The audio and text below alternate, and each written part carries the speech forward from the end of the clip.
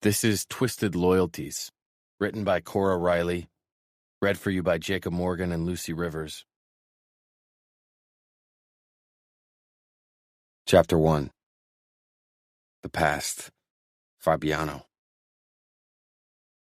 I curled into myself and didn't fight back. I never did. Father grunted from the effort of beating me, punch after punch, my back, my head, my stomach, creating new bruises and awakening old bruises. I gasped when he shoved the toe of his shoe into my stomach, then swallowed down bile. If I threw up, he'd only beat me worse, or use the knife. I shuddered. Then the hitting stopped and I dared to look up, blinking to clear my vision. Sweat and blood dripped down my face. Breathing hard, Father glowered at me. He wiped his hands on a towel that his soldier Alfonso had handed him. Perhaps this was the last test to prove my worth. Maybe I'd finally become an official part of the outfit. A made man. "Do I get my tattoo?" I rasped. Father's lip curled. "Your tattoo? You won't be part of the outfit." "But..." He kicked me again, and I fell back to my side. I pressed on, not caring about the consequences. "But I will be consigliere when you retire. When you die." He gripped my collar and pulled me to my feet. My legs ached as I tried to stand. "You are a fucking waste of my blood. You and your sisters share your mother's tainted genes. One disappointment after another, all of you. Your sisters are whores, and you are weak. I'm done with you.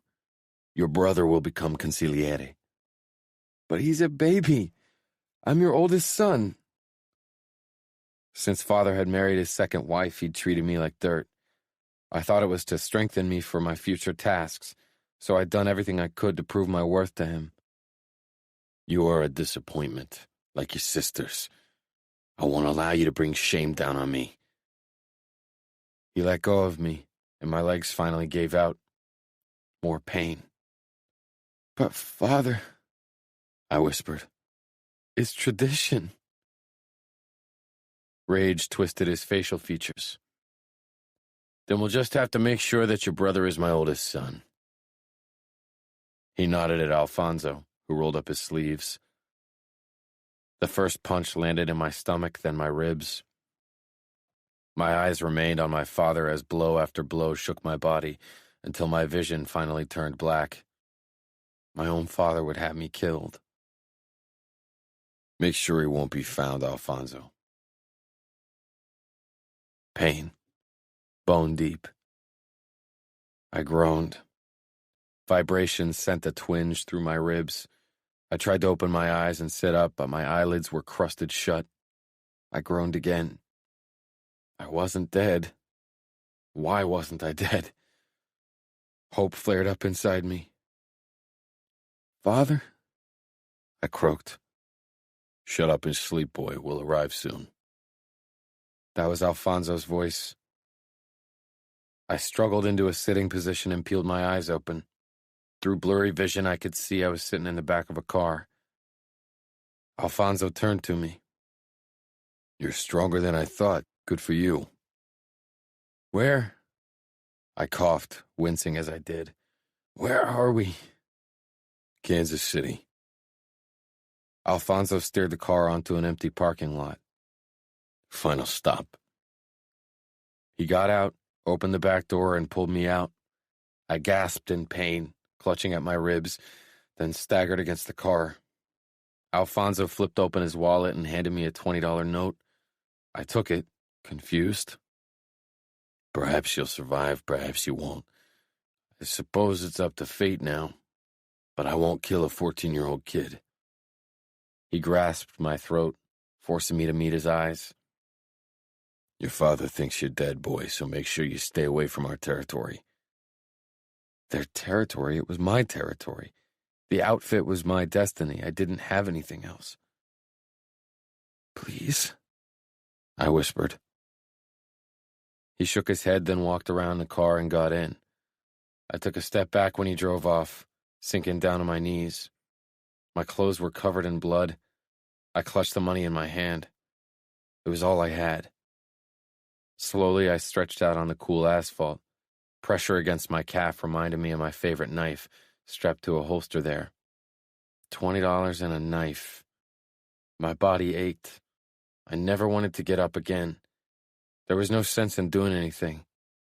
I was nothing. I wished Alfonso had done as my father had ordered and just killed me. I coughed and tasted blood. I'd probably die anyway. My eyes flitted around. Graffiti covered the wall of a building to my right, a snarling wolf in front of swords. The sign of the Bratva. Alfonso couldn't kill me himself, but this place surely would. Kansas City belonged to the Russians. Fear urged me to get to my feet and leave. I wasn't sure where to go or what to do. I hurt all over. At least it wasn't too cold. I began walking, looking for a place to spend the night. Eventually, I settled for the entrance of a coffee shop.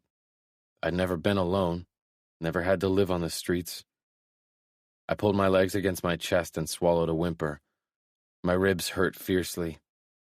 I couldn't return to the outfit. Father would make sure I was dead this time. Perhaps I could try to contact Dante Cavallero. He and Father had worked together for a long time. But then I'd look like a fucking rat, a coward and weakling. Aria would help. My stomach clenched. Her helping Lily and Gianna was the reason why Father hated me in the first place. Running to New York with my tail between my legs and begging Luca to make me part of the familia wasn't going to happen. Everyone would know I had been taken in out of pity, not because I was a worthy asset. Worthless. That was it. I was alone. 4 days later, only 4 days. I was out of money and hope. Every night I returned to the parking lot hoping, wishing that Alfonso would return, that Father had changed his mind, that his last pitiless, hateful look had been my imagination.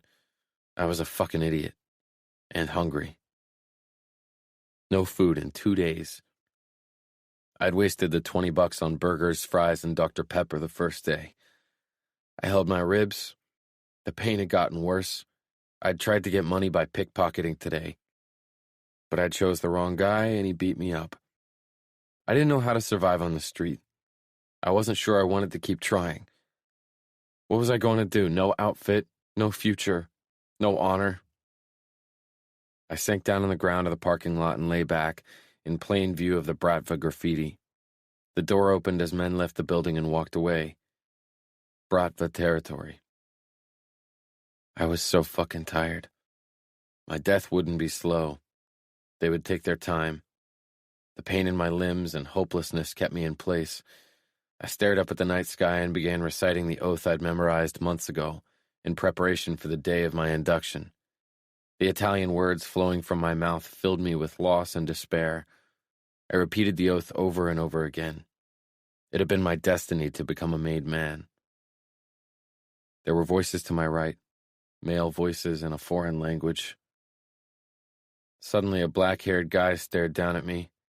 He was bruised, though not as badly as me, and dressed in fight shorts. They say there's a crazy Italian fucker outside spouting the omerta. I guess they meant you. I fell silent and studied him. He'd said omerta like I would say it, like it meant something. He was covered in scars and was probably a few years older than me, 18 perhaps. Talking that kind of shit in this area means you've either got a death wish or are batshit crazy, probably both. That oath was my life, I said. He shrugged, then looked over his shoulder before turning back with a twisted smile. Now it's going to be your death. I sat up. 3 men in fight shorts, bodies covered in tattoos of wolves and Kalashnikovs and heads clean shaven, stepped out of a door beside the Bratva building. I considered lying back and letting them finish what Alfonso couldn't. What family? The black-haired guy asked. Outfit, I replied, the word ripping a hole in my heart. He nodded. Suppose they got rid of you. No balls to do what it takes to be a made man? Who was he? I got what it takes. I hissed. But my father wants me dead. Then prove it. Get the fuck up from the ground and fight. He narrowed his eyes when I didn't move. Get the fuck up. And I did, even though my world spun and I had to hold on to my ribs. His black eyes took in my injuries. Suppose I'll have to do most of the fighting. Got any weapons? I pulled my karambit knife from the holster around my calf. I hope you can handle that thing. Then the Russians were upon us. The guy began some martial arts shit that kept two of the Russians busy. The third headed my way, and I swiped my knife at him, missing him by a few inches. He landed a few hits that had my chest screaming with agony, and I dropped to my knees. With my body battered and bruised, I had no chance against a trained fighter like him. His fists rained down on me hard, fast, merciless. Pain. The black-haired guy lunged at my attacker, ramming his knee into his stomach. The Russian fell forward, and I raised my knife, burying the blade in his abdomen. Blood trickled down my fingers, and I released the handle like it burned me as the Russian toppled to his side. Dead. I stared at my knife sticking out of his belly. The black-haired guy pulled it out, cleaned the blade on the dead man's shorts, then handed it to me. First kill? I nodded, my fingers shaking as I took it from him. There'll be more. The two other Russians were dead as well. Their necks had been broken. He held out his hand, which I grabbed as he pulled me to my feet. We should leave. More Russian fuckers will be here soon. Come on. He led me toward a beat-up truck. Noticed you slinking around the parking lot the last 2 nights when I was here to fight. Why did you help me? There was that twisted smile again. Because I like to fight. And kill. Because I hate the fucking Bratva. Because my family wants me dead too. But most importantly, because I need loyal soldiers who will help me take back what's mine. Who are you? Remo Falcone, and I will be capo of the Camorra soon. He opened the door to his truck and was halfway in when he added, You can help me, or you can wait for the Bratva to get you. I got in, not because of the Bratva, because Remo had shown me a new purpose, a new destiny, a new family. Chapter 2. Leona. The window of the Greyhound bus felt sticky hot, or maybe it was my face. The infant in the row behind me had stopped wailing 10 minutes ago, finally, after almost 2 hours. I peeled my cheek from the glass, feeling sluggish and tired. After being squeezed into the stuffy seat for hours, I couldn't wait to get out. Las Vegas's posh suburbs rolled past me, their immaculate landscaping sufficiently watered by sprinklers, the ultimate showcase of having money in a place surrounded with desert. Elaborate Christmas decorations adorn the porches and the fronts of freshly painted houses. Despite the beauty, that wouldn't be my stop. The bus trudged on, the floor vibrating under my bare feet, until finally it arrived in that part of town where no tourist ever dared set foot in. The all-you-can-eat buffets cost only $9.99 around here, not $59. I could afford neither. Not that I minded. I'd grown up in areas like these. In Phoenix, Houston, Dallas, Austin, and more other places than I cared to count. I slipped into my flip-flops and swung my backpack over my shoulder, ready to depart the bus. Out of habit, I reached into my pocket for a cell phone that was no longer there. Mother had sold it for her last dose of crystal meth. The $20 she got for it had been out of pity, no doubt. I waited until most of the other passengers had left before I stepped off the bus, releasing a long breath as I stood under the sun. The air was drier than in Austin, and it was a few degrees colder, but still not wintry cold. Somehow I already felt freer, simply by being away from my mother. This was her last shot at rehab. She needed to make it a success. I was stupid for hoping she could. Leona? came a deep voice from somewhere to the right.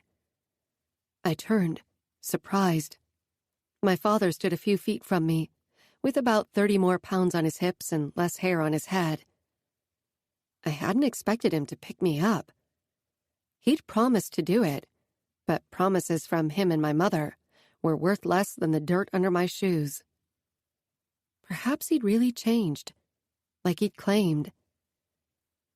He quickly stubbed out his cigarette under his worn loafers.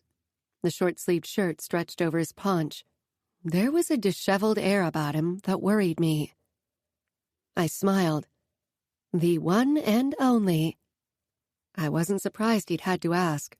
The last time I'd seen him had been on my 14th birthday, more than 5 years ago. I hadn't exactly missed him. I'd missed the idea of having a father, one he could never be. Still, it was nice to see him again. Maybe we could start anew. He came over and pulled me into an awkward hug. I wrapped my arms around him despite the lingering stench of sweat and smoke. It had been a while since someone had hugged me. Standing back, he scanned me from head to toe. You've grown. His eyes paused on my smile. And your pimples are gone. Have been for 3 years. Thank God, I said instead. My father pushed his hands into his pockets as if he was suddenly unsure of what to do with me. I was surprised when you called. I tucked a strand of hair behind my ear, uncertain where he was going with this. You never did, I said, regretting the words as soon as I spoke. I hadn't come to Vegas to dish out guilt. Dad had never been a good father, but he tried occasionally, even if he'd always failed. He and Mom were both fucked up in their own ways. Addiction had always been the thing that got in the way of caring for me the way they should have. He gave me an appraising look. Are you sure you want to stay with me? My smile wavered. Was that what his hesitation was all about? He didn't want me around? I really wished he'd mentioned that before I'd paid for a bus ticket that took me through half the states. He'd said he beat his addiction, that he had a decent job and a normal life. I wanted to believe him. It's not that I'm not happy to have you with me. I missed you, he said quickly. Too quickly. Lies. Then what? I asked, trying but failing to hide my hurt. It's not a good place for a nice girl like you, Leona. I laughed. I've never exactly lived in the nice parts of town, I told him. I can handle myself. No, it's different here. Believe me. Don't worry. I'm good at staying out of trouble. I'd had years of practice. With a meth-addicted mother who sold anything, even her body, for her next fix, you had to learn to duck your head and mind your own business. Sometimes trouble finds you. It happens around here more often than you believe. From the way he said it, I was worried that trouble was a constant guest in his life. I sighed. Honestly, Dad, I've lived with a mother who spent most of her days in a drug haze. You never worried enough to take me away from her. Now that I'm grown up, you're worried I can't handle living in the city of sin? He looked at me as if he was going to say more, but then finally took my backpack from me before I could tighten my hold on the strap. You're right. And I'm only going to stay here until I've earned enough money for college. There are enough places around here where I can make decent money with tips. He looked relieved that I wanted to work. Had he thought I was going to live off him? There are more than enough places, but few that are fit for a girl like you. I shook my head, smiling. Don't worry. I can handle drunkards. I'm not worried about them, he said nervously. Fabiano. Are you really thinking about working with the Familia? I managed to pant as I dodged a kick aimed at my head. I told you how they fucked with the outfit. I thrust my bandaged fist into Ramo's side, then tried to kick at his legs, but he landed a fist in my stomach instead. I jumped back, out of Ramo's reach, and feigned an attack to the left, instead kicking out with my right leg. Ramo's arm shot up, protecting his head and taking the full force of my kick. He didn't fall. I don't want to work with them. Not with Luca fucking Vitiello, nor with Dante fucking Cavallero. We don't need them. Then why send me to New York? I asked. Ramo got 2 quick blows in on my left side. I sucked in a breath and rammed my elbow down on his shoulder. He hissed and darted away, but I got him. His arm hung low. I dislocated his shoulder, my favorite move. Open refusal? He asked, half in jest, giving no indication that he was in agony. You wish. Ramo liked to break things. There wasn't anything he liked better. Sometimes I thought he wanted me to revolt just so he could try breaking me because I'd be his biggest challenge. I had no intention of giving him the chance. Not that he'd succeed. He glared and lunged at me. I barely dodged his first 2 kicks and the third hit my chest. I was thrown into the boxing ring and almost lost my balance, but caught myself by gripping the rope. I quickly straightened and raised my fists. Oh, fuck this shit, Ramos snarled. He grabbed his arm and tried to reposition his shoulder. I can't fight with this fucking useless limb. I lowered my hands. So you give up? No, he said. Tie. Tie, I agreed. There had never been anything but ties in our fights, except for the very first year when I'd been a scrawny kid with no clue how to fight. We were both strong fighters, used to pain and indifferent about whether we lived or died. If we ever fought it out till the end, we'd both end up in body bags. No doubt about it. I snatched the towel from the floor and wiped the blood and sweat from my chest and arms. With a grunt, Ramo managed to set his arm back in place. It would have been quicker and less painful if I'd helped, but he'd never let me. Pain meant nothing to him, nor to me. I threw a clean towel at him, and he caught it with his injured arm just to prove a point. Attempting to dry his hair, he only managed to spread the blood from a cut on his head all over his black hair. He dropped the towel unceremoniously. The scar running from his left temple down to his left cheek was an angry red from fighting. So why? I asked, removing the red-tinged bandages around my fingers and wrist. I want to see how things are going over there. I'm curious, that's all. And I like to know my enemies.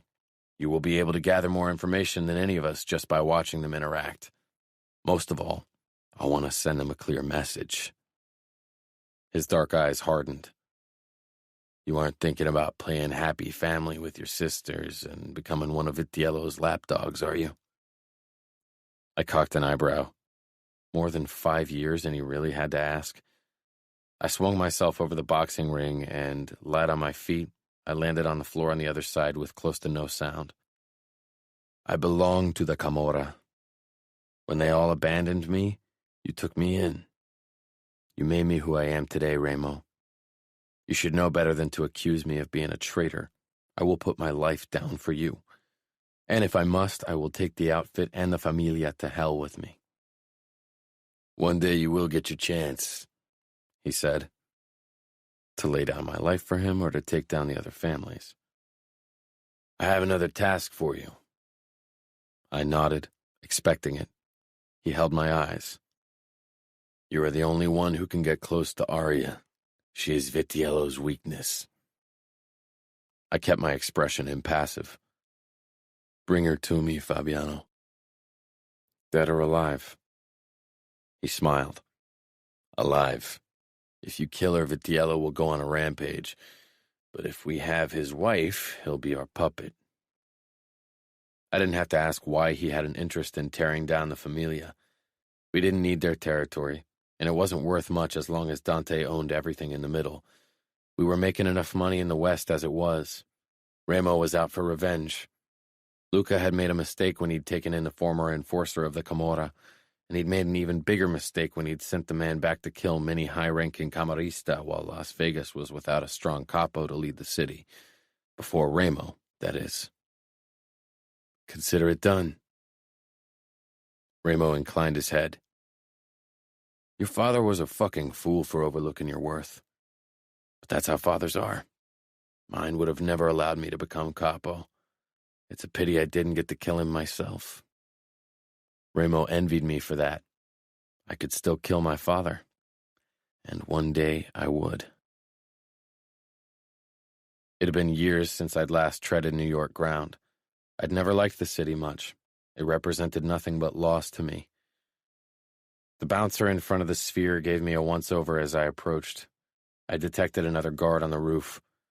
The rest of the street was deserted, and that would stay that way until much later when the first partygoers would try to get into the popular club.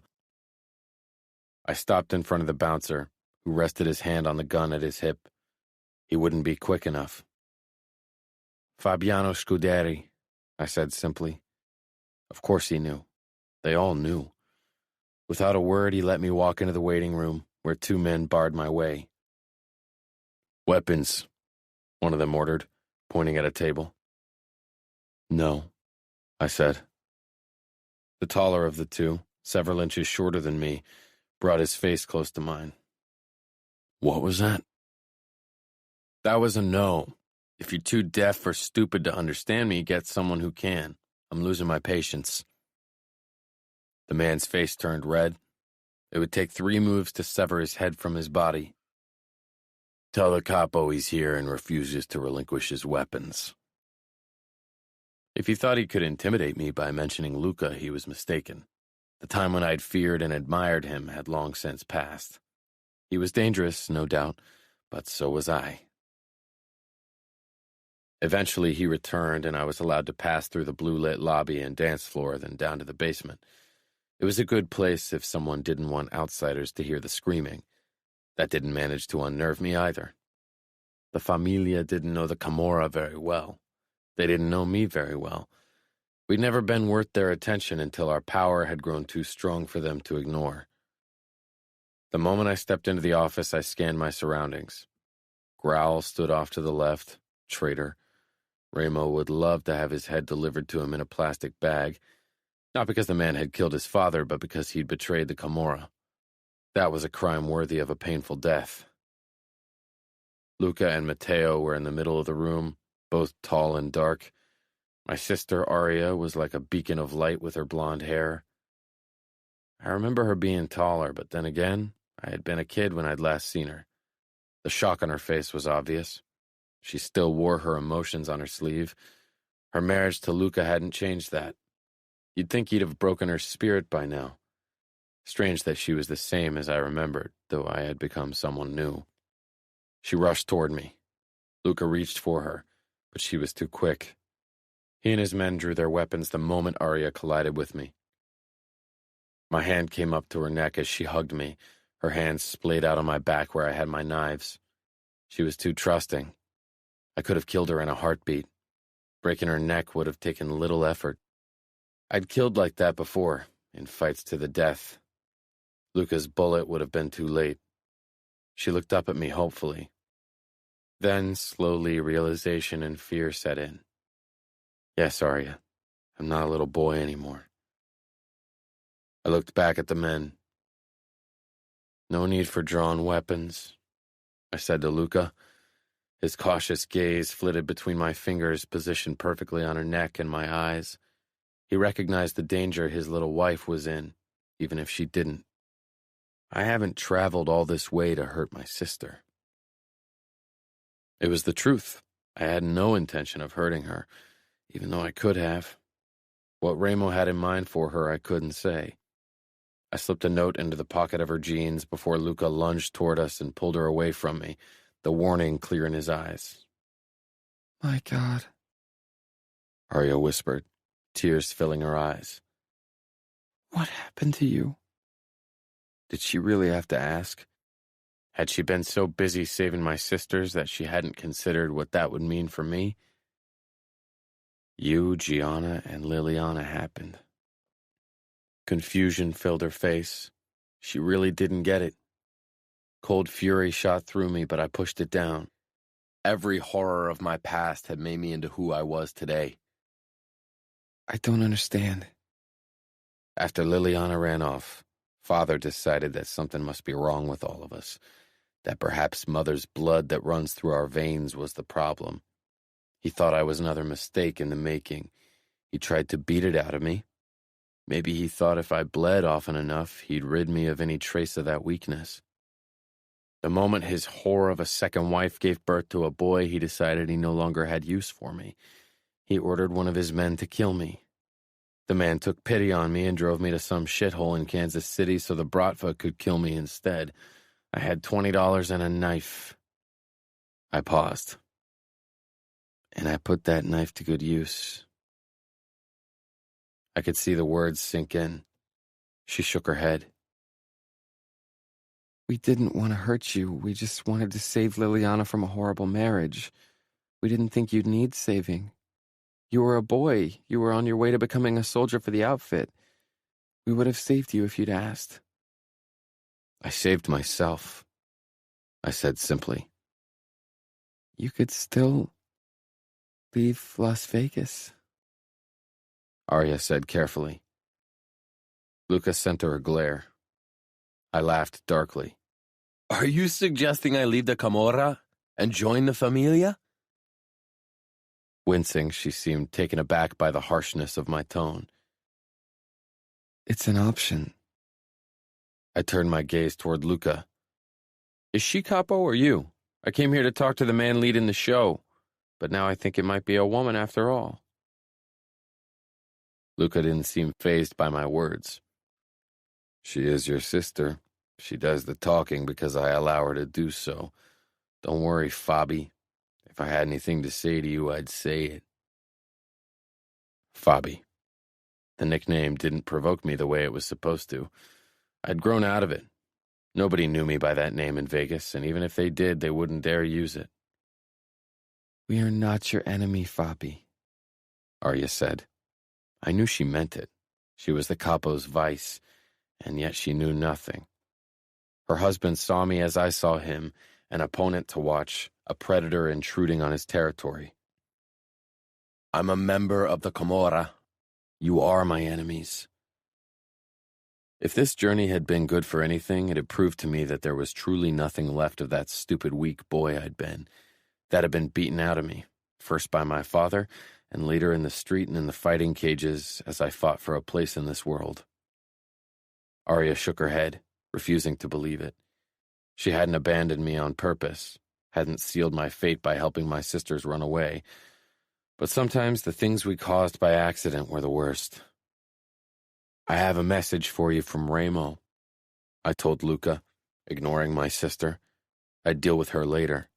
She wasn't the only reason I had come to New York. You have nothing to offer Ramo or the Camorra, unless perhaps you send him your wife for a joyride. Because she was my sister, the words left a bitter taste in my mouth. Luca was halfway across the room before Arya stepped in his way. I had my gun out and one of my knives in an instant. Calm down, Luca, Arya begged. He glared at me. Oh, he wanted to rip me to shreds. I wanted to see him try. He'd be a challenging opponent. Instead, he let my sister talk him down, but his eyes held a promise. You are dead.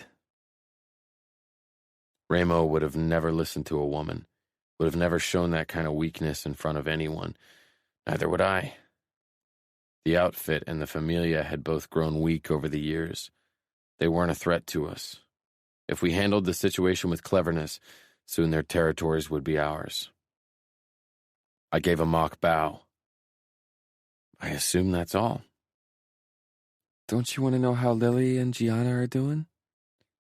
Arya asked hopefully, still looking for a sign of the boy she used to know. I wondered when she'd realize that he was gone for good. Perhaps when the Camorra took over someday and I rammed my knife into her husband's heart. They mean nothing to me. The day you left for your pampered life in New York, you ceased existing for me. I turned. Presenting my back to the enemy wasn't something I usually did, but I knew Arya and her puppy dog eyes would stop Luca from killing me. I wanted to show him and his brother Matteo that I didn't fear them. I hadn't feared anyone in a long time. It was almost 2 o'clock in the morning. It had begun snowing a while ago, and a fine layer of white powder covered my jacket and the ground. I'd been waiting for more than an hour. Perhaps Arya had more sense than I gave her credit for. Soft steps crunched near my right. I pushed off the wall, drawing my gun but lowering it when Arya, wrapped in a thick wool coat and scarf, came into view. She stopped across from me. "Hello, Fabi." She held out the paper that I'd shoved into her pocket. "You said you wanted to talk to me alone because you needed my help?" Her need to help others, first Gianna, then Lily, and now me, was her greatest weakness. I really wished she'd stayed home. I moved closer.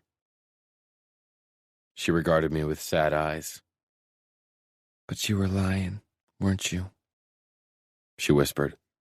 If we weren't standing so close, I wouldn't have understood her. "You were trying to get me alone." If she knew, why had she come? Did she hope for mercy? Then I realized why she'd whispered. I tightened my hold on my gun. My eyes searched the darkness until I found Luca leaning against the wall to the far left, his gun pointed at my head. I smiled because I'd underestimated her. A small, weak part of me was relieved. Finally being sensible, Arya. "I know a thing or two about mob life." Only the things Luca allowed her to see, no doubt. "Aren't you worried for your life?" She asked curiously. Why would I be? She sighed. "Did the Camorra want to kidnap me?" Again, a whisper, obviously not meant for Luca's ears. Was she trying to save me from his wrath? She shouldn't. I didn't say anything. Unlike Luca, I didn't divulge information because she batted her eyelashes at me. The days of her holding power over me as my older sister had long since passed. My silence seemed all the answer she needed. She lifted one arm and I followed the movement cautiously. With her other hand, she removed a piece of jewelry from her wrist and held it out to me. "It was Mother's. She gave it to me shortly before her death. I want you to have it." Why? I asked as I peered down at the gold bracelet with sapphires. I didn't remember our mother wearing it, but I was 12 when she died and on the brink of starting the induction process to the outfit. I had other things instead of expensive jewelry on my mind. "Because I want you to remember." The family that abandoned me? "No, the boy you used to be and the man you can still become." Who says I want to remember? I said in a low voice, leaning down to her so she could look into my eyes despite the darkness surrounding us. I heard the soft click of Luca releasing the safety of his gun. I smirked. You want me to be a better man? Why don't you start with the man who's pointing a gun at my head? She pushed the bracelet against my chest and I took it reluctantly. "Perhaps one day you'll find someone who will love you despite what you've become, and she will make you want to be better." She stepped away. "Goodbye, Fabiano. Luca wants you to know that next time you come to New York, you'll pay with your life." My fingers tightened around the bracelet. I had no intention of returning to this god-forsaken city for any reason other than to rip New York from Luca's bleeding hands. Chapter 3. Fabiano.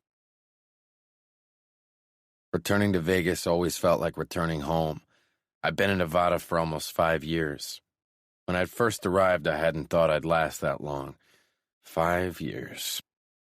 So much had changed since Father had wanted me dead. The past was the past, but sometimes the memories came back.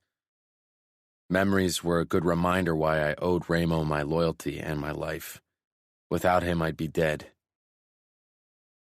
Perhaps I should have seen it coming after I messed up my first job as an initiate of the Chicago outfit.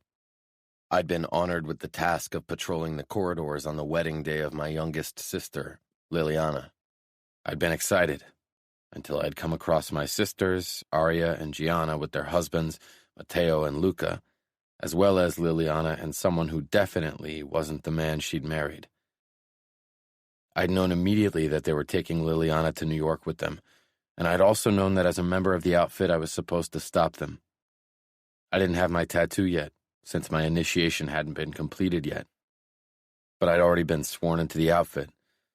At 13, I'd been weak and stupid back then and had allowed Arya to talk me into letting them go.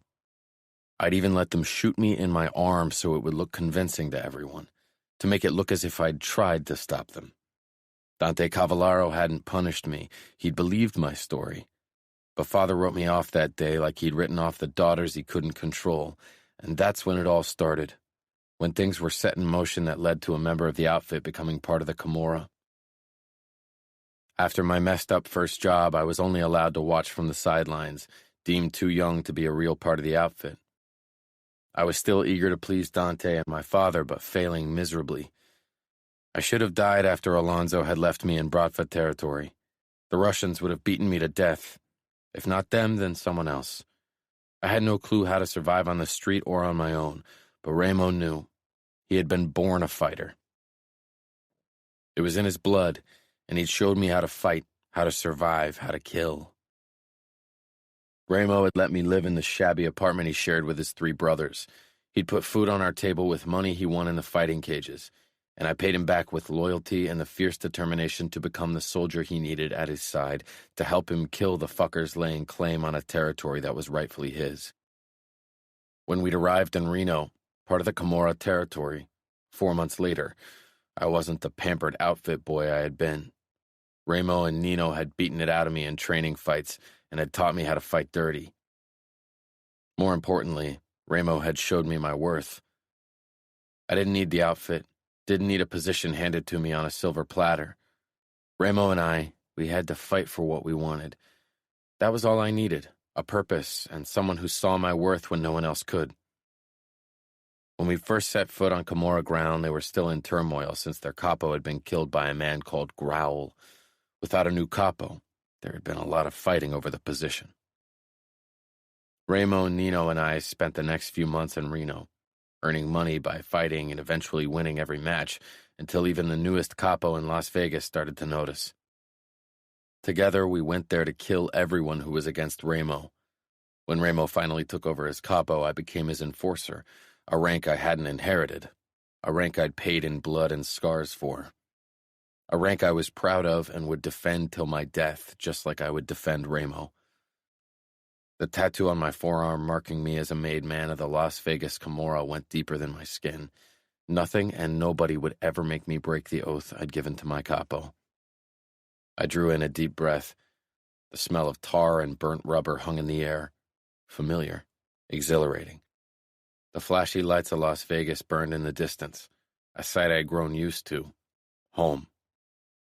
The glamour of the Strip was missing in this part of town, just off Sierra Vista Drive. Violence, my favorite language, was spoken fluently around here. A long row of race cars lined the parking lot of the closed Boulevard Mall. It was the starting point of the illegal street race going down tonight. Some of the drivers nodded a greeting in my direction, while others pretended not to notice me. Most of them still had debts to pay, but I hadn't come for them. They didn't have to worry tonight. I headed toward Kane, one of the organizers of the race. He hadn't yet paid what he owed us. Even though he was a profitable asset, it was a sum that couldn't be ignored. Most of the money we made from illegal street racing came from bets. A camera team filmed the races and we put them in a locked forum on the dark net where everyone with the login code could watch. This part of the business was pretty new. Ramo had established the races when he seized power. He didn't hang on to the old-fashioned rules that bound the outfit and the familia, rules that made them slow to adapt. Ramo was always on the lookout for new ways to make the Camorra more money, and he was successful in his endeavors. Engines roared, saturating the air with gasoline vapors. The start was only a couple of minutes away, but I hadn't come to watch the race. I was here on business. I spotted my target next to our bookie, Griffin, who was a short guy, almost wider than he was tall. Kane's pockmarked face twisted when he saw me coming his way, and he searched the parking lot, clearly considering running. "Kane," I said pleasantly as I stopped in front of him. "Ramo is missing some money." Kane took a step back and raised his hands. "I'll pay him soon, I promise." I promise, I swear, tomorrow, please. Words I'd heard too often. I murmured. Soon wasn't your due date. Griffin shut off his iPad and excused himself. The dirty work in our business drove him away. He was only interested in the financial aspects.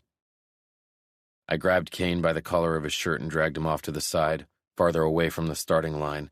Not that I cared if anyone watched what I was doing, but I wasn't keen on eating smoke and dirt once the cars took off. I pushed Kane away from me. He lost his balance and fell on his backside. His eyes darted left and right, as if he was searching for something to defend himself with. I grabbed his hand, twisted it all the way back, and heard the satisfying crack as his wrist broke. He howled, cradling his injured hand against his chest. Nobody came to help him. They knew how things worked. People who didn't pay their debts got a visit from me. A broken wrist was one of the kinder outcomes. Tomorrow, I'll be back, I told him. I pointed at his knee, and he nodded understanding. Over to the left side near the starting line, I noticed a familiar face with black curls. Adamo, Ramo's youngest brother. This was definitely not where he was supposed to be at this time of the night. He was only 13 and had been caught racing before. Apparently Ramo losing his shit on him hadn't made him see reason. I jogged over to him. The two older guys beside him, who looked like they were up to no good. As soon as they spotted me, they dashed off, but Adamo knew better than to try that. What are you doing here? Shouldn't you be in bed? You've got school in the morning. He gave a bored shrug, too cool for a proper reply. I grabbed his collar, forcing his eyes to finally meet mine. It's not like I need an education. I'll become a made man and earn money with illegal shit. I released him.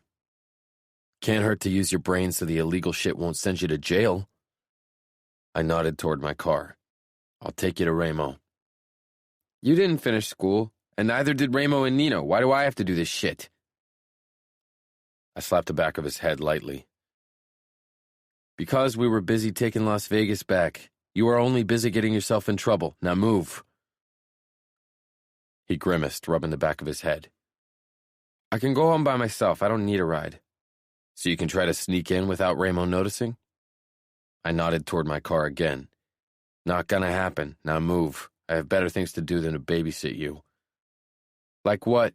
Beating up other debtors? Among other things. He trudged toward the car and practically flung himself into the passenger seat, then closed the door with so much force I feared he'd damage the soft close mechanism. Since he'd hit puberty, he was completely intolerable, and he had been difficult even before that. The moment I set foot in the gaming room of the abandoned casino that functioned as our gym, I heard the groans and grunts. I placed my palm against Adamo's chest, stopping him. I should have known Ramo wasn't alone. Bad news always drove him to the gym. Wait here. Adamo crossed his arms. It's not the first time I've seen Ramo beating someone up.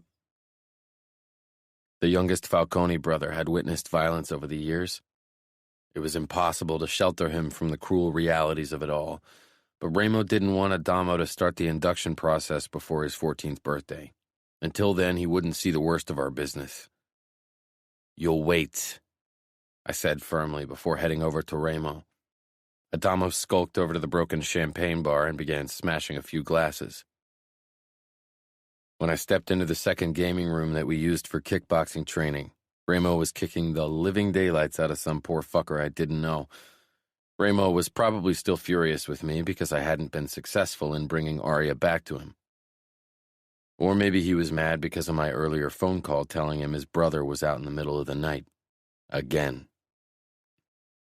He stopped when he spotted me, wiping droplets of sweat and blood from his forehead with the back of his hand. In his eagerness to let off steam, he hadn't even bothered to wrap his hands with tape. I took that one off your hands. Sometimes I need to get down to business myself, he said. He looked back down at the bloody heap of a man curled into a ball, moaning, his gray hair matted with blood. I chuckled as I jumped up onto the platform of the kickboxing ring. I don't mind. Where is he? I made him wait in the lobby. He nodded. And Ramo came toward me, leaving his victim to lie in his own blood. The scar over Ramo's eye was slightly redder than usual, as it always was when he overexerted himself. How did it go in New York? Your message wasn't very enlightening. I failed. Luca didn't let Arya out of his sight. I figured as much. How did he react to my message? He wanted to tear my throat out. An excited gleam filled his eyes. I wish I could have seen Vitiello's face. One of Ramo's wet dreams included a cage fight against Luca. Tearing apart the capo of the Familia would be Ramo's ultimate triumph. Ramo was a cruel, ruthless, deadly fighter. He could beat almost anyone.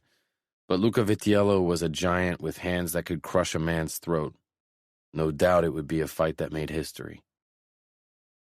He was pissed. He wanted to kill me, I told him.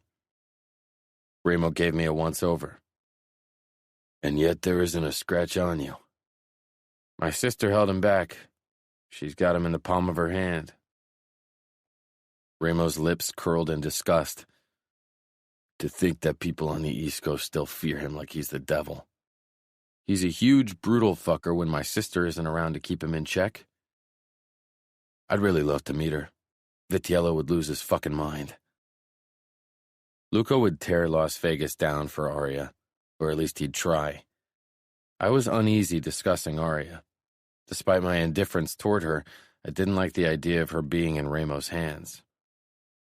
Ramo looked down at my hand. I followed his gaze and realized I was twirling the bracelet around my fingers. When I told you to bring me Luca's treasure, I meant something else, he said darkly. I shoved the bracelet back into my pocket. Arya thought she could soften my heart with it because it belonged to our mother. And did she? Ramo asked, something dangerous lurking in his dark eyes. I laughed. I've been your enforcer for years. Do you really think I still have a heart? Ramo chuckled. Black as tar. What about that guy? I nodded toward the whimpering man in an attempt to distract Ramo. Are you done with him? Ramo considered the man for a moment, and the man quieted immediately. Finally, Ramo nodded. It's no fun if they're already broken and weak. It's only fun to break the strong. He jumped over the ropes of the ring and landed beside me. Clapping my shoulder, he said, Let's grab something to eat. I organized some entertainment for us. Nino and Savio will join us too. Then he sighed. But first I'll have to have a talk with Adamo. Why does that kid have to get in trouble all the time? Adamo was lucky Ramo was capo, or he would have ended up dead in a dark alley by now. Ramo and I went back to the lobby. Adamo was leaning against the bar counter, typing something on his phone. When he spotted us, he quickly slipped it into his back pocket. Ramo held out his hand. Mobile. Adamo jutted out his chin. I have a right to some privacy. Few people dared to disobey Ramo.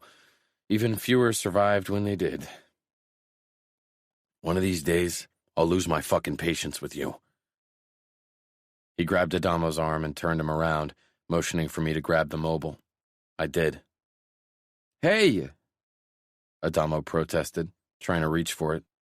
I blocked him, and Ramo pushed him against the wall. What's the fucking matter with you? I'll tell you again. Don't test my fucking patience, Ramo muttered.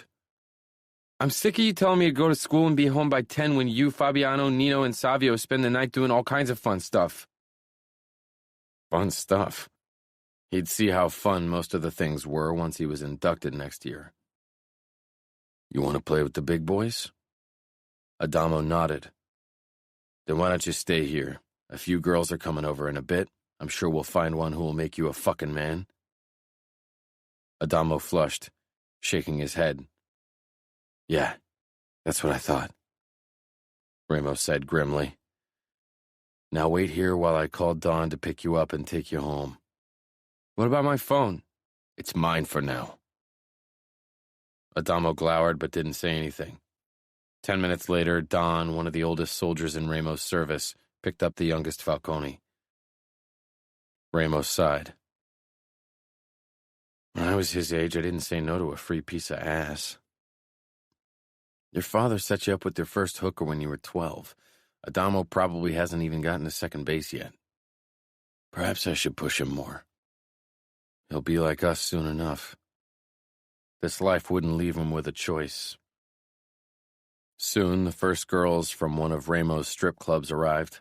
They were eager to please, as always. I'd had a long day and could use a good blowjob to get rid of some of the tension. Leaning back in the chair, I watched through half-closed eyes as one of the girls got down on her knees in front of me. This was why the Camorra would overrun the outfit first and then the Familia. We didn't let women meddle in our business. We only used them for our needs. That was something that would never change. Ramo would never allow it, and I didn't give a fuck. I jerked my hips toward the willing mouth. Feelings had no place in my life. Chapter 4. Leona. Dad lived in a small, run-down apartment in a desolate corner of the city. The Strip seemed far away, and so did the beautiful hotels with their generous customers. He showed me to a small room that smelled of cat piss, like the rest of the apartment, even though I hadn't seen a cat. The only furniture was a mattress on the ground. One wall was packed almost to the ceiling with old moving boxes filled with only God knew what. He hadn't even put sheets on the mattress, nor did I see any kind of bedding. It's not much, I know, he said, rubbing the back of his head. I don't have a second set of bed linen. Perhaps you can go out and buy some today. My mouth almost fell to the floor. I had to pause to compose myself. I'd spent almost all my money on the bus ticket. What I had left was supposed to buy me a nice dress for potential job interviews in decent restaurants and cocktail bars near the Strip. But I could hardly sleep on an old mattress that was stained with sweat, or worse. Do you at least have a pillow and a spare blanket? He placed my backpack beside the mattress, grimacing. I think I have an old wool blanket somewhere. Let me check. He hurried off to who knew where. Slowly, I sank down on the mattress. It was saggy, and a plume of dust rose into the stale air. My eyes traveled over to the mountain of boxes threatening to crush me beneath them. The window only let dim light in, and hadn't been cleaned in a while, if ever. There wasn't even a dresser where I could put my clothes. I dragged my backpack closer. Good thing I hardly owned anything. Not that I needed much. Everything I ever held dear, my mother had sold at some point for her next hit of crystal meth. That had taught me not to cling to physical things. Dad returned with a heap of black rags. Could that be the source of the cat stench? He handed the pile over to me, and I realized that it was the wool blanket he'd mentioned. It was moth-eaten and smelled of smoke and something else I couldn't place, but definitely not cat. I set it down on the mattress. I had no choice. I had to buy bed linen. I stared down at my flip-flops. Right now, they were my only shoes. The soles of my favorite, and only, pair of Converse sneakers had fallen off 2 days ago. I thought I'd be able to get new shoes as soon as I arrived in Vegas. I pulled $30 from my backpack. Dad eyed the money in a strange way. Desperate and hungry. I don't suppose you have some spare change for me. Business is slow right now, and I need to get us some food. I hadn't asked what exactly his business was. I learned that asking too many questions often led to unpleasant answers. I handed him $10. I need the rest for bedding. He looked disappointed, but nodded. Sure. I'll go get us something to eat for tonight.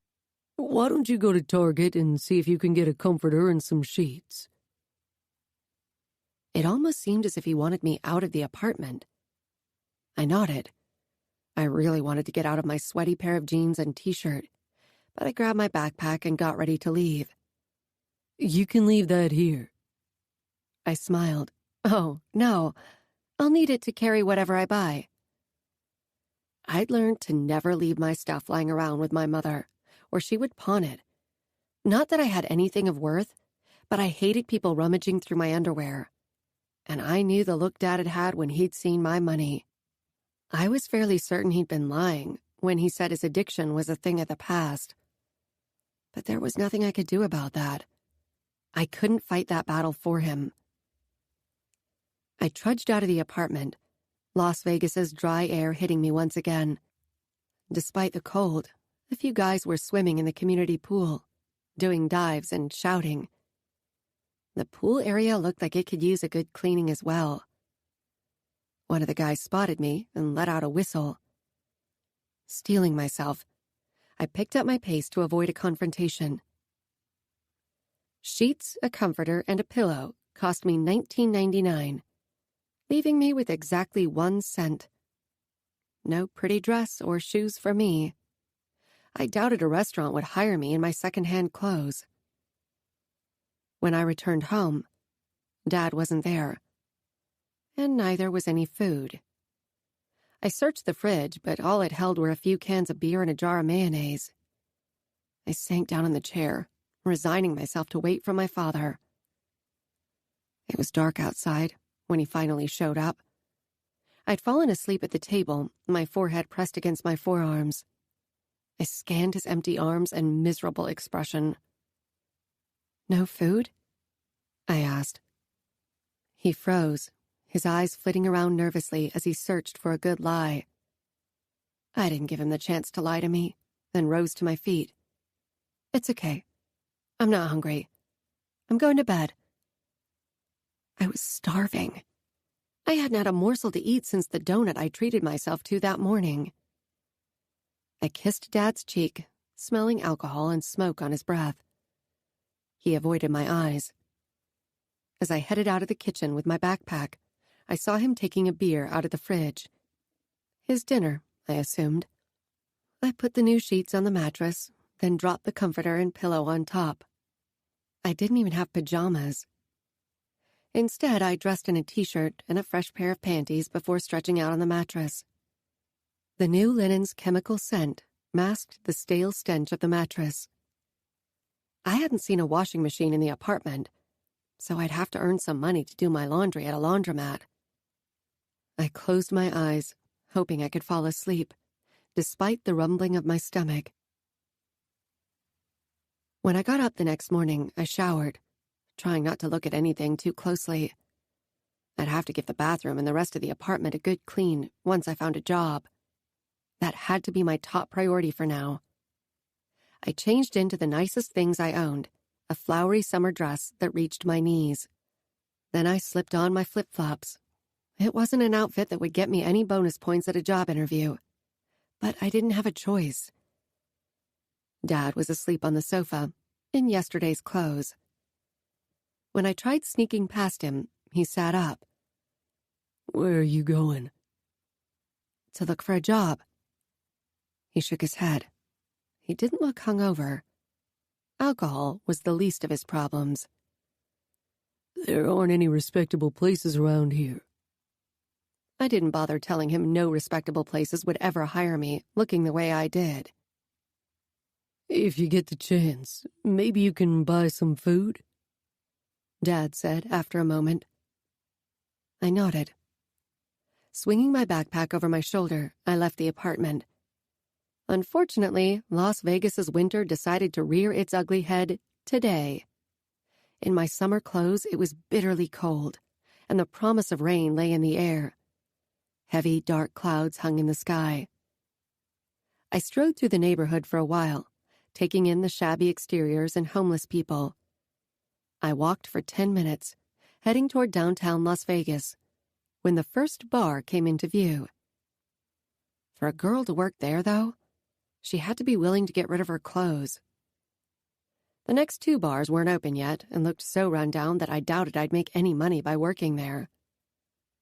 A wave of resentment washed over me.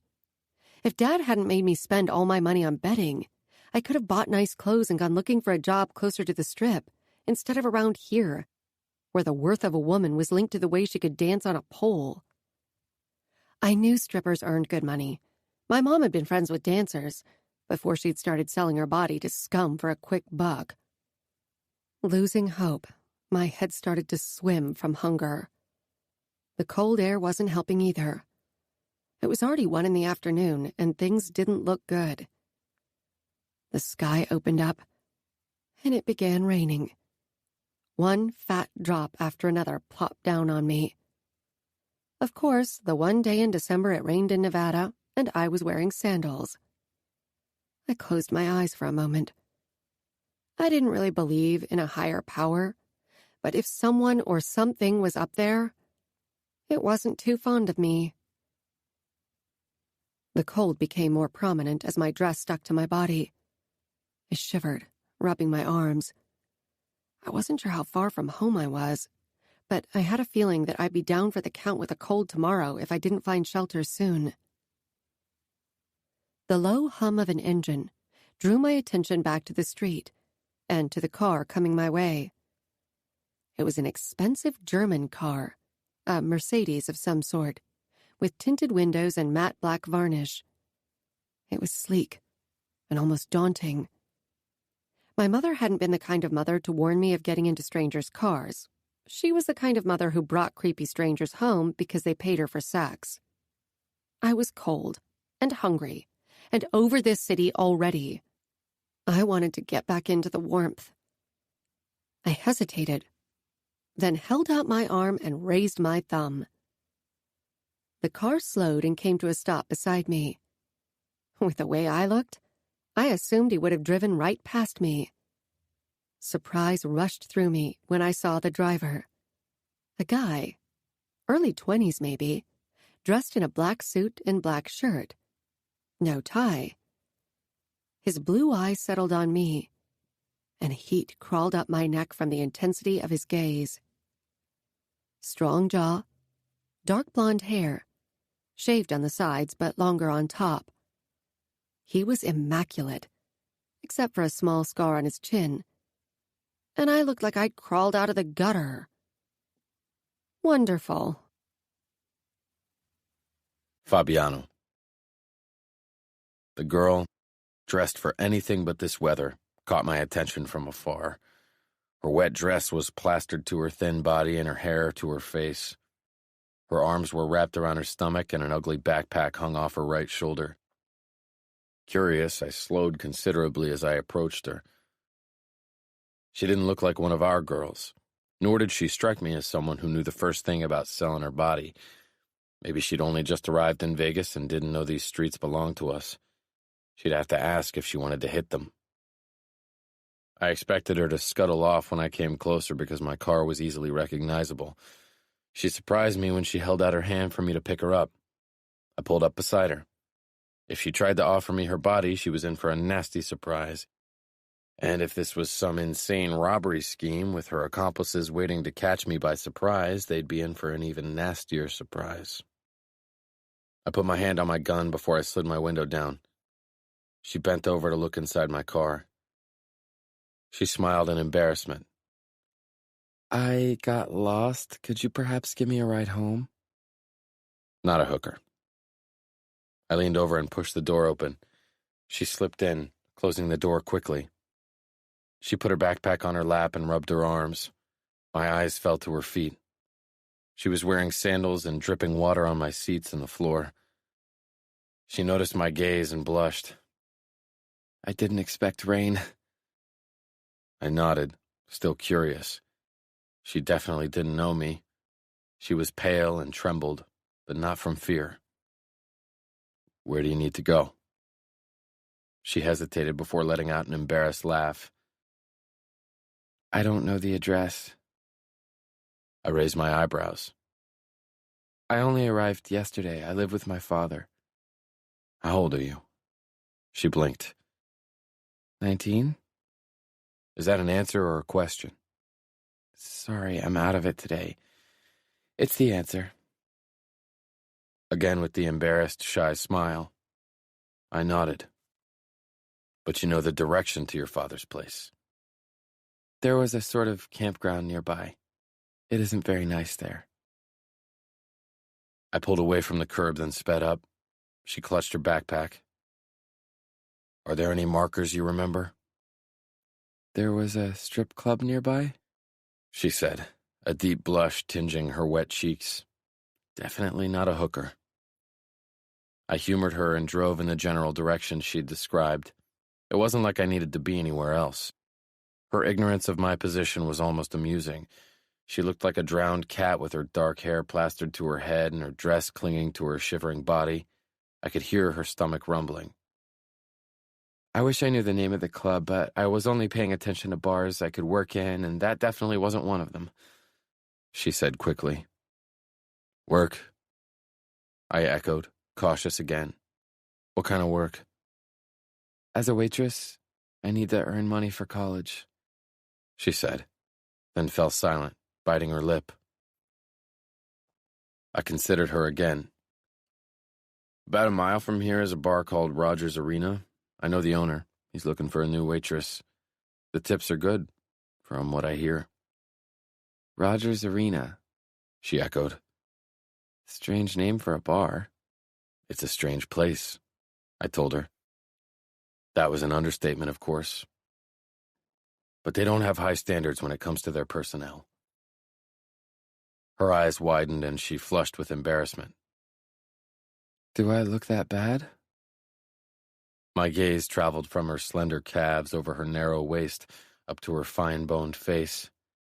She didn't look bad, quite the opposite.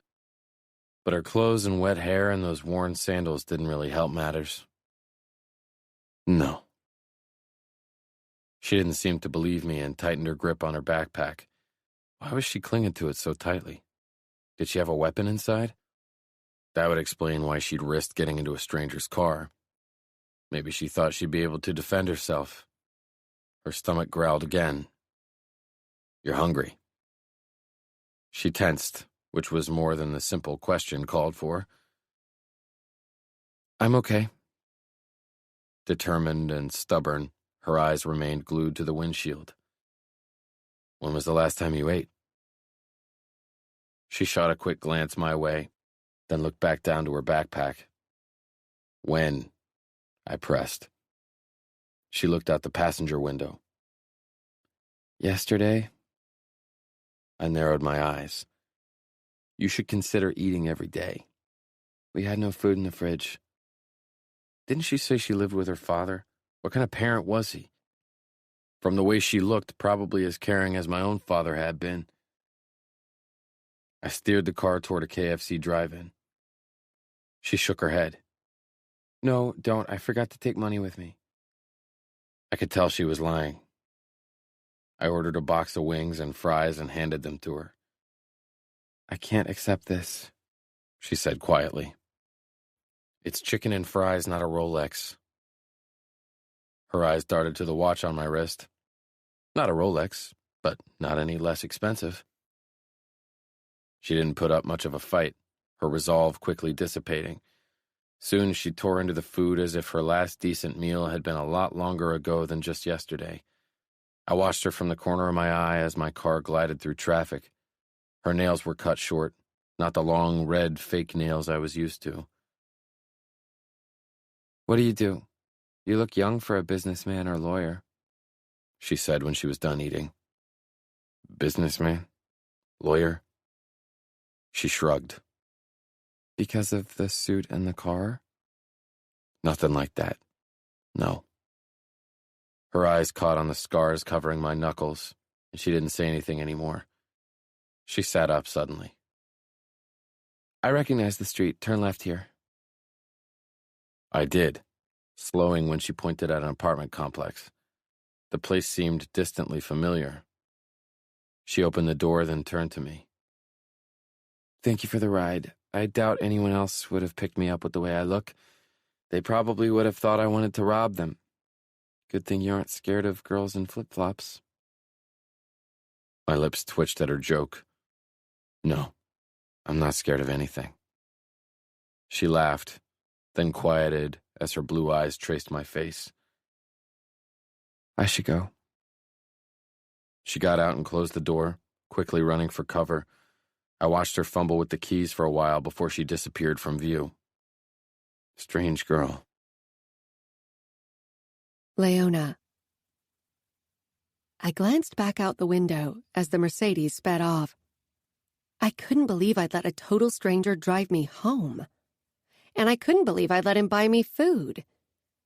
I thought I'd outgrown that kind of thing. Back when I was a little girl, strangers had occasionally bought me food because they pitied me. But this guy? He hadn't showed any signs of pity. He didn't watch me open-mouthed, only to tear his eyes away the moment I noticed his gaze. And he definitely didn't look ashamed of his own wealth. And the suit? Somehow it seemed out of place on him. He hadn't revealed what he did for a living.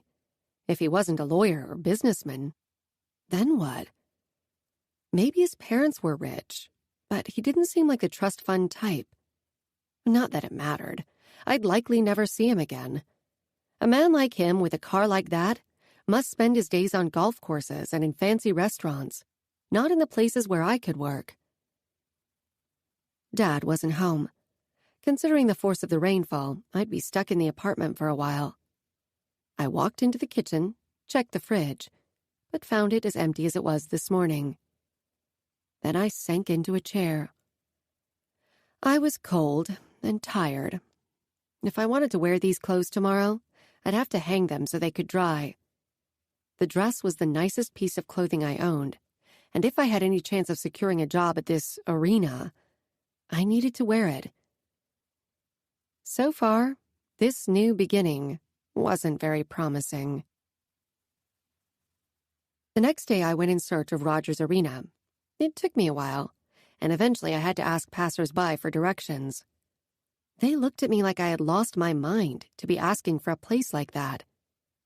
What kind of place had Mercedes guy suggested to me? When I finally found Rogers Arena, a nondescript building with a small red neon sign with its name beside the steel entrance door, I stepped inside. Now I understood why people had reacted the way they had. It wasn't exactly a cocktail bar or nightclub. It was a huge hall that looked like it had once been a storage facility. There was a bar on the right side, but my eyes were drawn to the massive fighting cage in the center of the large room. Tables were arranged all around it, with a few red leather booths against the walls for VIP customers.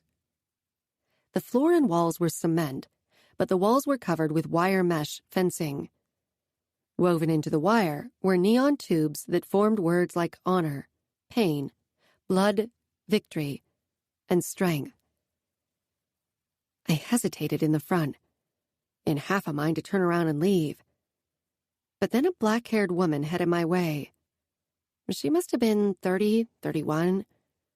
Her eyes were heavily lined and her lips were a bright pink. It clashed with the red glow of the neon lights. She didn't smile, but didn't look unfriendly. "Are you new? You're late. In 30 minutes, the first customers will be here, and I haven't even cleaned the tables or the changing rooms yet." "I'm not really working here," I said slowly. I wasn't sure it was a place where I should consider working. "You aren't?"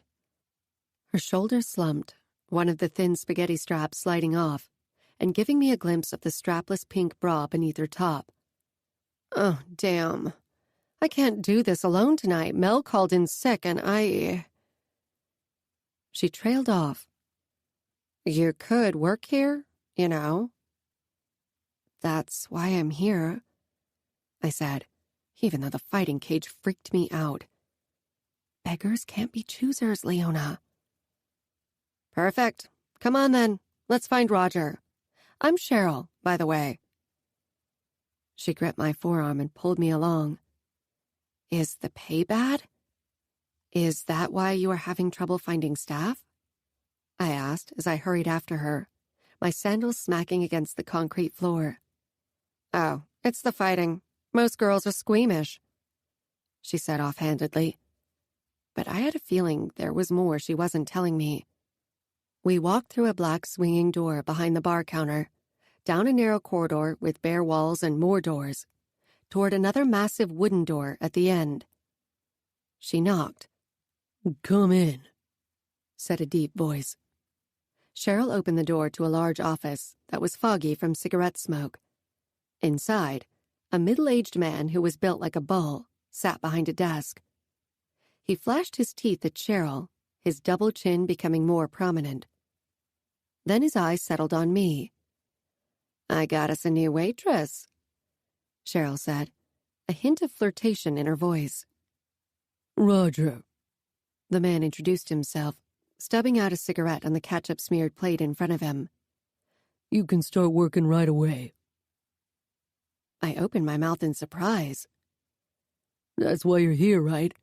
$5 an hour, plus everything you make from tips." "Okay," I said uncertainly.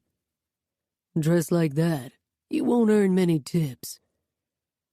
He picked up his cell phone and gestured for us to leave. "Get something that shows off your ass or tits. This isn't a nunnery." When the door had closed, I gave Cheryl a questioning look. "Does it always go like that?" She shrugged, but again I got the impression that she was keeping something from me. "He's just really desperate right now. Tonight's an important fight, and he doesn't want things to get messy because we're low on staff." Why does it matter how I'm dressed? Worry settled over me. We don't have to do anything with guests, right? She shook her head. "We don't have to, no. But we have a few rich customers that spend good money, especially if you give them some special attention." I shook my head. No, that's not going to happen." She nodded, leading me out back. "It's up to you. You can leave your backpack here." She pointed toward the floor behind the bar. Reluctantly, I set it down. I couldn't keep it on me when I worked. She rummaged through a small closet to the left of the bar and appeared with a mop and a bucket. "You can start by cleaning the changing room. The first fighters arrive in about 2 hours, but until then, clean everything." I hesitated, and she frowned. "What? Too good for cleaning?" "No," I said quickly. I wasn't too good for anything, and I'd cleaned up every possible disgusting thing in my life. "It's just that I haven't eaten anything since last night, and I feel a bit faint." The fridge was still empty, and I was still out of money. Dad didn't seem concerned about food at all. Either he ate wherever he went at night, or he lived on air and beer alone. Pity crossed her face, making me regret my words. Pity had been something I'd been subjected to far too often, and it had always made me feel small and worthless. With a mother who sold her body on the street, my teachers and social workers had showered me with their pity, but never with a way out of the mess. When the guy from yesterday bought me food, it hadn't felt like an act of charity. Cheryl set down the mop and bucket and grabbed something from a fridge behind the bar. She placed a Coke in front of me, then turned and went back through the swinging door. She showed up a minute later with a grilled cheese sandwich and fries, both cold. "They're from last night. The kitchen isn't open yet." I didn't care. I scarfed everything within a few minutes and washed it down with the cold Coke. "Thanks," I said with a big smile. She searched my face, shaking her head. "I probably shouldn't ask, but how old are you?" "I'm old enough to work here," I said. I knew I needed to be 21 to work in a place like this, so I didn't mention that I'd just finished high school this year. She looked doubtful. "Be careful, chick," she said simply, and pushed the mop into my arms. I took it, picked up the bucket, and headed for the door with the red neon sign that read, "Changing Room." I wedged it open with my elbow and slipped in. There were several open shower stalls, a wall of lockers, and a few benches inside. The white-tiled floor was covered with bloodstains and dirty towels. Great. They'd probably been there for days. The smell of beer and stale sweat hung in the air. Good thing I'd learned how to deal with stuff like that, thanks to my mother. I began mopping, and was still at it when the door opened again. 2 middle-aged men, tattooed from head to toe, stepped inside. I paused. Their eyes wandered over me, settling on my flip-flops and dress. I smiled anyway. I'd quickly learned that it was easier to disarm people with a smile than with anger or fear, especially if you were a small woman. They nodded at me, disinterested. When the first began to tug at his shirt, I quickly excused myself and headed out of the room. I didn't want to watch them undress and give them the wrong idea. A few guests were already mingling around the now red-lit bar, obviously impatient for drinks. Cheryl was nowhere in sight. I set down the bucket and the mop and hurried toward the counter. Once behind it, I put on a smile and faced the group of thirsty men. "What can I get you?" Relief flooded me, as beer seemed to be the only thing they wanted. That request was one I could handle. If they asked for cocktails, I'd be lost. Half of them wanted draft beer. I handed them their full glasses, and the other half got bottles. I quickly scanned the fridge. There were only 3 bottles of beer left, and I doubted they would last long. These guys looked like a case of beer would be a good appetizer. Where was Cheryl? Just as I was starting to get nervous, she finally walked through the door, looking slightly disheveled. Her skirt was askew, her top put on the wrong way, and her lipstick was gone. I didn't say anything.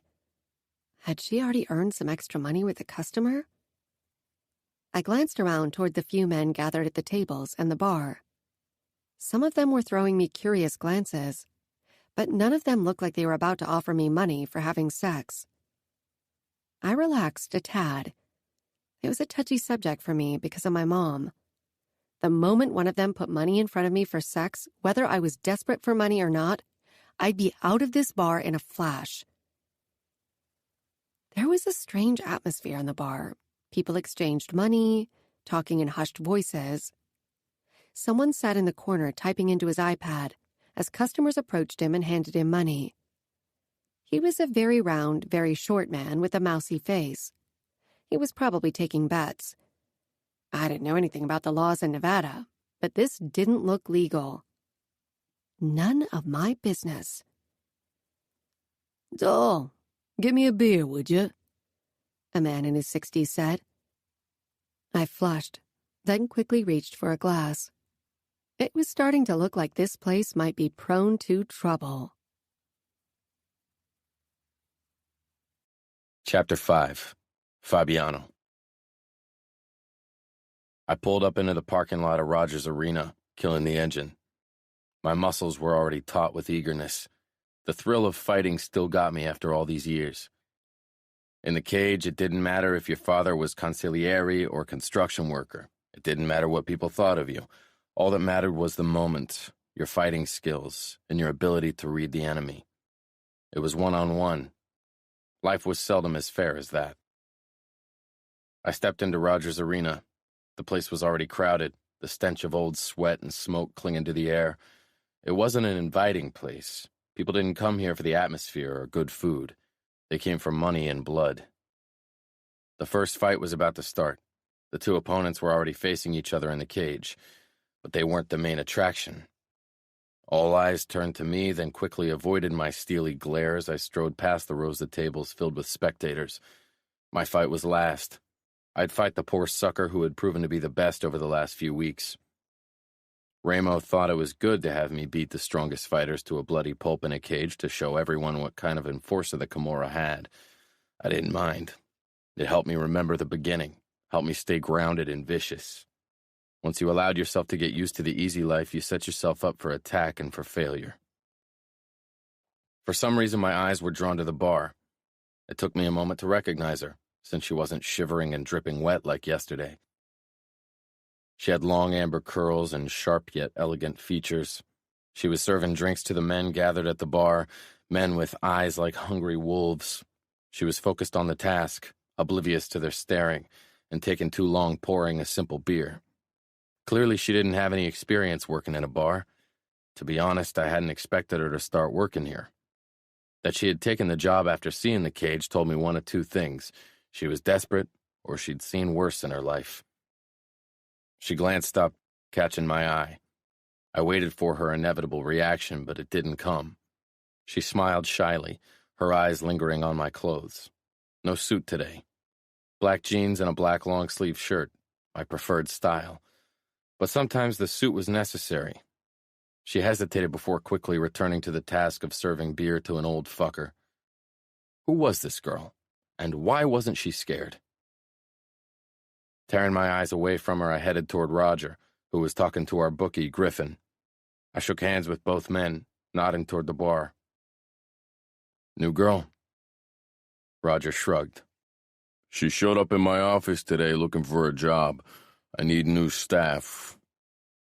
He narrowed his eyes, regarding me with uncertainty. Do you want me to alert Stefano? Stefano was our romancer. He preyed on women, pretended to be in love with them, and eventually forced them to work in one of the Comora's whorehouses. I did not get along with him. Gruffly, I shook my head. She doesn't fit the profile. I didn't know how Stefano chose the girls he pursued, and I didn't give a fuck. How's it going? I nodded toward Griffin's iPad, where he managed all of the incoming bets. Good. The few idiots who bet against you will bring us a lot of money. I nodded, but my eyes strayed to the bar again. I wasn't even sure why. I had driven the girl home last night on a whim, and that was it. I'm grabbing something to drink. Not waiting for either of them to reply, I made my way toward the bar. People chanced looks at me before sheepishly averting their gazes. It was annoying as fuck, but I'd worked hard to earn their fear. I stopped in front of the counter and put my gym bag down beside me, then sat on a stool. The men at the other end of the bar threw uneasy glances my way. I recognized one of them as someone I'd recently paid a visit to over $3,000. His arm was still in a cast. The girl I'd picked up on the street came over to me. Her skin was slightly tanned, but didn't have the unnatural orange tinge of someone who went to the tanning beds, like most of the women who worked in our establishments. I didn't expect to see you so soon, she said, smiling that shy smile that reminded me of days long gone, days I wanted to forget most of the time. She had a light sprinkle of freckles on her nose and cheeks. Her eyes were cornflower blue with a darker ring around the irises. Now that her hair wasn't dripping wet, I noticed it wasn't black, but a dark auburn with natural golden highlights. I rested my forearms on the counter, glad my long sleeves covered my tattoo. There would be time for the big reveal later. I told you I frequented this place. No suit, but still all black. I take it you like it dark. She teased. I smirked. You have no idea. Her brows drew together before her smile returned. What can I do for you?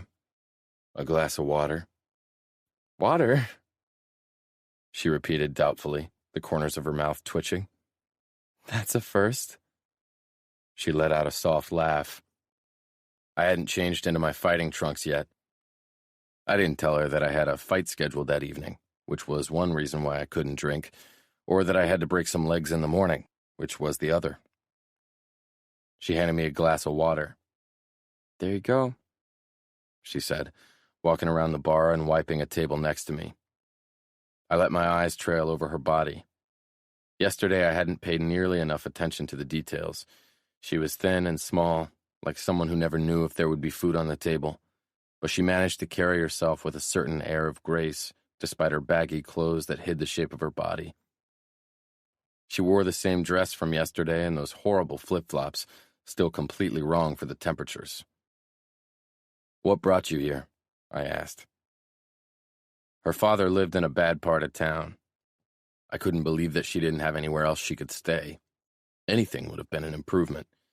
With her freckles, shy smile, and elegant features, she belonged in a nice suburb, not a fucked-up neighborhood, and definitely not working at a fight club in mob territory. The latter was my fault, of course. I had to move in with my father because my mother is back in rehab, she said without hesitation. There was no reservation, no caution. Easy prey in this world. Do I know your father? I asked. Her brows puckered. Why would you? I know a lot of people, and even more people know me, I said with a shrug.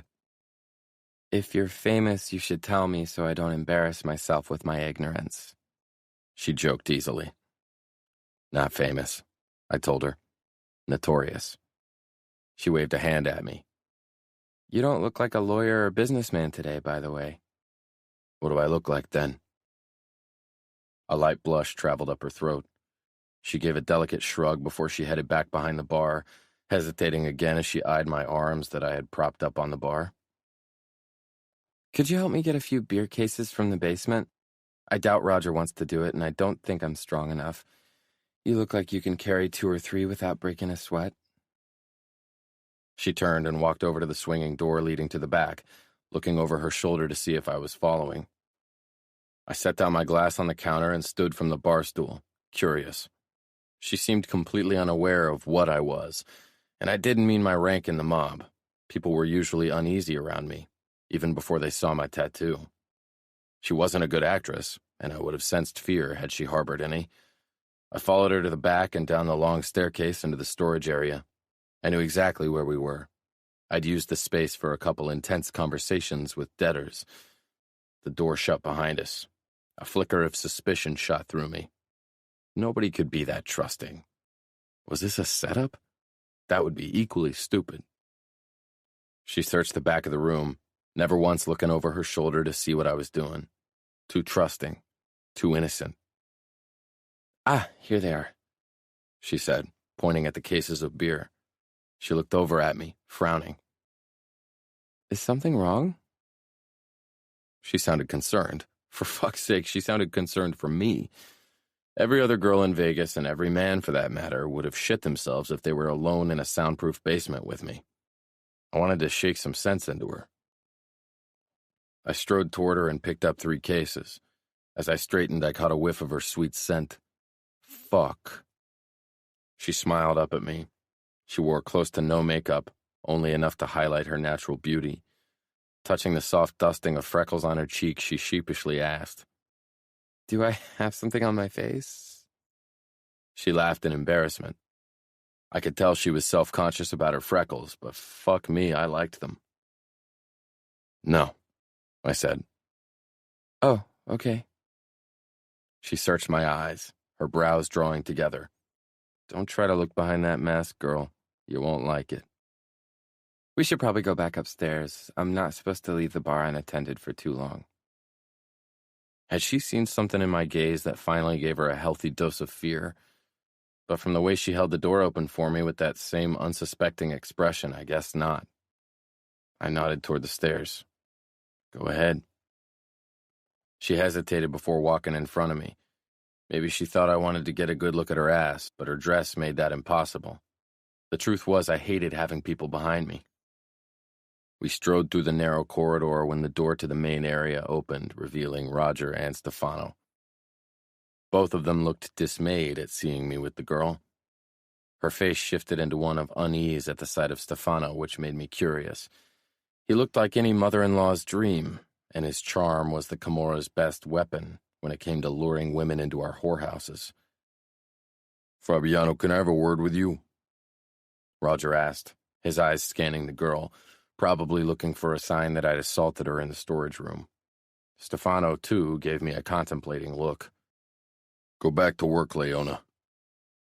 Leona, so that was her name.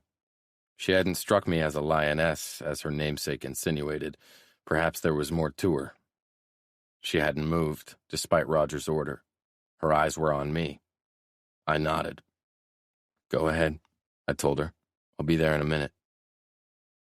She left, and to my utter annoyance, Stefano decided to go after her. Back off, fucker. He definitely set his sights on her. Why was he even considering her for one of our whorehouses? She really didn't look the type. I know you handle things however you want, but I've lost too many waitresses to the Camorra's whorehouses. Or unfortunate accidents.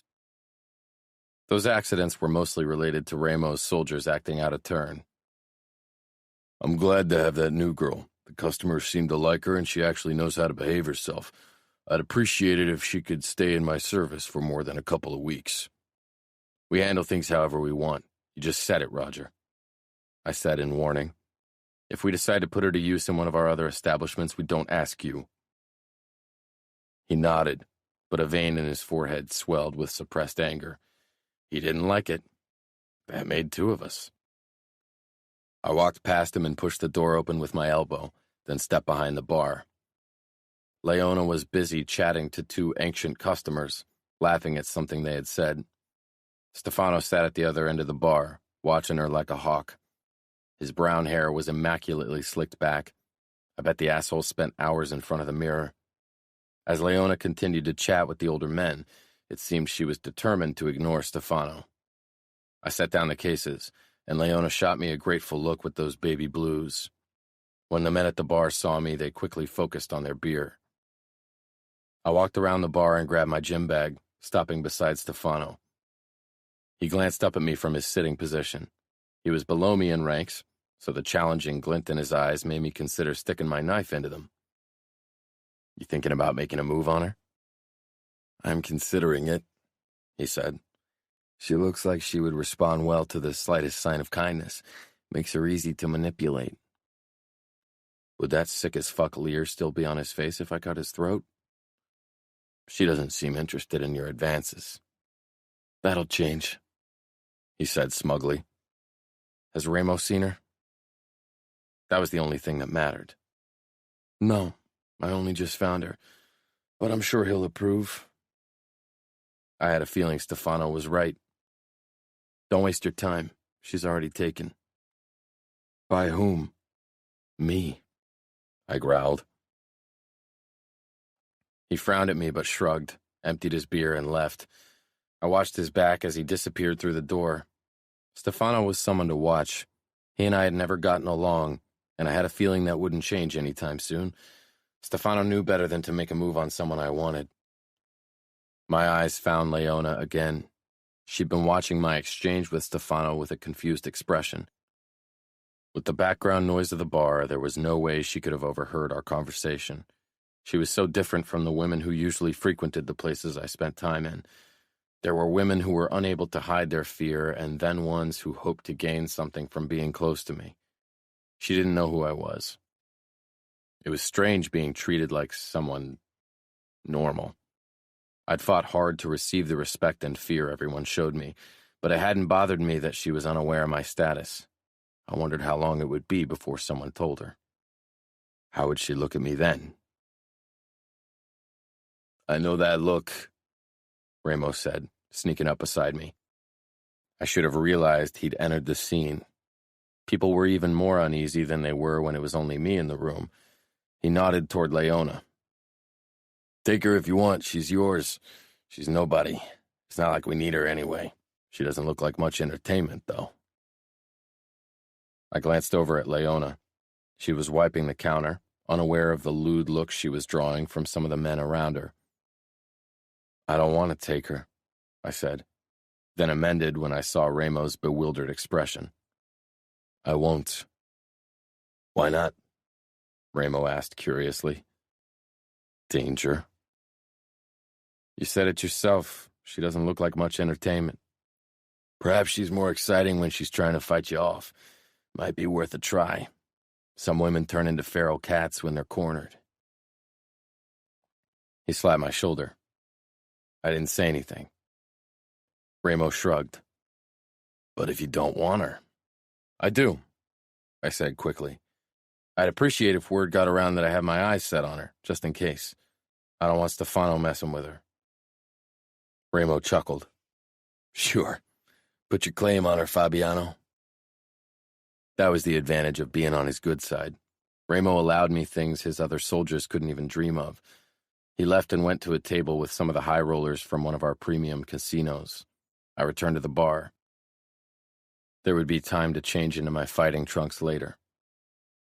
The other men excused themselves, and Leona came over to me, her brows drawn together. Am I missing something? I shrugged. I'm the reason why some of them lost money. And limbs. She opened her mouth to say something, but the sound of a body smashing against the cage silenced her, followed by a round of ecstatic applause. She clapped a hand over her lips, eyes widened with shock. I glanced over my shoulder. One of the fighters was lying on the ground, unconscious. The other was standing over him, arms raised, doing some sort of weak-ass victory dance. Perhaps he'd be my next opponent in a couple of weeks, if he won a few more times. I'd have to break his knees to prevent future dancing. "It's horrible," Leona whispered, her voice clogged with compassion, as if she could feel their pain. I turned to her. "Why does anyone want to watch something that brutal?" Brutal. She hadn't seen brutal yet. If she was lucky, she never would. "It's in our nature," I said. "Survival of the fittest, power struggles, bloodthirst. That's all still ingrained in our DNA." "I don't think that's true," she argued. "I think we've moved on, but sometimes we fall back into old habits." "Then why do people still look up to the strong? Why do women prefer the alpha males?" She snorted. "That's a myth." I cocked one eyebrow and leaned closer, catching a glimpse down her dress. White cotton. Of course. "Is it?" I asked. She scanned my face, red creeping up her throat and settling on her cheeks. I stifled a laugh and got up before she could say anything. It was time to change. "I'll be back in a moment." When I entered the changing room, the other fighters fell silent. A couple of them returned my stare. One openly challenged me with his eyes. I assumed he'd be my opponent tonight. He was around 6'4", 1 inch taller than me. Good. Maybe this would be a longer fight. I undressed, then pulled up my shorts. Hopefully they saw all my scars. They knew nothing of pain. I smirked at my opponent. Maybe he'd live to see tomorrow. I left the changing room and walked back to the bar. Leona was frozen, her eyes trailing up from my bare feet, up to my shorts, and my naked chest. The glass she was cleaning fell from her hands and landed with a plop into the dishwater. A myriad of emotions flashed across her face. Shock, confusion, fascination, appreciation. That last one I could feel in my dick. I'd worked hard for my body. I grabbed my glass and downed the rest of my water. Then I took the tape out of my bag and began wrapping my hands, feeling her curious gaze on me the entire time. "You're one of them?" I tilted my head, not sure what she was referring to. "A fighter? A member of the Camorra? A killer? Yes, yes, and yes." Since there was no fear in her eyes, I said, "A cage fighter? Yes."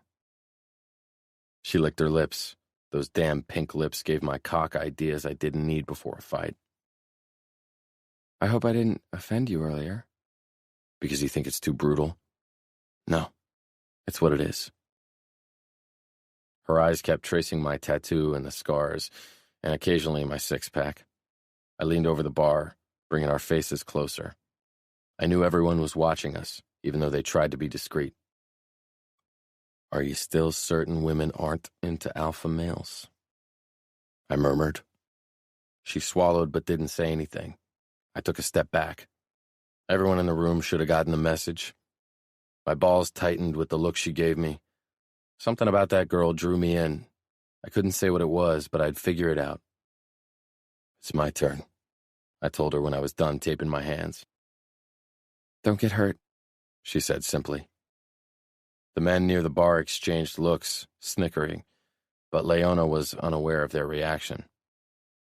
"I won't," I said, then turned and made my way past the tables, toward the fighting cage. I stepped into the cage with the howling and thunderous applause of the crowd. How many had bet against me? If I lost, they'd be rich. Unfortunately for them, I never lose. I caught Leona watching me from behind the bar counter, eyes still wide with surprise.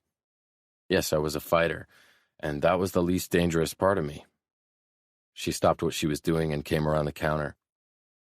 Climbing on a bar stool, she shook off her flip-flops and brought her legs up until she sat cross-legged, the skirt of her dress carefully draped over her thighs. This girl, she didn't belong here. My opponent entered the cage. He called himself Snake.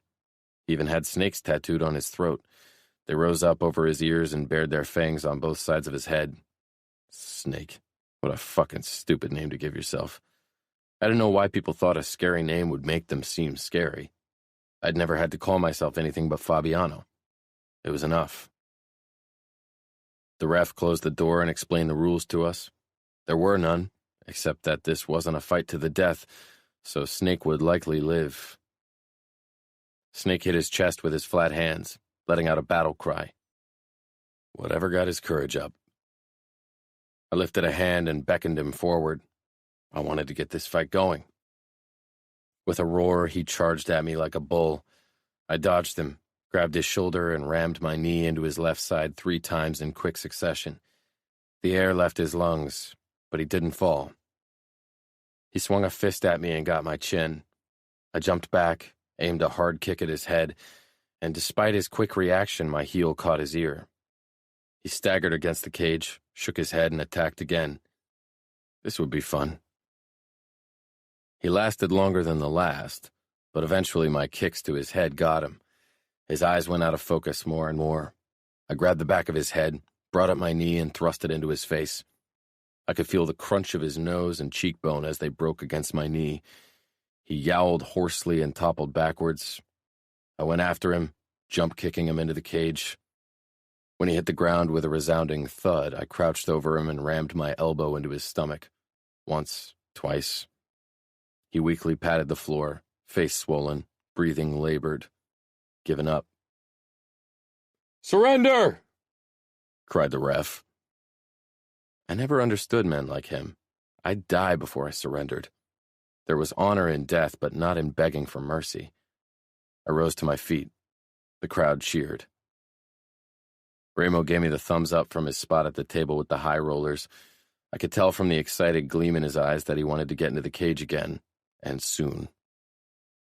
Schmoozing the high rollers was high up on his hate list, but someone had to do it. Nino was eloquent and sophisticated, but after a while he forgot to plaster emotions on his face. Once people realized he didn't have any, they ran as fast as they could. Savio was a teen and capricious, and Adamo was a kid. I turned around. Leona was still sitting on the stool in front of the bar, watching me, a horrified expression on her face. That was a look that was closer to the ones I was used to getting from people. Seeing me like this, covered in blood and sweat, maybe she finally understood why she should be terrified of me. She untangled her legs from her dress, hopped down from the stool, and disappeared through the swinging door. I climbed out of the cage, dripping blood and sweat on the floor. I'd need to stitch myself up. I occasionally heard "good fight" from someone as I walked by. I shook a few congratulating hands, then retreated into the changing room. Since my fight had been the last of the night and my opponent was on his way to the hospital, the room was empty. I opened my locker when a knock sounded. I grabbed one of my guns and held it behind my back as I turned. "Come in." The door opened a crack before Leona poked her head in, her eyes closed. "Are you decent?" I put my gun back into my gym bag. I'm the least decent guy in this city. Except for Ramo and his brothers, perhaps. She opened her eyes cautiously, searching the room until they settled on me. Relief flooded her face and she slipped into the room before closing the door behind her. My eyebrows shot up. "Are you here to give me a victory present?" I asked, leaning against the lockers. My cock thought of all kinds of presents she could give, and all of them involved her perfect mouth and her undoubtedly perfect pussy. "Oh, I only have a bottle of water and clean towels." She showed me what she held in her hands, smiling apologetically. I shook my head, chuckling. God, this girl. Realization flooded her face. "Oh, you meant..." She gestured in the general direction of her body. "Oh, no. Sorry. I closed my eyes, fighting the urge to laugh. It had been a while since a woman had made me laugh. Most of the time, they just made me fuck them senseless. I hope you can live with a bottle of cold water, she said in a teasing voice. When I opened my eyes, she was in front of me, holding out the bottle. She was more than a head shorter than me and less than an arm's length away. Stupid girl. She needed to learn self-preservation. I took the bottle and emptied it in a few gulps. She scanned my body. There's so much blood. I chanced to look. There was a small cut over my ribs where the sharp edge of the cage had grazed me. Bruises were forming over my left kidney and on my right thigh. The majority of blood wasn't mine. It's nothing. I've had worse. Her eyes lingered on my forehead. You've got a cut that needs to be treated. Is there a doctor around I should get? No, I don't need a doctor. She opened her mouth to argue, but then seemed to think better of it. You looked so... She shook her head, her nose puckering in the most fucking adorable way possible. Fuck those damn freckles. I don't know how to describe it. Fierce? I straightened, surprised. She sounded almost fascinated. You weren't disgusted? I thought it's too brutal. She shrugged, a delicate motion. I was disgusted. It's such a savage sport. I don't even know if you can call it that. It's all about beating each other up. It's also about reading your opponent, about seeing his weaknesses and using them against him. It's about speed and control. I scanned her again, reading her like I did all my opponents. It wasn't difficult to guess why Stefano would have chosen her if he had been allowed.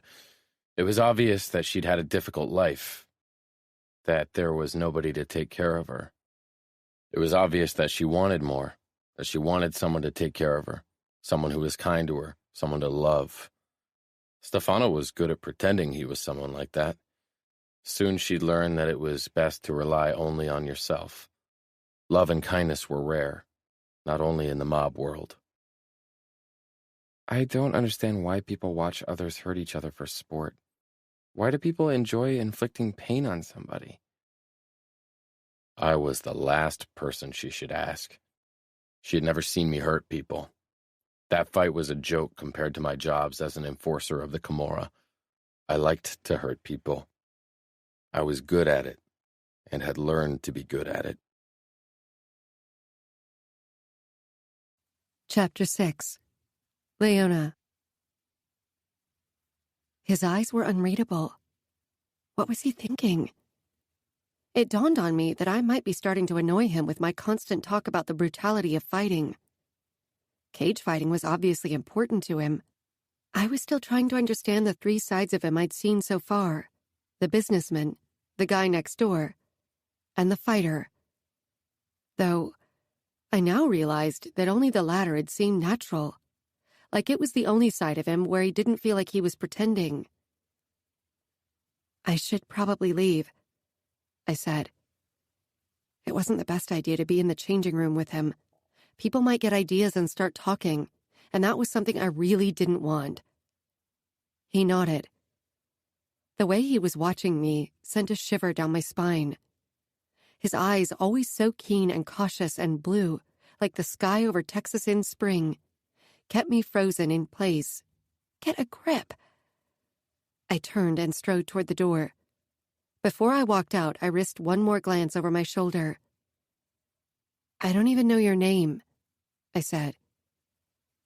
Fabiano, he said. The name seemed too normal, too gentle for a man like him, a man who was now covered in blood. I'm Leona, I told him. I wasn't even sure why, but for some reason he made me curious. He hooked his fingers in his shorts, and I quickly left. But before I closed the door, I caught a glimpse of his backside as he headed for the shower. His muscles flexed with every step. Oh, hell. I tore my gaze from his perfect butt. There were scars all over his back, but they didn't look like flaws on him. Heat shot straight to my head, and I quickly turned around, only to stare at Cheryl's face. "Hun, don't play with the big boys. They don't play nicely," she said cryptically. "I'm not playing with anyone," I said, embarrassed that she had caught me spying on Fabiano. She patted my shoulder. "Just stay away from the likes of him." I didn't get the chance to ask her what she meant. Roger shouted for her to come into his office. She thrust the mop at me. "Here, you have to clean the cage." Then she rushed off. It was already 2 a.m, and I was incredibly tired. Only a few guests remained scattered around tables, drinking their last beer. Most people had left after Fabiano's fight. I shuddered when I took in the bloody mess that was the fighting cage. I'd never had trouble with blood, but this was more than I'd seen in a long time. The last time I'd had to clean up such a mess was when my mother had hit her head on the bathtub in a crystal meth rage. I sighed. There was no use in postponing the inevitable. I climbed through the cage doors and began mopping. The last guests gathered their things, and I waved at them when they called out to me, wishing me a good night. I kept my eyes open for Roger, hoping he'd give me some cash for today's work. I really needed a few bucks to buy food, and perhaps another pair of shoes. I grimaced when I saw a few drops of blood had gotten on my naked toes. Sandals definitely weren't a wise choice for a job like this. Occasionally, I allowed myself to glance in the direction of the changing room door, but Fabiano seemed to be taking his time in the shower. An image of him naked under a water stream came to my mind. I quickly wiped the last bloodstain away and got out of the cage. I was too tired to think straight. I needed to get home, though the idea of walking home in the dark for over a mile didn't sit well with me. I wasn't easily scared, but I had a healthy sense of self-preservation. After I'd put the mop and bucket away, I continued into the corridor that led to Roger's office. But I hesitated halfway. A woman was screaming. I shivered. Then I heard Roger's voice. "Yes, you like it up your ass, you slut. Yes, just like that." Cheryl was the one who'd screamed, but apparently it was in pleasure. This was too disturbing.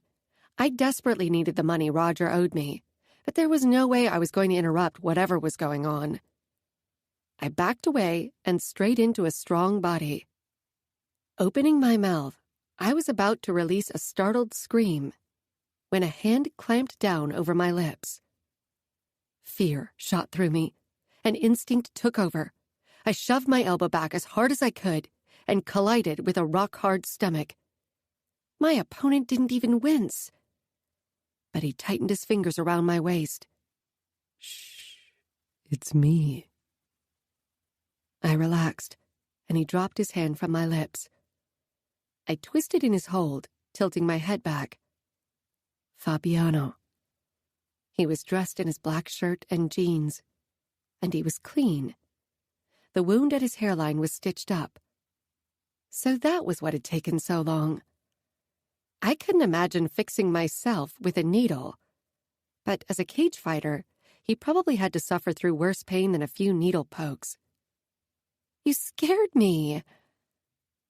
There was a hint of amusement in his eyes. Fabiano. I scared her? If this was the first time I'd scared her, then she was as crazy as she was beautiful. I didn't want you to interrupt Roger with your screaming, I said. Nobody wanted to see Roger with his pants down. Her eyes skittered to the door and she shuddered. I didn't know they were a couple. They don't act like one. They aren't, I said. They fuck. Oh.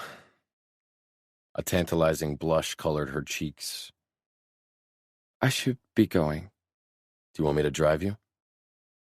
I wasn't sure why the hell I was offering her a ride again. After all, she didn't exactly live around the corner from my apartment. She paused, conflict dancing in her eyes.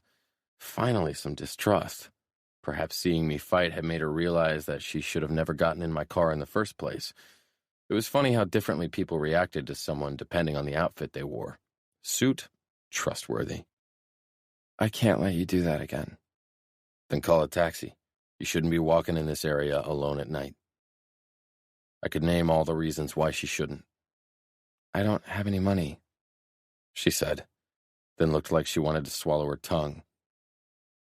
I reached into my bag and pulled out a roll of $50 bills. Leona's eyes grew wide. Where do you get so much money? She didn't look impressed, only wary. Good. There was nothing worse than women who decided you were only worth their attention after they saw you had money. Money for winning my fight. That was close to the truth. I untangled a $50 bill and held it out to her. She shook her head vehemently. No, I really can't take it. You can give it back when Rogers paid you. She shook her head again, but with less conviction this time.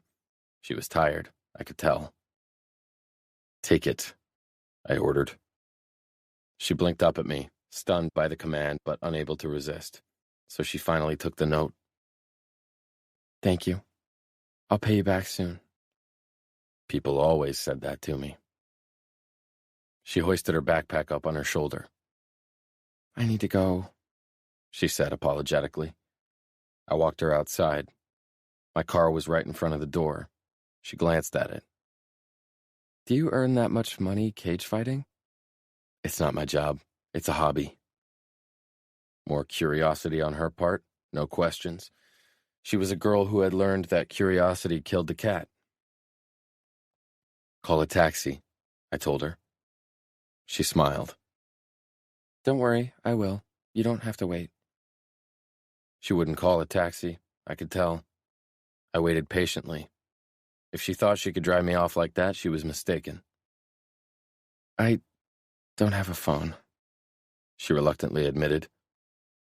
No money, no phone. I reached for mine in the pocket of my jeans when she sighed and shook her head. No, don't. I really want to walk. I can't afford to waste money on a taxi, she said with blatant discomfort. It was obvious she was poor, so it was futile of her to try to hide it from me. Stefano wouldn't have seen her as the perfect prey if she wasn't an easy target. And hell, with this shabby dress, shabbier sandals, and the fucking shabbiest backpack on the planet, it took no fucking genius to see how poor she was. Then let me at least walk with you, I told her to my own surprise. I didn't want Stefano to give her another go or have one of the thugs put a hand on her. Something about her trustful innocence drew me in like a moth to the flame. It was the thrill of the hunt, no doubt. I'd never hunted someone like that. But you could drive. You don't have to walk. You can't walk alone at night. Not here. Believe me. Her shoulders slumped and her eyes darted to my car. Then I'll ride with you. I can't let you walk with me and then back to the bar again to get your car. I held the door open for her, and she slipped in. Too trusting. I slid into the seat beside her. She sank into the leather seat, yawning, her arms wrapping tightly around her old backpack. I doubted she had any treasures hidden in its depths. Perhaps she really had some sort of weapon inside to defend herself. Knife, pepper spray, gun. Nothing would have saved her if I had any intention of having my way with her. I started the engine, which came to life with a roar, and pulled out of the parking lot. In a confined space like this, she wouldn't be able to get in a good shot. I would have no trouble disarming her, and then she'd be defenseless. Women often carried weapons because they thought they would protect them, but without the knowledge of how to use them, they were only an additional risk. She told me her address again. I remember, don't worry. She ran her fingertips along the black leather of her seat. Are you from a rich family? I was, but that wasn't why I had the car and everything else. No. She fell silent. I could see she was brimming with more questions. It was written all over her face. When I pulled up in front of the apartment complex, the door on the second floor opened. I immediately recognized the man. Moderately tall, half-bald, paunch drooping over his belt, all over pathetic. as one of the gambling addicts who frequented one of our casinos. I hadn't handled him yet. He wasn't important enough and had never owed us enough money to warrant my attention. Soto had dealt with him once. He took care of the low-life scum our business attracted. After that one time, he'd always been on time with his payments. He was a loser who always chased the next dollar to spend it on gambling. That's my dad, Leona said. There was a hint of tenderness in her voice. Tenderness that he sure as hell didn't deserve. Thanks for the ride. Her father was heading down the walkway toward us, then froze when he recognized me behind the steering wheel. Leona and I got out. "Leona?" he croaked. His eyes did a quick scan of her body. "Are you okay? Did he—" He cleared his throat at the look I gave him. I hadn't expected that kind of worry from him. From what I'd seen of him so far, he only gave a fuck about himself. People like him always did. That was why I enjoyed dealing with them. Leona blinked. What's going on? I'm fine. Why are you acting so strange? "Are you okay?" he asked again. I strode over to them. Immediately, the smell of cheap spirits wafted into my nose. Gambling and alcohol were a thunderous combination, one that eventually led to an early grave, either by the Camorra or by Mother Nature. She nodded, then gestured to me. Fabiana was nice enough to drive me home. I was many things, but nice wasn't one of them. Her father looked like he was going to blow a gasket. "Haven't I told you to be careful around here? You can't just go around talking to—" He fell silent, saving his own sorry ass. I gave him a cold smile. "I really enjoyed talking to your daughter." He nervously rubbed his palms over his faded jeans. "Leona, go ahead inside. I need to have a talk with your father," I said. Leona's eyes darted between her father and me. You know each other? "We have a mutual friend." Okay. She gave me an uncertain smile. See you soon? It was half a question, half a statement. "You bet," I said quietly. Her father grabbed my arm the moment she was gone. "Please," he begged. "Is this because of the money I haven't paid? I will pay it soon. Just don't—" I let my gaze fall to his fingers on my arm, and he let go like he'd been burned. "Don't what?" I asked, a hint of danger in my voice. He stepped back, shaking his head. He was worried for himself. He'd thought I had come to deal with him. "I would be sad to see her leave," I said casually. "I suppose she's going to stay for a while." He stared at me. "I'd really hate for her to hear the wrong things about me. Understood?" Slowly, he nodded. I returned to my car. His fearful gaze followed me as I drove off. I wasn't even sure what exactly made me want to make her mine. Her father knew there was nothing he could do to stop me, not that he was the type to try. The only thing that could have stopped me from pursuing her, now that my interest had been stirred, was Ramo, and he had no reason to interfere. Chapter 7. Leona. I slept late. I didn't have to work until 3 in the afternoon and needed to get some rest. When I walked into the kitchen, there was a box of donuts on the table. Dad was clutching a coffee cup. "Morning," I said, even though it was almost 12 o'clock. I poured some coffee for myself before sinking into the chair across from him. "You got us breakfast," I said, and helped myself to a donut. I knew better than to expect pleasant surprises to occur on a daily basis. I asked a neighbor for some money until I get paid tomorrow. From what I gathered, he was some sort of courier. I wondered how he could keep the job, considering that his breath always stank of alcohol. "I could give you $50, I said, pulling out the money from the waistband of my shorts. I'd learned to hide money close to my body. "Then you could pay him back and get us food for the next few days." He eyed the money as if it was something dirty. Where did you get it? "I found a job," I said with a smile. He didn't look happy. And they paid you $50 on your first day? He made it sound like I'd been doing something forbidden, something dirty. No, not yet. I'll get paid today, though. That was what I hoped, at least. I wasn't sure how Roger handled things, but since he hadn't asked for my social security number or any other relevant information, I assumed that it wasn't a regular paycheck. Then where did you get that money? He looked angry. What was the matter with him? He and Mom had definitely never asked many questions when it came to money. Fabiano gave it to me. He jumped up, his chair toppling to the ground with a bang. I flinched in my seat.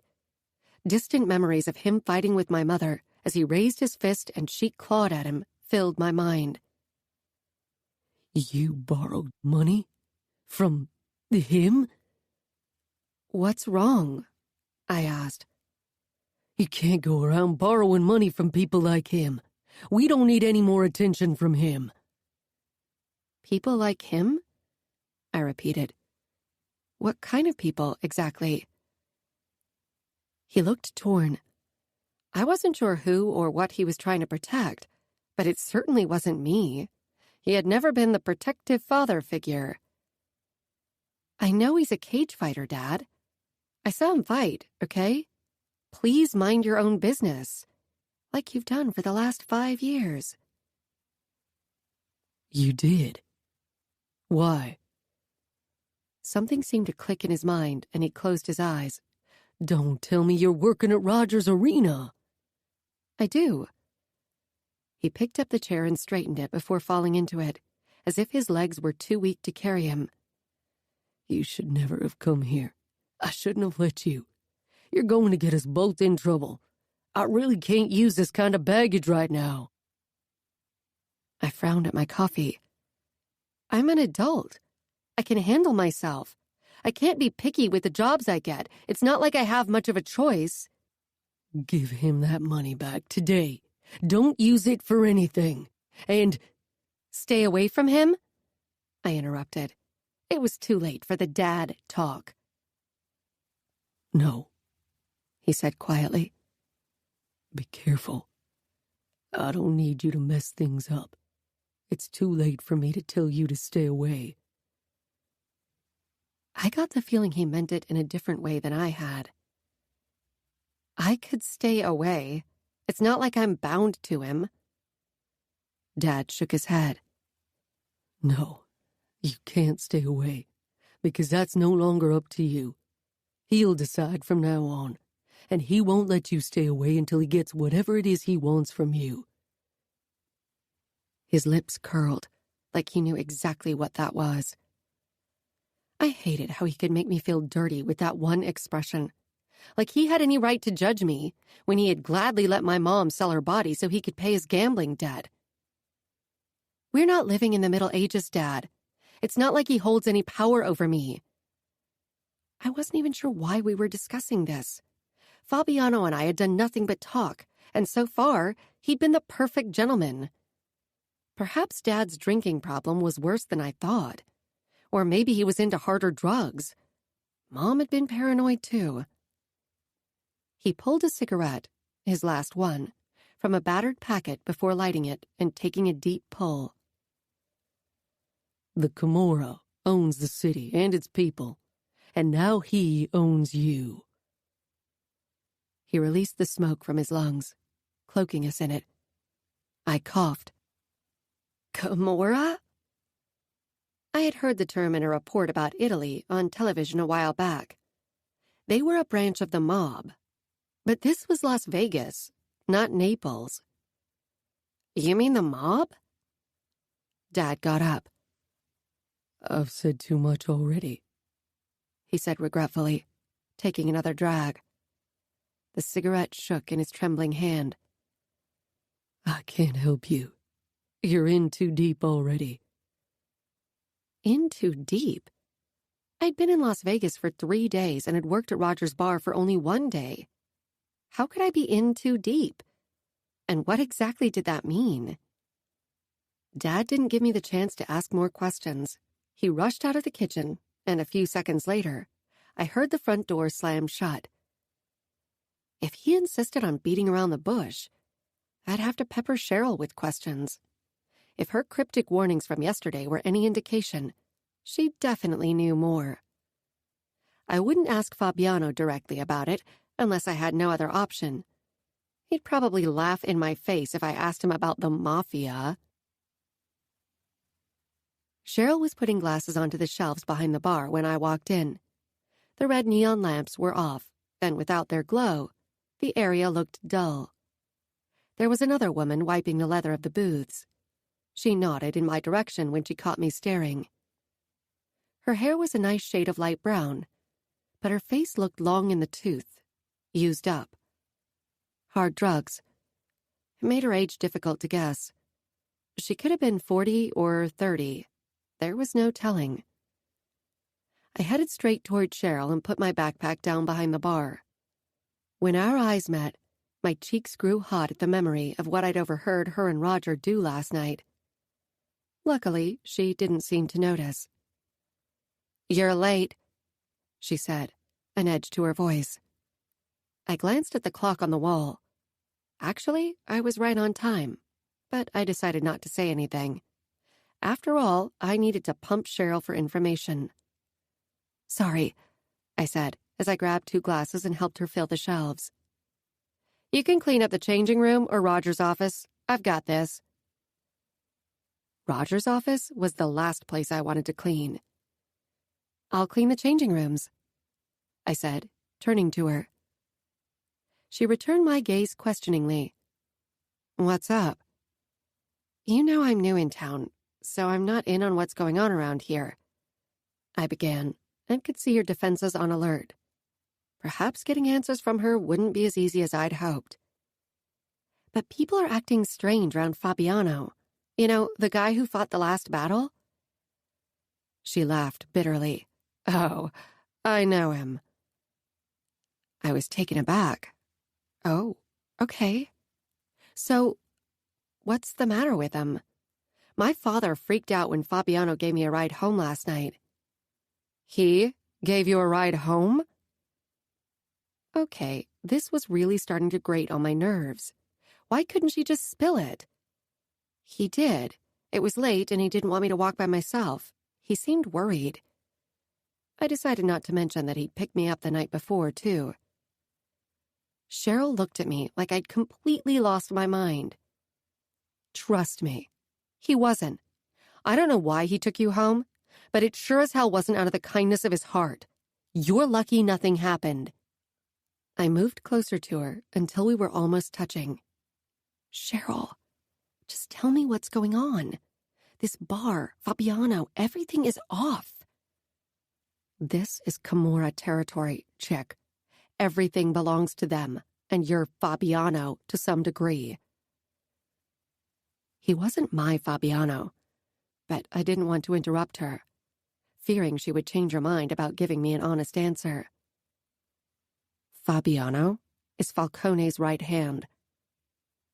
"Falcone?" The name didn't ring a bell, but it sounded Italian.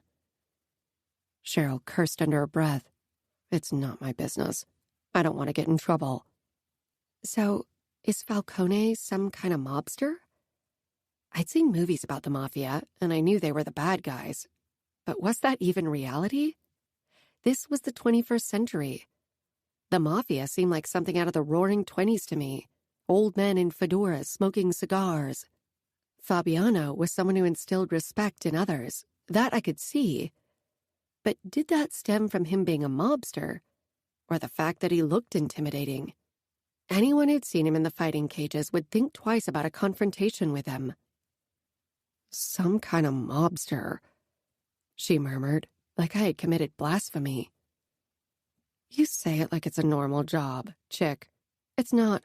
Trust me. The things the Camorra does, the things your Fabiano does, they—" Her eyes went to something behind me, and she fell silent. "Go clean the changing rooms." I turned, spotting Roger a few feet from us, an expression of disapproval on his face. He wasn't looking at me, only Cheryl, and a silent conversation I wasn't privy to seemed to take place between them. Getting the mop and bucket, I hurried past him. I was used to being the new girl in town. I'd moved about a dozen times in the last 10 years, and it always felt like I was on the sidelines of life because of it. I never got the inside jokes. I knew being a mobster wasn't a normal job. Those people were bad news. But Fabiano hadn't seemed bad. Something about him piqued my curiosity, made me want to catch a glimpse behind that cautious mask he wore. Who knew why he'd become a mobster?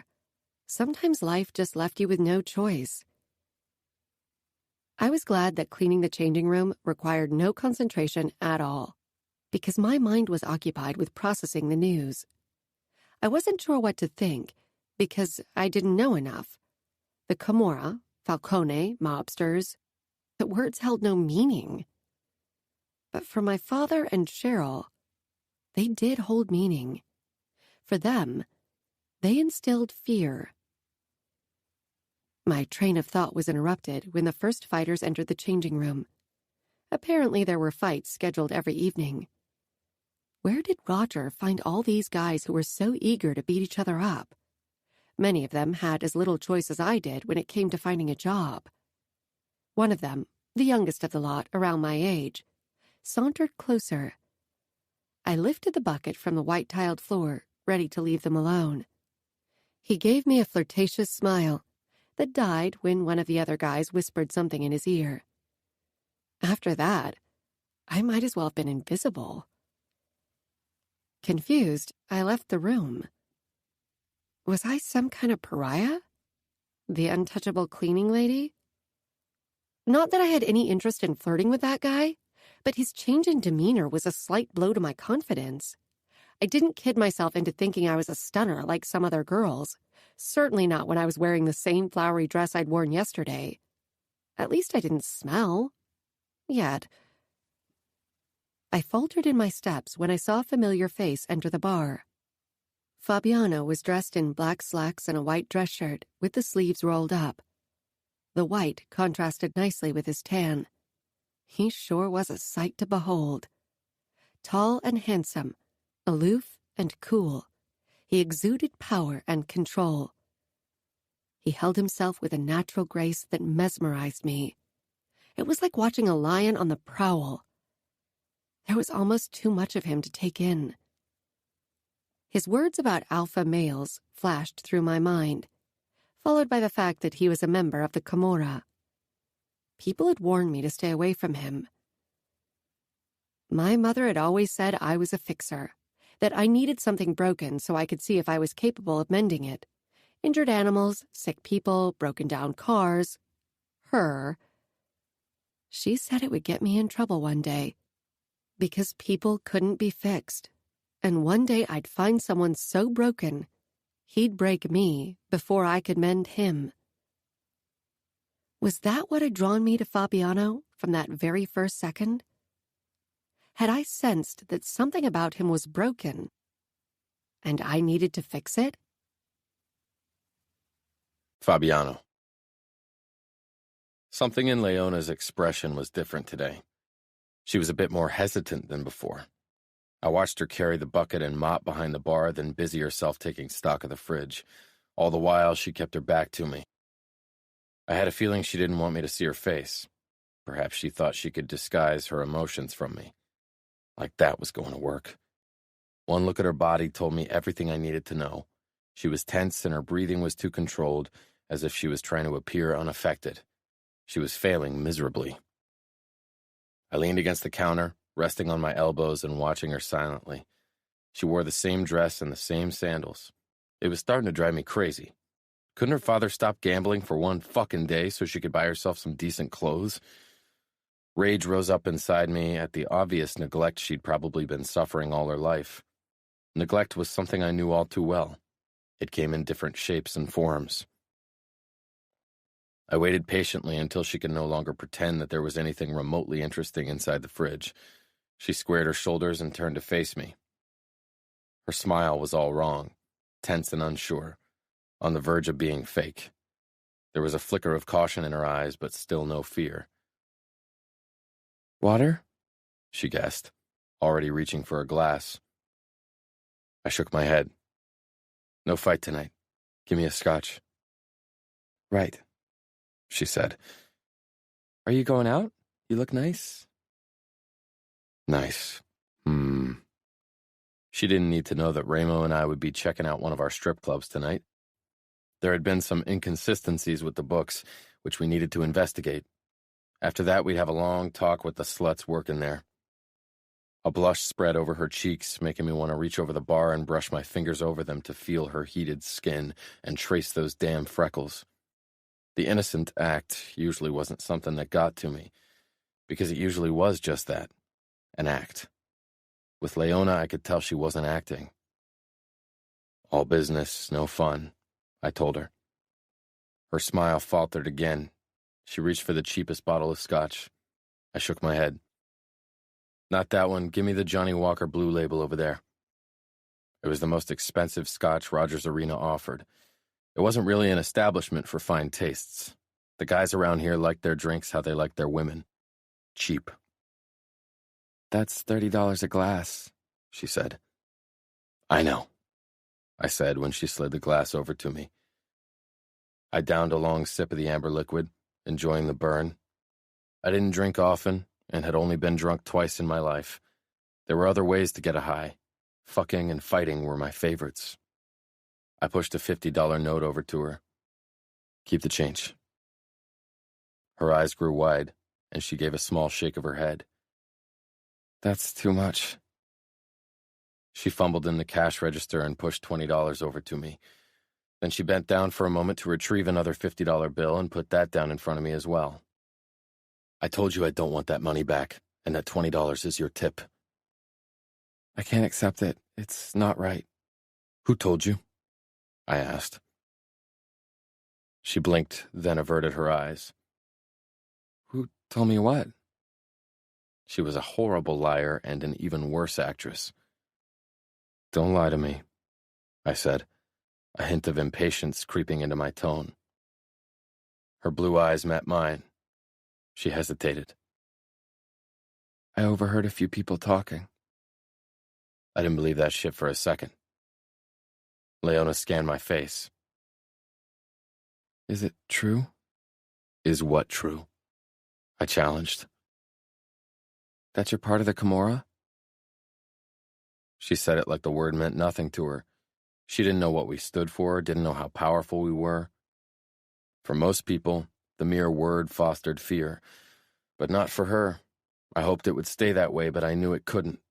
Living in this part of town and working for Roger, she'd soon see or hear things that would make her realize just who the Camorra was and what they did. I am, I said, draining the rest of my scotch. Her eyes widened in surprise. Aren't you supposed to keep it a secret? It's difficult to keep a secret that isn't one. The Camorra was Las Vegas. We controlled the nightclubs, bars, restaurants, and casinos. We organized the cage fights and street races. We gave the poor fuckers bread and games, and they greedily accepted any distraction from their miserable lives. People knew of us, recognized us. There was no sense in trying to pretend we were something else. But what about the police? She asked. A few other customers tossed glances her way, their glasses empty, but none of them would dare come over to interrupt us. Don't worry about them, I said simply. I couldn't tell her about our association with the sheriff of Clark County or even our connection to some of the judges. That wasn't something she needed to know. $70 sat on the bar between us. I picked it up and stalked around the bar. Leona's gaze was a mixture of caution and curiosity as I took her wrist. She didn't resist, only watched me intently. I fought the urge to back her up against the wall and get a taste of her. Fuck, I really wanted that taste. I turned her hand and put the money into her palm. She opened her mouth, but I shook my head. I don't want that money back. Buy yourself a nice dress and wear it tomorrow. And do me a favor, get rid of those fucking sandals. Then our debt is settled. Embarrassment filled her face as she looked down at herself. Do I look that bad that you feel the need to buy me clothes? I'm not buying you anything. I'm just giving you the money. I'm sure it's a big no-no to take money from someone like you, she said quietly. I still held her wrist, and I could feel her pulse speeding up under my fingertips. I leaned down to her ear. It's an even bigger no-no to refuse a gift from someone like me. She shuddered, but still didn't pull back. When I released her, she stayed close to me. Then I have no choice, I suppose, she said. You don't, I agreed. People watched our exchange with poorly hidden curiosity. A glance at the clock reminded me that I needed to get going. I didn't want to make Ramo wait. I expect to see you in your new clothes tomorrow, I told her. She nodded, taking a step back. Her expression was torn. So you'll be back tomorrow? She asked. I walked back around the bar. Turning to her once more, I said, yes. Leona. I watched Fabiano's retreating back. Now that he wasn't there to distract me anymore, I realized how many customers had empty glasses in front of them. Cheryl and the waitress of unidentifiable age were at the other end of the room, and only now began to make their way over to me. I quickly hid the money in my backpack before I rushed toward the first table to take their orders. People were eyeing me curiously. The conversation with Fabiano had drawn more attention to me than I enjoyed. I could still feel the remnants of shame when I thought of his demand. I needed to buy a new dress for myself. I knew my clothes had seen better days, and my flip-flops. I stifled a sigh. Perhaps I should have stood my ground and refused the money. Owing the Mafia money was bad news. But Fabiano had gifted me the money, not as a mobster, but as a... What, exactly? We weren't friends. We barely knew each other. Was I in his debt? Or worse, in the Comoras? Did he expect something in return? The idea was terrifying and exciting, all at the same time. Not that I would ever give him any kind of physical closeness in return for money, but the idea that he might be interested in me filled me with a giddy kind of excitement. Staying away from him isn't going so well, huh? Cheryl said, as she stopped beside me, carrying a tray stacked with beer bottles. I can't stop him from having a drink in the bar, I said with a small shrug. He isn't coming for the drinks. Before you started working here, he was hardly around. And to be honest, I preferred it that way. She sauntered off, her hips swaying from side to side as she expertly maneuvered past tables on her high heels. I sighed. My mother's knack for troublesome men had obviously been passed down to me. Perhaps there was a way for me to shirk Fabiano's attention. The problem was that part of me didn't want him to lose interest in me. Some twisted, idiotic part was eager for his attention. That a man like that showed even a flicker of interest in me boosted my meager self-esteem. Back in school, boys had only showed me attention because they thought I'd give it up easily since I was the daughter of a whore. They weren't interested in me because I was pretty or clever, but because they thought I was easy. Fabiano didn't know about my mother, and with the way he looked, I was sure he had no trouble finding willing women. Cheryl shot me a glare across the room. I'd been lost in thought and had ceased working again. I pushed Fabiano out of my head. If I didn't want to lose this job, I'd have to get a grip. That night after work, Fabiano wasn't there to drive me home. I realized I'd secretly been hoping that he'd come in after he handled business, whatever that meant. I swung my backpack over my shoulder and gripped the straps tightly as I began my walk home. Few people were around at this time, and those that were made me want to run. I quickened my pace, checking my surroundings. Nobody was following me, and yet I felt like I was being hunted. All this talk about the Camorra had fueled my imagination. It was ridiculous. I was used to walking on my own. My mom had never picked me up from anywhere back home, not that we'd even had a car. I had been the one who had to search for her on more than one occasion when she didn't return home. Often, I'd find her passed out in one of her favorite bars or in an alley. When I finally made it to my dad's, I released a relieved breath. The lights were still on in the living room. Leona, is that you? Dad sounded drunk. I hesitated. The last time I'd seen him drunk was when I was 12.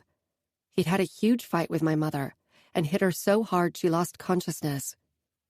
She left him after that. Not that the men got better.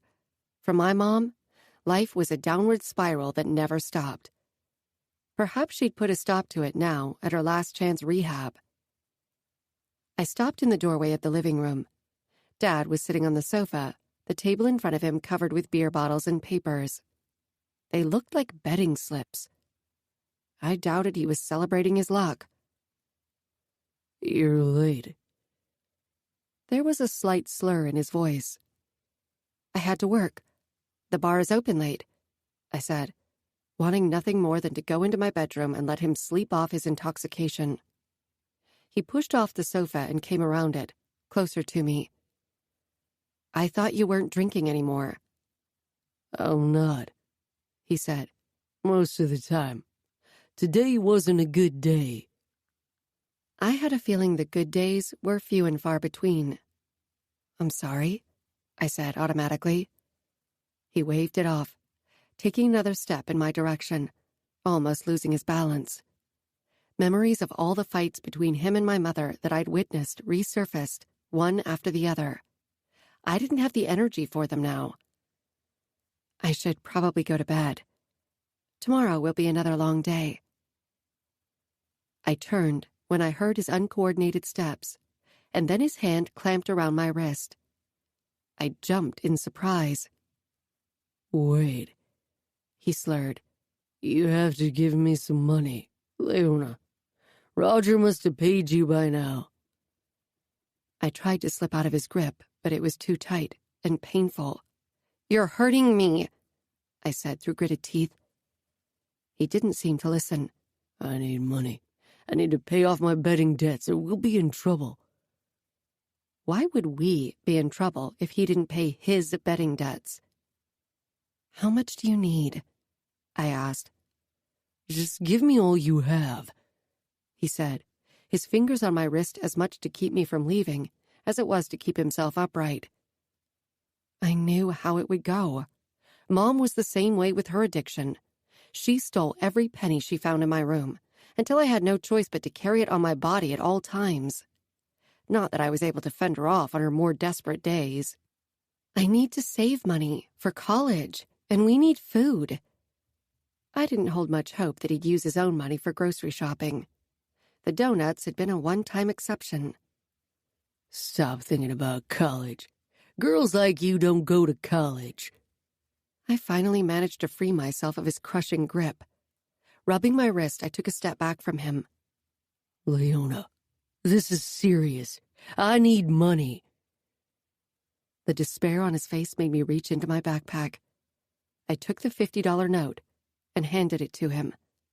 That left me with a little over $100 after Roger had paid me today. Tips were decent in the arena. That's all. I didn't get the chance to reply. He staggered forward, catching me by surprise. He ripped my backpack out of my hand, shoved his arm inside, and began rummaging through my belongings. I tried to take it from him, but he pushed me away and I collided with the wall. When he found the rest of the money, he dropped the backpack and pushed the notes into his jeans pocket. A good daughter wouldn't lie to her father, he said angrily. And a good father wouldn't steal from his daughter. I picked my backpack up off the ground. One of the straps was ripped. Fighting tears, I rushed into the bedroom and closed the door. Tired and shaken, I sank down onto the mattress. Of course, nothing had changed. I'd lost count at the times my mother had promised me she'd start anew. The drugs had been stronger than her willpower and her love for me. And here I was with my father, who battled his own addiction, and I was stuck with him. Why did people in my life always break their promises? I had no money to leave Las Vegas, and even if I did, where would I go? I couldn't afford an apartment anywhere, and I had no friends or family I could turn to. I undressed, putting the dress carefully on the ground. Without money, I wouldn't be able to buy new clothes, but there was no way I could wear my dress again. It smelled of sweat and had a ketchup stain on the skirt. I took denim shorts and a plain white shirt out of my backpack. They were crumpled from Dad rummaging through my bag, but they'd have to do. Tired, I lay back on the mattress. College isn't for girls like you. Perhaps I was silly for dreaming about it, but my dreams were the only thing that kept me going. I wanted to get a law degree, help people who couldn't afford a good lawyer. I closed my eyes. An image of Fabiano popped into my head. Nobody would ever take money from him. He was strong. He knew how to get what he wanted. I wished I were like that. Strong. Respected. Early the next morning, I washed my summer dress and hung it over the shower stall to dry. Even though I still had a few hours until work, I left the apartment. I didn't feel comfortable there after the incident with Dad. He hadn't scared me. Too often I had been confronted with the same blatant despair from my mother.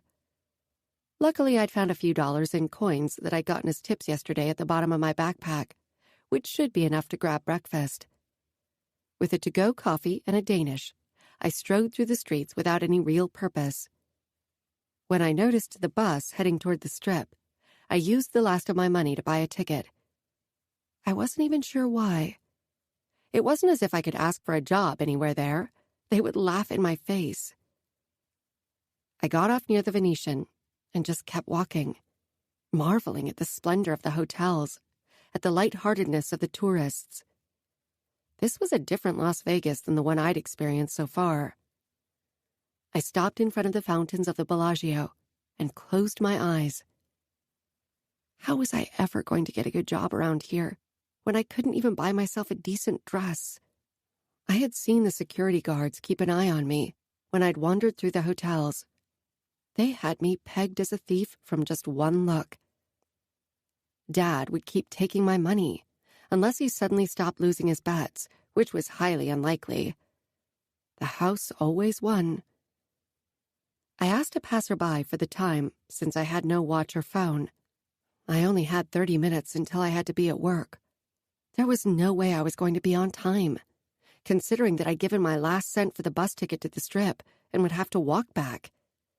That would take at least an hour, probably longer. With my luck, it would probably start raining again. Walking away from the luxury of the Bellagio, I felt more and more out of place on the Strip, with my wrinkly white shirt and second-hand denim shorts. To top it off, I was freezing my butt off. Perhaps Dad had been right, and I didn't belong in college. I'd still be working in Roger's bar when I was old and bitter. I almost laughed, shaking my head. If I stopped believing in my future, it was lost. But days like yesterday made it hard to stay hopeful. Fabiano. I spotted Leona the moment I stepped out of the Bellagio. The doorman handed me the key to my car and I slipped in, never taking my eyes off the girl. The engine came to life with its familiar roar, and I pulled out of the driveway, heading down the street toward Leona. She didn't notice me until I pulled up beside her and rolled down the window. My eyes traveled down to her fucking flip-flops. "Shouldn't you be wearing your new dress today?" I shouted over the noise of the engine and the traffic passing us as I leaned over the passenger seat to get a good look at her. Leona was dressed in a wrinkly white shirt that was stuffed into old denim shorts. Though I appreciated the first glimpse of her lean, toned thighs, I was annoyed that she hadn't bought a new dress for herself. I wasn't used to people ignoring my wishes like that. She shrugged but looked obviously uncomfortable.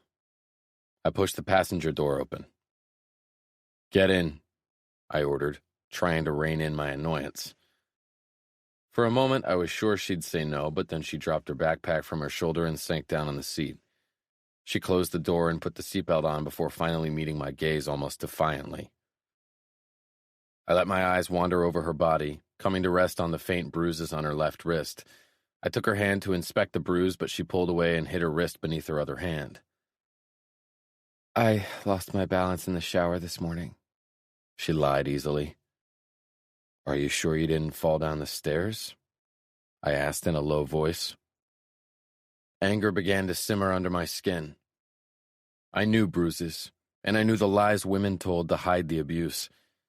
My father had hit my sisters and me almost every day, especially Gianna and myself. We were the ones he couldn't control, the ones always doing wrong in his eyes. I'd lost count of the times I'd seen my mother cover up her bruises with makeup. The bruise around Leona's wrist was from a too tight grip. She gave me a look, but her expression faltered and she shook her head. It's nothing. Who did this? It's nothing. It doesn't hurt or anything. Your father. What makes you think that? She asked, her voice a bit higher than before. Because he's the only one you have reason to protect. She licked her lips. He didn't mean to hurt me. He was drunk. He didn't notice how tight his hold was. Did she really believe that? Or was she scared of what I'd do to him? By God, I wanted to tear into him like a starved bloodhound. It wasn't like it was my business what her father did to her. It shouldn't be. But the mere idea that he was hurting her made me want to pay him a visit and give him a taste of what I was capable of. Is that why you're dressed like that? I asked with a wave at her clothes. I pulled the car away from the curb, crossed 4 lanes to reach the turning lane, then did a U-turn, which was followed by a cacophony of car horns and raised middle fingers from drivers on both sides of the street. What are you doing? Leona asked, gripping the sides of the seat. That's the wrong way. It's not. We're buying you a dress and fucking new shoes. If I have to see you in those fucking flip-flops one more time, I'll go on a rampage. What? Her eyes widened. Don't be ridiculous. I need to get to work. I don't have time to go shopping. Don't worry, Roger will understand. Fabiano, she said pleadingly. Why are you doing this? If you're expecting anything in return, I'm not that kind of girl. I'm poor, but that doesn't mean I can be bought. I have no intention of buying you, I told her. It was the truth. Something about Leona made me want to protect her. It was a new experience for me. Not that I didn't want her in my bed, but I wanted to make her want it too. I'd never had to pay for sex and never would. The whores in Vegas were on the Kimura's payroll anyway. She watched me for a long time. Then why? Because I can and because I want to. The answer didn't seem to satisfy her, but I focused on the street. She didn't ask more questions, which was a fucking good thing, because I really didn't want to analyze my fascination with her. She reminded me of my sisters, not in a kinky way, more like she reminded me of a longing I'd buried deep in my chest. Fuck me. So your father stole the money I gave you? I asked, my fingers bearing down on the wheel, wishing it were his fucking throat. She nodded. He seems to be in trouble. If he were in real trouble, I'd know it. The money he owed us couldn't be much. If Soto still handled him, he was a lucky man. Men like him are always in trouble, I told her. You should get away from him. He's my father. Sometimes we have to let go of our family if we want to amount to anything in life. Surprise and curiosity registered on her face. I gritted my teeth, annoyed at myself for my words. I parked at the curb in front of one of the high-class boutiques that the it girls I occasionally fucked, when they felt the need to add a thrill to their pampered life, frequented. Leona looked toward the storefront and back at me, her lips parting in disbelief. A small crease formed between her brows. Don't tell me you want me to go in there. They won't even let me inside looking the way I do. They'll just think I'm going to shoplift. Would they? We'd see about that. I got out of the car, walked around the hood, and opened the door for her. She stepped out, then reached for her backpack. I stopped her. You can leave it in my car. She hesitated but stepped back so I could shut the door. She looked around, and I could practically feel her nerves and discomfort. I held out my hand for her. Come, I said firmly. She put her palm in mine, and I closed my fingers around her hand. That Leona trusted me, despite what she knew, made me want to be good to her, which was surprising. I rarely wanted to be good to anyone.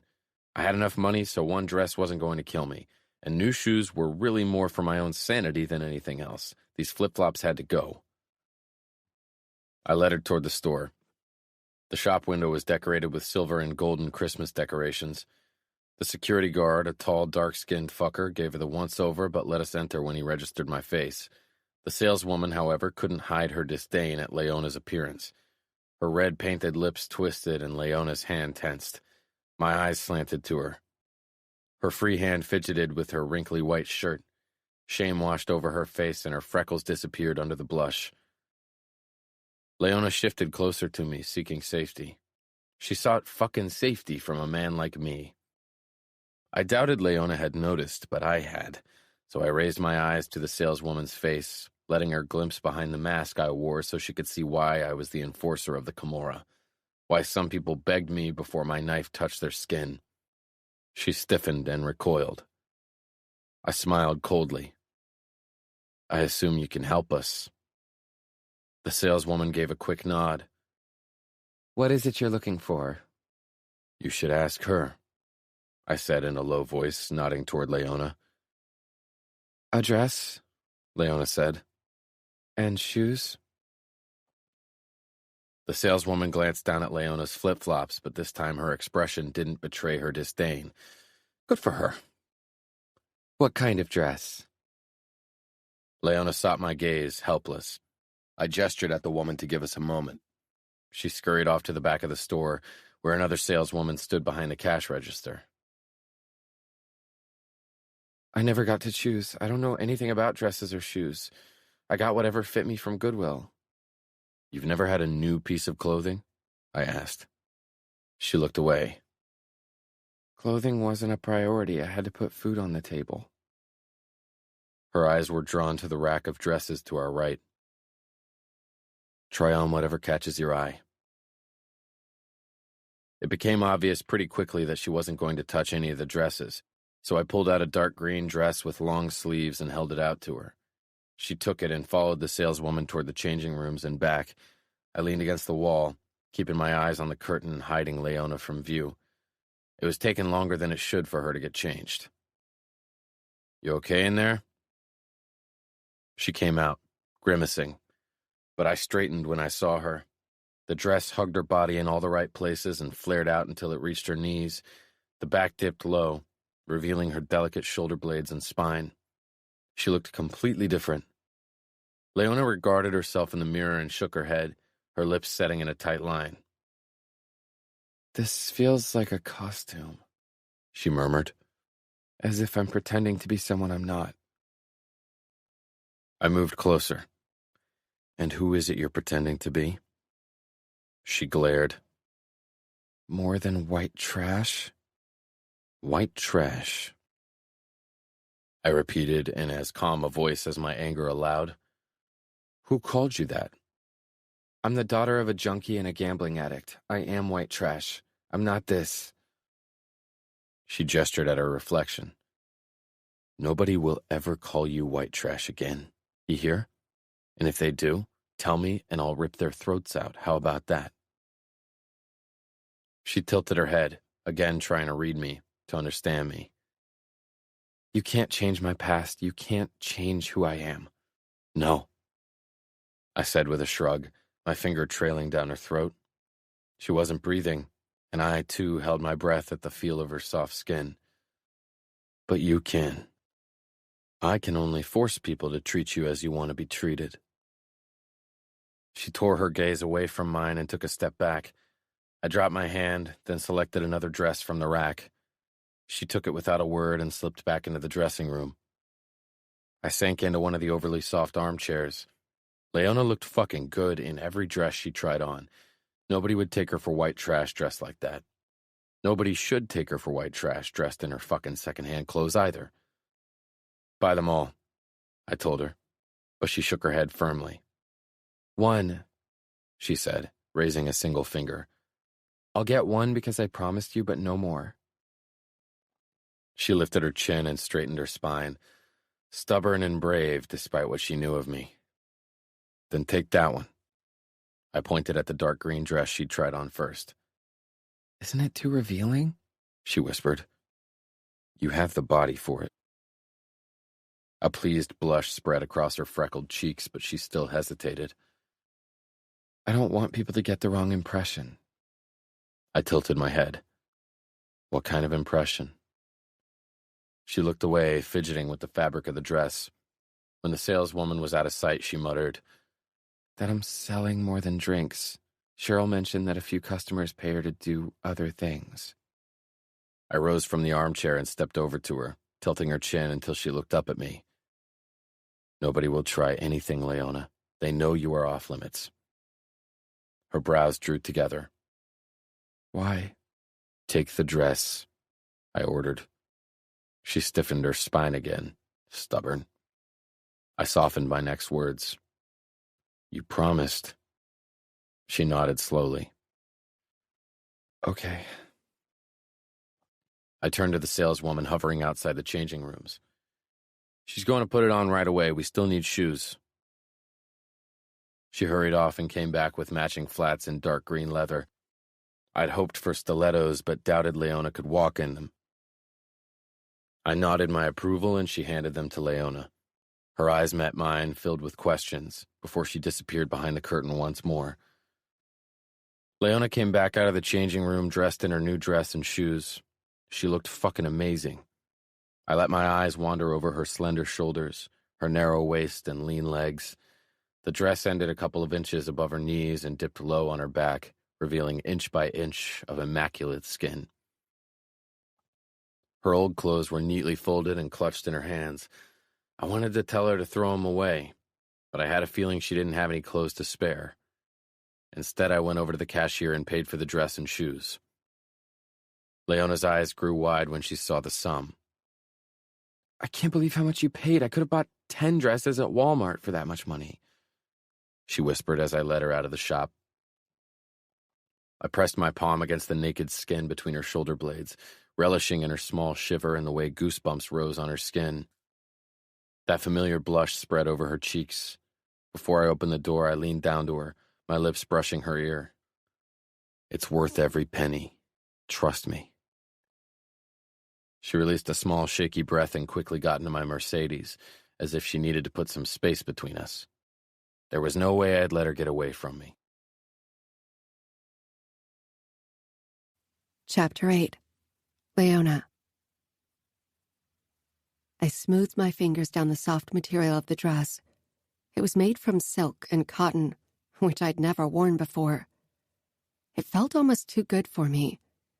I never could have afforded this kind of dress, nor would I ever have paid that much money for a piece of clothing. And the shoes? I didn't know leather this soft existed. It amazed me that for Fabiano, the money was nothing. Thank you, I said eventually. We'd been driving in silence for a while.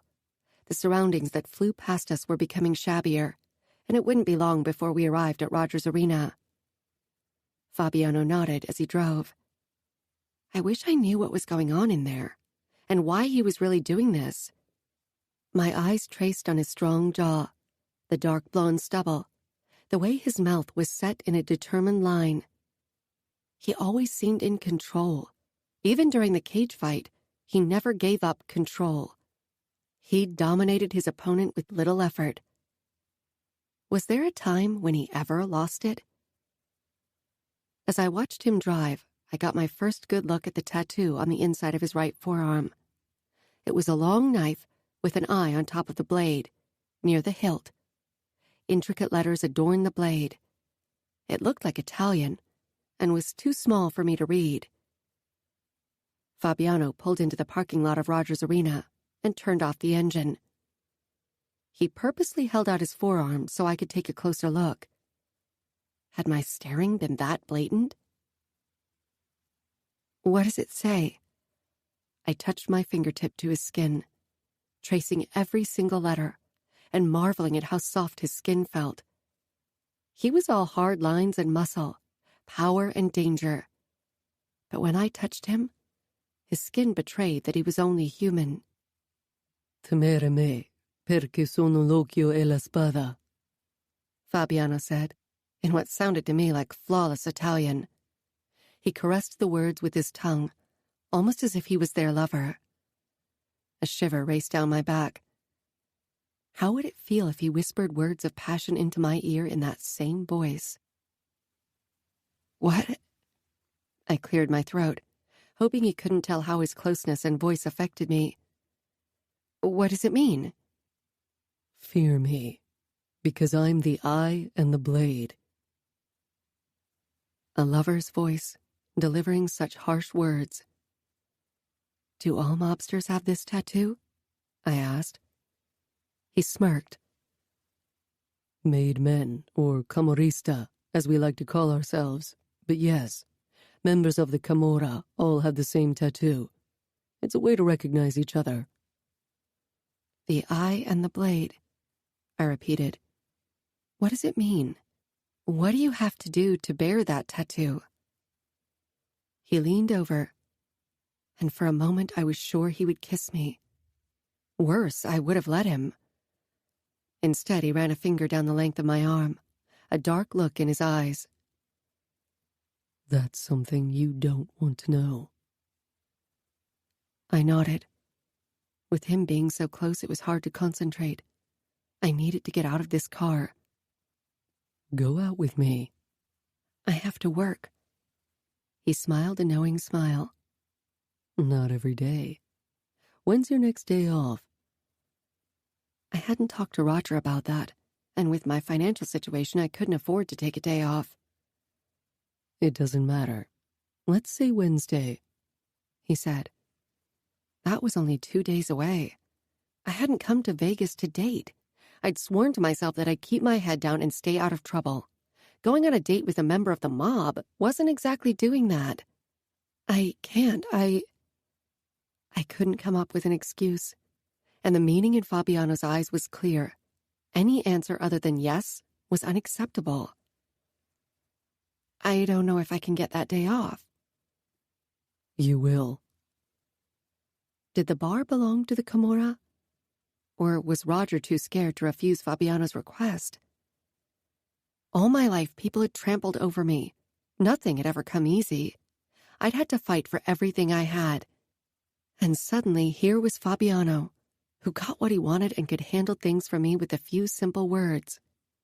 It shouldn't have felt good, but I'd always been on my own. My mother hadn't been in any state to take care of me, and my father was hundreds of miles away and just as incapable. Now there was someone taking care of me, and I liked it. Liked handing over some of the burden of always having to fend for myself, having to make every decision. I think I liked it too much. Men like Fabiano were used to controlling others. If I let him, he'd take control of my life, of me, body and soul.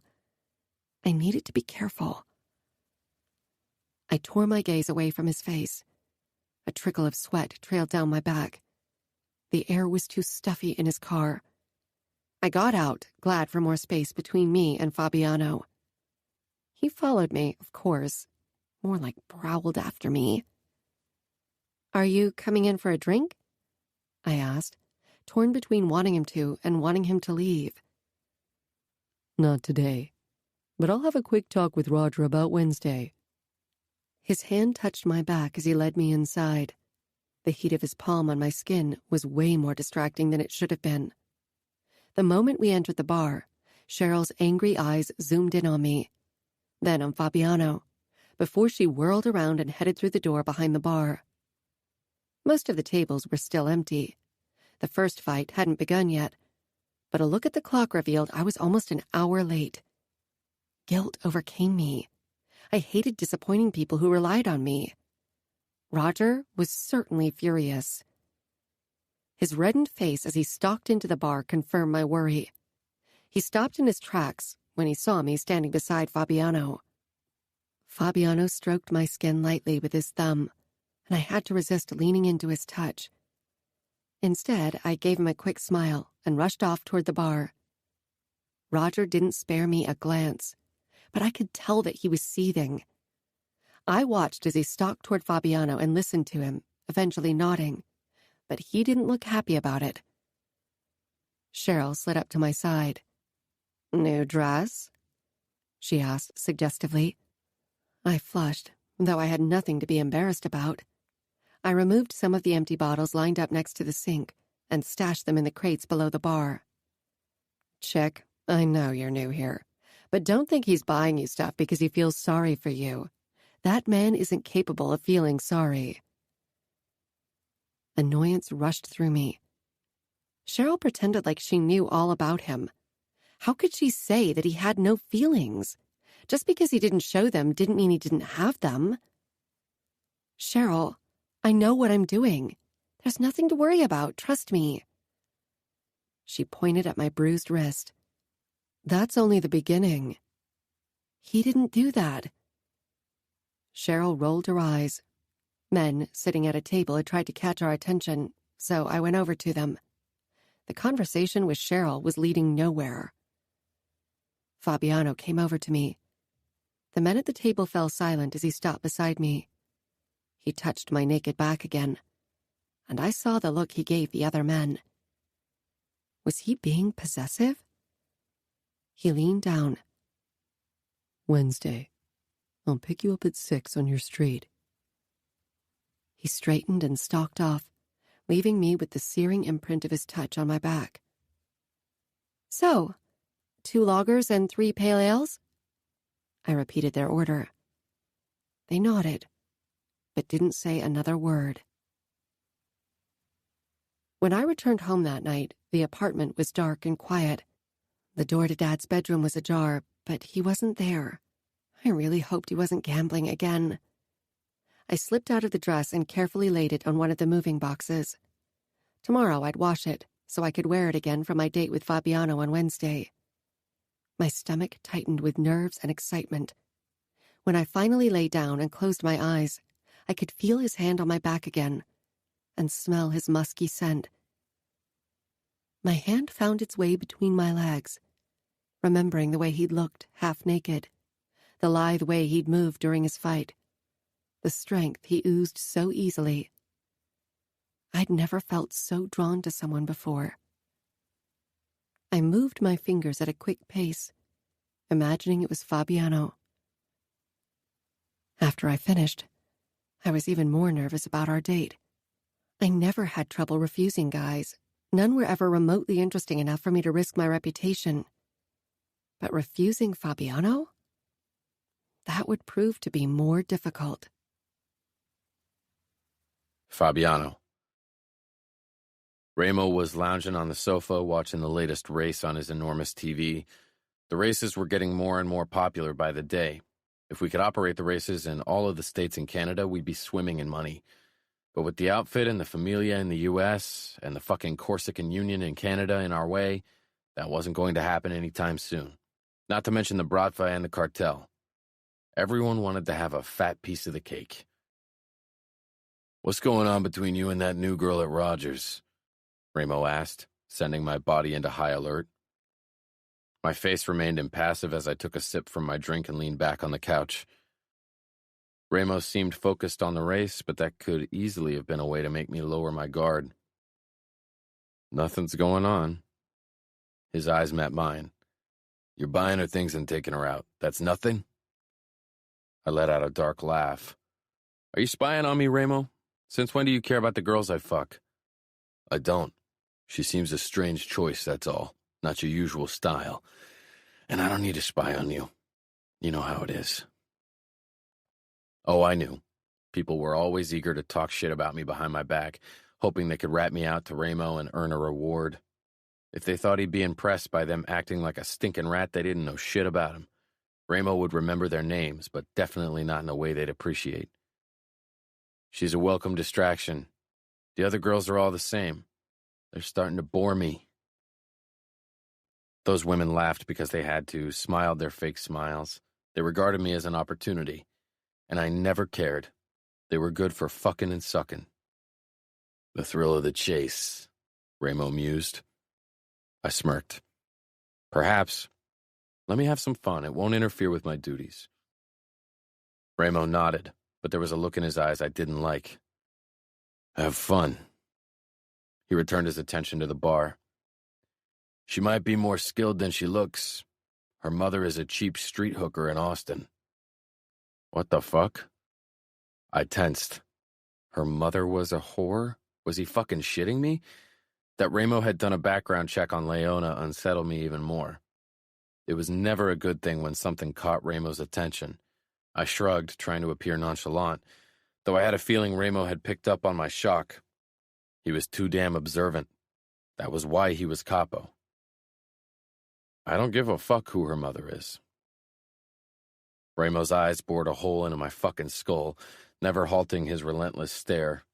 I stood from the sofa. I'm going to work out for a while.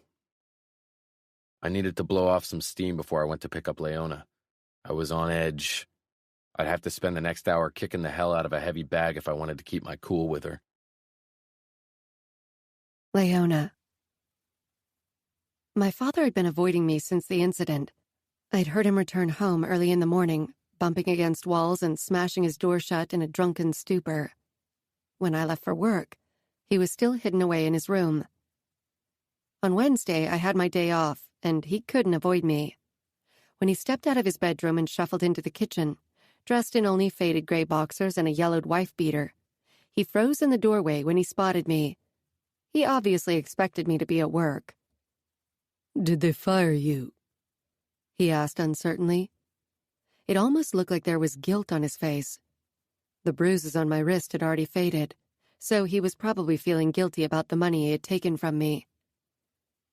I shook my head as I sipped my coffee. I had hardly eaten anything so far, even though I'd gone grocery shopping and stocked the fridge with food. No, it's my day off. "On the day of a big fight?" he asked. "One of the Falcone brothers is in the cage tonight." Surprise filled me. I can't work all the time. Dad sat down across from me. Dark circles ringed his eyes, and he looked like he could use a long shower.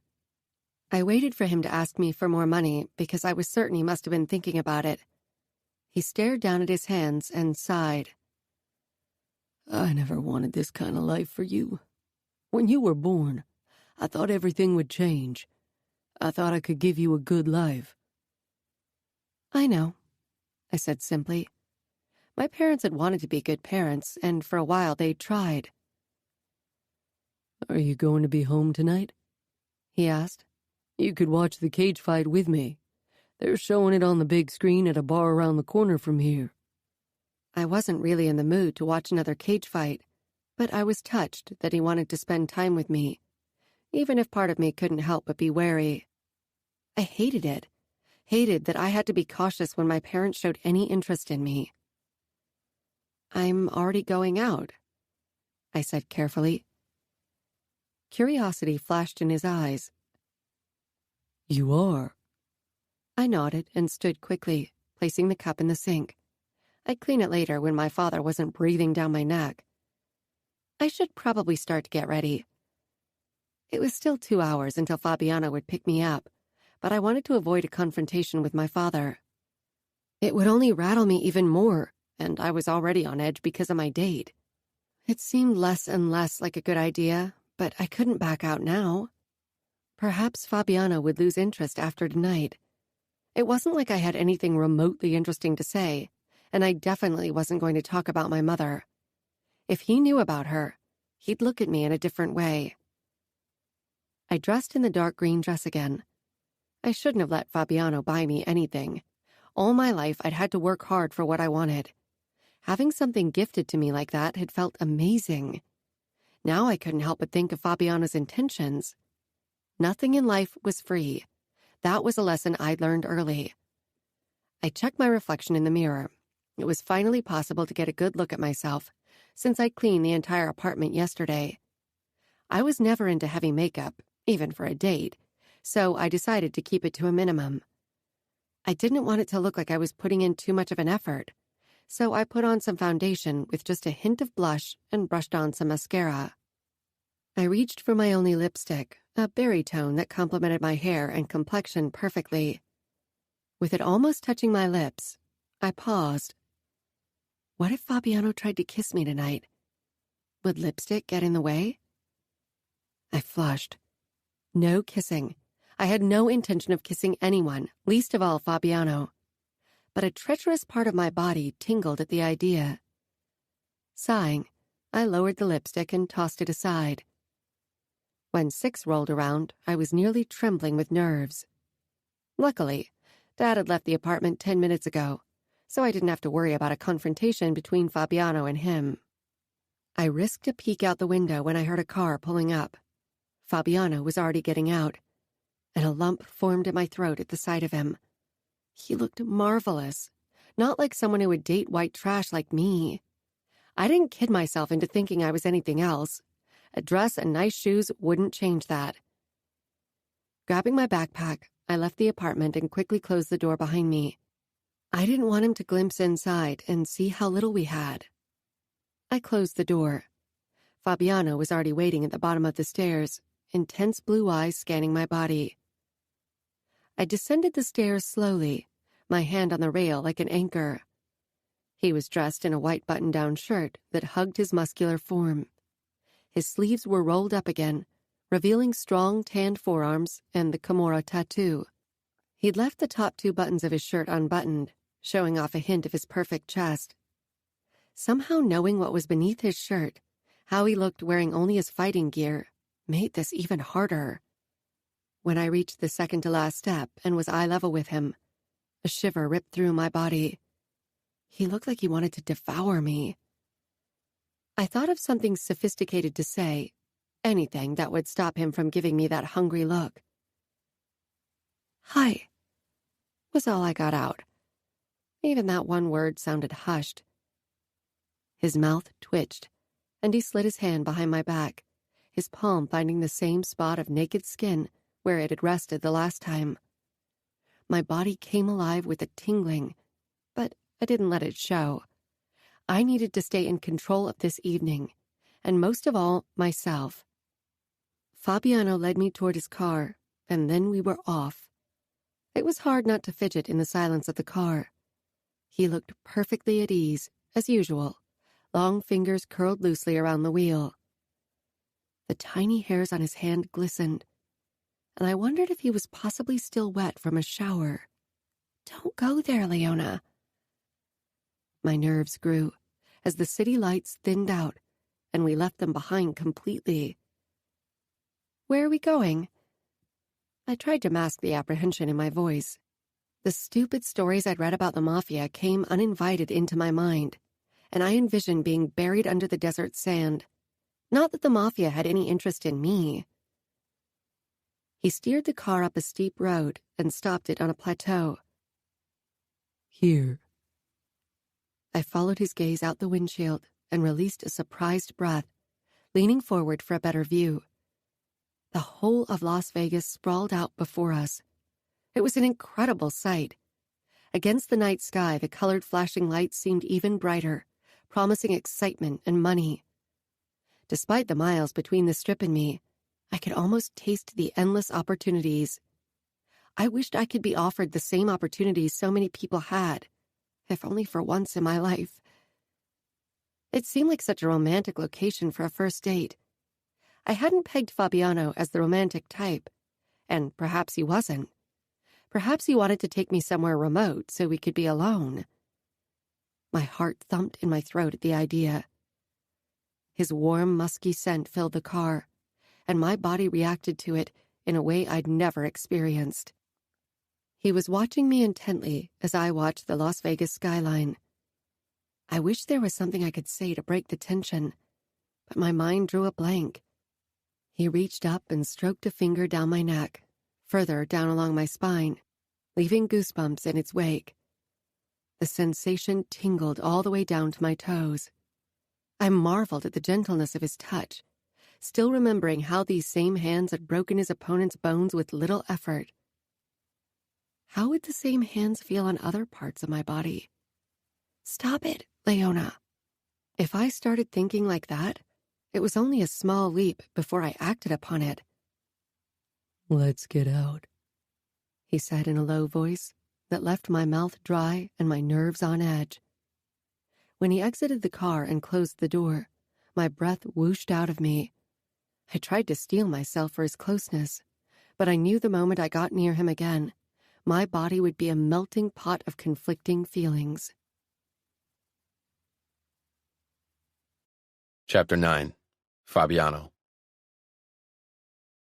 The cool night air filled my lungs.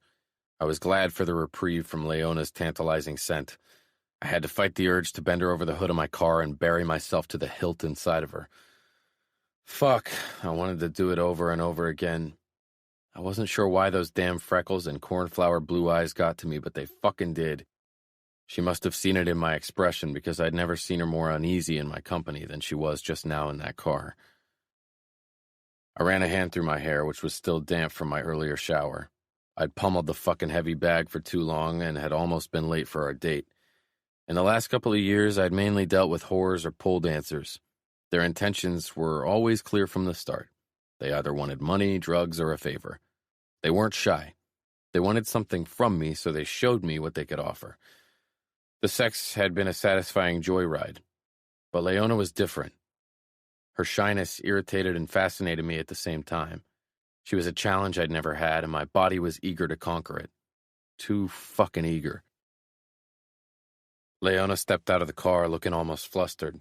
She kept her eyes trained on the sight below us as she came around to meet me. Her hands clutched that tacky old backpack. "You're obsessed with that thing," I said, feeling the irritating urge to lighten the mood and set her at ease. She let out a small laugh, the corners of her eyes crinkling. I thought it went well with my shoes. She lifted her foot a couple of inches. My gaze went to the dark green leather flats, then up to the backpack of an unidentifiable color. Perhaps it had been beige a long time ago. She was definitely the first woman that came on a date with me clutching a fucking backpack. I chuckled. "Remind me next time we go shopping to buy you one of those fancy purses girls go crazy over." Her eyebrows shot up, knitting together. You can't keep buying things for me. I swiveled my body around so we stood even closer and leveled my gaze on her. She didn't back off, but I could see goosebumps form on her slender arms. "Who's going to stop me?" Ramo couldn't care less if I spent my money on women, cars, or property, as long as I didn't start betting or gambling or, worse, neglecting my duties. I will. It sounded more like a question than a statement. Are you asking me or telling me? Her frown deepened and she sighed. I'm no good at playing these power games. Who said this is a power game? Isn't it always? With men, it's always about exerting dominance, and you... She shook her head. And I... Everything you do is a sign of dominance. When you were fighting in the cage, it was perhaps the most relaxed I've ever seen you. Outside of the cage, you act like a hunter, always looking for someone who might dare to challenge your status. I smiled. She seemed to think she knew me. I knew she'd seen a lot in her life, but the world I grew up in was a very different kind of Shark Tank. In our world, you're either hunter or prey, Leona. I know what I am. What are you? Pressing my palms against her bare shoulders, I started to slide them lower, watching her reaction. She shivered but didn't push me away, though I could tell she was thinking about it. Prey, she admitted reluctantly. I'll always be prey. She gazed past me, toward Las Vegas, looking lost and resigned. My hands stilled on her back. This unguarded admission did something strange to me. It unleashed a protective, fierce side I hadn't experienced toward a woman since I'd been a scrawny kid and tried to defend my sisters. The soft breeze tugged at her brown curls as she lost herself in the sight of the city. I bent and kissed her ear, relishing the shuddering breath she released. Perhaps you need a protector so you stop being easy prey. Am I easy prey? She asked quietly. I didn't bother replying. We both knew how it was, and in a city like this, a city ruled by us, girls like her were lost. Do you want a protector? She closed her eyes as I kissed the skin below her ear. For once, it was hard to read her. And you think you can be my protector? I could protect her against almost any threat. Not against the Camorra, and not against myself. But that wasn't something I wanted to consider. You saw me fight. Do you doubt it? She opened her eyes and tilted her head up toward me, blue eyes soft and probing. No, She said. but I think you and your way of life are threats, too. I didn't deny it. Why do you even want to protect me? To be honest, I didn't know. Perhaps Arya had somehow managed to get through to me. It made me fucking furious to think about it. That fucking bracelet. I shouldn't have accepted it. There's nothing I could give you in return. Her expression became more determined. I don't have any money to spare, but I don't think you'd want it. You certainly don't need it. If there's something else you want, I'm not that kind of girl. Not that kind of girl. Rimo's words about her mother flashed through my mind. Was this an act after all? There was an easy way to find out, of course. I gripped her hips. Her lips parted in surprise, but I didn't give her the chance to voice her protest. I kissed her, and after a moment's hesitation, she kissed me back. I could tell she didn't have much experience kissing. Fuck. That knowledge was the last straw. I had to have her, every little inch of her, every goosebump, every freckle, every fucking shy smile, all for myself. And I had to protect her from all the wolves she believed were sheep. My fingers tangled in her curls, angling her head to the side to give me better access to that sweet mouth of hers. I slid my hands from her waist to her bare back again, then lower. Her hands came up against my chest, but I savored the taste of her for a few seconds more before I allowed her to push me away. Her dark lashes fluttered as her eyes found mine. In the dim light, I couldn't see if her cheeks were as flushed as I expected them to be. I brought my hand up and brushed my knuckles along her high cheekbones. Her skin was practically burning up with embarrassment and want. My cock twitched in my pants. She tore herself away from me, walked to the edge of the hill, and looked out toward the bright city lights. I studied her silhouette for a couple of moments, allowing her to gather herself before I approached. I came to a stop right behind her. She didn't acknowledge my presence, except for the slight tensing of her shoulders. Her sweet, flowery perfume drifted into my nose. I traced the line of her spine with my knuckles, needing to feel her silky skin. Leona. The touch ignited desires I'd suppressed for a long time. Fabiano always touched me in a way that never gave me any real relief. Did he know the effect he had on me? Why did you bring me here? I asked. Because I thought you'd appreciate the sight. You haven't been in Las Vegas for very long. Wouldn't the Strip be a better place to show someone the city? Fabiano stepped up to my side, and I was glad to be able to see him again. Having him so close behind me, his fingers running down my spine, was too distracting. He pushed his hands into the pockets of his slacks, his blue eyes scanning over the city below us. For the first time, I caught the briefest glimpse behind his mask. This was a place he came often, I could tell. This city, it was important to him. It was his home. I'd never had a place to call home. How would it be to look at something or someone and feel at home? There are too many people around who don't get the city. Up here, I have the city to myself. So you don't like to share? I said teasingly. He turned his gaze to me. Never. Not even my city. I shivered. Nodding, I quickly looked back to the skyline. Were you born here? I wasn't very perceptive, but the stiffening of his shoulders told me he didn't like where our conversation was heading. No, not in the sense that you mean, he said quietly. But I was reborn here. I searched his face, but he wasn't giving anything away. It was all hard lines as the silence stretched between us.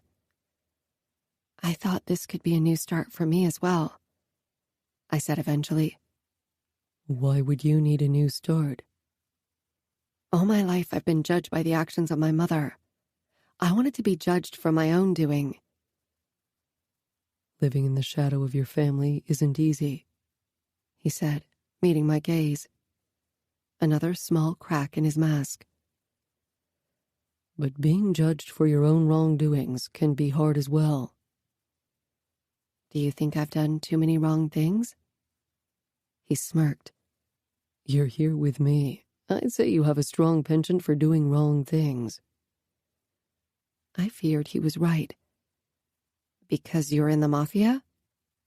Because I am part of the Camorra. I loved the way he rolled the R's when he said the word. I could almost feel the vibrations all the way in the pit of my stomach. I wondered why he insisted there was a difference between the Camorra and the Mafia. Because I am their enforcer. Enforcer? I said, furrowing my brows. I'd never heard that term before. So you're enforcing their laws? Like some kind of mob police? He chuckled. Something like that, he said. My gut tightened at the dark undercurrent in his voice. I waited for him to elaborate, but he seemed content to leave me guessing. So I decided to ask Cheryl about it later. If I had a cell phone, or if my dad had a working computer, I would have Googled the term. As it was, I needed to rely on old-fashioned channels to get information.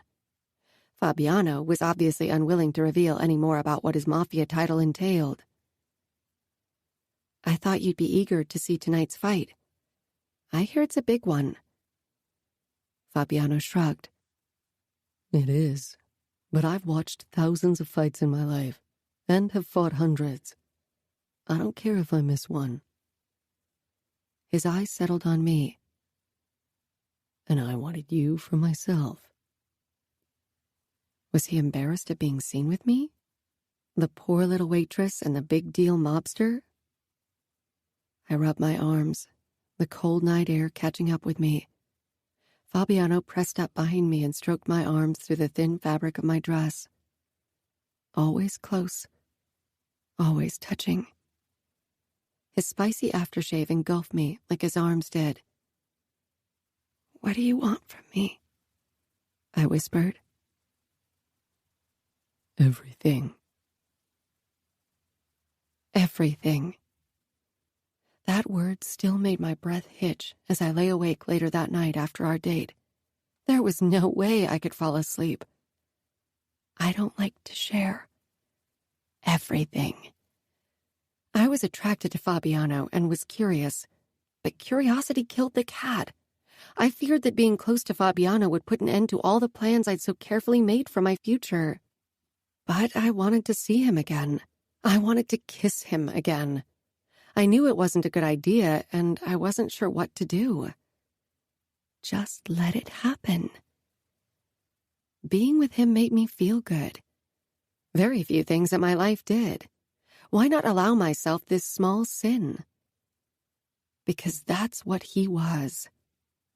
Sin.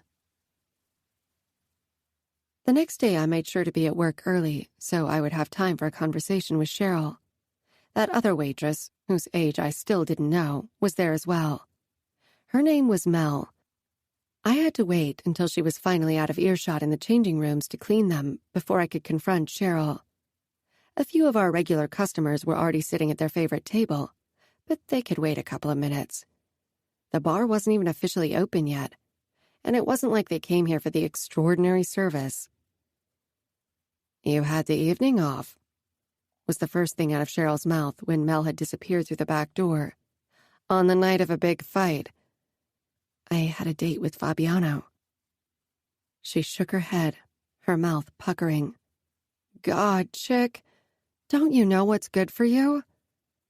"What's an enforcer?" She sighed, nodding toward the table with the early customers. "See Eddie over there?" I nodded. "His arm is in a cast because of your Fabiano. First warning, as they call it." My eyes grew wide.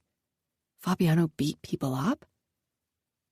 "First warning," I said carefully. "What's the second and third warning?"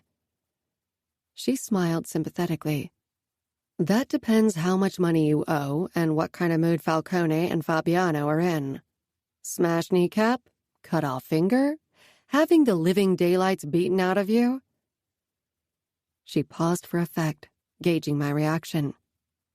Third warning will make you wish for death. And if people still don't pay? What if people weren't ever able to pay? It could happen. I lost count of the number of times my mother had been broke.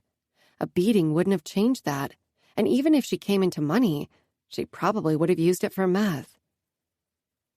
Cheryl ran a finger over her throat. I looked down at my hands clutching the bar counter. It would have been a lie if I'd said I couldn't imagine Fabiano capable of something like that.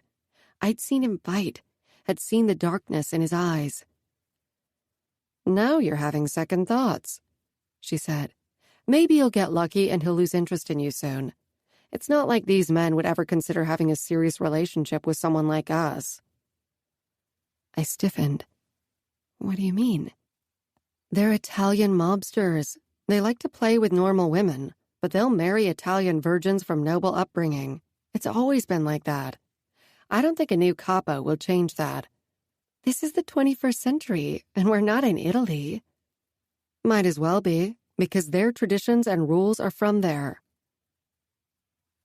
Everything. In my silly mind, I'd construed the word to mean body and mind. But now I wondered if Fabiano was on the lookout for a few nights of fun before he moved on to the next woman. This was all too much for me to handle. Fabiano being an enforcer and the Mafia with their old-fashioned rules.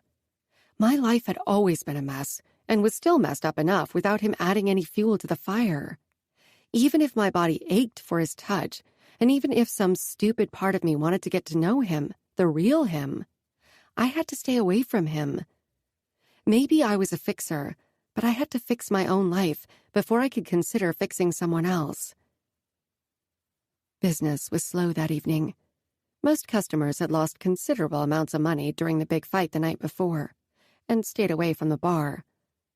I wouldn't have minded a busy day. It would have distracted me from my wandering thoughts. When I walked past a table occupied with two older men, who'd been drinking the same beer for almost an hour, I overheard a snippet of their conversation that caught my attention. Killed him. Just like that. Twisted his head, broke his neck. But the old guy knew what was coming. Shouldn't have tried to run away without paying his debt. Falcone don't like that. I always pay, even if it means no food for days. Better hungry than dead. You got it, rasped the other man before succumbing to a coughing fit. I busied myself with wiping the table next to them, hoping to find out who had broken someone's neck. The mere idea sent a shiver down my back.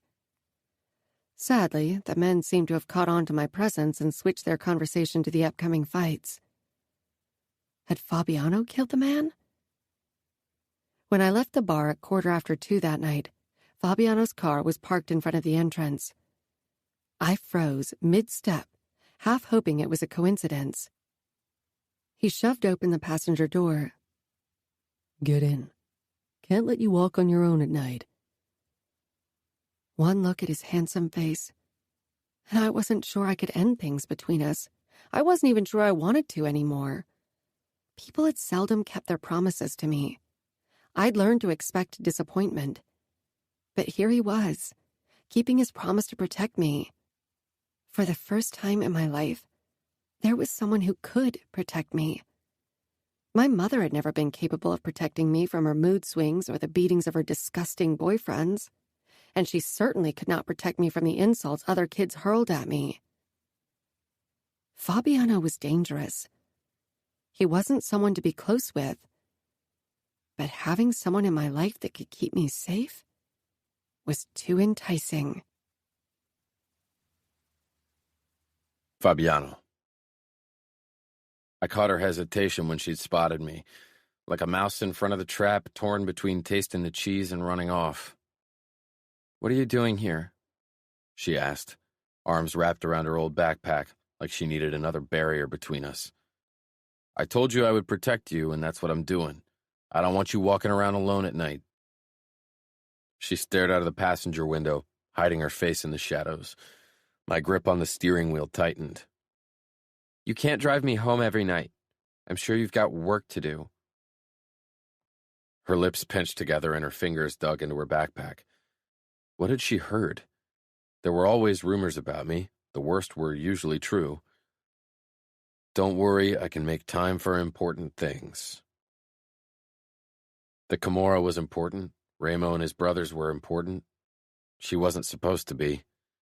She turned to me, brows furrowed. Important? Am I? She wasn't. She was... I wasn't sure what she was to me. I kept thinking about her when she wasn't around, about those damn freckles and her shy smiles, about how she was alone, had been alone even when she'd still lived with her mother. I knew what it was like to be alone while living in a house with other people. My father, his second wife, the maids. I ignored her question. If I'm not in the parking lot after work, then wait in the bar for me until I pick you up. I'm not in kindergarten. I don't need someone to pick me up. Not even you, Fabiano. There's no reason for you to do this. I can protect myself. I pulled up to her street. Once I'd shut off the engine, I turned to face her. How? I just can, she said defensively. I nodded toward her backpack. With what's in there? How do you... Her eyes widened a fraction before she caught herself. It's my problem, isn't it? It was before. Now it's mine. I don't like the idea of someone getting their filthy hands on you. She shook her head. We're not together, are we? I can't see how it's your business. I leaned over the console, but she backed up against the passenger door. So that's how it was going to be? The kiss we shared means it is my business. We won't kiss again, she said firmly, determined. I smirked. We'll see. I knew she was attracted to me. I'd sensed how strongly the kiss had affected her, how her eyes had dilated with lust. Perhaps her mind was telling her to stay away, but her body wanted to get much closer. I would make her give in to that desire. Even now, as I leaned close to her, I could see the conflict in her body language, the way her eyes darted to my lips and her fingers clutched her backpack at the same time. You can't force me, she said, then bit her lip, reconsidering. I could, I said with a shrug, leaning back in my seat to give her space. But I won't. There was no fun in using my power to get what I wanted, not with Leona. I wanted to conquer her. I wanted many things. She gripped the door handle, but I put a hand down on her knee. She shivered under my touch but didn't pull away. Her skin was warm and soft, and I had to suppress the urge to trail my hand up under her skirt and between her legs. What do you have to defend yourself with? She hesitated. Believe me, Leona, it doesn't matter if it's a knife, gun, or taser. Against me, it won't do any good. A butterfly knife? I'd have guessed taser. Women usually preferred them or pepper spray because it was less personal than having to ram a blade into someone's flesh. Have you ever used it? You mean on someone? Of course. I don't care if you can make a sandwich with it.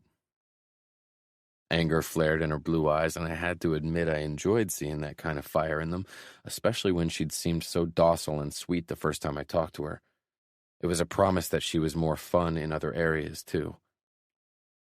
Of course not. Unlike you and your mob friends, I don't enjoy killing people. Friends? The mob wasn't about friendship. It was about dedication and loyalty. It was about honor and commitment. I didn't have friends. Ramo and his brothers were the closest thing to friends I had, but what connected us was stronger. They were family, my chosen family. I didn't bother explaining all this to Leona. She wouldn't have understood. From an outsider's perspective, this world wasn't easy to understand. You don't have to enjoy killing to be good at it, but I doubt that you'll ever get the chance to kill someone. You'd be disarmed in no time and probably get a taste of your own blade. You have to learn how to handle a knife, how to hold it, and where to aim. You didn't deny it, she whispered. Deny what? That you've killed people. That you enjoyed it. I didn't tell her that with some people there had been quite a bit of joy when I ended their fucking lives, and I knew that killing my father one day would outshine every other kill so far. Leona looked honestly puzzled by my reaction. Had she still not grasped the concept of being a made man? Instead of replying, I tapped the tattoo on my forearm. She reached out, fingertips gracing the black lines. Her touch was always so careful. I had never been touched like that by a woman. They usually raked their fake fingernails over my back, clutching and stroking. Nothing careful about these encounters. I enjoyed it, but this I enjoyed more. Could you get it removed? Could you stop being what you are? I didn't know any other life. The few days when I hadn't been part of the outfit and not yet part of the Camorra, before I'd found Ramo, or rather before he'd found me, I had been like driftwood caught up in the tide, no destination of my journey. Those days that had felt like eternity. I'd been adrift. I could, but I won't. Ramo, of course, wouldn't allow me to quit. This wasn't a fucking job where you could give 2 weeks' notice. This was for life. You said it. It's who I am. She nodded. Perhaps it had finally sunk in. I'll teach you how to use that knife and how to defend yourself. She looked tired, which was probably why she didn't try to argue, even though I could tell that she wanted to. She opened the door and got out, but turned to me. Sleep tight, Fabiano, if your conscience lets you. She closed the door and headed toward the apartment building. When I'd started my induction process in the outfit, I'd felt guilt over what I'd seen others doing. And even later, when I first started to fight at Ramo's side, I felt bad for some of the things I'd done. But now, not anymore. After being an enforcer for years, I didn't feel anything anymore. No regret or guilt. People knew what they were getting into when they owed us money. No one got into this without a fault of their own, and most of these guys would sell their own mother if it meant money to gamble or bet or buy shit. I'd never had to kill an innocent person. There were no innocents that frequented our bars and casinos. They were lost souls, stupid fuckers who lost their family home because they spent their nights gambling. Leona was innocent. Despair had driven her to work at Rogers Arena. I hoped she'd never get caught in the crossfire. I didn't like the idea of having to hurt her. Chapter 10. Leona. I had endured many sleepless nights because of the noise coming from my mother's room, either because she was at it with a John or because she was having a drug-induced fit. Now it was the noise in my head that kept me awake. Fabiano's blue eyes flashed before me, cold and calculating, attentive and alert. Seldom anything else, except for when we'd kissed. There had been a warmer emotion in them then, perhaps only desire or lust, but I wanted to think it could have been something else. I pressed my palms against my face. Stop it. I needed to stop imagining there was something in him. I needed to stop wanting his touch when the same hands did horrible things to others. Things I couldn't even imagine. Things I didn't even want to know. There was a sick fascination I couldn't deny or suppress. The Mafia had always been something mysterious. I thought it only existed in the movies, but this was real life, not a Hollywood movie with a happy ending. In real life, mobsters weren't misunderstood anti-heroes. They were the bad guys, the ones you didn't want to encounter. Bad. It was such a difficult term to quantify. What was bad? I was trying to sugarcoat this whole situation, something I had a lot of practice doing. I twisted and turned until I eventually sat up on my mattress and reached for my backpack in the dark. I shoved my hand in the bag and found my knife. I yanked it out and pressed the button that made the blade shoot out with a soft click. The steel of the blade gleamed in the dim moonlight, streaming in through the dust-covered windows. I'd never used it, well, not really. I'd pointed it at someone once, the same guy I'd stolen it from. He was one of my mother's Johns, the worst kind. The kind that liked to beat and insult women like my mother. The kind that enjoyed making them feel even more like crap than they already did. The kind that liked to haggle over the price after the deed was done, and often refused to pay. If my mother hadn't been desperate, she probably wouldn't have done him more than once. Not after he barely paid her for sucking his disgusting dick and doing other sick things. I had been locked in my room when I heard them argue. Despite my mother's warnings to keep my room locked at all times when she had clients, the fight had drawn me out. His trousers were on the couch, so I decided to check them for money. Instead, I'd found the knife. I'd hid it behind my back when he and my mother stormed out of her bedroom. Mom had been half naked, and he was wearing only his socks and underpants. "You're not worth $30. You asshole. I let you come in my mouth without a condom. As if your dirty mouth is worth anything." He stopped when he spotted me, a sick grin curling his lips. "For her, I'd pay 30. I was only 15. He'd taken a step in my direction, and my mother's gaze had darted from him to me. Her eyes had been hazy and unfocused. She'd needed a fix. I jerked the knife forward and released the blade. "That little shit stole my knife," he'd snarled. "Don't move, or I'll stab you." I'd wanted to, and I probably would have without remorse, if my mother hadn't started pummeling him with her fists, shrieking, "Get out! Get out, you sick fuck! Get away from us!" He'd left without his pants, muttering curses and leaving us with $60 and a knife. I moved the knife from side to side, considering it in the moonlight. I knew I was capable of using it, if need be. I wasn't as innocent as Fabiano thought I was. I knew there were people out there who deserved to die. I slid the blade back in place and shoved it under my pillow. Fabiano called to a side of me I didn't like, a side that had survived under the harsh years of growing up with a whore for a mother and a gambling addict father. Maybe that was why Fabiano's closeness scared me. I worried he'd bring out my dark parts. I was my parents' daughter, after all, and they both were not good people. I went out of my way to be nice and not to suspect the worst in people. Over the years, I'd learned to smile, even when it was difficult. I wasn't sure where this thing between Fabiano and me was going, but fighting it cost too much energy and headspace, both of which I needed if I wanted to build a new life. If I kept my focus on working and finding a new job, I'd be leaving Vegas in a couple of months, and then Fabiano would be a thing of the past. The banging on the door startled me. I looked around with bleary eyes. The sun was low in the sky. As the door swung open, Dad stumbled into my room. I sat up sleepily. "What's wrong? What time is it?" "You need to give me some money. I know you must have gotten paid for working this week." I had gotten money, but apart from getting us food, I set the rest aside to finally buy another dress. I rubbed my eyes, trying to get rid of the brain fog. "I thought you were working." He didn't say anything for a while. "They fired me." "Before I came here?" He sighed, nodding. So he'd lied to me. "Leona, I really need that money." "Who is it you owe money to?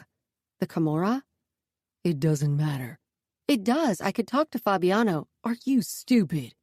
Just because he's fucking you doesn't mean he's going to listen to anything you say." I screwed my lips shut, suddenly wide awake. Had he really said that? "Don't give me that look. People are talking. You've been seen riding around in his car. They call you his whore." My stomach tightened. I'd fought so hard so that label would never be put on me. And now, far away from my mother in Las Vegas, people actually called me a whore. "That's none of your business," I gritted out, anger filling my veins. I didn't want to lash out at him, even if he deserved it for lying to me. "I don't have money for you." "I'll let you live here, and this is what I get for it." He was drunk. It was becoming more and more obvious. "I pay for our food. I clean the apartment, and you already took money from me." Even though he'd hurt me with his insults, I still felt guilty for refusing him. Without a word, he barged in and grabbed my backpack.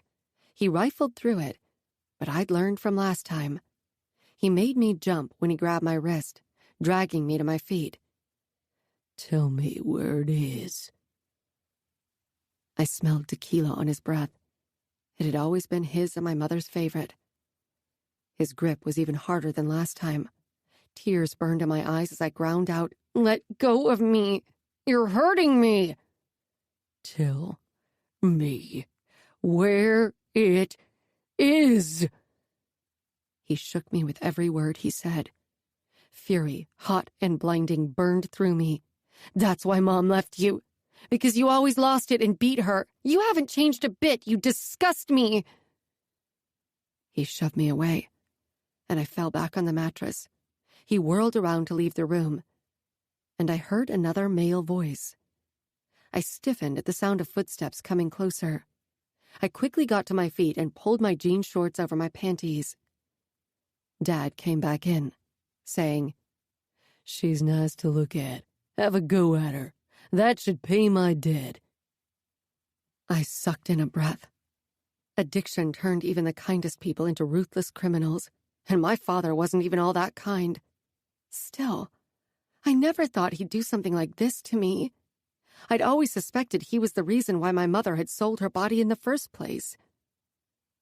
Dad pointed in my direction. A man with dark hair with gray streaks came into my room. He seemed distantly familiar. One glance at his forearm showed me that he was part of the Camorra. My chest constricted with terror. I squared my shoulders, my eyes darting to my backpack that was on the ground between them and me. I wished Fabiano was here, and that realization scared me shitless. The dark eyes of the man scanned my face. Then he shook his head. No can do. Greg, she belongs to Scuderi. What? I stopped myself from contradicting him. If being Fabiano's meant I was safe from my father selling me off like cattle, then I would gladly be his, for the time being. Dad sputtered and opened his mouth to argue, but the mobster turned on him and smashed his fist into Dad's face. Blood shot out of his nose and he dropped to his knees. Soto! Dad gasped. Soto hit him again and again. I jumped over the mattress and grabbed the man's arm, trying to pull him off my father. Maybe Dad deserved it, but I couldn't bear seeing it. I couldn't stand back and watch him be beaten to death. Soto pushed me aside, so I stumbled backwards and landed with my butt on the mattress. He finally let up. 2 hours, he told Dad. Then I'll be back. No, wait, I called when he was halfway out the door. Dad sat with his head between his knees, blood dripping onto the floor from his nose and lip. I went over to the moving boxes stacked up against the wall and reached behind the one on the ground, pulling out all my money. $200. I handed it to Soto. He counted the money without a word. He gave a nod and just disappeared. How much did you owe him? I asked. $150. Dad rasped. But he took $200. That's for the trouble of paying me a visit, Dad said bitterly. He pushed himself to his feet, one bloody palm against the wall. If you'd given me the money right away, this wouldn't have happened. This is your fault. He stumbled out of my room, leaving only the bloody imprint of his palm on the gray wall. I sank down on the mattress, completely drained of my money and fight. Fabiano. I kicked the heavy bag again. I really needed another fight, and soon. Soto strode through the training hall toward me. His expression was a bit too triumphant for my taste. That was never a good thing with the idiot. Hall offered me his daughter as a way to pay off his debt, Soto said, stopping beside me. Hall? I asked. The name was ringing a bell somewhere. He wasn't someone who owed us big money, or else I'd have to take care of him. Not important. Leona Hall. He didn't get the chance to say another word. I thrust him against the wall and dug my elbow into his throat. His face turned red, then purple, before I eased up slightly. If you touched as much as a hair on her body, I'll rip you to shreds. He coughed, glaring daggers at me. What the fuck? I didn't do anything! Ramos strode in, glancing between me and Soto. I released Soto and took a step back. He rubbed his throat. Next time I won't tell you shit about that girl of yours. He reached into his pocket and tossed a heap of bills to the ground. There, that's what she gave me. With a nod toward Ramo, he staggered off. Ramo perched on the edge of the boxing ring, elbows on his thighs, dark eyes watchful. What was that about? Nothing important. Ramo tilted his head to the side, studying me. I hated when he did that. I don't suppose it had something to do with that girl of yours. How long had he been listening to the conversation? Damn it. I don't like sharing my spoils, I said angrily. Who does? Ramos said. If she gets your blood pumping like that, perhaps I should have given her a try before I allowed you to claim her for yourself. My blood boiled, but I kept my mask of indifference in place. Ramo was baiting me. He would never take a woman from me, nor I from him. That would be the ultimate betrayal. You missed a spectacular fight. Savio destroyed his opponent. Good for him. People will stop thinking you favor him because he's your brother. They'll see he can handle himself. Ramo nodded. You've worked with him a lot. Glad that he didn't press the matter with Leona. We went on to discuss the upcoming fights as well as Ramo's plans for an expansion of the illegal races. But my mind kept returning to what Soto had said. I needed to have a word with Leona's father. He reminded me of my own bastard of a father, who would have sold me off too if it had meant gaining an advantage. After all, he'd basically sold off my sisters to their husbands. Long buried anger resurfaced, catching me off guard. After I left the abandoned casino, I went to Leona's apartment, but nobody was home. I had never dealt with her father. After questioning a few of my contacts, I found out where he usually spent his day losing money and drinking himself into a stupor. It was one of the smaller and definitely dingier casinos we owned. The navy blue carpet had faded to a worn slate blue in many places, and the cigarette burns and unidentifiable stains just added to the overall filth of the joint. I let my gaze stray through the long room with a low ceiling that was filled with slot machines, as well as machines for blackjack, poker, and roulette. This place wasn't profitable enough to invest in actual roulette or poker tables. The guys frequenting this casino didn't have high standards. Savio's fight, as well as the latest street race, was shown on the television screens in the back. I had to admit that Savio had shaped up nicely. At only 16, he had taken out a much older and more experienced opponent. Arrogant as he was, he didn't shy away from hard work. Dick, the casino manager, rushed toward me the moment he noticed me. I hadn't been here before. This was usually a casino one of the low soldiers handled if there was a problem. Mr. Scuderi, he said with a small tilt of his head. What can I do for you? That name always reminded me of my father. Being compared to him was the last thing I wanted. My mood faltered, but I kept my anger in check. Dick wasn't the target of my anger. You can tell me where Greg Hall is, I said. He didn't ask why, just pointed to the far right. Leona's father was sitting at a blackjack machine. He'd just forced his daughter to pay his debts, and he was already gambling away money he probably borrowed from one of our loan sharks. If I killed him now, I'd be doing Leona a favor, but she probably wouldn't see it that way. I tilted my head in acknowledgement, leaving him standing there as I made my way toward the despicable coward. I was still a few steps away when Leona's father spotted me. He dropped the plastic cup holding chips and leapt off the stool, making a beeline for the exit. I gave a sign to the security guard at the door, who body-checked Hall. I wasn't going to run after that fucker. He wasn't worth that much effort. Hall tried to get back to his feet, but the guard shoved him back down and kept him in place until I arrived. I'll take it from here, I told him, grabbing Hall's shirt collar and dragging him outside toward the parking lot, around the corner to where the dumpsters were. He was making choked sounds, which I enjoyed very fucking much.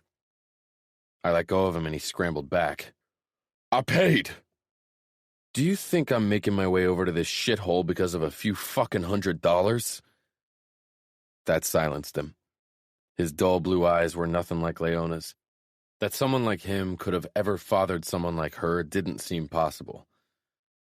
And your debt isn't settled. Soto may have accepted your daughter's money, but I won't. That money, you owe it to me now, and I won't be very patient with you. But, he sputtered. But? I snarled and punched him hard in the stomach. How dare you try to sell off something that's mine? Hall's eyes were wide like saucers. Your daughter, she belongs to me. You think you can offer her to other men? He shook his head. It was a misunderstanding. I didn't know she was yours. My lip curled in disgust at his fucking cowardice. I grabbed him and rolled him over so he was sprawled out on his stomach. I lifted his sweaty shirt and pulled my knife from the sheath at my leg. He began fighting against my hold, but I didn't ease up. I dug the tip of the knife into his skin until blood welled to the surface. A fucking marvelous sight. He screamed like a little girl as I cut a C into his skin. C stands for coward. Next time I'll finish the word. Got it? He nodded weakly against the asphalt, panting. I pushed to my feet. He'd pissed his fucking pants. Fucking waste of air and space. With one last glance at the pathetic man on the ground, I got into my car. I needed to see Leona. Chapter 11. Leona. Despite my lack of sleep after my father's rude awakening, I was brimming with energy all day. My pulse still thumped with anger and disappointment over what had happened.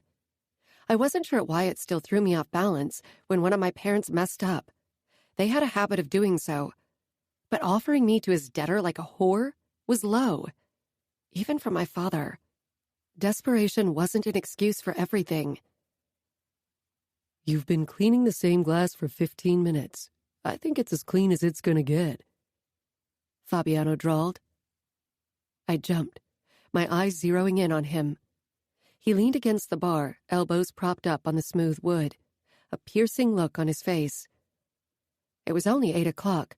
I still had almost 6 hours of work ahead of me. What was he doing here now?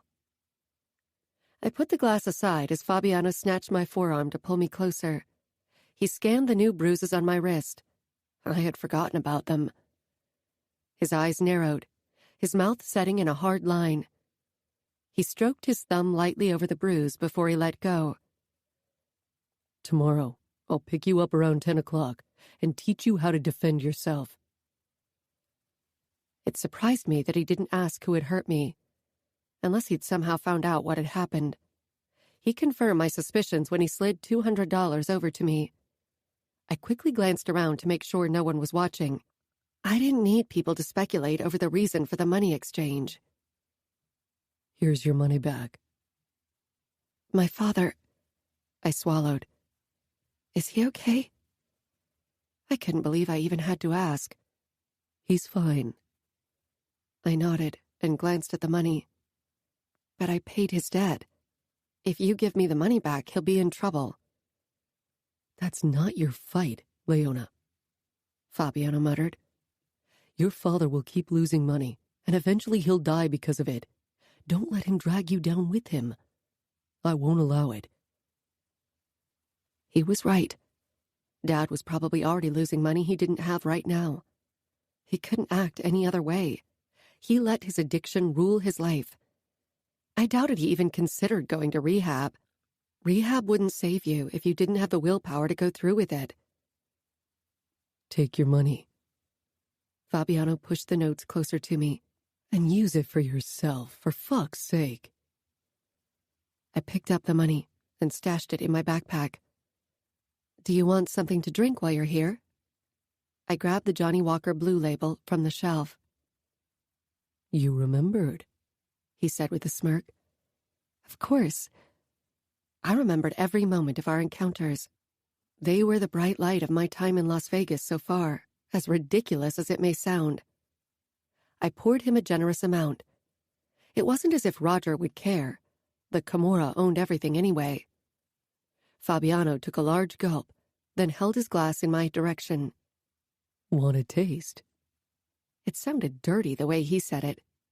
No, I don't drink. Ever. He nodded, as if he understood. Then he downed the rest of his scotch and pushed back from the bar. I still need to do some business. See you in a few hours. He really intended to drive me home every night. I watched his broad back as he made his way through the hall, his gait elegant and lithe, like that of a predator.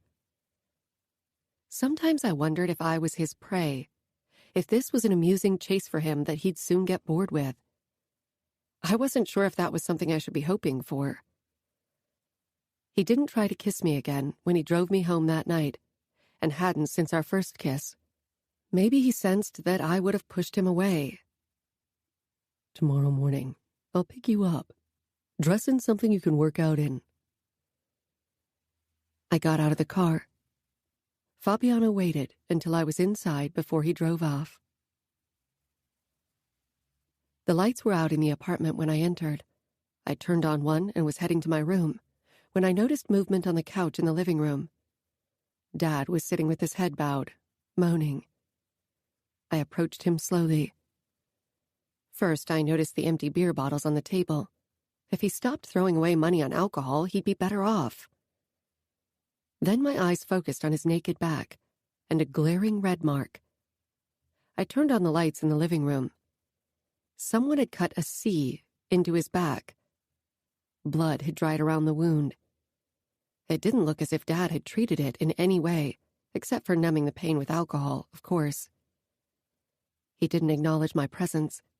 He kept his face buried in his palms and let out a low moan. "Dad?" He grunted. Who did this? But I knew the answer. Dad didn't reply. He was probably too drunk, considering the number of empty bottles that littered the ground. I turned and headed for the bathroom to grab a washcloth. I soaked it with cold water, then searched the cabinets for something to put on the wound. Except for expired Tylenol and a few dirty Band-Aids, the shelves were bare. I returned to the living room and touched Dad's shoulder to alert him of my presence. "I'm going to clean up your wound," I warned him. When he didn't react, I gently pressed the cold washcloth to the cut. He hissed and lashed out at me.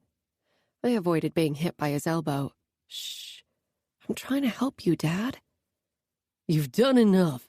Leave me alone. His bloodshot eyes flashed with anger when he looked up at me. "You should go to a doctor," I said quietly, then put the wet washcloth down on the table in front of him, in case he decided to clean his wound on his own.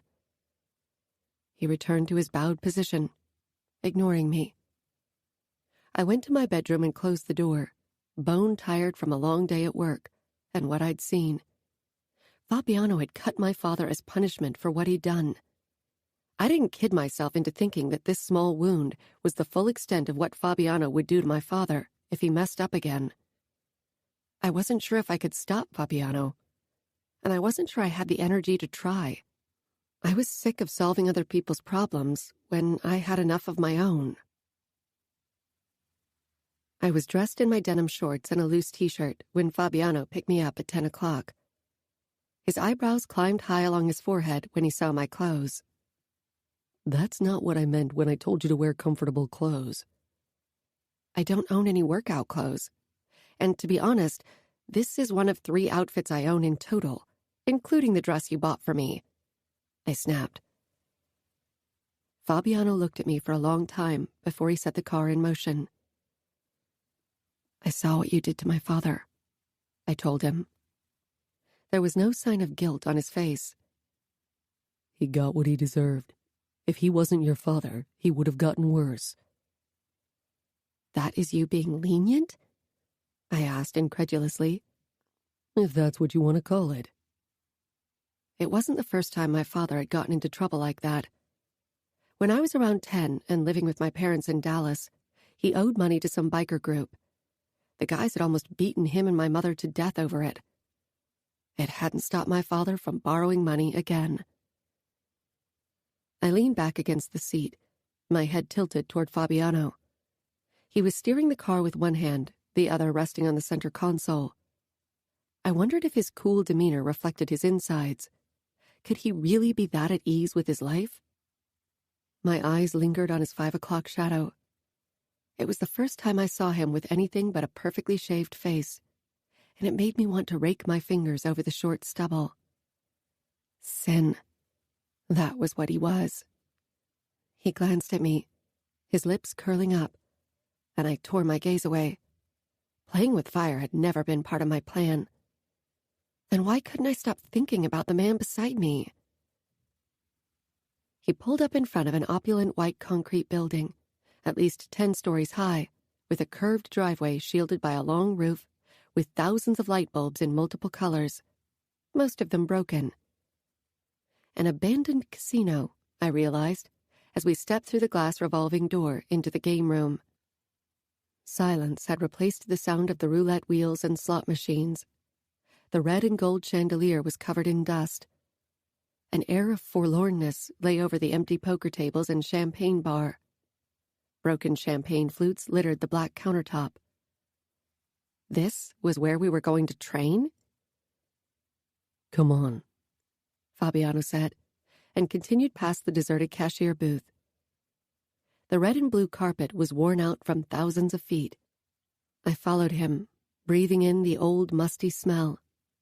Fabiano wasn't impressed with our surroundings. He was in his zone. I could already see a change in his demeanor, as if he was eager for the fight.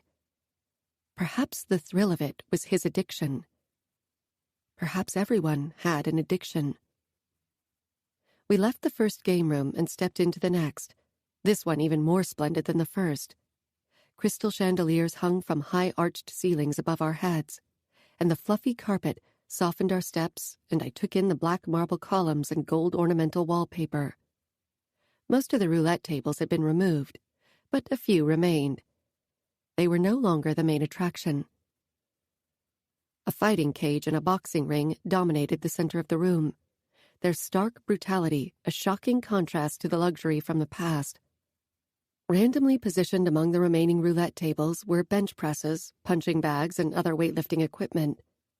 Heavy burgundy drapes covered the shell-shaped windows. The sun shone brightly through the gap between them. Fabiano flipped a switch, and the chandeliers cast us in their splintered golden glow. This wasn't what I'd expected. So, this is where you come to fight? Fabiano smirked. This is where I come to train, and occasionally fight, yes. Is it always this empty? Depends. It's mainly for my boss, his brothers, and me. Few other people ever come here. And I'm allowed here? I asked. He didn't say anything, only led me to a dark mahogany door, then along a hallway with peeling paint and torn carpet, around a corner and through another door. Suddenly, we were in a pool area. This room had been renovated recently. I didn't get the chance to register more than the large swimming pool made from stainless steel and the jacuzzi sitting on an elevated platform to the right. We need to find you some decent training shorts, Fabiano said, as he pulled me into the adjoining locker room. It was functional, like the pool area, nothing fancy or splendid. Why this place? Fabiano shrugged as he rummaged in a basket with clothes. Remo wanted it, so he got it. But isn't it expensive to keep the place from falling apart? It's a huge building. Parts of it are falling apart, yes, but it costs us more money than a standard gym would. Still, what's life without the occasional irrational decision? His blue eyes held mine, and the nerves I'd managed to calm returned full force. Fabiano yanked red shorts out of the basket. The youngest brother of my capo uses these. Maybe they will fit you. I took them from him. Capo? I asked curiously. I had heard the term, of course, but Fabiano had said it with so much respect it surprised me. Remo Falcone. He's my capo. My boss, if you will. You think highly of him? He nodded once. Of course. I had a feeling he wasn't just saying it because he had to. Cheryl had sounded terrified when she'd uttered Falcone's name, but there was no fear in Fabiano's voice. We didn't come here to chit-chat, remember? He said with a grin. Now, let's get changed. Without warning, he unbuckled his belt. I turned around with a surprised gasp. You could have warned me. I could have, but I didn't want to. I intend for you to see much more of me.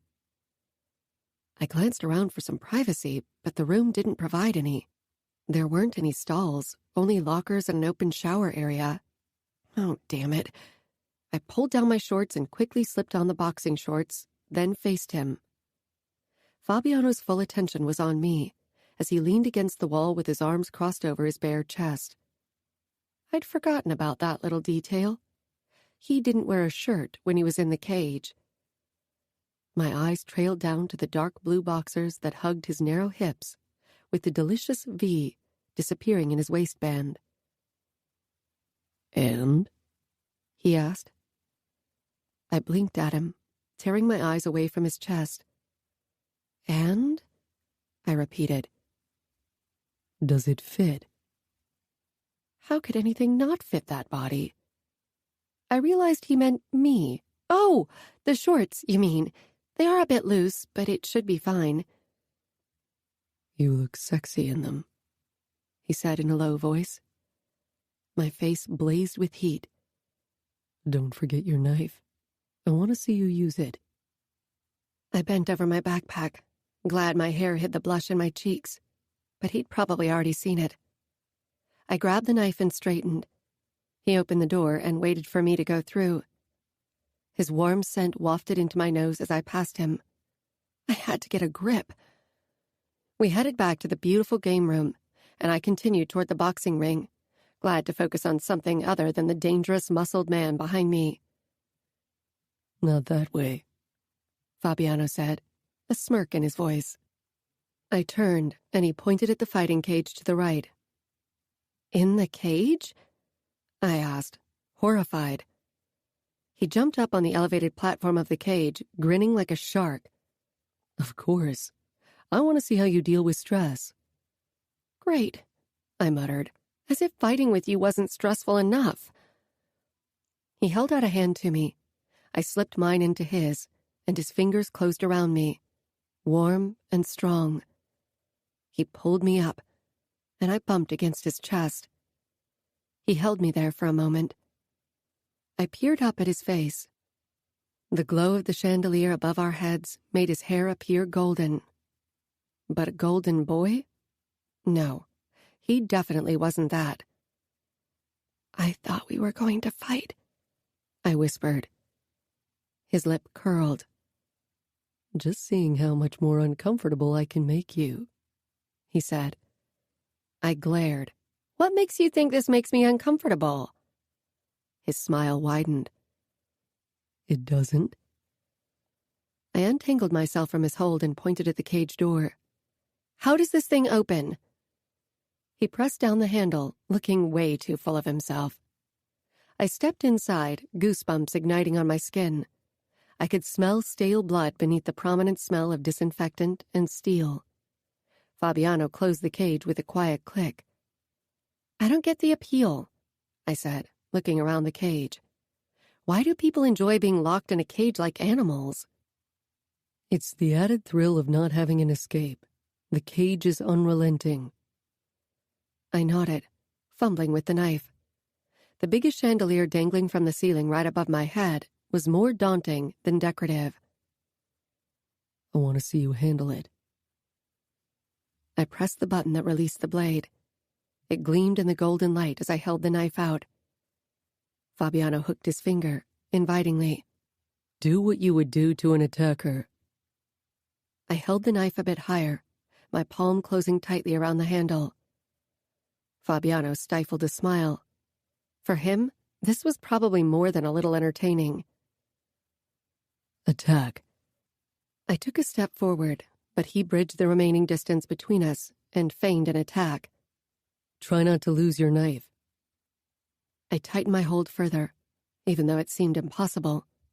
Before I knew it, Fabiano was there in front of me, tall and imposing, and muscled, and so at ease with what he was doing. With painful pressure to my wrist, the knife clattered to the ground. I reached for it, but Fabiano was quicker. He twisted the knife in his hand, admiring the blade. I glared. "It's not fair. You're much stronger and more experienced." I rubbed my wrist. I hadn't even seen what Fabiano had done. Fabiano shook his head. "Life isn't fair, Leona. You should know. Your attacker won't be a 100-pound female with delicate feelings. It'll be a 200-pound fucker who likes to hurt females with delicate feelings." He towered over me again, and I wanted to kiss him, not fight him. "That knife," he said in a low, threatening voice as he held out the blade between us. "It can be your salvation, or your downfall." He gripped my arm and whirled me around. My back collided with his chest as he pressed me against him. I was frozen with shock. He touched the tip of the blade to the skin between my breasts, then slowly trailed it down to my stomach. The pressure wasn't enough to leave a mark, but my stomach turned at the thought of how it would feel if it were. "This knife can give your opponent another advantage over you. If you can't handle the knife, you shouldn't use it." He let go of me, and I staggered forward, out of his embrace. My heart pounded in my chest as I looked down at myself. I could still feel the steel on my skin. I closed my eyes, trying to stop my rising panic and arousal. Fabiano was right. If my attacker got hold of my knife, they'd use it against me. The knife had given me a sense of security, but now even that was gone. I faced Fabiano, who was watching me intently. He held the knife out to me, and I approached him slowly and took it. "Cut me," he said. "Excuse me?" "Cut me. I want to see if you have what it takes to hurt someone. Cut me." I shook my head, taking a step back. "I won't. This is stupid." Fabiano shook his head in obvious annoyance, snatching the knife from my grip. His eyes held mine as he pressed the blade against his palm and slashed. I staggered back, not from the sight of blood, but from his actions. He dropped the knife to the ground. Blood dripped down onto the gray flooring. He squeezed his bleeding hand into a fist, more blood coating his knuckles. "I can see that you're scared. Fear is never a good companion in a fight," Fabiano said, looking completely at ease in the fighting cage. No sign of pain either. This was familiar ground for him, a place he felt at home in. For me, the cage seemed to tower over me menacingly. Even its luxurious surroundings couldn't change that. And it wasn't really helping that I was supposed to fight Fabiano. With his rock-hard stomach, muscled arms, and keen eyes, he already looked like a fighter. I'd seen him fight. There was nothing I could compare it to. His speed, his strength, his determination. I, however, felt out of place. Fabiano opened his arms, palms outward. My eyes lingered on the gash in his palm. "Hit me. That's something you can do, right?" I took a step toward him. "Curl your hands into fists. Don't even think about hitting me with your open palm. You're not swatting a fly." He was making fun of me. I clenched my fists just as he ordered and took another step toward him. I wasn't even sure where to hit him. He took a sudden step toward me, startling me, and I backed off. "Hit me," he ordered again. I propelled my fist forward and rammed it into his stomach. A second before impact, his six-pack became an eight-pack as he tightened his muscles. My knuckles collided with his hard stomach, and I winced, pulling back immediately. "Was that your hardest hit?" he asked. I frowned. Yes. Was it that bad? His expression gave me an unmistakable answer. "Kick me as hard as you can and aim as high as possible." Hitting had already felt strange, but kicking someone was completely out of my comfort zone. I swung my leg and landed a kick against his ribs. He shook his head. I might as well have batted at him with a feather boa. That's not good. I'm not even moving, and your aim and force are already bad. Did he have anything nice to say? I was starting to get annoyed. He got into a fighting stance and turned away from me. Then he did a high kick against the cage. The crash made me jump, and the ground vibrated under my bare feet from the force of Fabiano's kick. It was still hard to believe how high he could raise his leg, and how hard he could kick with it. My leg would have fallen off if I tried to get it that high. Perhaps you don't have the right incentive. Most women only ever dare to hit hard when they're cornered. Let's pretend I'm attacking you. The thought both thrilled and terrified me. I nodded, trying to look like I was ready for this. His blue eyes slid over my body. Do what you must to escape my grip. Hurt me. As if there was the slightest chance that I could. Without warning, he lunged forward, grabbed my shoulders, and pressed me up against the cage. Caught between the cold metal and his warm, muscled chest, there was no way I could hit him. I twisted, but his hold on me didn't waver. Fight, Leona. Imagine I was out to hurt you, to rape you, to kill you, he said in a dark whisper that raised the hairs on my neck. I tried to push away from the cage again, but there was no way Fabiano was budging. He was as unmovable as the steel of the cage. You need to do better than that, he murmured against my ear before he licked a trickle of sweat from my throat. It sent a tingle down my spine. Without warning, he released me, and I quickly faced him, hoping he couldn't see what the gesture had done to my body. He pushed his hair back, a self-satisfied smile on his face. Brace yourself. I expect you to do better this time. I was on the verge of protesting when he jumped forward. Before I knew what was happening, he kicked my legs out under me.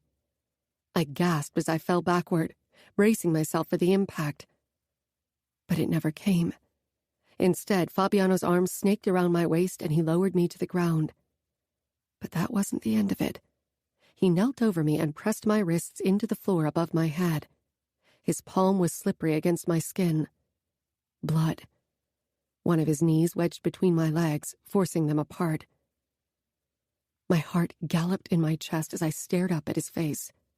Was this still a game? He looked so focused and eager. But then a slow smile spread across his face and breathing became easier. I hope this wasn't you really trying, he said.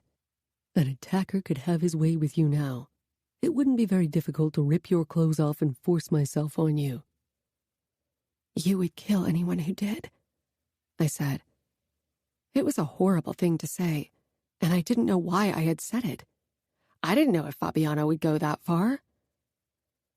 He lowered himself completely on top of me, and somehow his warm weight felt perfect. You think? He murmured. Why would I do such a thing? His eyes immobilized me. I swallowed, unable to say anything. Suddenly I felt foolishly daring. Because you don't like to share. Possessiveness filled his face. He bucked his hips against my crotch, and my eyes shot open at his hardness against me. Heat flooded me. I should have pushed him away, but I was too surprised and fascinated. He bent down and licked my collarbone. I want nothing more than to fuck you right here, in the middle of this cage. My muscles tensed. This was too fast. I still wasn't sure if I could keep this thing going between us, and I definitely didn't want to be fucked in a cage like an animal, even if a tiny part of my body disagreed. I didn't get the chance to push him away, though, because he shoved himself off the ground and landed on his feet in one graceful move. Fabiano. I crouched in front of her, taking in the sight of her widened eyes and disheveled locks. She propped herself up on her elbows, but made no move to stand. Her eyes went to my boxers before she quickly looked away. I knew she'd be blushing if her face weren't already red from exertion. A thrill went through me, as it always did when her innocence shone through. I straightened, and slowly she stumbled to her feet. She was a horrible fighter. It wasn't in her nature to hurt people. Perhaps I could have pushed her into hitting harder if I'd actually hurt her. Pain was a strong catalyst, but hurting her wasn't something I had in mind. I wanted to make her scream, but not from agony. She balled her hands into fists. Her wrists were covered in bloody fingerprints, but the gash in my palm was only a dull throb. "Are we going to try again?" I smirked. She was trying to escape the situation.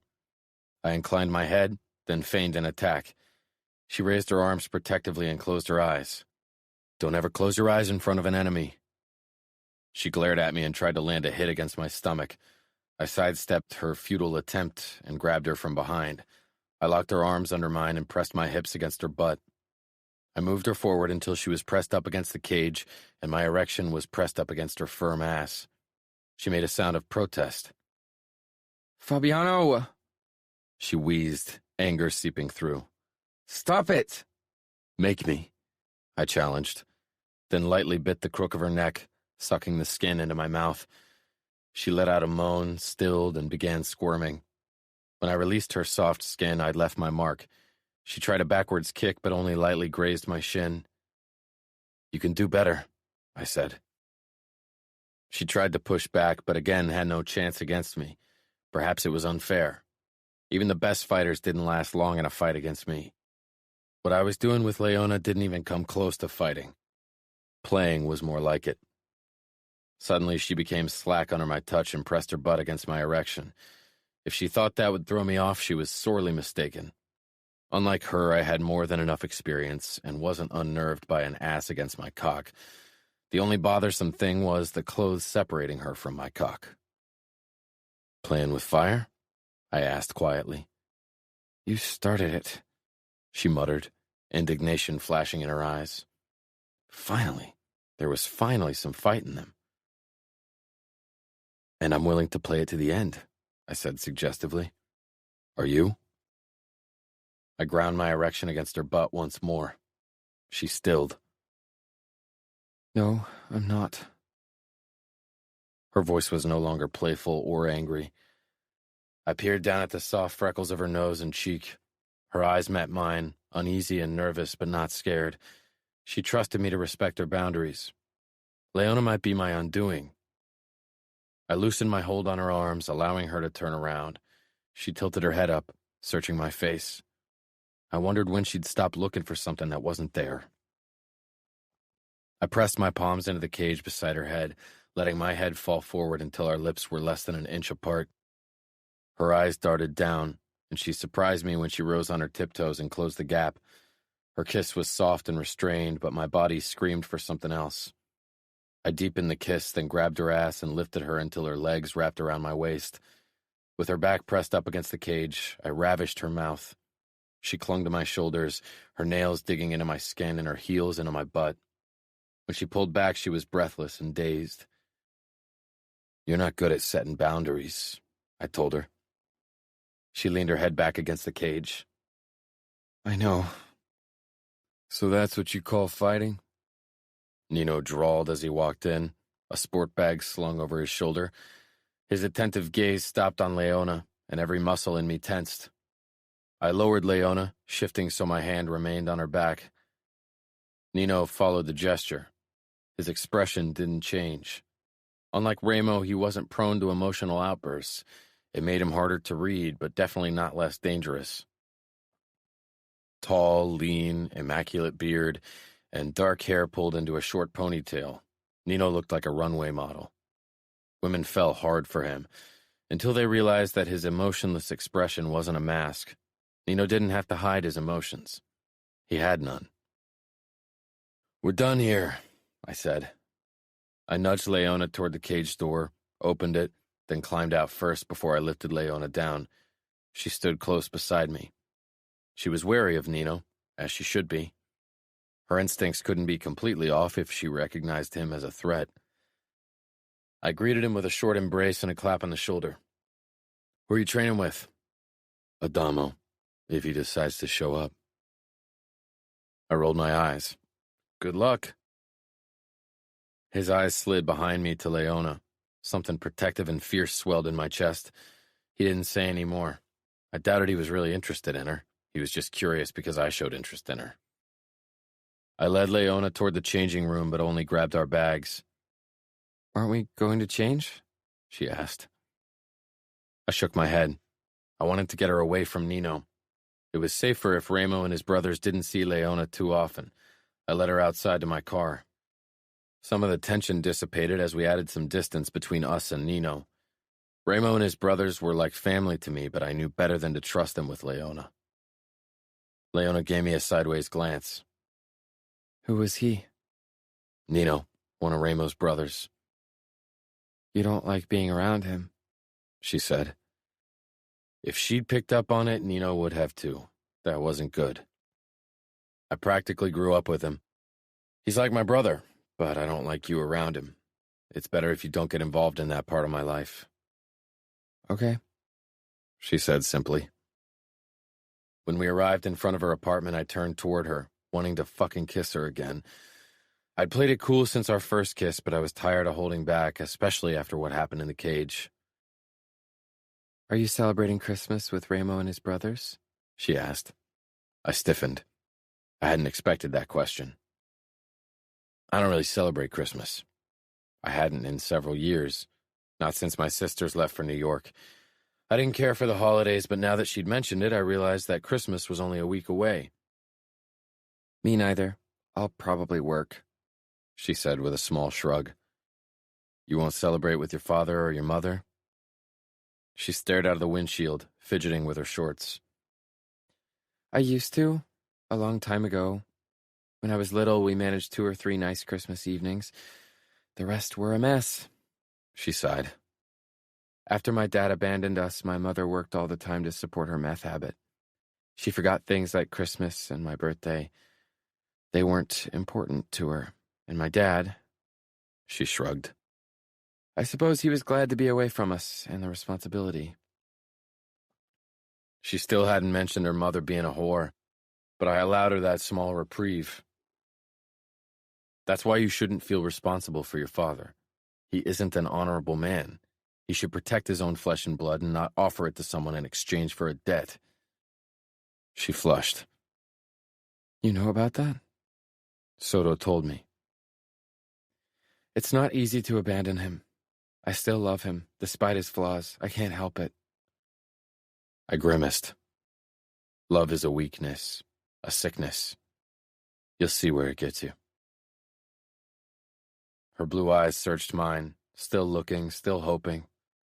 You can't mean that. Love is what makes us human, what makes life worth living. Love is unconditional.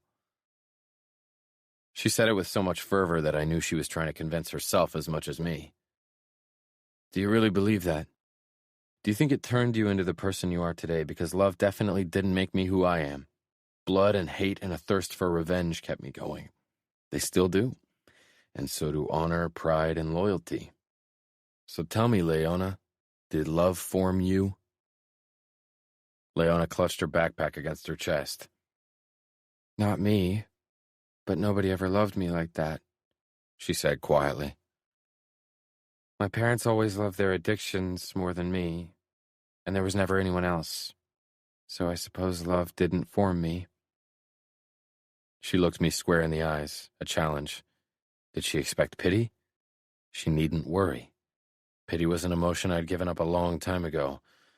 I was furious on her behalf. Then what did? I asked. Chapter 12. Leona. Then what did? That question threatened to unravel me. I don't know, I admitted. I looked down at the scars on Fabiano's chest, at the tattoo on his wrist, appraised the confident way he held himself. Pride and honor. He oozed it.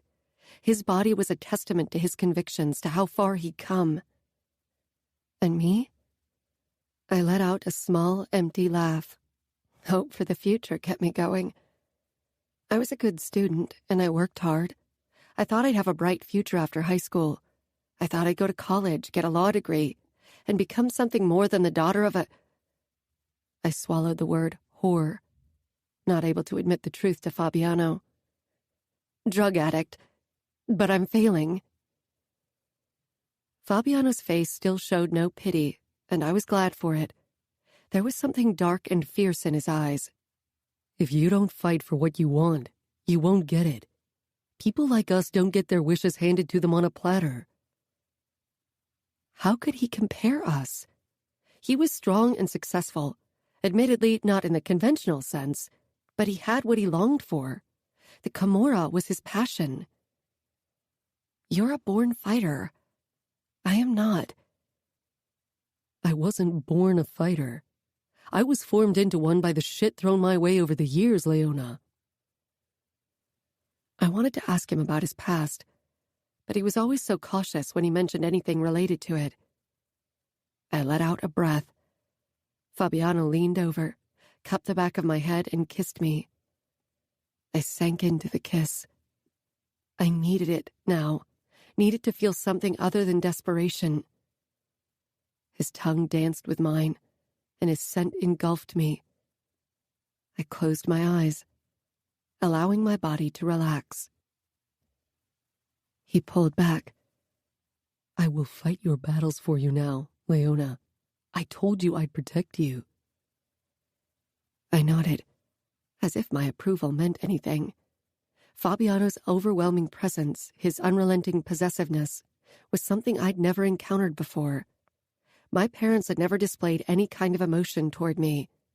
I had been an afterthought for them, sometimes useful, sometimes bothersome, never something to waste too much energy on. Deep down, I knew Fabiano's attention would come with a price. I'd pay for surrendering to him in one way or another. But right in this moment, I couldn't care less. I got out of the car, my legs shaky. I could feel Fabiano's gaze on me all the way into the apartment. I leaned back against the door and released a breath. It felt as if he'd laid me bare without touching me, as if he knew my deepest desires, my darkest fears. I functioned on autopilot that day. Cheryl didn't say anything, but I could tell that she wanted to. Fabiano was waiting for me when I got off at 2:30. He didn't start the car right away. His eyes darted down to the modest black heels I was wearing, then over the blue dress. Both weren't anything special and had been on sale, but they were new. I bought them this afternoon before work to cheer myself up. I want to show you where I live, Fabiano said simply. The tiredness melted away. Okay. I wasn't sure what else to say. This seemed like a very personal thing, like another level in our, relationship? It was difficult to put a label on it. I had a feeling Fabiano didn't take many people to his home. He seemed like someone who kept his private space well protected. Like he'd said, he didn't like to share, and that he wanted to share his home with me, if only for a few hours, made me happy. At the same time, however, I knew that being alone in his home, with a bedroom at our disposal, opened up new possibilities I wasn't sure I was ready for mentally. My body was a different matter. His blue eyes regarded me for a few heartbeats, perhaps reconsidering his decision. As we drove, we passed familiar sights like the Venetian and the Bellagio, and I wondered if I'd ever manage to get a job in a place that was even half as good. Maybe Fabiano could help me. He knew more than enough people in Las Vegas, and I didn't even want to know how many good hotels and restaurants were owned or controlled by the Camorra. I also didn't want to ask him for that kind of favor. I could only imagine how many people tried to gain something just from knowing him. I didn't want to be like that. Silence filled the space between us. The soft hum of the engine lulled me to sleep, and I wondered if agreeing to go to his apartment this late at night was a mistake. Did Fabiano expect me to spend the night with him? My thoughts were cut off when we pulled up in front of a sleek skyscraper and drove down into an underground parking garage. No villa in the suburbs with a park-like garden for you?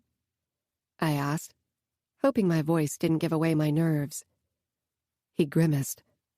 I prefer to live in the center of life. The suburbs are for families. We got out of his car.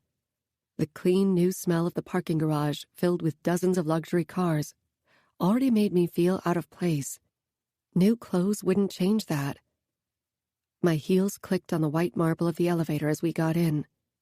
Fabiano's hand on my lower back was already oddly familiar. He pressed the button for the top floor, and the elevator began its silent descent. Fabiano didn't say anything. Perhaps he was having second thoughts about bringing me to his home. The elevator came to a stop, and the doors glided open without a sound. A long corridor with a plush beige carpet and cream-colored walls with golden accents stretched before us. Fabiano led me toward a dark wooden door at the end of it, which seemed to be the only door on this floor, except for the emergency exit. My stomach fluttered with nerves when he opened the door for me. I stepped past him into his apartment, and the moment the light came on, I froze. I'd never seen luxury like this before. We stood in the entryway, which was on a higher level than the living area. Marble columns supported the vaulted ceilings. I stepped down the 3 steps, my heels clacking loudly on the smooth marble. I wished I'd worn the shoes Fabiano had bought for me, and not the ones I got for half price at Target today. The marble floor was black and white, and laid out in geometrical design. 4 white couches surrounded an enormous low black marble table. Above the seating area, a huge lamp that looked like a ginormous silver ball of wool hung from the 2-story high ceiling. To the left was a dining table that could seat at least 16 people. Like the floor, it was also made of black marble. Further to the left was the open kitchen with its white appliances. My eyes were drawn back to the living area and the floor-to-ceiling windows. A huge terrace with white columns overlooked the strip, with its illuminated skyscrapers and flashing lights. I hesitated, not sure if I was allowed to wander around. Fabiano made an inviting gesture, and I walked to the windows and looked out. Now I could see that the white columns surrounded a long square pool that glowed with turquoise light in the dark. Fabiano opened the terrace door for me, and I stepped out. Walking past the pool, I stopped at the balustrade. Down below, I could see the strip with the Eiffel Tower. I breathed in deeply, stunned by the sight and the apartment. I didn't dare ask what it had cost. Crime paid off, if done right. My parents had never figured the right way to do it, though. Fabiano came up behind me and wrapped his arms around my waist. He kissed my shoulder, his lips moving up to my ear. A familiar tingling filled my body as I leaned into him. I didn't want to push him away, didn't want to consider how it looked being alone in an apartment with him at night. I just wanted to be, wanted to relish in the most beautiful sight I'd ever seen. "This is incredible," I whispered. I could imagine living here, could easily imagine enjoying it. I never considered myself a girl who longed for these kinds of things, but I'd never been surrounded by it before. He hummed his approval as he nudged my hair away from my throat. He kissed the skin over my pulse point, then gently bit down. I shivered at the possessive gesture. His mouth moved lower, and he licked my collarbone. His hands moved from my waist up to my rib cage, the pressure light, and yet almost overwhelming. His presence, our surroundings, the possibilities of what might happen next, were a tidal wave tossing me around. "Fabiano?" I said, uncertain. But my voice died in my throat when his hands cut my breasts through the fabric of my dress.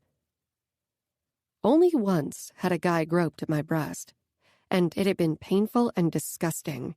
I had pushed the culprit off and thrown up afterward. Fabiano's touch was soft and sent spikes of pleasure through the rest of my body. I could feel my nipples harden, and I knew he would feel it against his palms. Embarrassment fought with need. I'd never wanted to be intimate with someone. Physical closeness had always been associated with bad things for me. Watching my mother sell her body had made me wary of allowing a man to get physical with me. I dreamed of falling in love and eventually making love with a man. But Fabiano didn't believe in love. And I wasn't sure if I did anymore either. Perhaps I'd have to settle for less. It wasn't the first time in my life. Being with Fabiano made me feel seen and protected. That was more than I'd had in a long time. And God, did it scare me, because I knew how easily it could be taken from me. His palms slid up to my shoulders, and he began pushing my dress down. My stomach tightened with anticipation and fear when the fabric gave way, pooled around my waist. The cool breeze touched my skin, and my thin bra didn't protect me. Not from the night's cold, nor from Fabiano's hungry gaze. No one had ever looked at me like that. I closed my eyes. Fabiano. Goosebumps flashed across Leona's smooth skin, and the outline of her erect nipples strained against the thin fabric of her bra. My cock hardened at the tantalizing sight. Fuck. I wanted her, wanted to possess her. I ran my fingers over her rib cage up to the edge of her bra. It wasn't spectacular, nothing pricey like lace or silk, and yet she made it seem like the sexiest garment in the world. Her body tensed under my touch, but not with eagerness. I regarded her face, her closed eyes, the way she was biting down on her lower lip and her fluttering lashes. She was nervous and scared. I wondered what made her feel that way. I definitely hadn't given her reason to be scared of me, which was surprising in itself. I leaned down to her ear. Have you ever been with a man? I already knew the answer. I was too good at reading body language and people in general not to know, but I wanted to hear it from her lips. I was fucking eager to have her admit it. She shuddered and gave a small shake of her head. Say it, I ordered. Her eyelashes fluttered open. No, I haven't been with a man. I kissed her throat. I'll be your first. My cock twitched with eagerness. I won't sleep with you tonight, Fabiano, she whispered. I straightened, stunned by the words. Her expression showed mostly resolve, but there was a flicker of uncertainty as well. I'm not used to waiting. For anything. She didn't move away from me, her back still pressed against my chest, my fingers still on her rib cage. It heaved under my touch. One deep breath and her spine straightened. Some things are worth waiting for. And you are one of them? I asked. She looked away, out toward the city lights. Her lashes fluttered again, but this time it was to keep the tears contained. I don't know. The words were so quiet the wind almost carried them off before they reached my ears. For a moment I felt like smashing the world and burning down everything. I wanted to go after her father and see the life drain from his eyes slowly. I wanted to find her mother and cut her throat, see her sputter on her own blood. These emotions were foreign, not because of their brutality or fierceness, but because they were on behalf of a woman. I'd had bouts of protectiveness when I was younger over my sisters, before they left me and before I became the man I was today. I traced my fingers down her ribs, then slid my arms around her stomach. She shivered. Let's go inside. You're cold. Her eyes searched mine curiously, hopefully. When she didn't find what she was looking for, she nodded slowly and let me lead her inside. The wonder returned to her expression as she took in the living area. I'd spent most of my life in luxury, had taken it for granted most of the time until it had been ripped from me. Leona had never had anything close to it. I pulled her against me, her hard nipples pressing up against my ribs. "Stay with me tonight." Her eyes widened. Then she gave one frantic shake of her head. "I told you I won't sleep with you." Not tonight, but soon. Leona might still believe she could evade me, but she was mine. "I know," I said in a low voice as I slid my hands over her back. She relaxed, then tensed as if remembering herself. "Then why? Why have me spend the night if there's nothing in it for you?" Fuck if I knew. "Stay," I said again. An order this time. She looked up at me, fearful for all the wrong reasons. "Okay," she breathed, resigned and tired. She'd had a long day. Working at Rogers Arena wasn't easy. I lifted her into my arms. She didn't protest, as if she realized it was a losing battle. I carried her toward the stairs. Leaning her cheek against my chest, she whispered, "Please don't hurt me. I don't think I can handle it." I paused with my foot on the first step, glancing down at her crown of amber curls. It wasn't meant the way people usually meant it when they begged me not to hurt them. It would have been easier if it were. I wasn't sure I could stop myself from hurting her. I was dragging her into a world where the things she longed for were even less attainable than in the hopeless life she was used to. Her breathing had evened out. Had she fallen asleep? She shouldn't have. Not in the arms of a man like me. Her trust was foolish and completely unfounded. I ascended the stairs and entered my bedroom. I never brought anyone here. I put Leona down on my bed and she didn't wake. I allowed myself to study her. Her narrow hips, her round breasts barely hidden from view by the sheer fabric of her bra, the outline of her pussy underneath her panties. I raked a hand through my hair. Women were supposed to be entertainment and a pleasant distraction. So far, Leona was neither of those things, but I couldn't allow her to be anything else. My life was dedicated to the Camorra. My loyalties belonged only to them. It couldn't be any other way. I got out of my clothes and stretched out beside Leona in my briefs. I watched her as she slept beside me peacefully. No woman had ever slept in my bed. I never saw the appeal.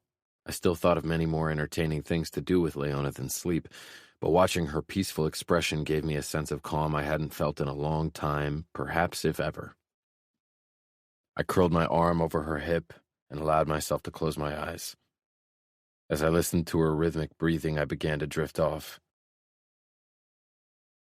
I woke with Leona's body curled into me, one of her legs intertwined with mine, her breath fluttering against my bare chest. I'd never woken up beside a woman, let alone allowed that kind of physical closeness. Sex was a different kind of closeness and all I would permit. I carefully untangled myself from her. She turned onto her back, the blankets pooling at her hips. Her face was relaxed, no sign that she was going to wake anytime soon. She was supposed to be fun. That was all Ramo would ever allow. Fun. I brushed my thumb over the small nub straining against her bra. It pebbled under my touch, and Leona's lips parted, but she didn't wake. I wasn't a good man, nothing close to it, and it was time I stopped acting like I was. Like I could be. The bracelet Arya had given me was stuffed inside my sock drawer, and it would stay there. I trapped her nipple between my thumb and forefinger and began moving it back and forth slowly, feeling it harden even more. Leona shifted her legs. Was she feeling it between her perfect thighs? I tugged and she let out a low moan. Her eyelids fluttered, opening sleepily before finding me. Surprise and shock flashed across her face. I tugged at her nipple once more, and her lips fell open with a gasp. Keeping my eyes on her face, daring her to stop me, I lowered my mouth to her breast and tugged her nipple with my lips, sucking it lightly through the fabric. That stopped any protest she might have had in mind. I watched her hooded eyes as I sucked harder. I slid a finger over the edge of her bra and tugged it down, revealing the pink nub. "Fabiano," she said hesitantly, but I didn't allow her any more time for more words. I swirled my tongue around her nipple, then pulled back to watch Leona press her legs together. She tasted amazing. like clean sweat and something sweeter. I lowered my mouth again, traced the tip of my tongue around the edge of her nipple, then slid to the peak and flicked it, licking her with languid strokes of my tongue. I sucked her small pink nipple into my mouth, relishing the taste and Leona's shivers. She moaned again. If playing with her tits made her come undone, I couldn't wait to dip my tongue between her silky folds and see what that did to her. I took my time with her nipple, wanting her to beg me for release. She ground her hips into the mattress in obvious need, but didn't say the words I wanted to hear. My erection was rubbing painfully against the fabric of my briefs, driving me insane. Done with being patient, I brushed my palm up her inner thigh. Her muscles tensed under my touch, but she didn't stop me. I held her gaze as my fingers brushed the crook between her thigh and pussy. Still no sign of protest. Instead, she opened her legs a bit wider, trust in her eyes. Damn it, Leona. I claimed her mouth in a fierce kiss and slipped my fingers under her panties and over her soft folds. She was so fucking aroused, so fucking ready to have me take her. Her body was practically begging for it, but that fucking trusting look in her eyes ruined it all. I ran my thumb up slowly until I brushed her clit, pulling away to watch her. She bit her lip, hips rising up from the bed. I kept my eyes on her face, relishing in the twitches of pleasure, the wonder at how I could make her feel with just a simple touch of my thumb. The trust in her eyes anchored me, and I needed it to, because my body wanted more than she was willing to give, and the darkest parts of me knew nothing would stop me. Those dark parts were almost all that was left of me. Those parts of me had run the show for years. My thumb moved in slow circles over her wet flesh, and her gasps and moans became less controlled. She clutched my arm, and I kissed her hard, swallowing her cry as she tumbled over the edge. Her eyes fell shut as she shuddered, and for the briefest moment I considered breaking my promise and breaking whatever dangerous bond was forming between us. Then she looked up at me, shy and embarrassed and guilty, and I knew it was too fucking late for that. Chapter 13. Leona. My heart raced as the last waves of pleasure ebbed away. Embarrassment slowly banished the thrilling euphoria. Fabiano didn't say anything, and I wasn't really sure what to say either. I hadn't meant for things to progress this fast. I definitely hadn't meant to sleep in Fabiano's bed, to have him touch me. The sensations had been wondrous, unlike anything I'd ever been capable of eliciting with my own fingers. He peered down at me, a dark expression clouding his face, as if what had just happened was a mistake. I felt self-conscious under his scrutiny. It didn't make sense why he'd be unhappy about it. He hadn't gone against his own convictions, but perhaps he had come to the realization that I wasn't worth his attention. Maybe I did something wrong, though I couldn't really see how that was possible, since I hadn't done anything but let him touch me. Worry filled me. Perhaps that was the problem. I sat up. Sunlight filtered through the gap in the white curtains, and past it, I caught a glimpse of the strip. I didn't belong here.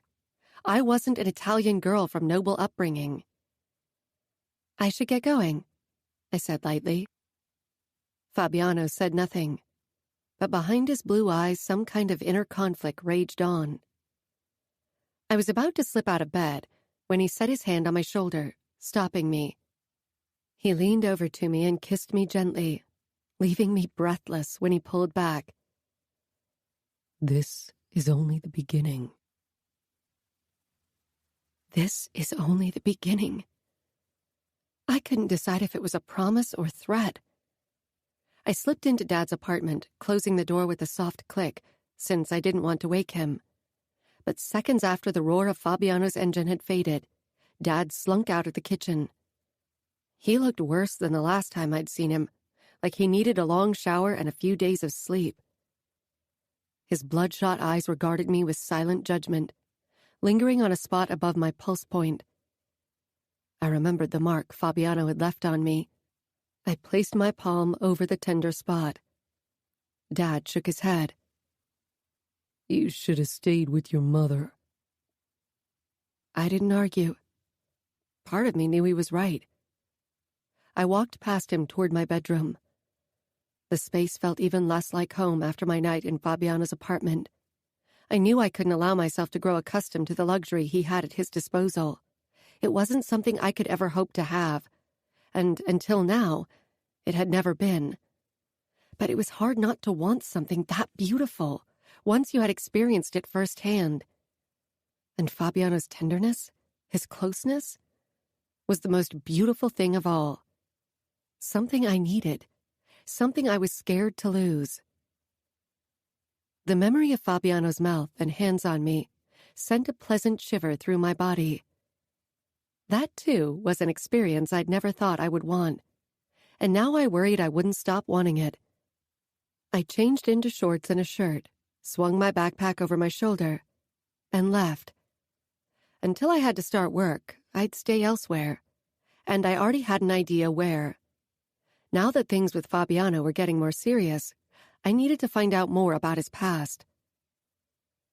The library was quiet as I took my seat at one of the computers.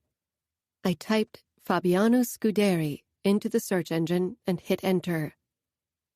There were a few entries about Remo Falcone from recent years, especially regarding his fighting, which included the occasional photo of Fabiano with beautiful girls that sent my stomach plummeting. Overall, he seemed to keep out of the public eye. Then I found older articles from more than 8 years ago. The articles weren't from Las Vegas. They were from Chicago. Some of the articles mentioned a man called Rocco Scuderi, Fabiano's father, and supposedly the consigliere of the Chicago outfit.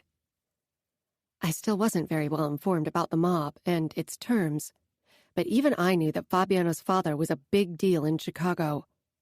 From what I gathered, the Las Vegas Camorra didn't get along with the other mob families in the country. Why was Fabiano here, and not in Chicago? A photo of him and his family caught my eye. It showed Fabiano with his parents and 3 older sisters, all 3 of them so beautiful and elegant, it hurt to look at them. This was what Cheryl meant when she said Italian virgins from noble upbringing. I was nothing like them. Only one of them, the youngest, shared his dark blonde hair, while the eldest was almost golden, and the one in the middle a redhead. They were a striking family. I kept scrolling for more results and found articles about his sisters, especially the oldest sister, Aria, with her husband, the head of the New York Mafia. Why didn't he ever talk about them? Of course, I didn't talk about my mother either, but she was a crystal meth addict and a whore. The only thing that was remotely embarrassing about his family was that they were gangsters, and that definitely wasn't the reason why Fabiano had kept them a secret. If I had siblings, I'd want to stay in contact with them. I'd always wanted a brother or sister at my side for support during the many nights I had been left alone, when my mother had gone out looking for Johns or other ways to get money. At last, there was one article from a small Las Vegas newspaper about Fabiano, titled The Renegade's Son, which speculated about him joining the Las Vegas Camorra to become capo. Apparently, he'd had a falling out with his father and left Chicago to help Remo Falcone. The information was sparse and didn't give me the glimpse behind the mask Fabiano displayed to the public that I wanted. The next day was Christmas Eve, and I went to work as if it was a day like any other. I tried to call the rehab center but hadn't reached anyone, and my father hadn't left his room before I had to leave for work. Merry Christmas to me. Not that I had any intention of celebrating. The bar was deserted, with only a few lonely souls crouched over their drinks. "Why don't you go early?" Cheryl suggested around 8 o'clock. "I can handle our 2 customers." I shook my head. "Don't you have family to celebrate with?" Her lips tightened. "No. Roger will grab me around midnight for a Christmas quickie, though." I tried to hide my pity. I knew how it infuriated me when people gave me pitying looks, and it wasn't as if my Christmas was much better. Where is he anyway? This is the first time he isn't in the bar. He's at home, celebrating Christmas with his daughter. Daughter? I echoed in disbelief. Cheryl nodded. His wife died a few years ago, and he's raising her alone. Oh. For some reason, I thought Roger didn't have a life outside of the bar. Just go, chick. I sighed. Dad probably wasn't home.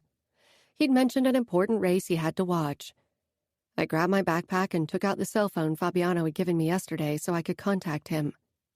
The only person I could think of calling was Fabiano. But would he even want to spend Christmas Eve with me? He had been busy yesterday, and had only dropped me off at home after work, without mentioning Christmas at all. I clicked his name and quickly typed a message. Got off early. You don't have to pick me up if you're busy. It's not too late for me to walk home. I wasn't even out of the bar when Fabiano replied, Wait for me. I couldn't help the smile.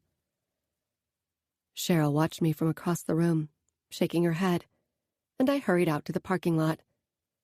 I knew she wouldn't be happy if she knew how much time I was spending with Fabiano. But I was happy, despite everything. 10 minutes later, he pulled to a stop beside me. I got in and took my seat beside him, as if it had always been like this. He didn't move to kiss me, never had while we could be watched, but he did put a hand on my knee. I didn't think you'd really go through with driving me home every night, I said, trying to ignore the way my body warmed at his touch. I'm a man of honor. I keep my promises. Honor. That word had played little to no role in my life so far. My parents were unfamiliar with the concept. Honor would have gotten in the way of their addictions. My eyes traveled to the Kimura tattoo again. It scared people. Fabiano scared people. I hadn't realized it at first, but now that I looked for the little details in people's demeanor around him, it was impossible to miss.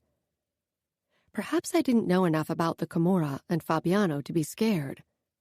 Maybe I was foolish not to be scared. I thought perhaps you wanted to celebrate Christmas Eve with the Falcones. They were like his family, after all. His fingers tightened on my knee.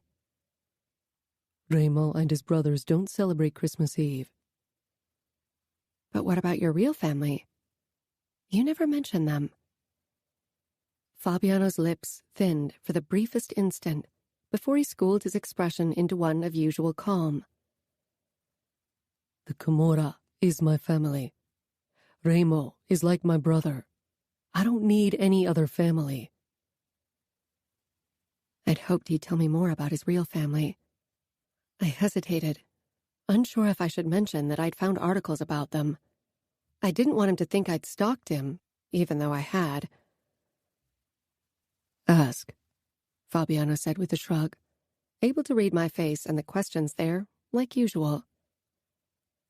I found something about your family on the internet. There was a picture of you with them and a few articles about your sisters.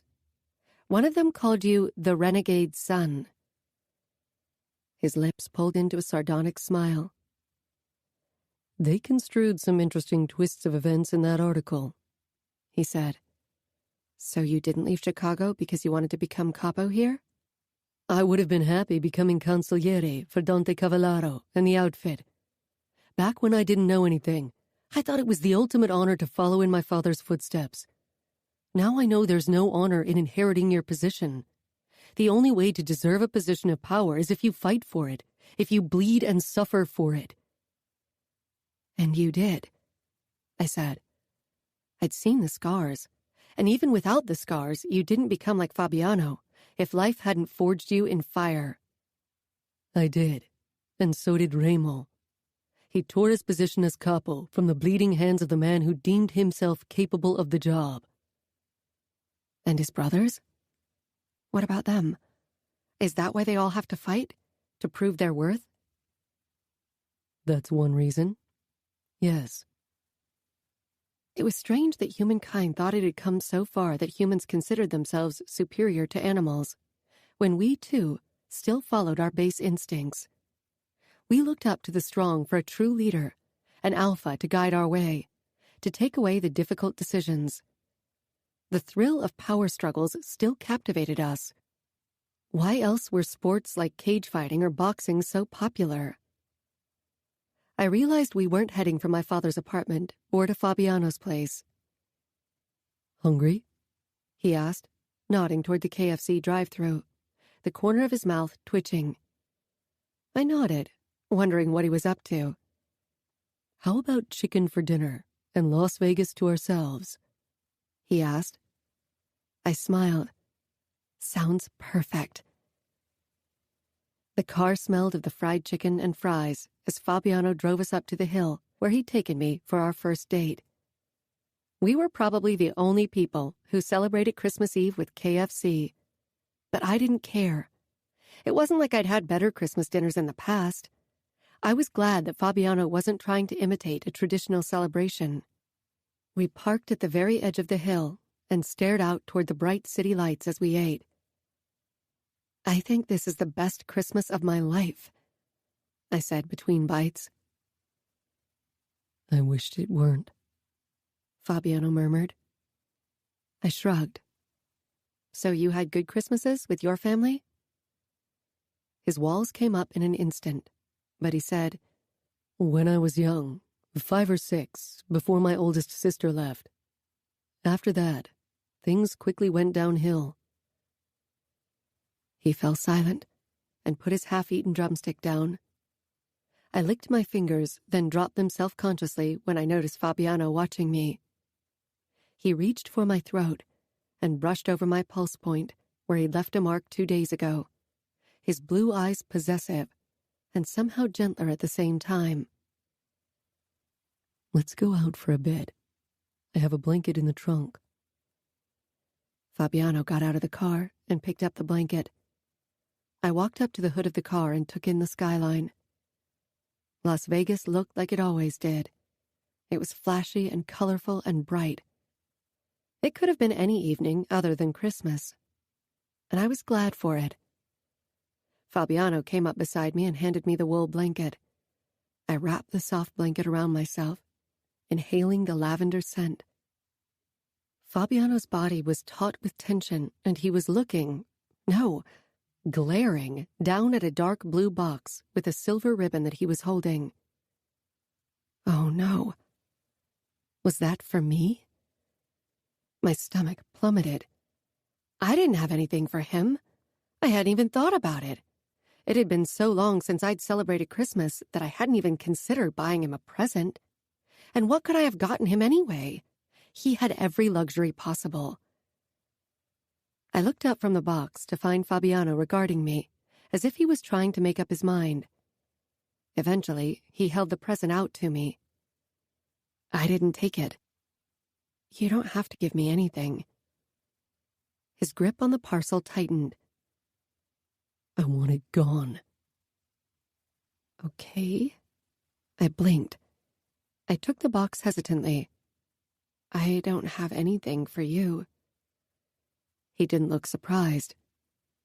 You don't have to, Leona. It's nothing. No, it's not. Nobody has given me a Christmas present in years, I admitted, and felt raw because of it. Fabiano's expression softened for the briefest moment. I opened the box with shaking fingers. Inside was a gold bracelet with small blue stones decorating it. It's beautiful. Put it on, he said, as he sank down on the hood of his car. He had a very strange look in his eyes as he regarded the bracelet, almost as if the piece of jewelry had come to haunt him. I held my arm out for him, and he fastened the bracelet around my wrist. The stones flashed in the headlights. I'd have to keep it hidden from my father, and in the bar as well. It was pathetic to think that I would rarely have an opportunity to wear it openly. I searched Fabiano's eyes, but they gave nothing away. Part of me was scared of what I wanted. Part of me was scared he'd grow tired of me the moment I gave him what he wanted. I knew how things could turn out. His hand found mine, linking our fingers, and I stared down at our hands, then slowly back up, because I wasn't sure if he was doing this because he knew how it affected me, or if he was being real. If this, whatever it was even real. He cut my face and pulled me toward him. My knees hit the bumper between his legs as our bodies molded together. He kissed me, slow and languid. I pressed my palms against his firm chest, feeling his calm heartbeat. His lips trailed over my cheek and brushed my ear. I can think of something you could give me as a present. I stilled against him, my gaze seeking his. In the near dark, it was difficult to read him. Sometimes it felt like he was doing it on purpose, saying something to break the moment, to destroy what could amount to something beautiful. I cleared my throat. I told you. You won't sleep with me. I know. I raised the wrist with the bracelet. Is that why you bought this? His eyes narrowed. So you would sleep with me? He let out a dark laugh. To be honest, I'd hoped you would want to do it without the help of fancy jewelry. I flushed. I do. His eyes became eager, his body alert. You do? He asked in a low voice. But not today, and not tomorrow. I need to get to know you better. His face was very close to mine, and he shook his head. You know everything there is to know, and everything you don't know yet is for your own good. I want to know everything, not just the good things. There are no good things, Leona. You know the bad things, and there are only worse things lurking behind that. I don't believe you, I whispered, leaning closer and kissing him lightly. You should. I'm everything people warn you about. I'm every despicable thing they tell you and worse. Then why do I feel safe when I'm with you? He shook his head, his face almost angry. Because you don't know what's good for you, and because you only see what you want to see. You're kind to me. That seemed to be the last straw. He stood, his hands clutching my upper arms. I'm not kind, Leona. Never have been to anyone. To me, you are, I said stubbornly. Why couldn't he see it? He glared down at me, then raised his eyes to the city behind my back. His grip on my arms loosened. What was he thinking? He sank back down on the hood of the car before he turned me around and pulled me against him so my back was pressed up against his chest. Tell me something about your family, I whispered. Anything. For a long time, he didn't react. My sisters raised me more than my mother or father did. I held my breath, hoping he'd say more. Eventually, I risked another question. How were they? Fabiano rested his head lightly on the top of my head. Aria was protective and caring. Gianna, loyal and fierce. Lily, hopeful and light-hearted. I tried to picture them together, trying to bring together Fabiano's description with the press photo I'd found with their fake smiles. And you? How were you as a boy? His grip on my hips became painful, and I knew he was slipping away. I was weak. You were a child. I felt him shake his head. Then he pulled back. I didn't want him to, so I put my hands over his to keep them in place. What happened? They left. Because they left, my father wanted me dead, and the boy he wanted dead died. What? His father had wanted him dead? His breath was hot against my throat when he murmured, I want to see you naked. I tensed, then tried to turn around to look at him, but he wouldn't let me see his face. His hands on my waist kept me in place. His sudden change of topic and mood disturbed me. You said you felt safe with me. Then prove it. I want to see every inch of you. It's not fair that you're using it against me, I said quietly. My mind was whirring with what he'd told me. If you feel safe, then you trust me. Did I trust him? I wasn't sure. I hadn't trusted anyone in a very long time, if ever. I didn't even trust myself half the time. Or perhaps deep down you know you can't trust a man like me. Perhaps deep down you know I'm not safe. There was a note of triumph in his voice. I reached for the zipper on the side of my dress and slowly began moving it down. Fabiano released me so I could stand and lower the zipper completely. I reached for the hem of the dress, but Fabiano's hands were there to stop me. Let me. I raised my arms despite my nerves, and he pulled the garment over my head. I shivered against the cold. He had seen me in my underwear, yet this felt different, more exposing. I met his gaze. His body was taut with anticipation, like a jaguar on the verge of jumping its prey. Come, he said quietly, and I stepped between his legs. He unhooked my bra and let it drop to the ground between us. Then his fingers hooked in the waistband of my panties. Slowly, he raked them down my hips until they pooled at my feet. His eyes took in my body unabashedly, lingering on my most private part, and I had to fight the urge to cover myself. He regarded me as if I was special, and it made my breath catch in my throat. See? I said eventually. I do feel safe with you. He wrapped his arms around me, pulling me close. My nipples rubbed against his dress shirt, and a sweet tingle formed in my belly. You shouldn't. His voice was rough and deep. His hands came down on my hips, then one began its slow ascent until he cupped my breast. The coldness of my surroundings became a distant memory as he tugged at my nipple, rolling it between his thumb and forefinger. I could feel myself growing wet from his touch. Slowly, his other hand slid down from my waist to my butt. He cupped my cheek and squeezed, then moved lower to the back of my upper thigh, before he slid his fingers between my legs. His fingertips brushed over me, and I released a long, shuddering breath.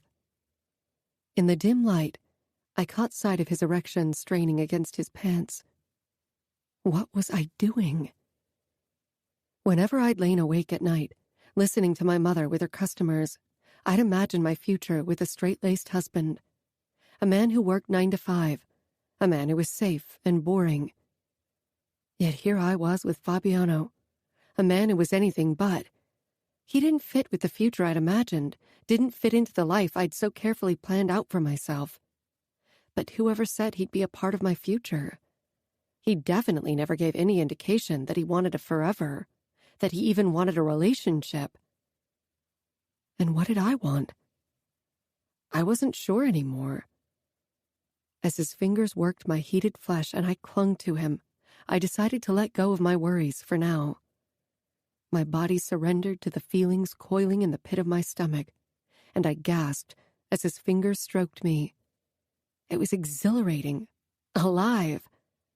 I felt alive. He moved faster, and I cried out, my head falling back as currents of pleasure shot through me.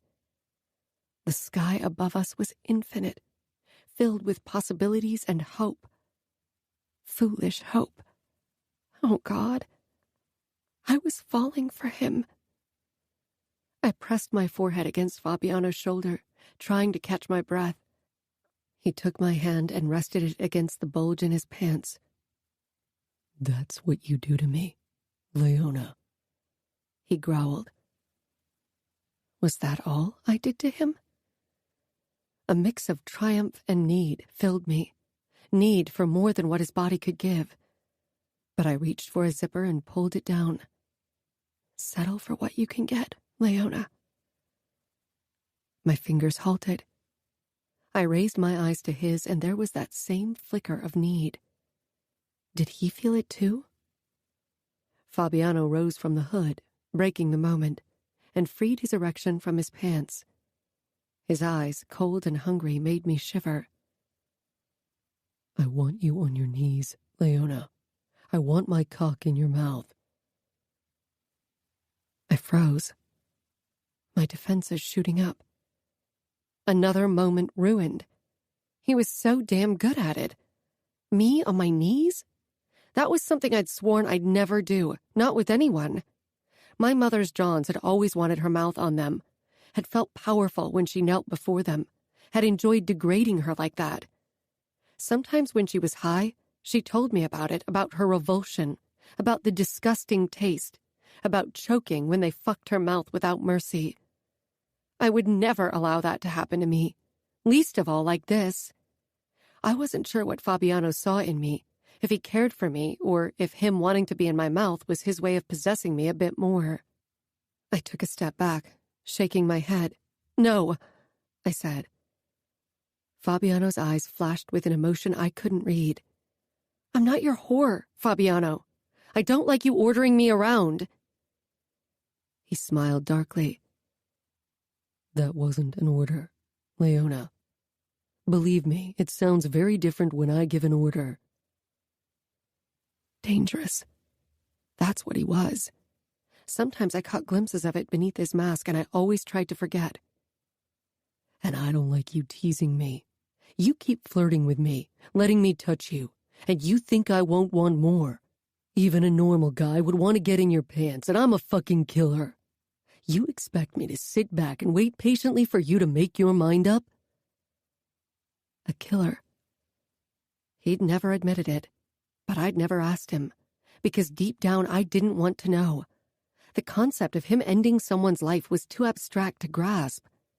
It seemed like something distant, something not of this world. A sharp comment died on my lips when I caught the hint of wariness in Fabiano's eyes. He was wary of me, thought I was playing with him, perhaps using him, like the other women who'd only seen his power and the possibilities it meant for them. Fabiano and I had a hard time trusting others. "I'm not teasing you," I said quietly.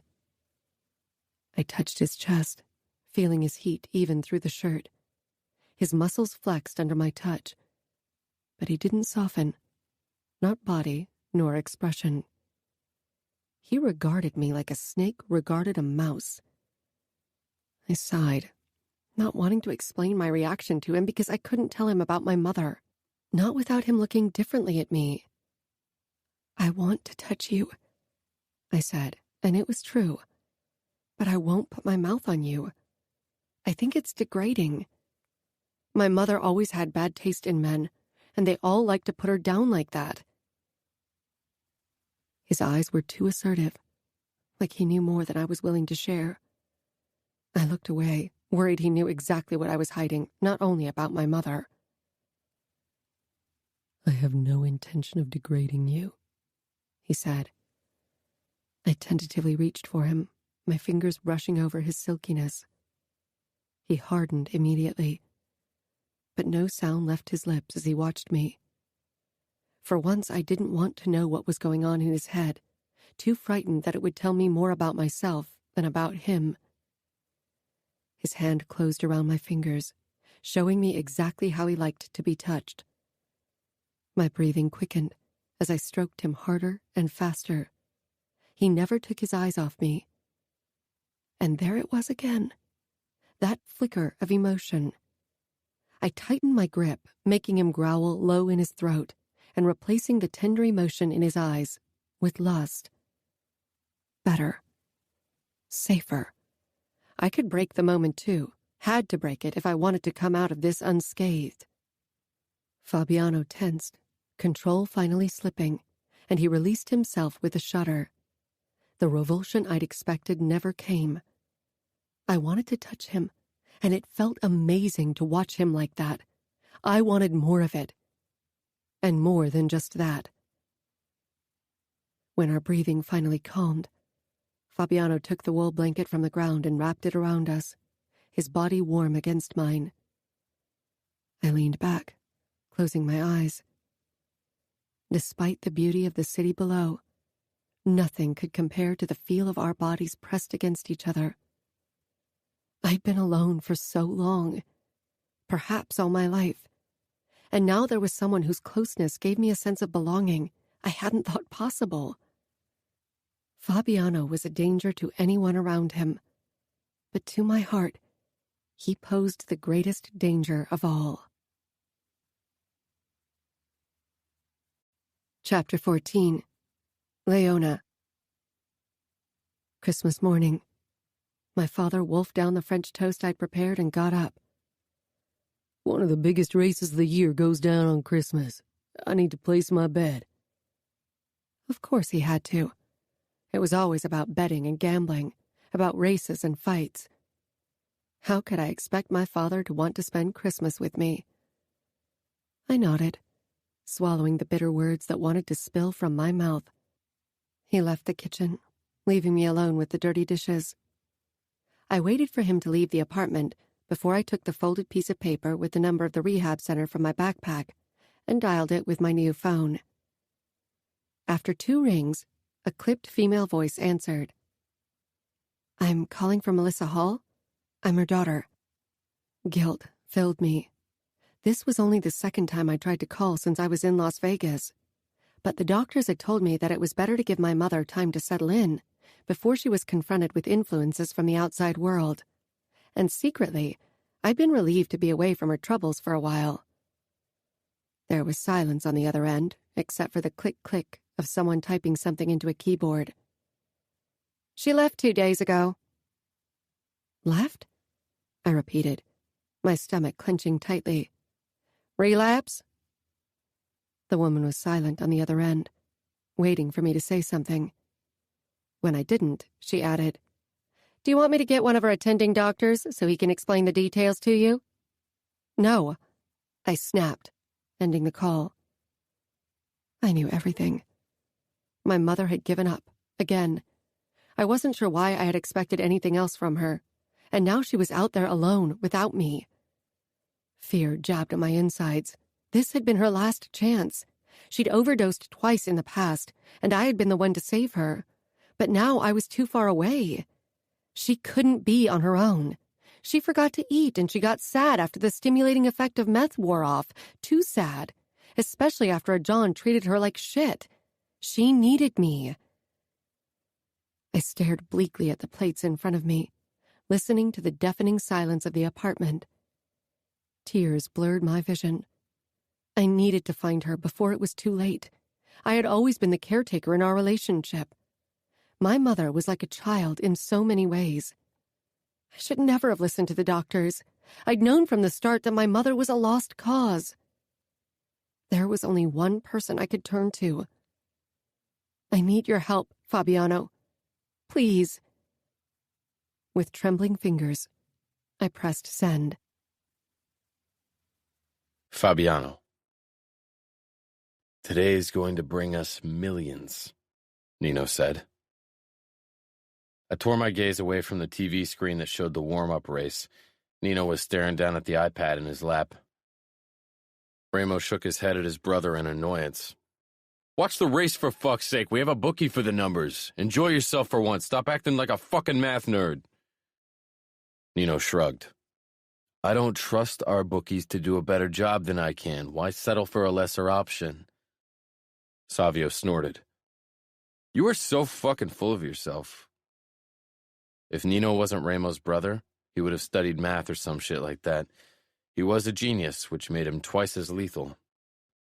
Ramo slid his knife out of the holster across his chest and threw it with a flick of his wrist. The sharp blade pierced the soft brown leather beside Nino's left thigh. Nino glanced up from the iPad, then down at the knife protruding from the sofa. "Good thing the races bring us so much money. You keep destroying our furniture," he drawled. Ramo waved him off. Nino put the iPad down on the table beside him and then pulled out the knife, twisting it between his fingers. "So how's it going with your waitress?" Ramo asked. "Not bored of her yet?" I shrugged. She's entertaining enough. Nino's assertive eyes studied me above his toying with the knife. I wasn't sure what his twisted brain had gathered from the one time he saw me with Leona. He didn't understand emotions. That was my salvation. Good fuck? Savio asked, grinning. I wasn't happy about the turn our conversation had taken. What the fuck? Savio exclaimed, pointing at the TV. Adamo is driving one of the race cars. We all turned to the screen. Adamo was overtaking 2 cars at once. Their drivers hadn't seen him coming up behind them. Good driving skills for a 13-year-old, I said. Ramos scowled. One of these days I'm going to kill him, brother or not. My mobile vibrated in my pocket. I took it out and glanced at the screen. Leona. I need your help, Fabiano, please. Feeling Ramos' eyes on me, I slid the phone back into my pocket. Your waitress, he said. I crossed my arms behind my head. She can wait.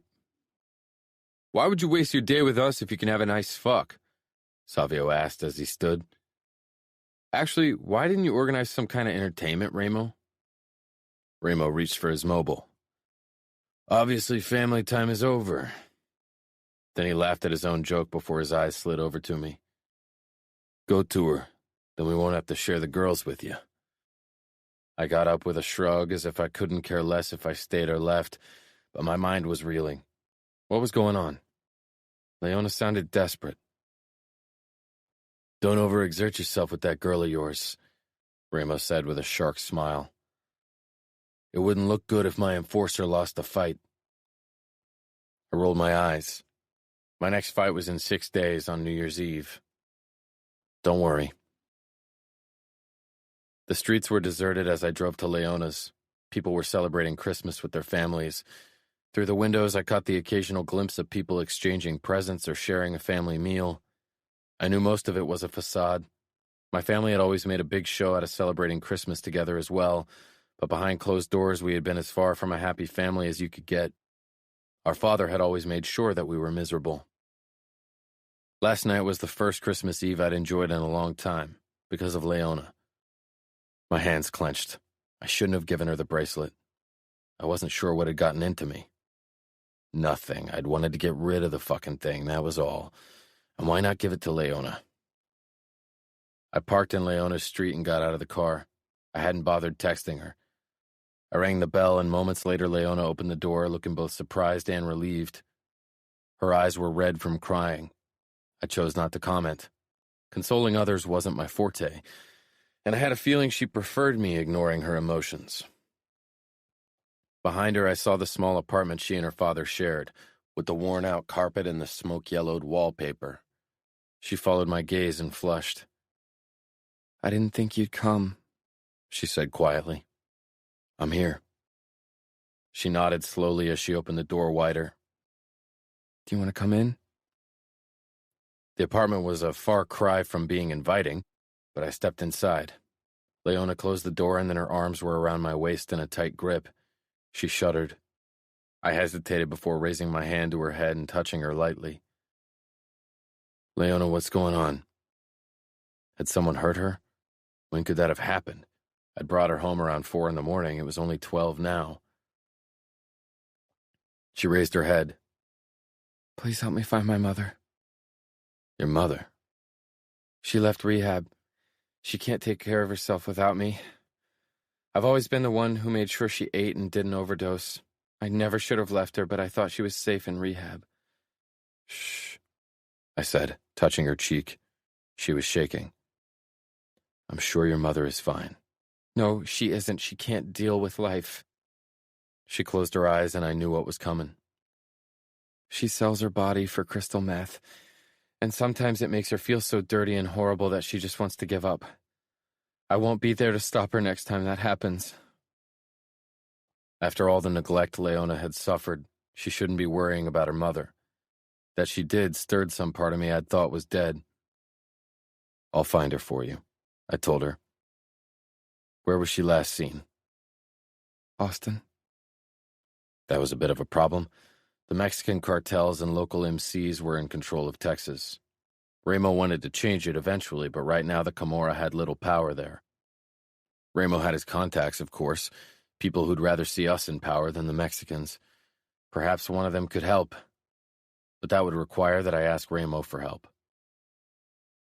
Are you sure your mother won't come to find you? Leona gave a miserable shrug. I don't know. She might. If she remembers where I went. She doesn't always remember.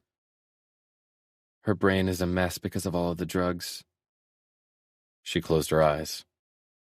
If something happens to her, I'll never forgive myself. Nothing will happen to her, I said firmly, stroking her cheek. She gave me a teary smile. Thank you, Fabiano. I lowered my head and kissed her lips. The kiss was sweet. I'd never had a fucking sweet kiss in my life. When I returned to the Falcone mansion, I heard the moans. I made my way into the entertainment room with the pool tables, couches, TVs, and boxing ring. Savio was bent over a naked woman sprawled out on the pool table, thrusting into her. Another woman fingered herself on the same table.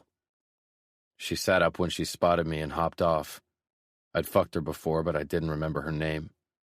She sauntered over to me, but I shook my head, narrowing my eyes at her. She froze, eyes darting with unease. Where is he? I asked. Ramo never took these women into his bedroom. Outside, Savio muttered as he thrust into the whore. I strode out toward the living area and onto the terrace. Ramo was there, naked, his hand fisting a woman's hair as he fucked her mouth. He was glaring down at her as if he'd rather slice her open than shoot his cum down her throat. His eyes shot up to meet mine, and he stopped thrusting but held the woman in place with his fist, his cock deep inside her mouth. I need your help, I said. He had already gathered information about Leona's mother, so I knew he'd be able to find her. Ramo's black brows drew together as he shoved the woman away. She landed on her ass before scurrying off. He didn't bother covering himself.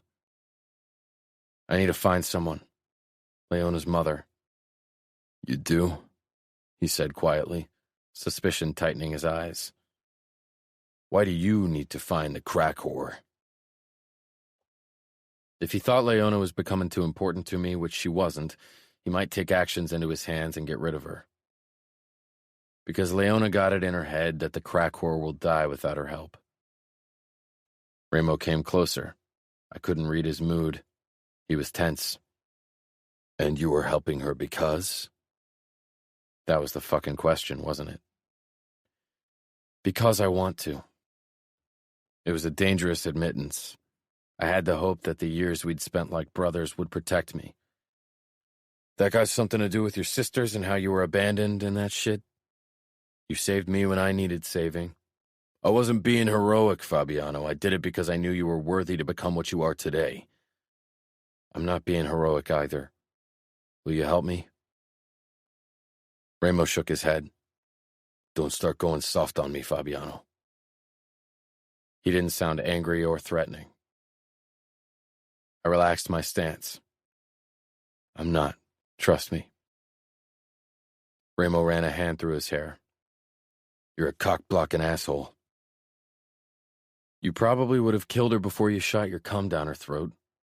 I would have killed her while shooting my cum down her throat, Ramo said with a twisted grin. He grabbed his pants and pulled them on. I assume the whore is somewhere in Texas selling her worn-out pussy to any asshole with a few bucks? Probably. Good opportunity to piss off the Mexicans, I suppose. Perhaps I can call in a favor with the Tartarus MC. I didn't thank him. He wouldn't appreciate it. Chapter 15. Fabiano. Something had Ramo excited.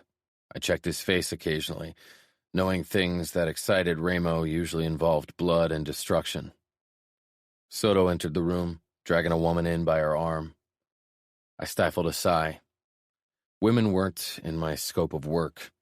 Ramo knew I preferred to handle men, and in the last couple of years he'd allowed me that leniency. I doubted he understood or approved of my reluctance to deal with women, but hurting them had never given me the same thrill punishing men did. Soto, on the other hand, got off on degrading the weaker sex, in more than just a literal sense. Degrading. Leona's expression when I'd asked her to give me a blowjob flashed in my mind, but I banished any thought of her. I shot Ramo a questioning look. Why was I supposed to watch him dish out punishment to some run-down crack whore? Soto shoved the woman in our direction. She teetered on her two high red patent leather heels and eventually tumbled to her knees. She got back up, revealing ripped fishnet stockings. The tight red pleather dress hung off her emaciated body. When she lifted her face to stare fearfully at us, a jolt of recognition went through me. I masked my shock before Ramo could pick up on it. He had been watching me closely in the last few days since I'd asked him for help. Dazed eyes, cornflower blue like Leona's, darted from me to Ramo to Soto. There was a distant resemblance. Perhaps in younger years, Leona's mother looked even more like her daughter, before the drugs and the alcohol and the constant beatings from John's had taken their toll. She wobbled on her high heels, fingers trembling, and there was a fine sheen of sweat on her leathery skin. She needed her next fix. "Found her," Ramo said, an excited gleam in his eyes that told me this was about more than just helping me. More than once I'd regretted my decision of approaching him. Leona was no longer one among many to him. She was someone with a name and a face, someone to be wary of. "Had to hand over a few thousand in cash to the president of the fucking MC for this worthless whore because she worked his streets. I wonder what part of her is supposed to be worth $5,000. Just look at her." I didn't have to. She wasn't worth that much money. $5,000, fuck. Tartarus had ripped us off, and Ramo had let them. Not good. "What do you say, whore? Are you worth that much money?" His voice was dangerously pleasant. People who didn't know him might have mistaken it for kindness. She quickly shook her head, obviously knowing how to handle dangerous men. With a past like hers, it shouldn't have come as a surprise. "Where am I?" "Las Vegas, my property. And now you are too." She nodded slowly, dazed, then her expression shifted. "My daughter Leona is here." Shut the fuck up. I didn't want Leona's name spoken in this room. I needed to figure out a way to get my girl out of Ramo's head. "That she is," Ramo said, eyes slithering over to me, his lips tightening. "Now back to that $5,000 you owe me." Damn it. It would have been easy for me to pay the money, but I wasn't out of my mind. She smiled crookedly. "I earn good money. I know what men want." Ramo's dark eyes traveled over her body. "I doubt any man would want to get his cock dirty like that." She didn't even flinch at his words. She'd heard worse. Whatever pride she'd once had was gone. She had no honor. She had nothing. That was why Leona clung to her virginity like it was her only salvation. And even knowing that, I still wanted to take it from her. From his pocket, Ramo pulled out a small see-through bag with 2 cubes of meth and let it dangle from his fingertips. Leona's mother sucked in her breath, a sharp, raspy sound. Her body became taut, eyes keen and eager. For him, it was nothing. Our storage was full of meth and heroin and ecstasy, full of money, too. She took a step toward him, licking her cracked lips. "You want this? He asked in a low voice. She gave a jerky nod. "What would you do to get it?" "Anything," she said quickly. "I'll suck your cock and you can have my ass, no condom."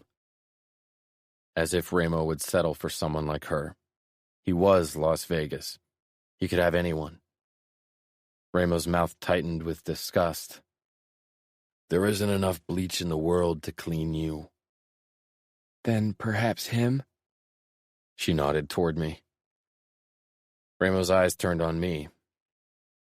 "I think he prefers a younger version of you, less used up. Leona wasn't used up in any way. She was pure and innocent. She was mine. Leona's mother looked at Soto. Even he didn't look remotely close to being excited about the prospect of fucking her. He usually wasn't choosy over where he put his ugly cock, but that woman was too wasted even for him. "I'm good, boss," he said, waving her off like a bothersome fly.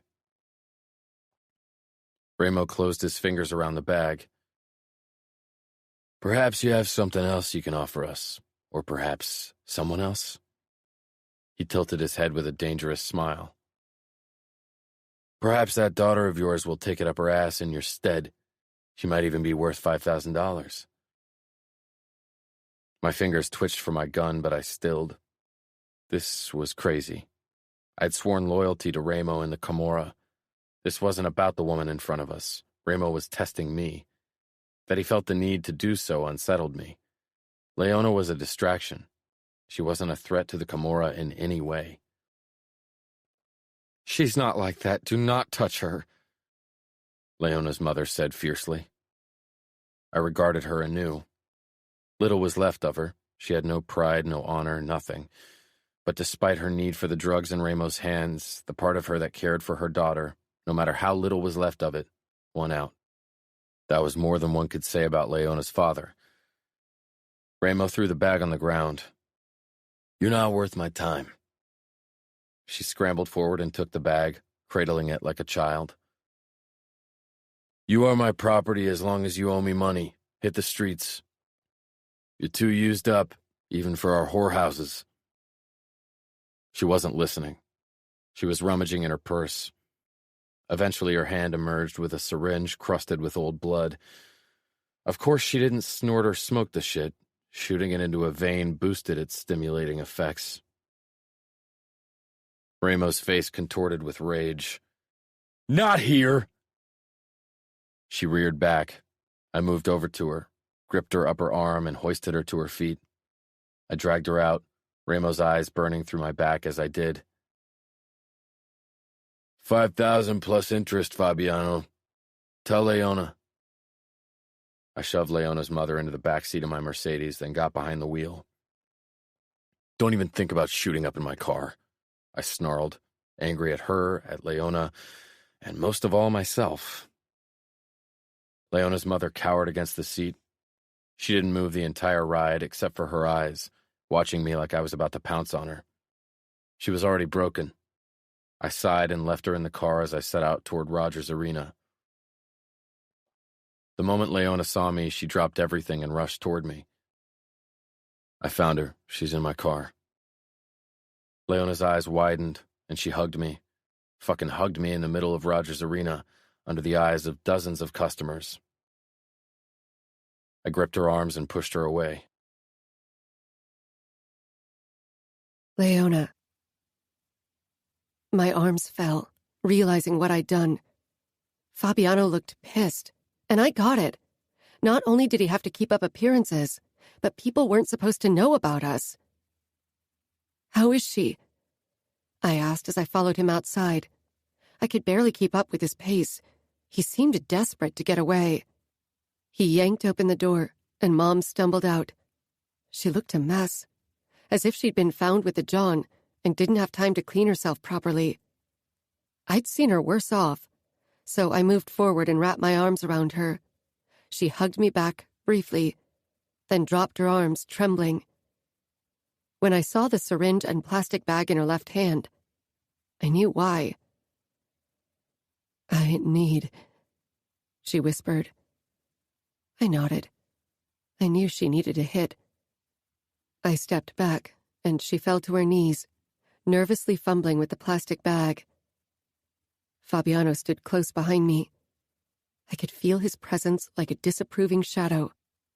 The smell of melting crystal meth filled my nose as Mom held the spoon over her lighter. She let out a small moan when the needle finally pierced her bruised skin. I cast a glance over my shoulder. Fabiano's expression was stone, hard, unrelenting, cold. "Thank you." Blue eyes narrowed a fraction. 5,000. That's what Ramo had to pay for her. Until she can pay it off, she belongs to the Camorra. That's too much money. She'll never be able to pay it off. She was barely able to pay for meth and food before. He looked away and headed for the driver's side.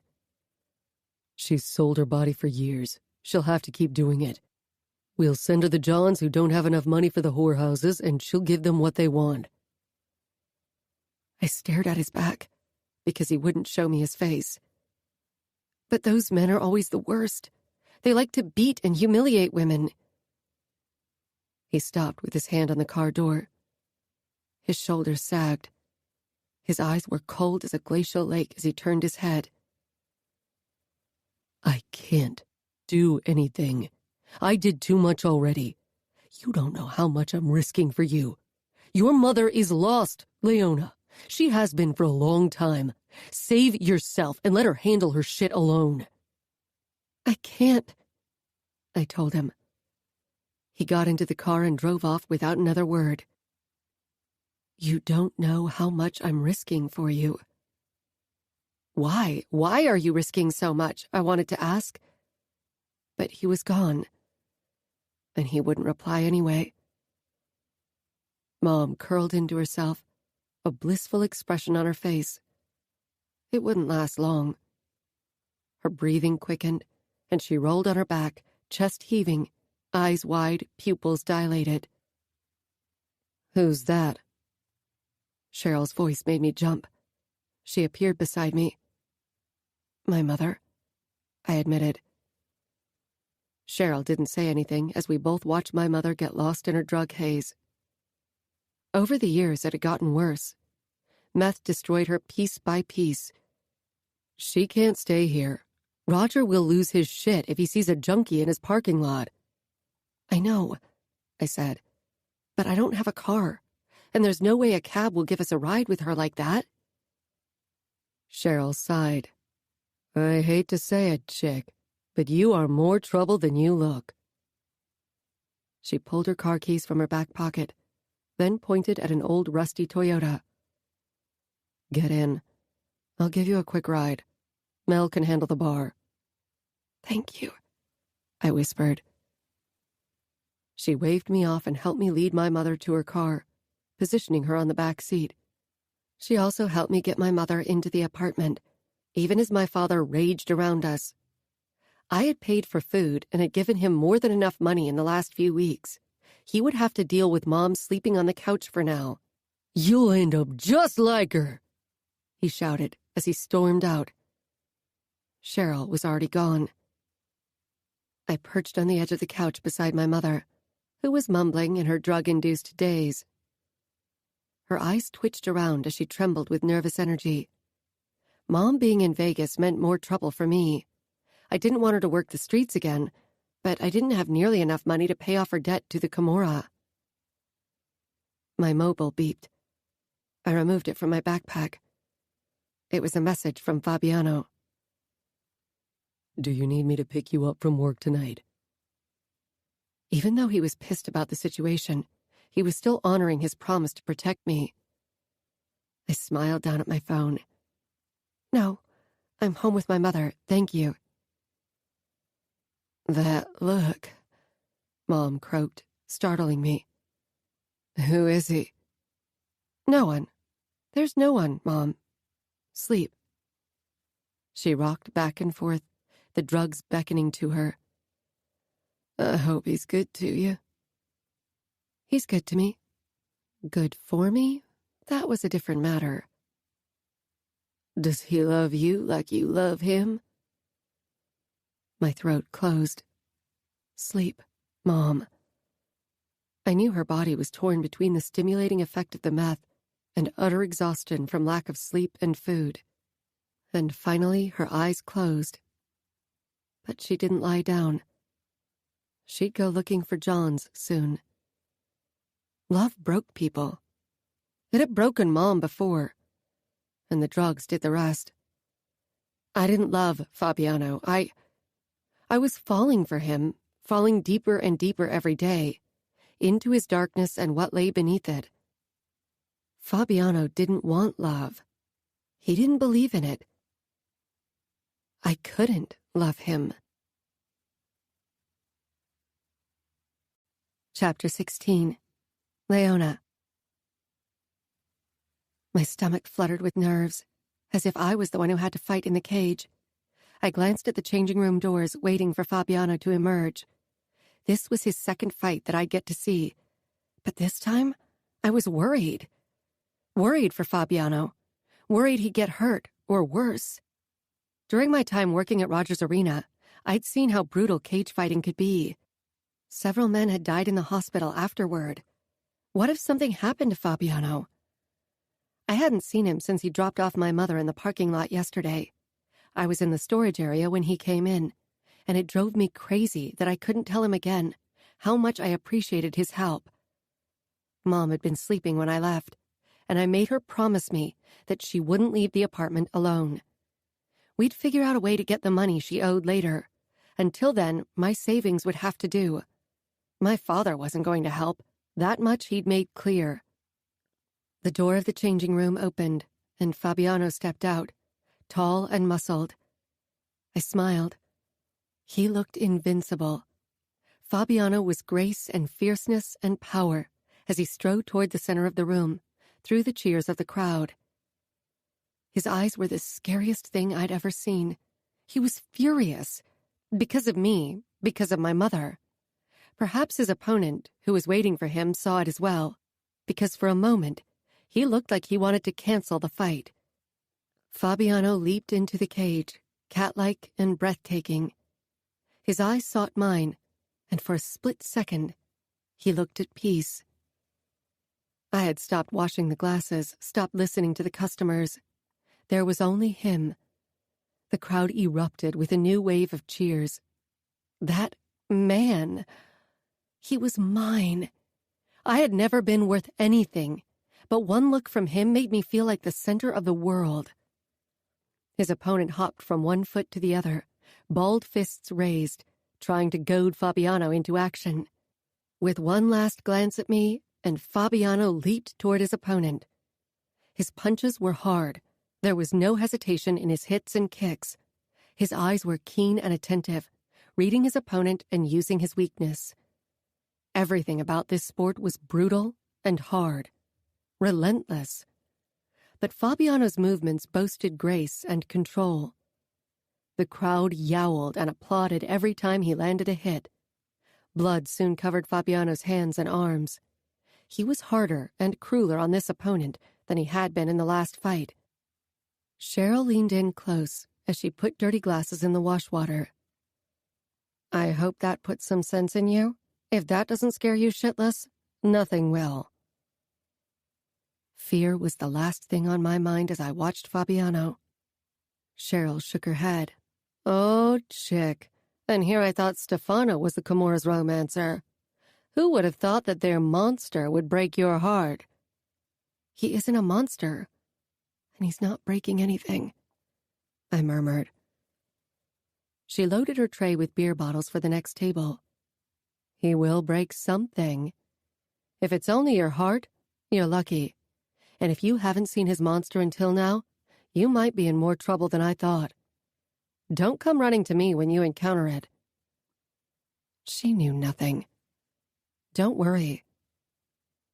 Fabiano crouched over his opponent on the ground, punching him repeatedly in the face.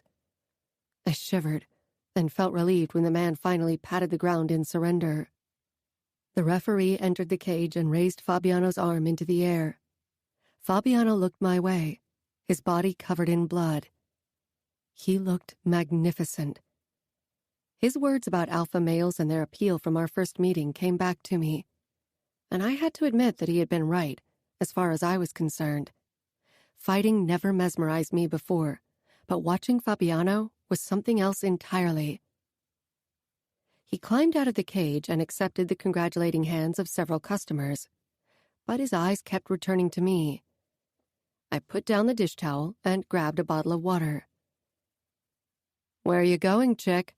Right into the lion's den? Cheryl shook her head and took my place behind the bar. Go ahead. Everyone has to dig their own grave, I suppose. I sent her a grateful smile despite her annoying words, and slunk toward the changing room. People were still too focused on the fighting cage, where the Kimura's bookie was stationed. I didn't bother knocking before I entered the changing room. Fabiano had seen me following him. I doubted anyone ever managed to sneak up on him. My clothes were sticking to my skin from working all day, and it should have made me self-conscious. I needed a shower, but my need for something else was even stronger. Fabiano wiped the remaining traces of blood from his body, and now his chest only glistened with sweat, the sheen accentuating every hard ridge of his perfect body. I wanted to trace my tongue along the dip between his pecs, down to the fine hair disappearing under the hem of his boxers. I'd never felt a want like this. He was risking his position for me, and I wanted to risk something too. I tore my gaze from Fabiano and stepped into the changing room, closing the door before someone saw me. I needed to stop thinking like that about Fabiano. Touching him and having him touch me was okay, but if I allowed more, he'd stop respecting me. He'd lose interest, I knew it, especially now that he knew what my mother was. The cool door under my palms grounded me. I didn't hear him approach, but felt him close behind me, his heat pressing up against my back. You kept distracting me today, he murmured close to my ear. I shuddered at his proximity. Seeing him fight had turned me on. There was no use denying it. The sport was brutal and hard, and Fabiano showed no mercy when he beat up his opponents. But my body responded to the sight of him. He looked invincible, powerful. The image of his hungry stare after he'd won sent a sweet tingling from my belly down between my thighs. I can't stay here forever. People will start to wonder what we're doing. I doubted no one had noticed me going into the changing room with Fabiano. I cringed at what they might be thinking about me now. Let them wonder, Fabiano growled before he licked my shoulder blade. You taste perfect. I shivered. I'm sweaty.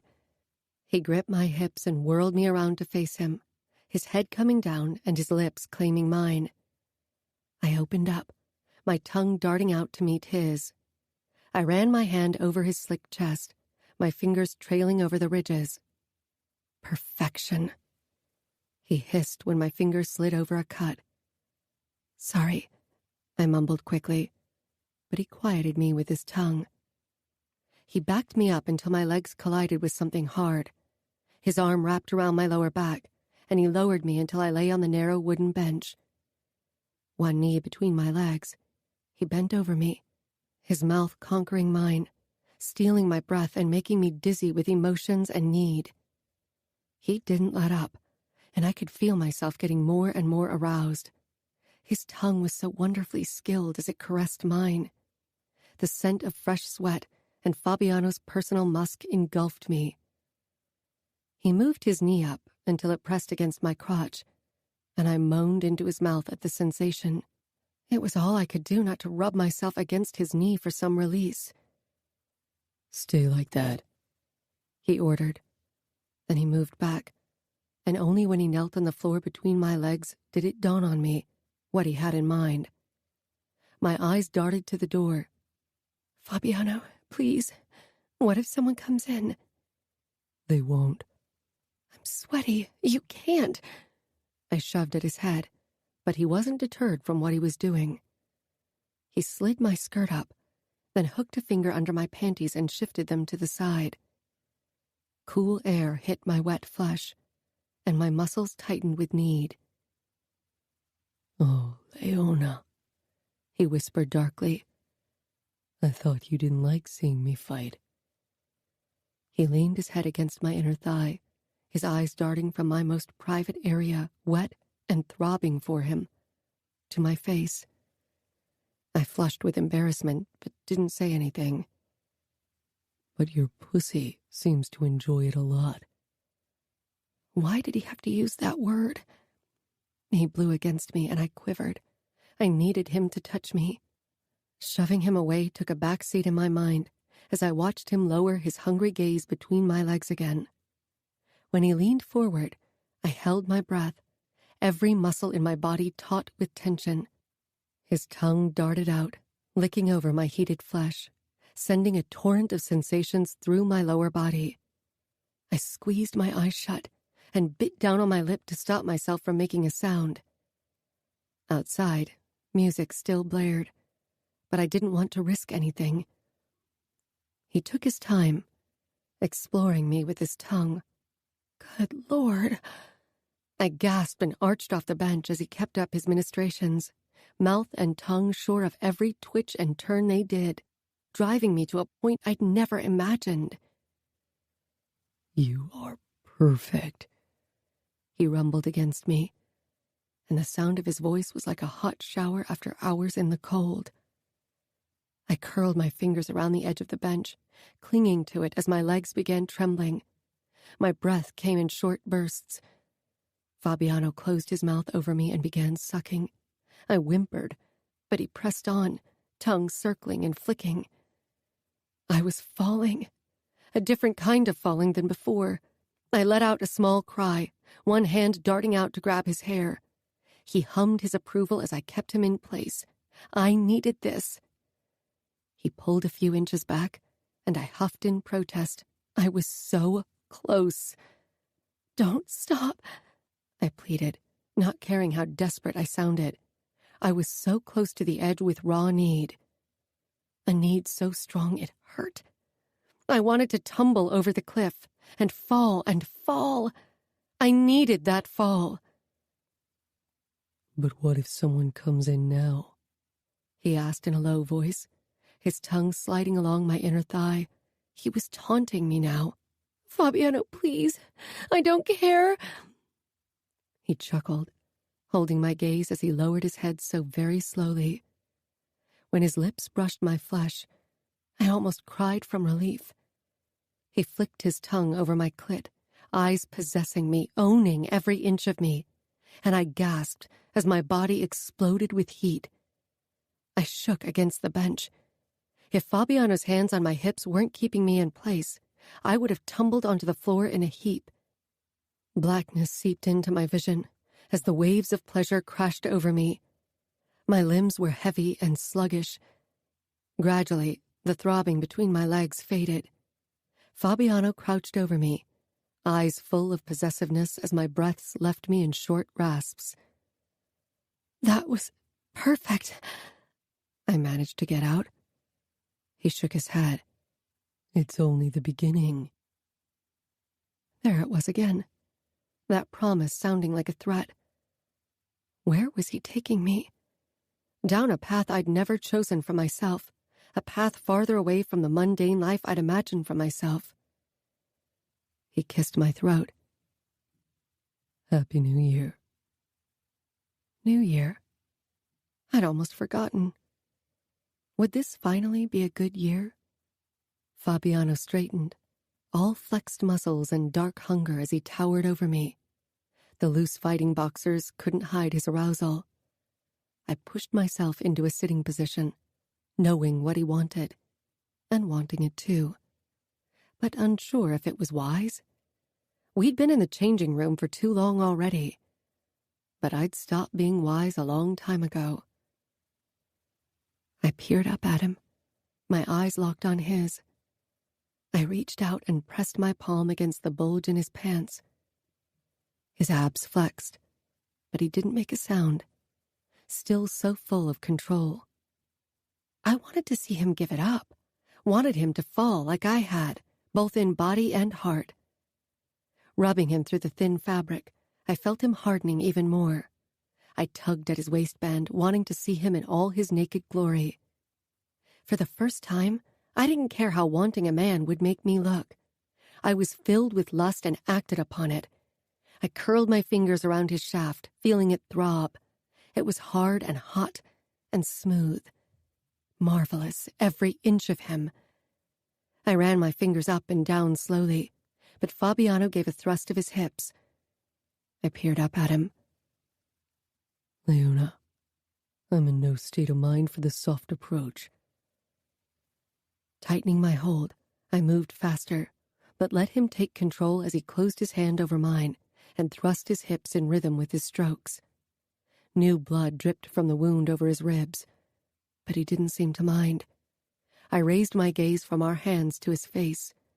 Hunger and need, and that gentler emotion that scared me shitless, but it scared him even more. I knew that now. When he tensed and his release took over, I watched his face in wonder, hoping for a revelation. He looked marvelous, but not unhinged, still in control, even now. I think I love you. His eyes peeled open, and his emotionless mask slid over his features as we stared at each other. He took my hand and led me to the shower. I followed, even as I said, "Fabiano, we can't." He ignored my protest and pulled my dress up over my head in one swift motion. My underwear followed. You said you needed a shower. I gave up protesting and slipped under the warm stream with him. His hand slid over my slick skin, and his lips found mine. Blood tinged the water pink as it pooled on the floor of the shower. He peered down at me, his hair plastered against his head. Do you still think I want to degrade you? I flushed, wanting to forget my words from that night. He had given me pleasure with his mouth, but it was different. "No," I murmured. Good. Then his lips were back on mine, and I let him pull me out of reality as his warmth surrounded me. I placed my palm over his heart, feeling it beat. I wanted it to beat only for me. His fingers curled around my hand, and he pulled it away from his heart, and raised it to his lips for a kiss. I pressed my forehead against his shoulder. This was enough. Chapter 17. Leona. When a knock sounded at my door, I stifled a sigh. I had to leave for work in a few minutes and had no time to talk to my father. Mom had moved in with us 2 days ago, so our already strained relationship took a nosedive toward worse. He only wanted money from me anyway. That was the only reason he even let me and Mom stay with him. I didn't have much money left. I'd given almost all of my savings to my mother, so she could pay part of her debt to the Camorra. And it still wasn't enough. Which was why she was out on the streets selling her body again. I begrudgingly opened the door. Dad was deathly pale, sweat coating his forehead. "What's wrong?" I asked, even though I had a sinking feeling that I knew. It was always the same thing. I'm in trouble, Leona. "You always are," I said, reaching for my backpack, ready to leave.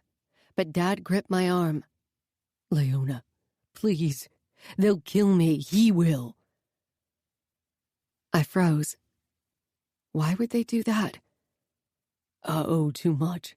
I can't pay them. I'm a dead man if you don't help me, Leo. Please. He used to call me Leo when I was a little girl, on the occasion when he was a decent father. He's not your business. That's what Fabiano had told me, and after these last few days of my father treating my mother like shit, I was inclined to agree with them. How much do you owe them? I don't know. 2,000? I don't know. I lost track. How could he lose track?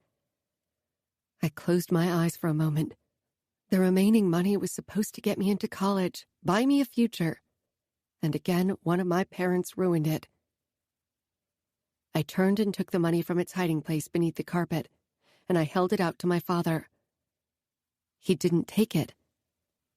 I can't bring them the money. They will kill me before I have a chance to hand it over.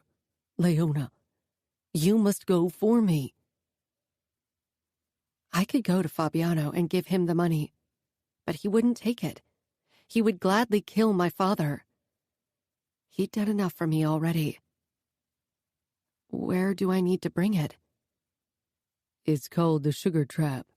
That's where Falcone and his enforcers hang around most days. He gave me the address, then clutched my hand. You have to hurry. They might have already sent someone out for me. I grabbed my backpack and headed for this sugar trap, wherever that was. I wasn't just handing over my hard-earned money for him. I was also going to be late for work. If Roger fired me, I was screwed. I doubted I'd get a job on the Strip or anywhere else anytime soon. We needed every cent I earned. When the red and yellow neon sign of the sugar trap caught my eye, I halted. The word was wedged between two open legs, wearing high heels. The windows were tinted black, so you couldn't look inside. I knew what kind of place this was, and it wasn't a place I ever wanted to set foot in. There was a ginormous black man guarding the door. I approached him slowly. He didn't budge. I'm here to see Remo Falcone? Even as I said it, I realized how foolish I sounded.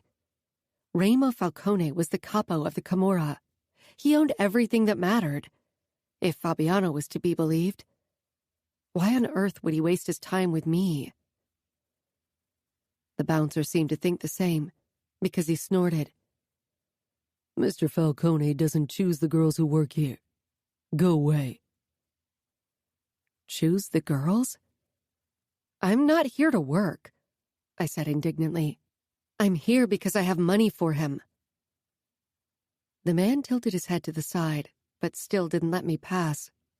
I tried to catch a glimpse at his watch to see how late I was for work. I pulled the money from my backpack and held it out to the bouncer. He reached for it, but I snatched it back. I didn't trust him to hand it over to Falcone. Go away, he muttered. Let her through, came a cold drawl from behind me. I whirled around to look up at a tall man. Nino Falcone. He nodded for me to step into the gloomy light of the sugar trap. And I did, because really, no one could refuse those cold eyes. Straight ahead, he said. I kept walking, even though having him behind me gave me the creeps. The corridor opened up to a bar area of red velvet and black lacquer. There were poles and booths with velvet curtains and several doors that branched off the main room. Go ahead. First door on the right. I peered at him over my shoulder. He walked 2 steps behind me, watching me with those cold, unreadable eyes. I showed him the money. Perhaps you can give your brother the money? It's from my father. His name is Greg Hall. I know who he is, Nino Falcone said, with absolutely no hint of emotion in his eyes. Go ahead. I shuddered and moved toward the door he indicated. I pushed down the handle and stepped through, into another long corridor with black walls and a red carpet. I kept walking to the end, where another door waited. The hairs on my neck rose at the proximity of Nino Falcone and at his quiet scrutiny. Let me, he drawled, and stepped past me to open the door. We entered a long room without windows. The desk on the left looked untouched. To the right was a heavy bag and some couches. Remo sat on one of them, laptop on his lap. His eyes moved up when his brother entered. Then they slid over to me.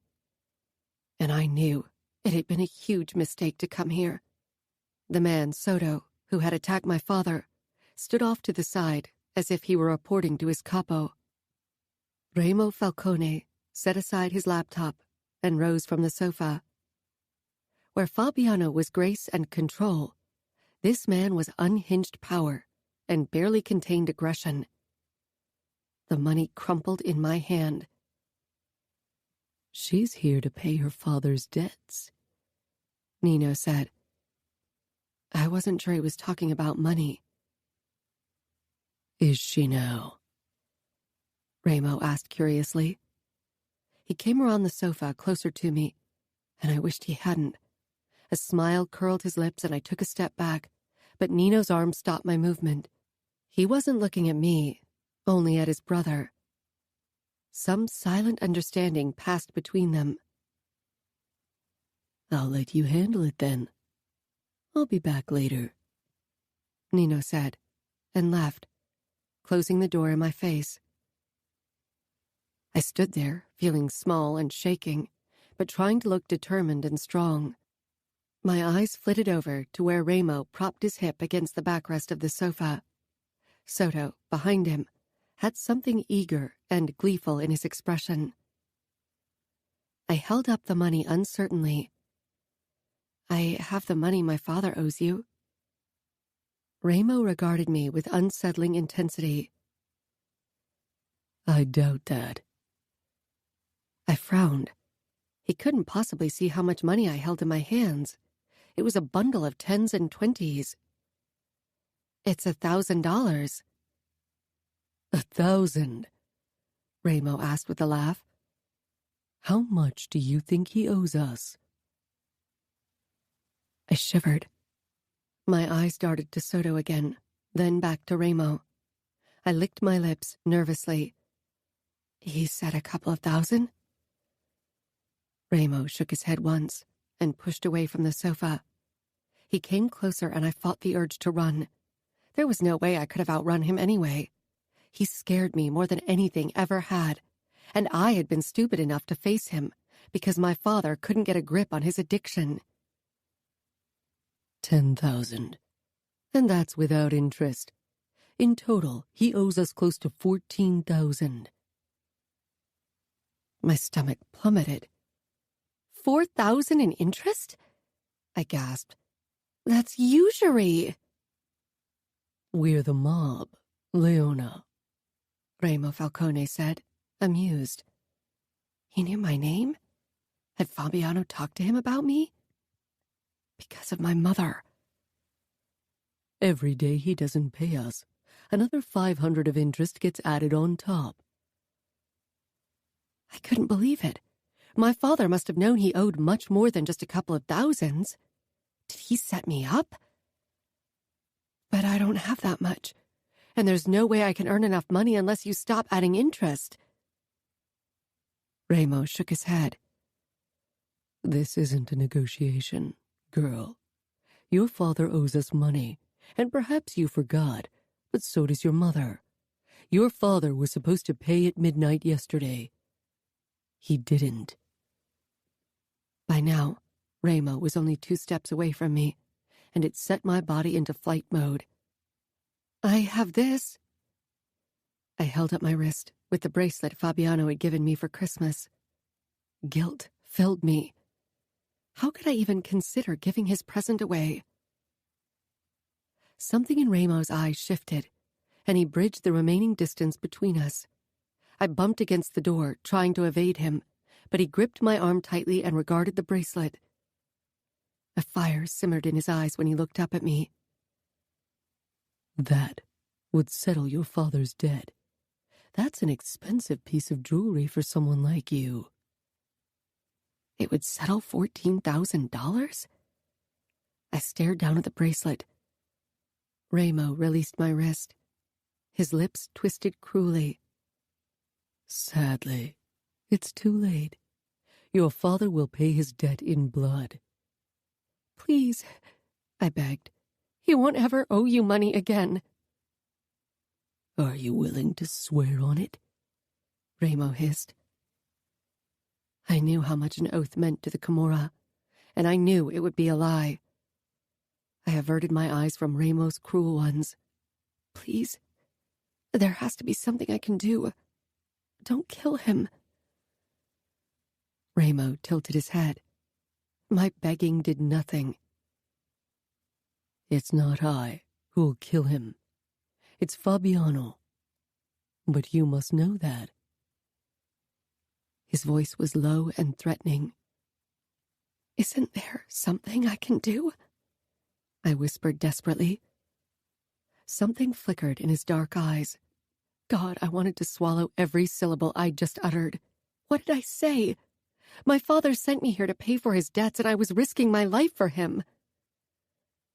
For a long time, Ramo didn't say anything. I gave a jerky nod. Okay, I'll just go. Ramo put a hand on the door. I sucked in a breath and backed away from him, fumbling for my cell phone. Maybe Fabiano could help me. I didn't get far. Ramo took it from my hand and glanced down at it. Just let me leave. He shut off my cell with a thunderous expression. It's too late for that, I fear. He nodded towards Soto, who came our way at once. I think we need to set an example. Soto gripped my arm. The excited gleam in his expression had terror soaring through my veins. The basement? He asked with barely hidden eagerness. Bile traveled up my throat. Ramo gave a nod, his eyes slipping down to my bracelet again, recognition filling his eyes like he'd seen it before. And Soto, you'll wait until I give you an order before you begin. If you lay a finger on her before, I'll cut it off. Soto pulled me down a flight of stairs and into a small room with only a mattress in one corner and a chair in the other. I can't wait to start, bitch. Fabiano will be fucking furious. Soto muttered, letting go of me.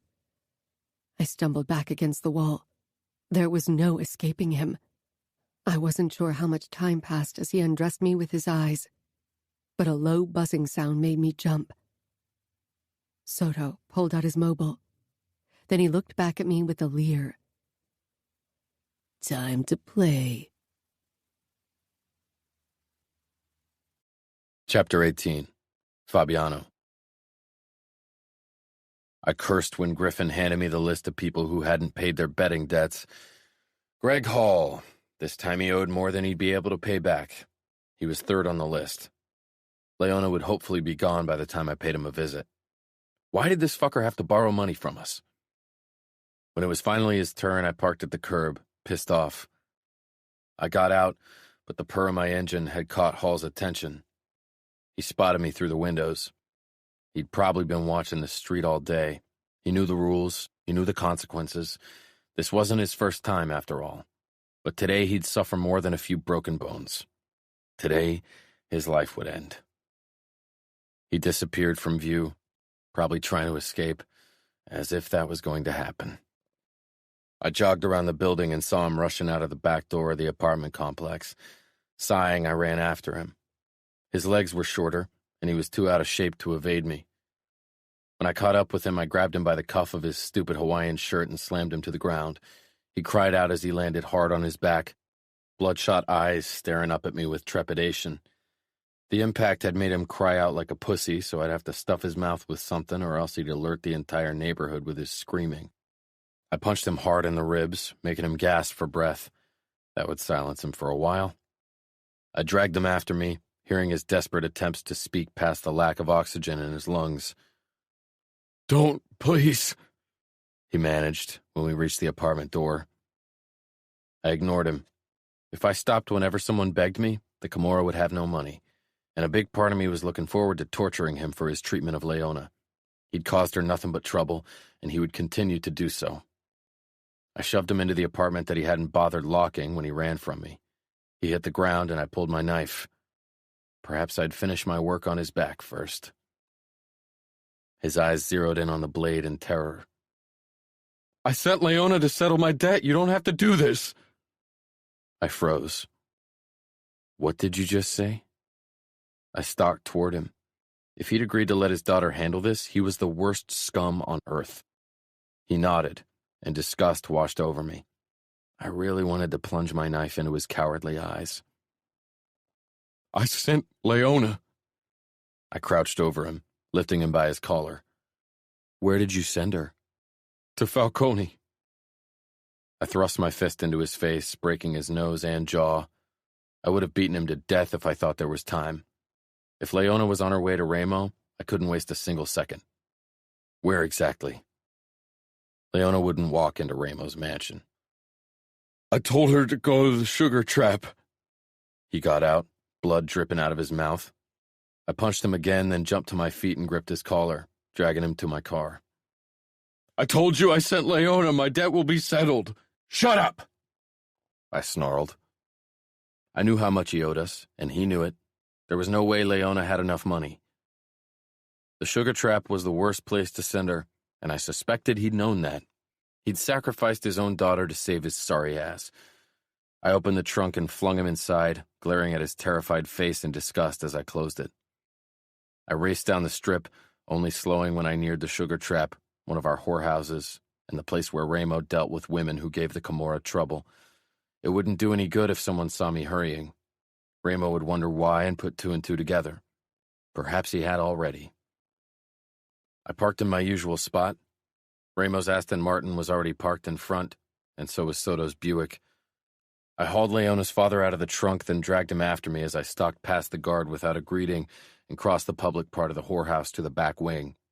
He kept pleading and groveling. I found Ramo in his office, as usual. Not behind his desk, but on the sofa, paging through a car magazine. He didn't look up when I stepped in, but he knew it was me. He'd been waiting for me. I'd known him for years and knew the games he played. I'd been one of his best players for a long time. It took all of my self-control not to ask him about Leona right away. I needed to play this right or it would all be in vain. "You're done early," he said, and when he met my gaze, there was something snake-like in his expression. I shoved Leona's father to the ground. He landed hard, his fucking beady eyes darting between Ramo and me. "The asshole told me he sent his daughter to handle his debt. I needed to check with you before I proceeded with him." "Of course," Ramo said with a cold smile. He didn't look at Hall. This was about me, about us. "It's the third time Hall is behind. His daughter offered to pay his debt." I knew all that and didn't give a fuck. All I cared about was Leona not getting hurt. "So you took her money?" "I didn't ask her for money. She wouldn't be able to pay that much, but she was determined to save her father." "Where is she?" I asked carefully. Every muscle in my body was tense because I knew if something happened to Leona, I'd fucking lose it. "She's in the basement, paying his debt the only way she can." My blood ran cold. "Soto?" was all I managed. Ramo nodded, but his eyes bored into my skull. "He went down with her a couple of minutes ago." 2 minutes. I didn't have much time. Leona didn't have much time. "I'm your enforcer, let me handle her." Ramo came up to me, steps slow and measured. And for the first time, I tried to imagine what I'd have to do to beat him, to kill him. He was like my brother, and I hated that it had gotten this far. "You never deal with women. You asked me to let Soto handle that part of the business, and I granted you your wish, Fabiano." He was right. He never understood, but because I was like his brother, he'd accepted my reluctance, and Ramo wasn't the accepting type. "It's different with her," I said, letting my desire show but not my protectiveness. If Ramo thought this was anything but fun for me, nothing would save Leona. Her father was still crouched on the floor, and I made a silent vow to let him suffer before I granted him death. "I don't think you handling her will have the desired effect," Ramo said. "You've been seeing her for weeks. You fucking her in my dungeon won't really send a message." "I haven't fucked her yet. She refused me." "Refused you?" Ramo asked, as if the word meant nothing to him.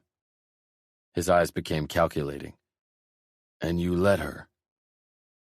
"Oh, Leona, I hope you are worth it." Ramo was on the hunt.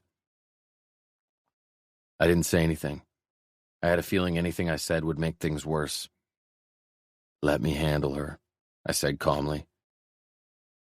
I put my hand on his shoulder, and that he let it happen gave me hope. Still like brothers. "You won't regret it." "I know I won't," he said, "but perhaps you will." He paused. "Then handle her, Fabiano." I was about to turn around and storm into the cellar to get Leona, but his hand clamped down on my forearm. He turned it so the tattoo of the Camorra was facing up. You are my enforcer, Fabiano. You have been at my side since the beginning. You never disappoint me. Don't start now. And I won't, I said fiercely. I'll take care of her. Don't disappoint me, Fabiano. She is just one woman. Remember where your loyalties lie. The warning was clear in his eyes. I barely heard him. I hurried out of the room and down the stairs. I knew I had to make it there before Soto sank his claws in her. I took the stairs two at a time. I couldn't be late. I knew where to go. Soto always chose the same room. I didn't bother knocking. Instead, I pushed open the door to our interrogation room. I can't wait to have you suck my cock, Soto drawled. Fucking choice be damned. Leona was pressed up against the wall, looking terrified, while Soto pulled down his pants, revealing his hairy ass. Terror filled Leona's beautiful face, and for a moment I considered putting a knife in Soto's back. Get out, I snarled. I'm taking over. Soto whirled around, showing me his pitiful cock. He gave me a stunned look. I thought you didn't like to handle women, he said mockingly. That's why Ramo gave me the job. I changed my mind. I growled. Now get out before I lose my patience. Soto shot Leona another hungry look, but he pulled up his pants and stalked past me, muttering curses. The door slammed shut. I knew the camera was pointed at us, recording everything. Perhaps Ramo was watching. This had nothing to do with Greg Hall and everything to do with me. Ramo was testing me. Ramo trusted me as much as a man like him could trust anyone, like he trusted his brothers. And now he felt the need to test me. A small part of me felt fury toward Leona for being the reason for it. Ramo had never doubted me. Never. And I had sworn with my own blood to never give him reason to. Leona pushed away from the wall, looking confused and hopeful and scared all at once. Oh, Fabiano, she whispered, relieved. I'm so glad you came. I was so scared. I didn't go over to her. I wasn't the savior she'd hoped for. She took another step in my direction before stopping, looking at me with fucking hopeful eyes. Slowly, the hope disappeared. Fabiano? She asked in the barest whisper. I shut off my fucking useless feelings. I would be dead without Ramo. Everything I was today was thanks to him. He saved me. I couldn't try to kill him, not even for Leona, and trying would be all it was. Ramo was as strong as me, and he still had his brothers at his side. I stalked toward Leona, and for the first time she backed away. When her back hit the wall, I was in front of her. I pressed my body against hers, caging her in, and sank my nose into her hair. The camera would make it look like I was cornering her. Her sweet, flowery scent reached my nose. Fabiano? She murmured. Hesitantly, she put her hands on my waist as if she wasn't sure if she should hug me. That would have been the end of everything. Fuck, but I wanted to wrap my arms around her. Fuck me, fuck us. I told you I'm not good, I said quietly. She peered up into my eyes, and I knew what she would see, exactly what I needed her to see to be convincing. Leona started trembling against me, fear eating away at what little hope was left. I pulled her arms away from my waist, grabbed her wrists, and pinned them on top her head, resting against the wall. I cornered her with my body, and she allowed it. She let out a choked whimper, a confused expression on her face. She should have fought by now. This broken-hearted surrender was something I couldn't handle. There was still that stupid fucking hope there. It was worse than begging and crying, worse than anything had ever been, because it meant she still believed there was more to me than the cold-hearted killer. Perhaps she still didn't understand what I was supposed to do to her. I pressed my lips against her ear. I can't spare you. We're being watched. If I don't do it, Soto will. And I can't allow that. Fear widened her eyes as she stared up at me. Because you don't share, right? She whispered miserably. I wished it were only that. Because Soto will break you. And you won't. We'd been talking for too long already. Every second that passed could seal both our fates. As a woman, you are granted a choice unlike men. You can pay with your blood, as a man would have to, or with your body, I said sharply. I'd only spoken those damn words once before and never again after that. Ramo had handed over the task to Soto because I couldn't fucking do it. He allowed me that one fucking weakness. She raised her chin, and I knew she considered choosing the first option because she'd rather suffer through pain than become like her mother. Damn it. Leona, I whispered, leaning into her again, surprised by the despair in my voice. Careful, Fabiano. You were my enforcer. Number 2, I can fake that one, but not the other. Confusion filled her face. Choose the second option, I murmured again. 2? She said, resigned but still not understanding what I had offered. She started crying. I watched the tears make their silent descent over her soft freckles. Her eyes held mine, and then just like that, she nodded. Do what you have to do. I'd wanted her from the first second I'd laid eyes on her, had wanted to be the one to rip her innocence from her, wanted to possess her in every way possible. But not like this, not in front of a fucking camera, not hard and fast and brutal as Ramo expected. Was she worth the risk? The Camorra was my family, my life. In my darkest hour, Ramo had been there to pick me up. He had showed me my worth. He could have killed me. He was a monster. But so was I. Leona held my gaze, and I made my own decision. Fuck it. I'll try not to hurt you. Fight me and cry. It has to look real, I whispered harshly. Confusion filled her eyes. I shook her wrists and tightened my hold. Play your part or we're both dead. I gave her a warning look as I gripped her hips and threw her down on the mattress in the corner.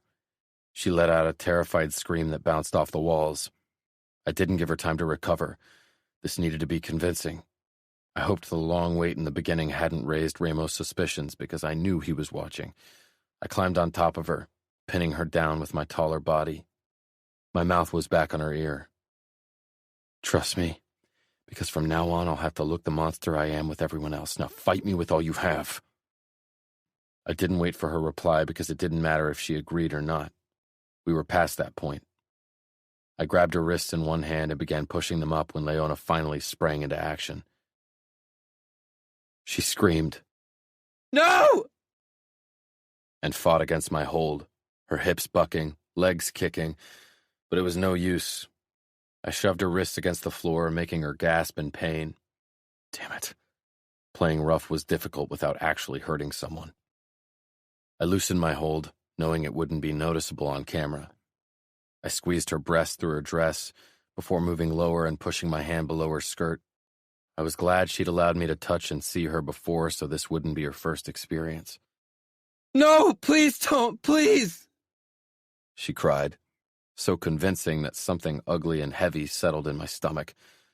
This was why Soto had been responsible for that part of the job. "Shut up, you whore!" I snarled. Hurt settled in her eyes. I breathed heavily. I couldn't take my eyes off her face, off those cornflower blue eyes, off those damn freckles. She held my gaze and I hers. 1 second, 2 seconds. I couldn't do this, not even pretending. I felt fucking sick to my stomach. Fuck. I'd cut men into tiny pieces, had done so many horrible things that had never bothered me, but this I couldn't do. Not for real, not for show. Never. I let go of her wrists. Her brows furrowed. I lowered my head until my forehead rested against hers, and she released a small breath, then lifted her hand and touched my cheek. I wasn't sure how much of it the camera recorded. I didn't care. Fabiano? I wasn't sure if I could save her, save us, after this. I pulled away and straightened before I helped her to her feet. She clutched my arm, still shaking. What's going to happen now? She whispered. Ramo wanted blood. He wanted confirmation that I was his soldier, that I was capable of doing what had to be done. He wanted to see my monster, and he would. Leona would hate me for it. Chapter 19. Fabiano. We headed upstairs. Remo was waiting for us. Nino was there, and at his feet cowered Leona's father, tape over his mouth but still very much alive. Leona stiffened, but my grip on her arm kept her at my side. I wasn't sure if she'd try to run toward him otherwise. Remo regarded Leona from head to toe. He knew. Had known before he laid eyes on her. I felt her tremble against me. That Nino was here told me two things. One, Remo thought he needed reinforcement, and that reinforcement wasn't going to be me, and two, that reinforcement wasn't going to be me because he thought he needed reinforcement against me. I released Leona but gave her a look that made it clear she needed to stay where she was. She understood. I walked toward Remo. He didn't rise from where he was perched on the desk, but the look he gave me was one he only ever leveled at his opponents in the cage. "So," he said tightly, "you didn't handle her." "I didn't handle her because he is the one I should handle." I nodded toward her father. "Since when do we let our debtors get away with this shit? Since when do we let their daughters or wives pay for their crimes? Since when, Remo?" I was very close to him now, and finally he stood, bringing us to eye level. "Since the moment I decided she was going to pay for her father. My word is the law." "It is the law," I confirmed fiercely. "Because you are capo, my capo, and I've always followed your command, because you taught me the true meaning of honor and loyalty and pride." I took another step toward him so we were almost touching. "But there's nothing honorable about making an innocent woman pay for her father's debts, Remo." His dark eyes pierced mine.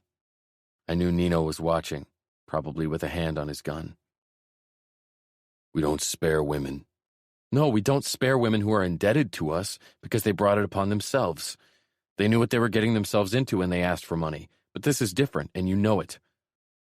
I don't know why you feel the need to test my loyalty like that, but I ask you to reconsider. There's no reason for you to doubt me. Leona is only one woman. She means nothing to me. You are like my brother." "Are you sure about that?" he asked in a low murmur. "Because when you look at her, she isn't just one woman." My chest constricted. "I'm loyal to you, to the Camorra, to our cause." "Someone will have to bleed for this," he said, and he settled back on the desk. Relief washed over me. "And I will make him bleed for you." "I know you will," he said quietly, challengingly. I turned to her father. His eyes widened and darted over to Leona. She stood frozen. I wanted her to leave, but that wasn't what Remo wanted, and I couldn't ask for more than he'd already given. I nodded at Nino, and he understood. He moved to Leona, who took a step back. When his fingers closed around her upper arm to keep her from interfering, it took all my willpower not to snarl at him. I prowled toward her father, who tried to scramble back but hit the couch. I yanked the tape off his mouth, and he cried out in pain. "Fabiano, please," Leona begged. It was either her father or her. Someone had to pay. "When you sent your daughter to Remo to pay your debt, did you know what would happen to her? Did you know that she would bleed for you?" His eyes darted to Leona again, looking for help. I grabbed him by the shirt and hauled him up. "Did you know what would happen to Leona?" "Yes," he cried. "And you didn't care. I didn't want to die. So you sent her so she could bleed and die for you." He gaped at me. Oh, I would make him bleed, and I would enjoy every second of it. I didn't risk a look at Leona. Maybe someday she could forgive me, but I didn't think she'd ever look at me the same again, not after what I had to do now, after what I wanted to do. I extracted my knife. Her father tried to run, but I shoved him down and got on top of him. He struggled, and I punched him. His head snapped back, but I needed to be careful not to knock him out. That just wouldn't do. Remo's legs appeared beside me. and he held Hall down. He gave me his twisted grin, and I felt my own lips curl. We would do this together. Together like in the beginning. I brought my knife down, and when the tip of the blade slid into Hall's stomach, parting flesh and muscle, everything else faded to black. Ramo and I did what we did best. I wasn't sure if I'd been a monster before him, if I'd always had it in me and he had only awakened that part, or if he'd turned me into one. It didn't matter. When Hall's cries died and his heart stopped beating, I came back to myself. Ramo and I knelt on the ground beside the body, in its blood. My hands were covered in it, and so was the knife still clutched in my hand. Ramo leaned forward, voice calm. That's what you really are. What we both are. Do you think she can accept it? I didn't say anything. I was fucking scared to face Leona, to see the disgust and terror in her expression. Ramo nodded. That's what I thought. She'll leave. They all do. She's not worth the trouble. People like us are always alone. He touched my shoulder. We are brothers. We are, I confirmed, then finally dared to glance back at her. Leona and Nino were gone. I jerked to my feet, knife clattering to the ground. Where is she? Nino dragged her out when she threw up because things got too rough. I stared at the spot where she had been. Go clean up, Ramos said. I'll have Nino drop the body somewhere it will be found quickly. I nodded but didn't move. And Fabiano? Ramo waited until I met his gaze. I let you refuse my order once. I let you spare her once. Remember your oath. The Camorra is our family. I nodded again, then went to change before I searched for Leona. I found her in the main room of the sugar trap, perched on a bar stool at the bar, clutching a glass filled with a dark liquid in her hands. Nino leaned against the counter like a sentinel. She kept staring at her hands when I stopped beside her. Nino left without a word. I reached for the glass and she flinched away from me. There it was. Finally, she reacted to my closeness the way she should have. And I fucking hated it. I took the glass and downed the burning liquid. Brandy. I thought you didn't drink, I said quietly. She raised those cornflower blue eyes to me. Against her deathly pale skin, her freckles stood out even more. Today is a good day to start, I think. She swallowed, lowering her gaze as if she couldn't bear looking at me. She was still in shock. No, it's not. Don't let it happen. Let what happen? She echoed. Don't let my darkness drag you down.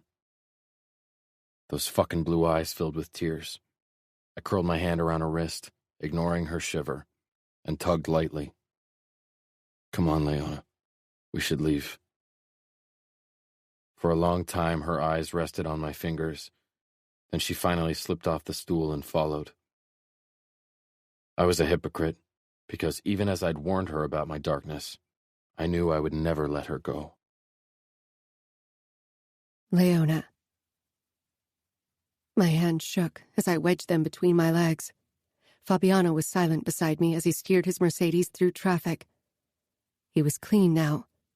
His fingers, his hands, his clothes. The blood was gone. My father's blood. A new wave of sickness washed over me, but there was nothing left in my stomach. Things had taken a turn for the worse that I hadn't expected. You didn't choose your family. That was what people always said. And it didn't have to define who you became. But my mother and father had managed to steer me so far off the path I'd planned for myself, I wasn't sure I'd ever find my way back. And now my father was dead. Killed by the man I loved. God help me. I still loved him. Still? Still. After what I'd seen, after what he'd done. And that was the worst. I could still feel something for him after I'd seen what he truly was. A monster. My father was a horrible human being. Had been a horrible human being. He'd driven my mother to selling her body, even offered my body to Soto for his debts, and he pretty much admitted he'd let me die just so he could live. Perhaps he deserved death, but he didn't deserve what happened today. Nobody did. I closed my eyes against the images of Fabiano with the knife, against the twisted look he'd shared with Ramo. They had done this before. They enjoyed it. Nino had dragged me away after Fabiano began cutting my father, but the screams followed us until they were no more. I was relieved because it was over. Over from my father, and over from my mother and me. No more betting debts or drunken fits, and that realization shattered me. I didn't miss my own father. He'd set me up. I'd known he was scared of the Camorra, but so was I. Fabiano killed him. My eyes shifted to the man beside me. His gaze was focused on the road ahead. In the past few weeks, we'd gotten to know each other. Or I thought I'd gotten to know him. Thought we'd built a connection. Now I wasn't sure that was real anymore. Enforcer. The word had held no meaning for me until now. I shuddered when I remembered the basement. How much horrors had those walls seen? And for how many of them was Fabiano responsible? How many people had he killed? Had he made bleed? So much blood on his hands. I pushed the thought aside. It led down a dark path I couldn't stomach right now. I'd already dug myself into a deep hole I couldn't possibly ever get out of. Could I really love someone like him? And could someone like him love at all? Love is a sickness, a weakness. Leona is only one woman. She means nothing to me. Those words had threatened to break me. But then Ramo had said, "Are you sure about that? Because when you look at her, she isn't just one woman." Those words still haunted me, after everything. Tears prickled my eyes. Fabiano was a murderer. He'd done it for me, so he didn't have to hurt me. He protected me. And part of me was consoled by that fact. What did that say about me? I closed my eyes again. I had to end this, had to leave. I couldn't stay, even though I loved him. Or maybe I had to leave because I loved him. I had to break this twisted bond. Had to do it while the memories of today were still fresh. "Where are you taking me?" I asked, as I realized we were heading to the better parts of Vegas. "To my apartment." I stared blankly. Did he really think I'd spend the night in the same bed with him after what he'd done today? You want his closeness. Still. After everything. Fear filled my veins, but not fear of him. I pushed through it, let it feed my next words. "Have you lost your mind? I'm not going home with you after what you did." Fabiano jerked the car to the side and hit the brakes, making me gasp from the impact of the belt. I didn't get the chance to catch my breath. He wasn't strapped in, so he leaned over me, eyes furious. "Don't you realize in what kind of trouble we are? I went against Ramo's orders for you. I showed weakness. He'll watch my every move now. He will watch us." "You killed my father." "I did, so I wouldn't have to hurt you. So Ramo didn't feel the need to hurt you." "Maybe I would have preferred if you'd let him hurt me." Fabiano laughed darkly, blue eyes searching my face. "You can't still believe that after today? Ramo has made grown men beg for mercy, for death even." "So have you," I whispered. "You and he, you're the same. You both enjoyed this. I saw it in your eyes." I swallowed hard. His eyes flickered with emotion and my heart broke. You don't even realize what I'm risking for you. You made me go against everything I ever cared about. Everything I ever cared about. Cared. Past tense. As in, not anymore? Deep down, I knew the answer. And it terrified me because if he felt what I felt, if he was capable of it, leaving him would destroy not only me. You should just have let Soto have his way with me. His expression was blank. He was too good at this, too good at all things dark and dangerous. Perhaps I should have, he said simply.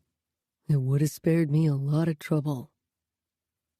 He twisted a strand of my hair around his finger, with a strange expression on his face. After all, who says you are worth it? His words didn't hurt me, because I'd seen the look in his eyes down in the basement, even if I hadn't dared believe it. Ramo had confirmed it wasn't my imagination. Fabiano needed to push me away, and I knew I needed to let him so I could do what had to be done. Don't pretend you acted out of the goodness of your heart. You saved me because you wanted to be the first one to fuck me. The word left a bitter taste in my mouth, but it got a reaction from Fabiano. His lips curled into a cold smile. You're right. I will be the first to fuck you. Not if I have a say in the matter. He let out a joyless laugh before he pulled the car back onto the street. You are a monster, I said harshly. I know. 15 minutes later, we entered the underground parking garage. He was really taking me to his apartment. Fabiano opened the car door and held out his hand to me. I stared at it before looking up at his face. Come on, Leona, he said quietly. Don't make me carry you. I took his hand and let him pull me to my feet. He didn't let go of me as he tugged me along toward the elevator. Once we were inside the elevator, my emotions began to bubble over. Anger and terror and sadness and everything in between. Why did you have to choose me? I asked miserably. And why had my heart chosen him? He didn't say anything, only gave me that impenetrable look. The elevator doors slid open, and he guided me into his apartment. He pulled me against his chest and kissed me fiercely, and for a second I kissed him back, kissed him with every twisted, horrid part of me that loved him. My palms came up against his chest. No, I said firmly, and tore away from him. My pulse raced in my veins. Fabiano came around, never allowing me to pull away. Why couldn't he just let me be? You know, he said quietly, I never meant for any of this to happen. You were just a poor, lonely girl. I didn't choose this, didn't choose you. Then stop this. Whatever it is between us, stop it. Now, I whispered, peering up at his cold, beautiful face. He cut my face. Don't you think I would, if I could? His lips brushed mine. But I can't. I won't. You are mine, and I will protect you, no matter the price. Protect me, I echoed. Fabiano was a destroyer, not a protector. He was no knight in shining armor. And who will protect me from you? You don't need protection from me. Today should have proven that. Today proved that you have done horrendous crimes in your past, and that you are still committing atrocious acts every day, and that you enjoy doing them. Leona, he said darkly, I never lied to you. I am the Comora's enforcer. I am pain and death. I never pretended to be anything else. Don't pretend you were ignorant to make yourself feel better. I lowered my gaze, feeling guilty and furious because he was right. Death, blood, pain. That was what being with Fabiano meant. And love. I couldn't get one without the other. That wasn't the life I'd imagined. And did he love me? Whatever he felt, whatever I had seen, whatever Ramo had seen, it wasn't love. Come on, Fabiano said, tugging me toward the stairs. Let's talk in the morning. You've gone through a lot today. What was there left to talk about in the morning? Yet I still followed. I took a shower, and Fabiano didn't join me. Perhaps he finally understood that his closeness was too much right now. I put on the t-shirt he'd laid out for me, then walked into the bedroom. Fabiano was already in bed, the covers pulled up to his waist, revealing his chest. Falling asleep against his chest had been the best thing about being with him these last few weeks. One last time, I promised myself. I slipped under the covers with him and rested my cheek against his chest, right over his heart. It beat a calm rhythm. If today's events hadn't increased his heart rate, what could? His fingers stroked my upper arm, and I ran my fingertips over all the scars on his chest and stomach. This can't end well. It will get us killed. You know that. Fabiano pulled me on top of his body. Do you think I'd ever allow it? I'd do anything to protect you. Even kill Ramo? He grew tense. Ramo is like my brother. If he goes down, so will I. I searched his eyes. He was serious. You could leave Las Vegas, start somewhere new. Leona, stop this, end this. He shook his head like I couldn't understand. The Camorra is in my blood. Blood. Screams. I glanced at the tattoo on his forearm. The Camorra was the love of his life. Nothing could compete with that, least of all me. Blood, I murmured. Fabiano's eyes were like a stormy summer sky. I will handle Ramo. Don't worry about it. Now that your father is gone, things will settle down. You can continue with your life. Gone. Killed, murdered, tortured. Do you really believe that? I asked. What life was I supposed to continue? Fabiano. The look she gave me now was the one I'd expected in the beginning. It was a look I hated seeing now. I was risking my reputation, my life, and Ramo's trust for her. All for her. I kissed Leona hard. For a moment she froze, then she returned the kiss with the same force.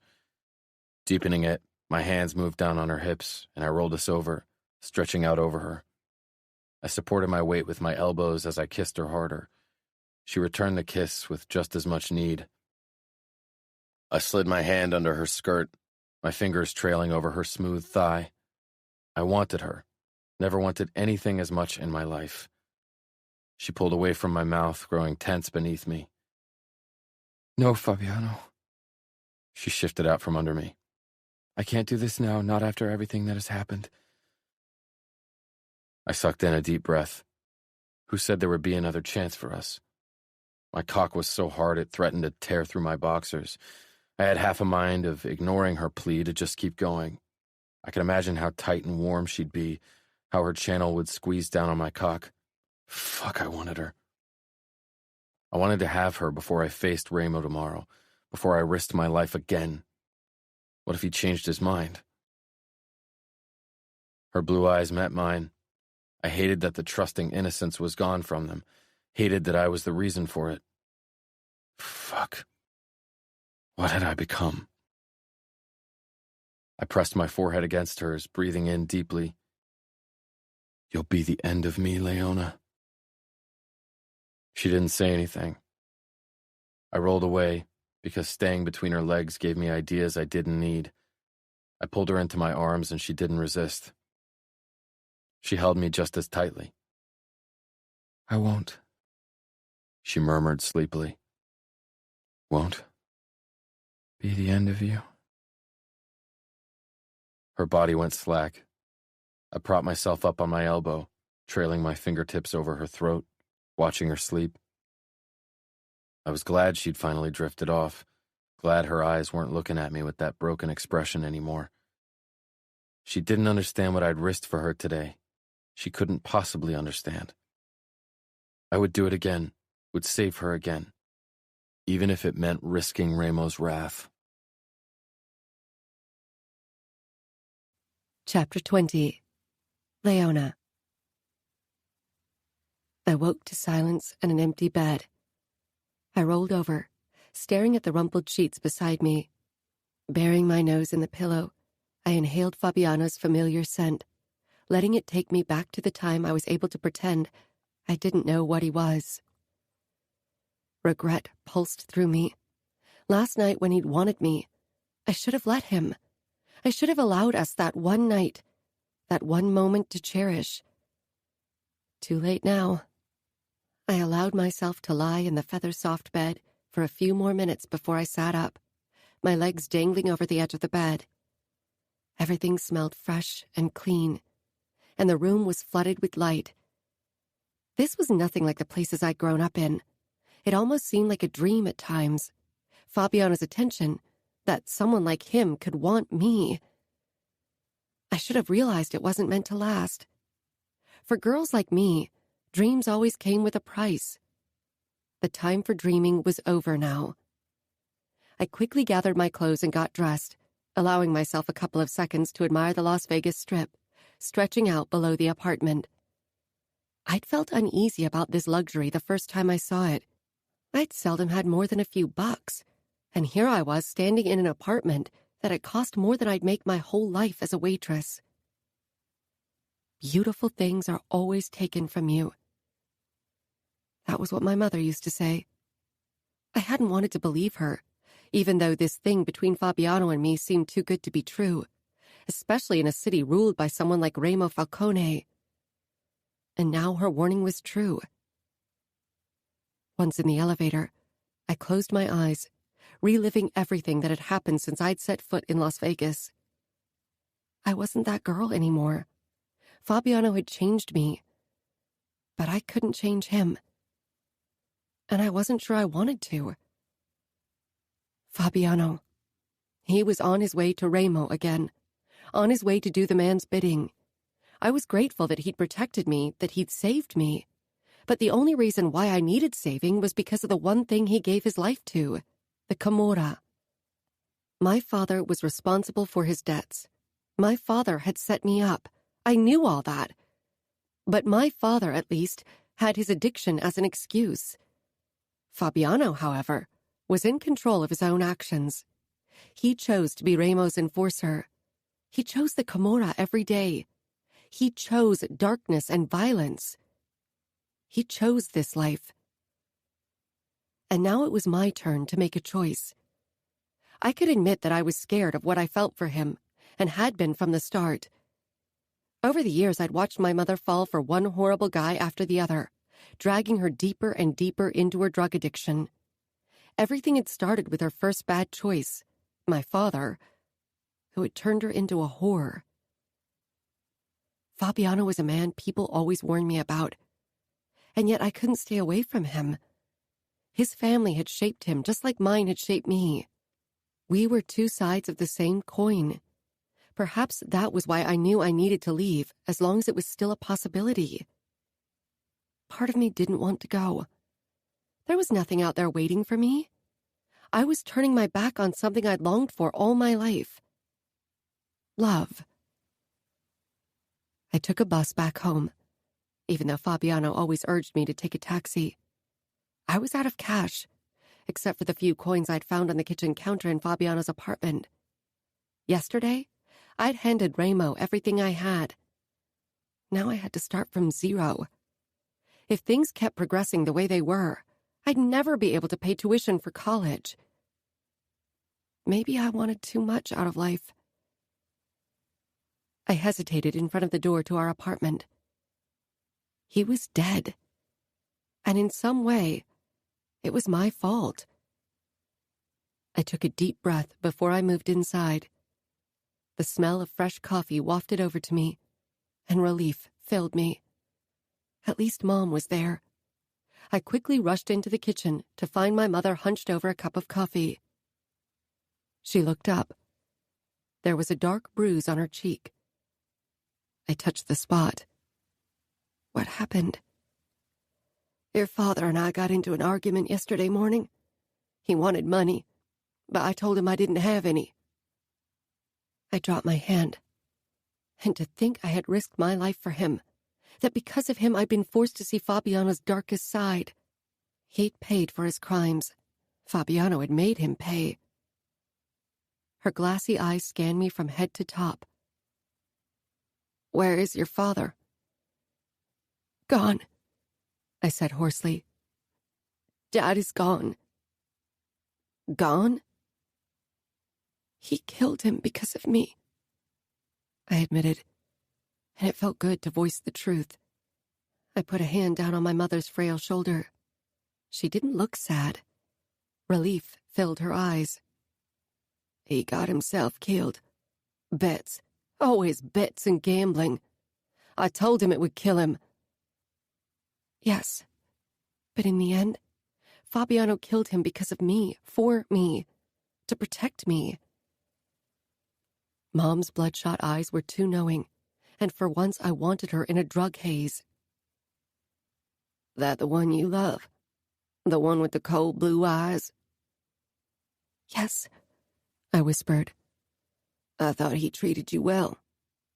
He did, I said. Men like him usually don't. I have to leave. Because of him? Because I loved him, despite what he was.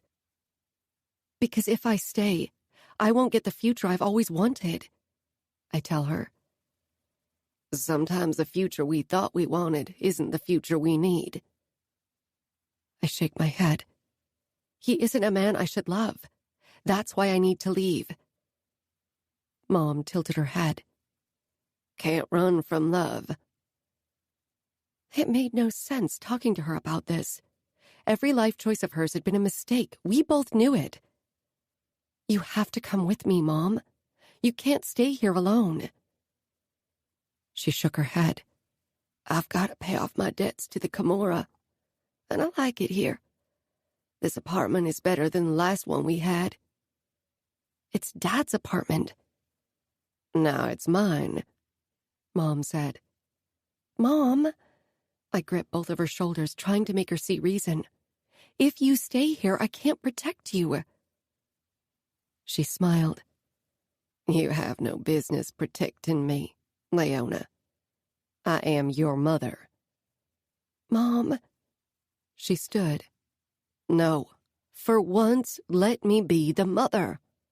If you have to leave, then do it. But I can't run again. The Camorra will hurt you if you don't pay them. You should come with me, Mom. We can start over. Leona, it's too late for me to start over. And what can they do to hurt me that hasn't been done to me before?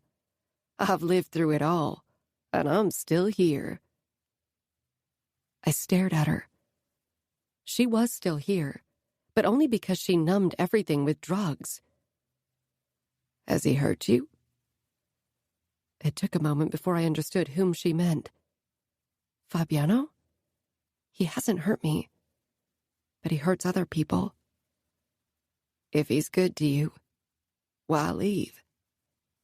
Fabiano had been the first person to take care of me, but he was also the man taking me down a path I shouldn't follow. I reached for the cup of coffee. My hand shook as I brought the cup up to my mouth and took a long sip. I had to leave. I closed my eyes against the sense of hopelessness that washed over me.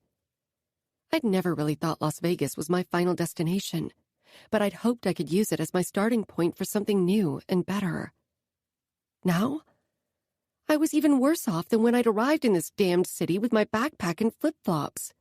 I didn't have any savings, and not only that, I'd lost my heart to a man whose own heart only beat for the Camorra. A man who was brutal and dangerous. A man who would eventually be my death because he couldn't possibly keep me safe without betraying his oath. Still, a small, stupid voice asked the same question my mother had. Why leave? That was probably the same voice my mother listened to every time she'd gone back to a pimp, after he apologized for beating her to a bloody pulp. Perhaps Fabiano had been right on the night of our first encounter, that our DNA determined most of our decisions. Perhaps my mother's genes would always prevent me from living a normal life. My eyes were drawn back to her wiry form, hunched over the table again. She wasn't looking at me anymore. Instead, she was peeling off more of her red nail polish. Her hands were shaking. She needed a fix. She raised her eyes. You don't have any money for me before you leave? No, this wasn't my future. I'm sorry, Mom. She nodded.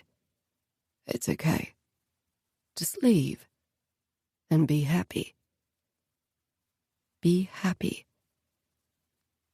I didn't say anything. I grabbed a quick shower, feeling a bone-deep tiredness that didn't have anything to do with sleepless nights.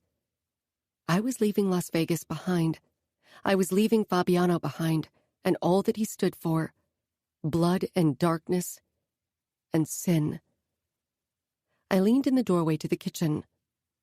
I'm leaving, I told my mother. She looked up. And you won't come back? I can't. She nodded, as if she understood. And perhaps she did. After all, we moved after each one of her breakups and never returned. I have to go now, I said. I went over to her and kissed her cheek. She smelled of smoke and faintly of alcohol. I didn't know if I'd ever see her again. 30 minutes later, I arrived at Rogers Arena. I headed directly for Cheryl, who was early, as usual. Her affair with Roger kept her busy until the early mornings most days. Sometimes I thought she lived at the bar. The moment she spotted me, stark relief filled her face, and she rushed over to me, grabbed my arm, and dragged me toward a booth. Are you all right, chick? She asked in a worried tone. I was startled by her concern. She pulled back. Heard what happened to your father. I stiffened, doubting she had heard what really happened. It was Fabiano, wasn't it? I looked away. I told you he was dangerous, chick. But don't blame yourself for what happened to your father. He had it coming for a long time. It's a miracle he lasted that long with all the gambling. Can you give me some money? She narrowed her eyes. What happened to the money you earned? Did your no-good bastard of a father spend it on bets? She crossed her arms over her chest, as if that would make her insulting a dead man any better. Please, Cheryl? I didn't tell her I'd pay her back, because I didn't think I could. I was never returning to Las Vegas, and if I sent her money, Fabiano would trace it back to me. You want to run, right? I nodded. I have to. She pressed her lips together. He won't be happy about it. It's my life, my choice. Cheryl touched my cheek in an almost motherly gesture. Chick, it stopped being your choice the moment he first laid eyes on you and decided he wanted to have a piece. He won't let you go unless he loses interest. I have to leave, I said again. What happened to your father finally made you see what kind of man he is? She must have seen something on my face, because her expression softened. Did he hurt you, too? I bit my lip with a small shake of my head.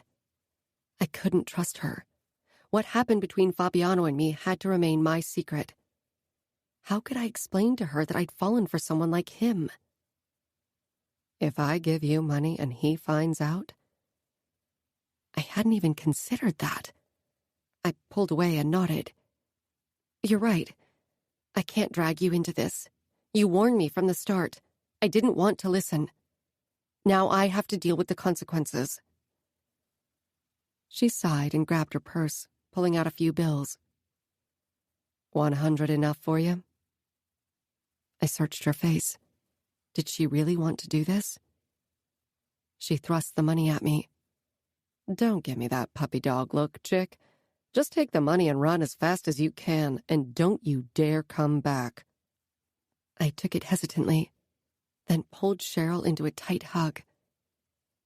After a moment of surprise, she squeezed me back. Can you keep an eye on my mother? I know it's a lot to ask, but... I will, she said firmly, then pushed me away. Now go. I did. I turned around and didn't look back. Chapter 21. Fabiano. I'd texted Leona twice, but she didn't reply. I wanted nothing more than to go to her at once, but I couldn't disappoint Ramo again. This morning he'd acted as if everything was okay between us, but I was wary. Still, I needed to see her, needed to see if that broken look from yesterday was gone. I couldn't think about anything else. I stood up from crouching over the man on the floor. Today's your lucky day. I can't spare any more time for you, I said as I sheathed my knife. I went over to the wash basin and began cleaning my hands. It took a while before the water was clear. The man lifted his bloody face from the ground. I swear I'll pay tomorrow. I swear I'll go to my brother. I don't give a fuck where you get your money. Tomorrow we either get our money or you'll spend more quality time with my knife. He blanched. I left him in his pitiful state and jogged to my car. I tried calling Leona again, but it went directly to her voicemail. What if Ramo had changed his mind after all? I called him as I headed toward Rogers Arena. He answered after the second ring. Done? Yes, done. Is there anything else you need me to handle? There was a pause. Come over later. Nino, Adamo, and Savio will be there. I'll order pizza and we can watch some old fights. Salami and peppers for me, I said, then hung up. Ramo didn't have Leona. He was willing to forget yesterday. Then why was she ignoring me? I knew why. After she had fallen asleep in my arms last night, I thought she could forgive me for what I'd done, for what I had to do because her asshole father hadn't left me a choice. I pulled up in front of Rogers Arena. Her shift had begun an hour ago. I entered the bar. There were only a few customers at the tables. They looked my way before whispering among themselves. Everyone knew about the bloody message Ramo had left for our other debtors. Hall's corpse was a good warning. Most of them had paid their debts this morning. My eyes scanned the bar area, but instead of Leona's amber curls, I spotted horribly dyed black hair behind the counter. Cheryl, if I remembered correctly. I stalked over to her. She straightened and put on a fake smile, but the fear in her eyes screamed at me. Where is Leona? I demanded. Leona? She asked, puzzled, like she didn't know who I was talking about. One look from me and she quickly said, She didn't show up. I had to take over her shift. Roger is pissed. I don't give a fuck what Roger is, I snarled, making her recoil. I stared at her for a few heartbeats and she squirmed under my gaze. You sure you don't know where she could be? She's a colleague, not a friend. I keep my nose out of other people's business. It's safer. I whirled around and left. Where the hell was Leona? I raced toward her apartment complex and hammered my fist against the door. The moment Leona's mother opened it a gap, I pushed inside. She stumbled back on her heels, colliding with the wall. She was only wearing a thong, revealing too much of her used-up body, and a moment later I realized why. A fat guy emerged from another room, only in white briefs, sporting a fucking boner. Where is she? I growled. Leona's mother blinked. She was fucking drugged out. Her John stared at me with an open mouth. It annoyed the fucking crap out of me. I gripped his throat and smashed him against the wall, making him sputter. Then I looked up at Leona's mother again. I'll give you 10 seconds to tell me where she is, or by God, I will make you watch me skin this asshole alive. Terror shook his frame. Leona's mother didn't seem to care. Her lipstick was smeared across her left cheek as if she'd wiped her mouth. I looked from her to her John, my lips curling in disgust. She probably wouldn't mind me cutting him to pieces. I shoved him away and advanced on her. I didn't like hurting women, and Leona would definitely never forgive me if I hurt her mother, but I needed to find her. That left me at an impasse. I tried to calm the fuck down and focus, tried to read her as if we were facing off in the cage. I softened my expression. I protected your daughter, your husband, ex-husband, she corrected. I got rid of him so he couldn't hurt you or Leona again. I could tell that her resolve was slipping away, but it still wasn't enough to tell me what I wanted to know. I reached into my back pocket and pulled out $200. I held it out to her. Take it. She did, but she still hesitated. I could give you some drugs every now and then, for free. Her eyes lit up, and I knew I won. Drugs won over her need to protect her daughter. She left, she said in that raspy voice. She packed her things and left about 2 hours ago. I don't know where. I didn't ask her. Are you sure you don't know? I asked in a low voice. The stupid whore barely remembers her name or how to suck a cock, her John muttered, trying to side with me to save his ass. He was trying to get back up, but I shoved him to the ground and unsheathed my knife, cold fury burning in my stomach. Did I ask for your opinion? Next time you interrupt us, I'll give you a taste of my knife. Got it? Leona's mother met my gaze. Leona went to the bus station, that's all I know. I swear. I searched her face. She was telling the truth. So will you give me meth? I will, I snapped with disgust. What do you even want with her? Leona's mother asked. She is mine, I told her. Don't hurt her. She loves you. Shock shot through me. You don't know what you're talking about. She didn't say anything, and I stormed out of the apartment. I hurried into my car and hit the gas. Was she running from me? Did she really think I'd let her? She loves you. If she did, she wouldn't run. I remembered Ramo's words after we'd killed Hall, that people always left.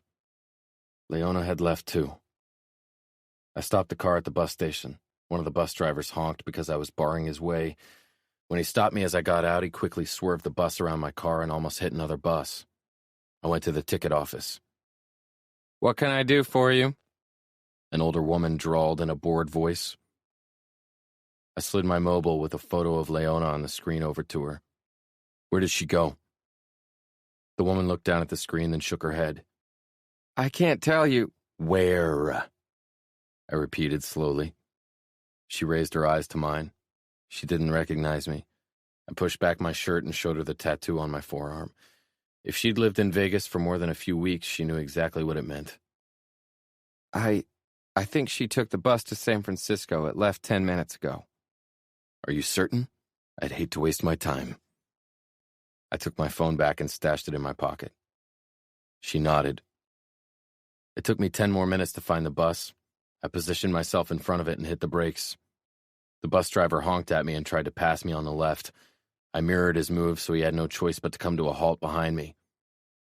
I jumped out of the car as the driver opened the bus door. He was pulling his two big trousers over his paunch as he walked down the steps, shouting, Have you lost your fucking mind? I'm calling the police! I ignored him and tried walking past him into the bus. His hand shot out, and he grabbed me by the arm. Then he swung his fist at me. Wrong move, buddy.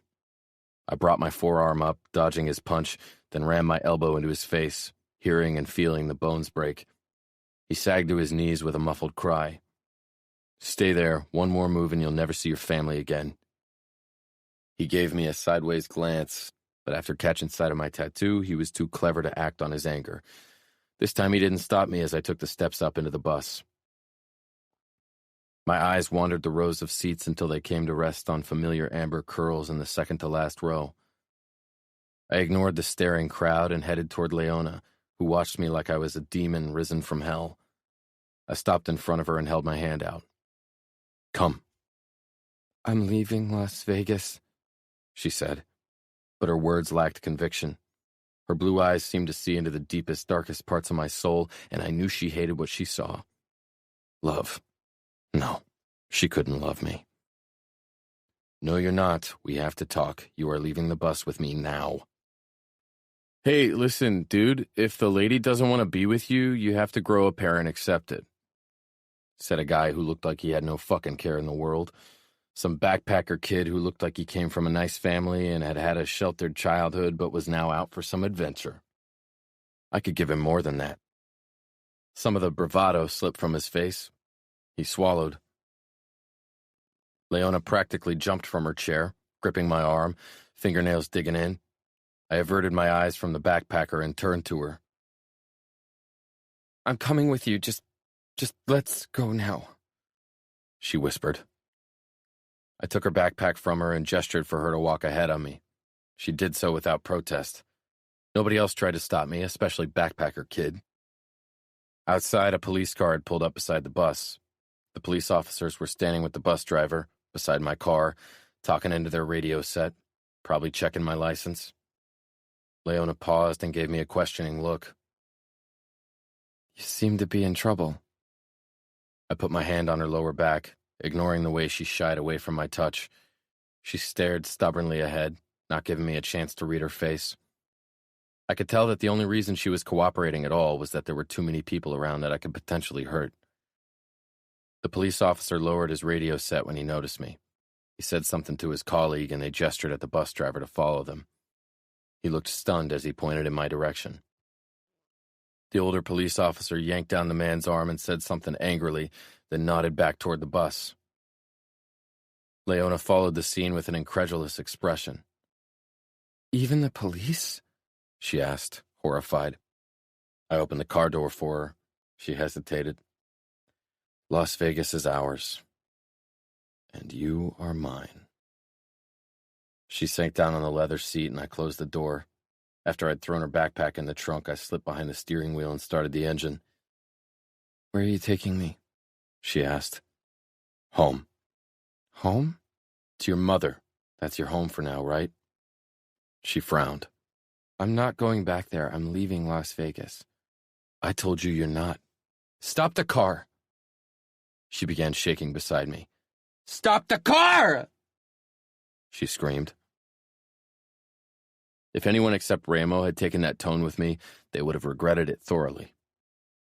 I pulled into a parking lot and shut the engine off before turning to face her. She was glaring at the windshield, and her fingers clutched her knees so hard her knuckles were turning white. "You can't make me stay," she bit out. "I can, and I am," I told her. I knew I should have let her leave, should have given her the chance to move on, to find a better life, but I couldn't. "Haven't you done enough already?" she asked in an angry whisper. I raised my eyebrows. "I've never done anything to you." "Do you really believe that?" "I found your mother for you. I saved your life." "You killed my father," she hissed. "Don't tell me you miss him. Your mother definitely doesn't." She paled as if I hit too close to home. "You dragged me into your darkness." "I didn't drag you into anything. I didn't force you to go on that first date. I didn't force you to kiss me or to let me lick and finger you. You were a willing participant, and we both know you enjoyed it. My darkness turned you on." Her eyes grew wide, but she didn't deny it. She couldn't. I leaned very close to her, relishing that sweet scent of hers. Was she making me out to be the bad guy in this? Really? Did she not realize what I was putting on the line? Ramo was going to be even more suspicious in the future. I was risking my status, and what was I getting in return? She pushed away from me. "I will try to leave again and again. You can't always be there to stop me." "Perhaps you should remember that your mother still owes us $4,000. She froze. "Are you threatening to kill her too?" "No," I said. "Just reminding you that she needs someone to make sure she pays us back." I was a fucking bastard for using her mother against her, but I'd do anything to stop Leona from leaving. Just tell me what you want from me. You want me to sleep with you? Would that settle my mother's debt? She said it with so much disgust that it set my veins aflame with fury. Do you really think fucking you once is worth that much, Leona? Believe me, it's not. For you to pay off $4,000, you'll have to let me have your pussy for a long time. She slapped me, catching me by surprise. I grabbed her hand, my fingers tight around her thin wrist. I jerked her toward me, so our faces were inches apart. This once. Only this once. I said in a low voice. Never raise your hand against me again. She glared at me with tear-filled eyes. I hate you. Those words weren't new to me, but coming from her. I can deal with hate. The sex is so much better when hate's involved. I'm never going to sleep with you, Fabiano. If that means I'm breaking some Camorra rule, then so be it. Torture me if you must, but I won't be yours. Not now. Not ever. I could tell she was serious, but she knew nothing of torture. I leaned close to her ear. We'll see about that. She jerked open the door and fled. Don't forget your backpack, I called through the open window, popping the trunk.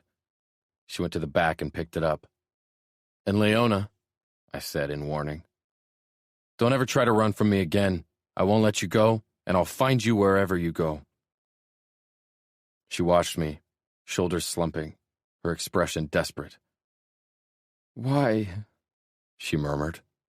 Why won't you let me leave? I'm not worth the bother. Ramo had said the same, and I knew they were right. She was nothing. I'd fucked so many women and could have many more. Leona was nothing to write home about. You're right. You aren't. She flinched as if I'd gutted her. Those hurt blue eyes were what gutted me. She nodded and turned toward the apartment complex. I almost called out to her. But what would I have said? I'm sorry. The idea of you leaving me is the worst torture I can imagine. Be the woman Arya gave me that bracelet for. Stay, even if I'm not worth it. Chapter 22. Leona. I practically ran back home, my heart beating in my throat from anger and hurt. I couldn't believe what he'd said to me. Did he really mean it? I was breathless when I arrived at the apartment. I unlocked the door and froze on my way to my bedroom. Grunting and moans were coming from my father's bedroom. Was my mother already using it for work?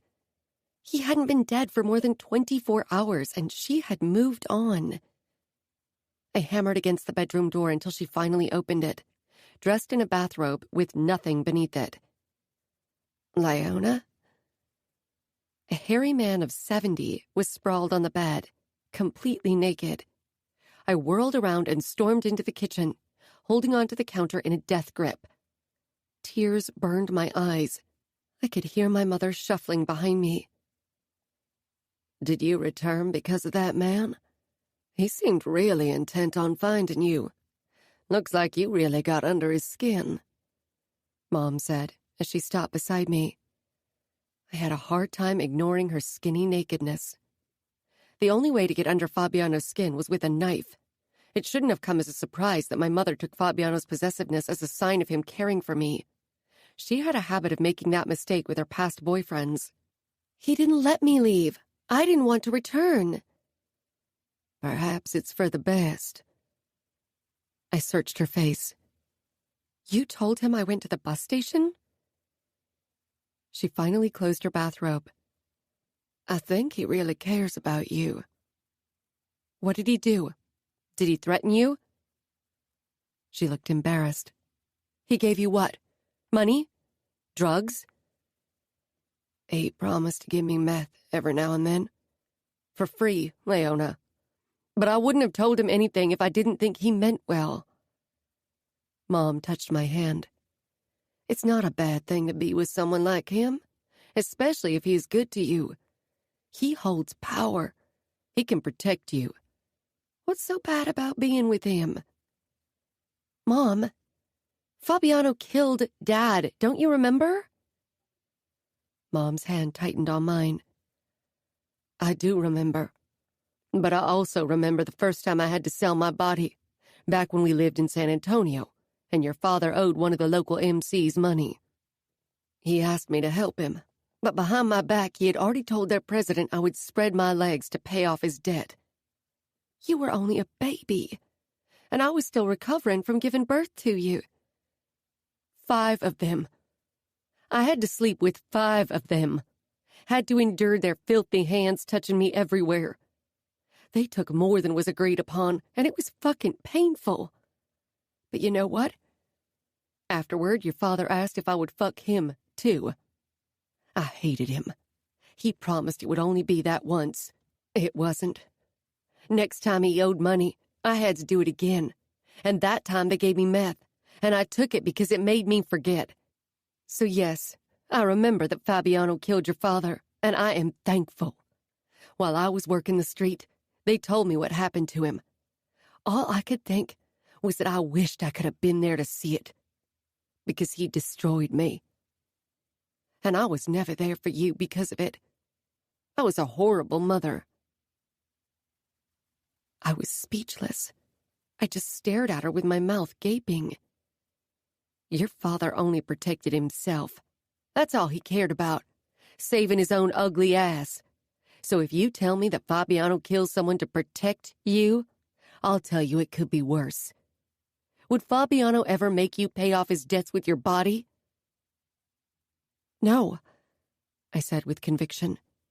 He would kill anyone who dared to touch me. Good. Hey, are you coming back? I paid you $40. My mother's John shouted. Mom sighed. I have to get back to him. I watched her scurry back into the bedroom. Slowly, I loosened my death grip on the counter. I needed to figure out a way to get the money my mother owed the Kimura so she could stop selling her body. If I kept working in Roger's arena, I would make enough money to pay for the apartment, food, and her drugs. She'd never have to bear anyone's touch again. I didn't want to think about what she said about Fabiano. Even before her words, back when I sat in the bus, I wondered if I should really leave him. If I should give up the chance of love. But Fabiano's harsh words today had taken that decision off my chest. This wasn't about love. Not for him, at least. I pulled the rest of the money Cheryl had loaned me from my pocket. I still had $50 left. Not much. But it could turn into more. I grabbed my backpack again and headed out, glad for the silence in the bedroom. If I had to listen to my mother doing that old bastard, I'd lose it. Cheryl's face fell when I walked into the bar.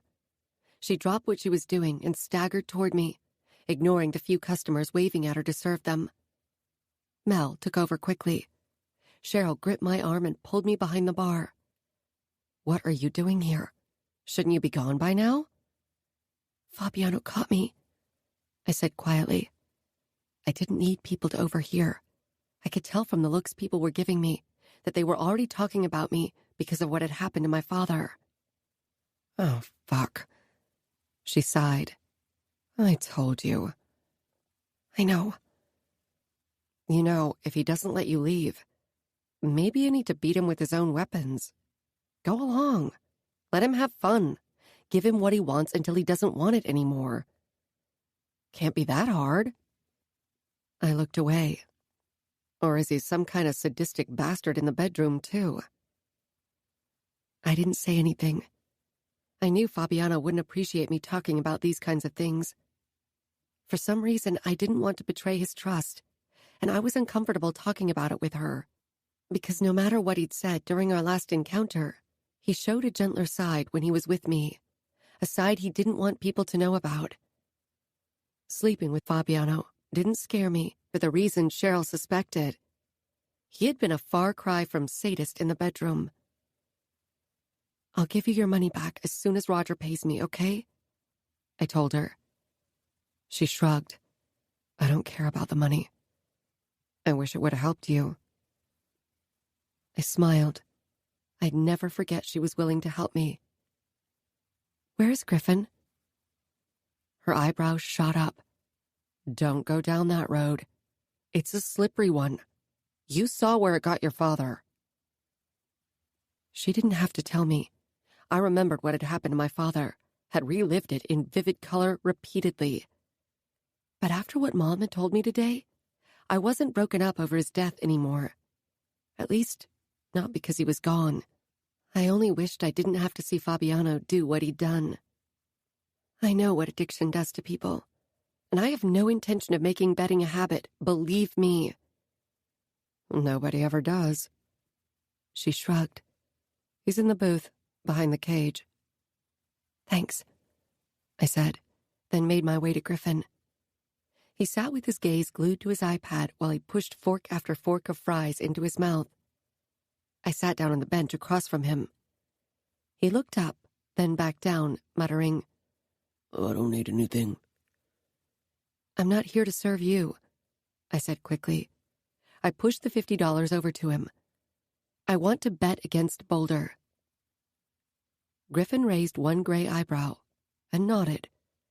Boulder had won every fight in the last couple of weeks. He was rumored to be Fabiano's next opponent if he won tonight, and everyone was certain he would win tonight. That's 1 to 20, he said calmly. So much money.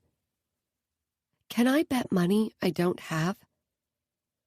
You can get a credit from us and use it for your bet, Griffin said, then pointed at my wrist. Or you could put that down for a bet. I'd give you 500. It's worth much more, I muttered. He shrugged. Then sell it somewhere else. I fingered the delicate gold chain.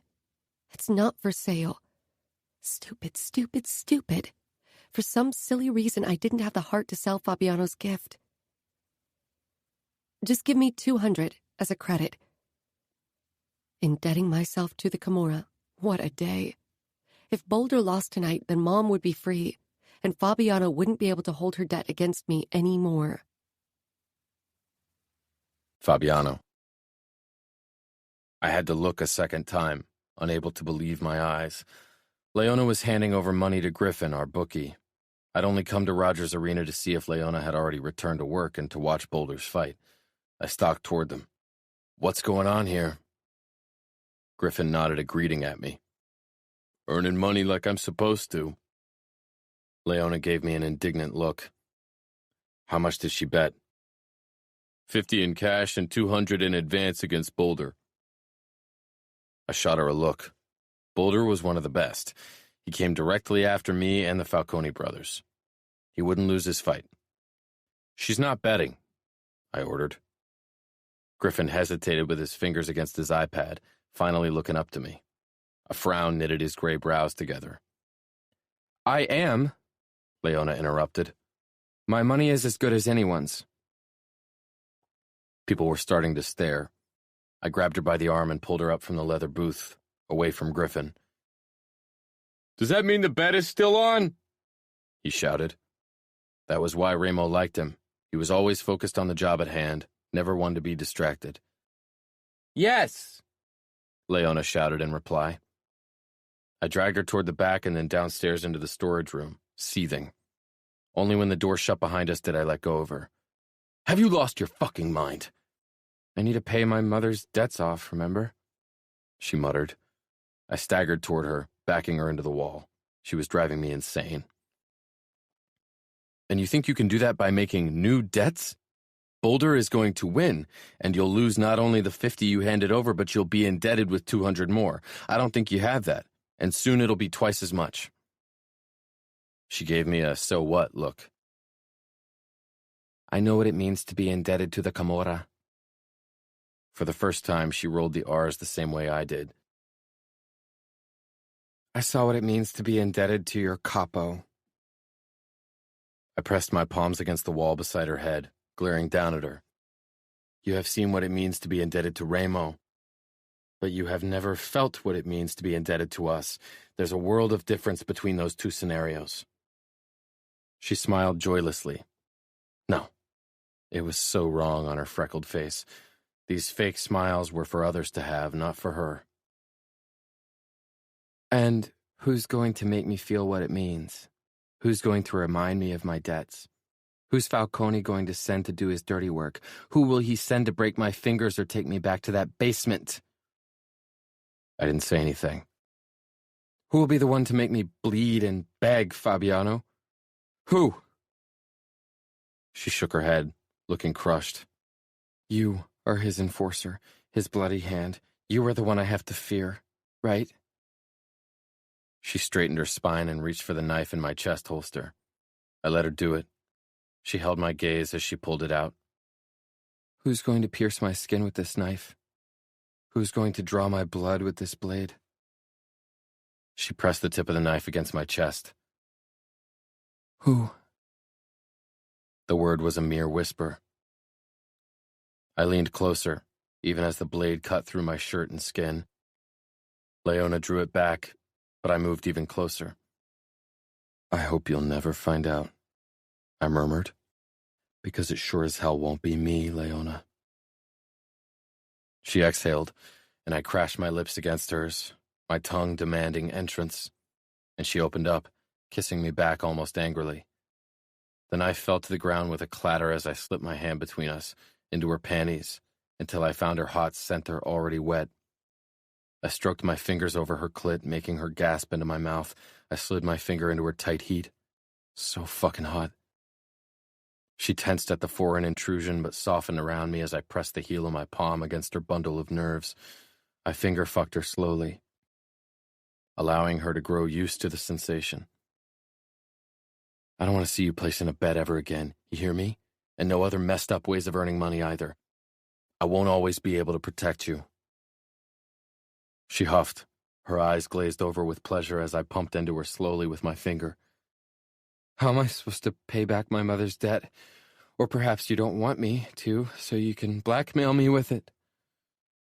Her voice was shaky with desire, the sexiest sound in the world. I stroked my knuckles over her side, up to her breast, and brushed her nipple through her shirt, feeling her shiver against my touch. She was getting close. This is a good start. I was teasing her. She flinched, forcing me to pull my finger away. No! She hissed like a wounded animal. I told you no, and that stands. You said it yourself. I'm not worth your time. I'm nothing, remember? I shook my head. You aren't nothing. If she were, Ramo wouldn't be breathing down my neck. What am I then, Fabiano? I leaned down and kissed her slowly, letting her scent and taste engulf my senses before I drew back. Her cheeks were flushed. You are mine. I stepped away, turned around, and left her alone in the storage room. Leona. You are mine. I watched him leave, stunned. For a moment, he looked at me like I was inexplicably precious. Was this about more than him wanting to own me? Don't be stupid. He was a killer, a monster. He was Falcone's right-hand man. He was his enforcer. I shuddered at the idea of what he did to people on Falcone's orders. He wasn't the cute guy I'd taken him for the first time I'd seen him. How could I have ever taken him for anything other than a killer? Fabiano was many things, but cute and kind weren't among them. And yet, I had fallen for him. What did that say about me? This city was rotten, corrupt, and brutal. The devil had its claws sunk deeply into Vegas soil, and he wasn't letting go. If I wanted to survive in this city, I had to play dirty like anyone else. I glanced down at my watch. 3 hours until the final match, until Boulder would have to earn me my money back. Fabiano had said it himself. He couldn't always protect me, and I didn't want him to. I needed to take things into my own hands. Something on the ground caught my eye. Fabiano's knife. I picked it up. I quickly rushed back up the stairs, searching the bar for any sign of Fabiano. But he was gone. Relieved, I hurried toward Cheryl. I need to leave for a while. I'll be back soon.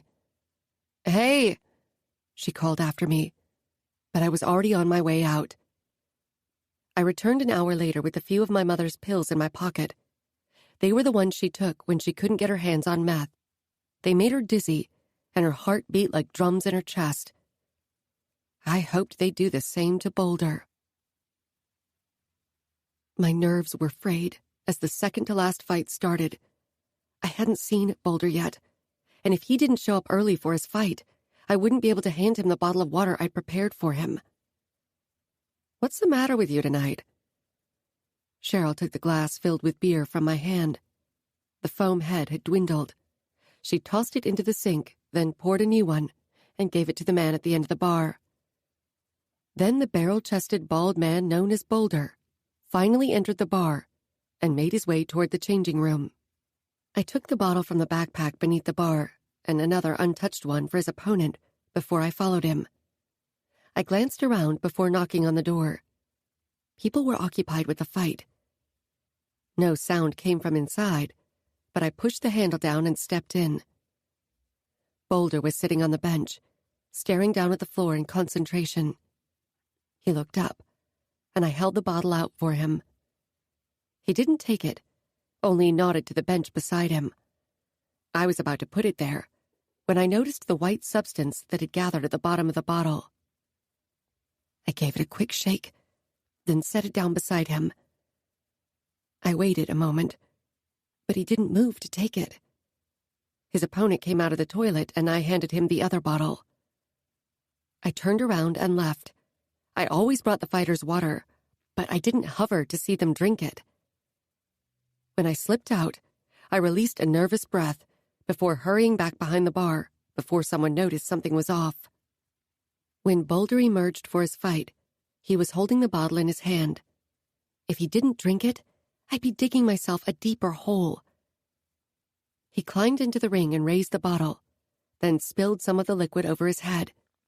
I held my breath, releasing it when he finally lifted the bottle to his lips and emptied it. It took a while for the pills to take effect, and the change was subtle. Hopefully subtle enough that no one would suspect anything. It merely looked as if he was lacking concentration, as if he was dazed, which could be explained by the hits his opponent landed against his head. When Boulder went down and eventually surrendered, I could have died from relief. I waited for the uproar to settle down and most of the guests to leave before I approached Griffin. He handed me $5,000, and the feel of the crisp bills soothed my nerves. "This is your lucky day, I suppose," he said. I nodded, suddenly terrified that he might be suspicious. I turned and left before someone else saw me with Griffin. Grabbing my backpack, I stuffed the money inside and headed for the back door. What if this had been a huge mistake? If someone found out, I'd be dead.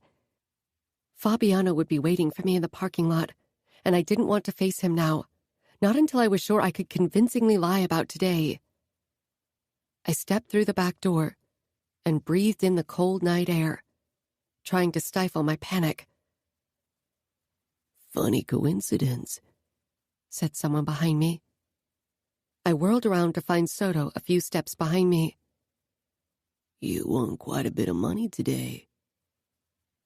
I tightened my grip on my backpack.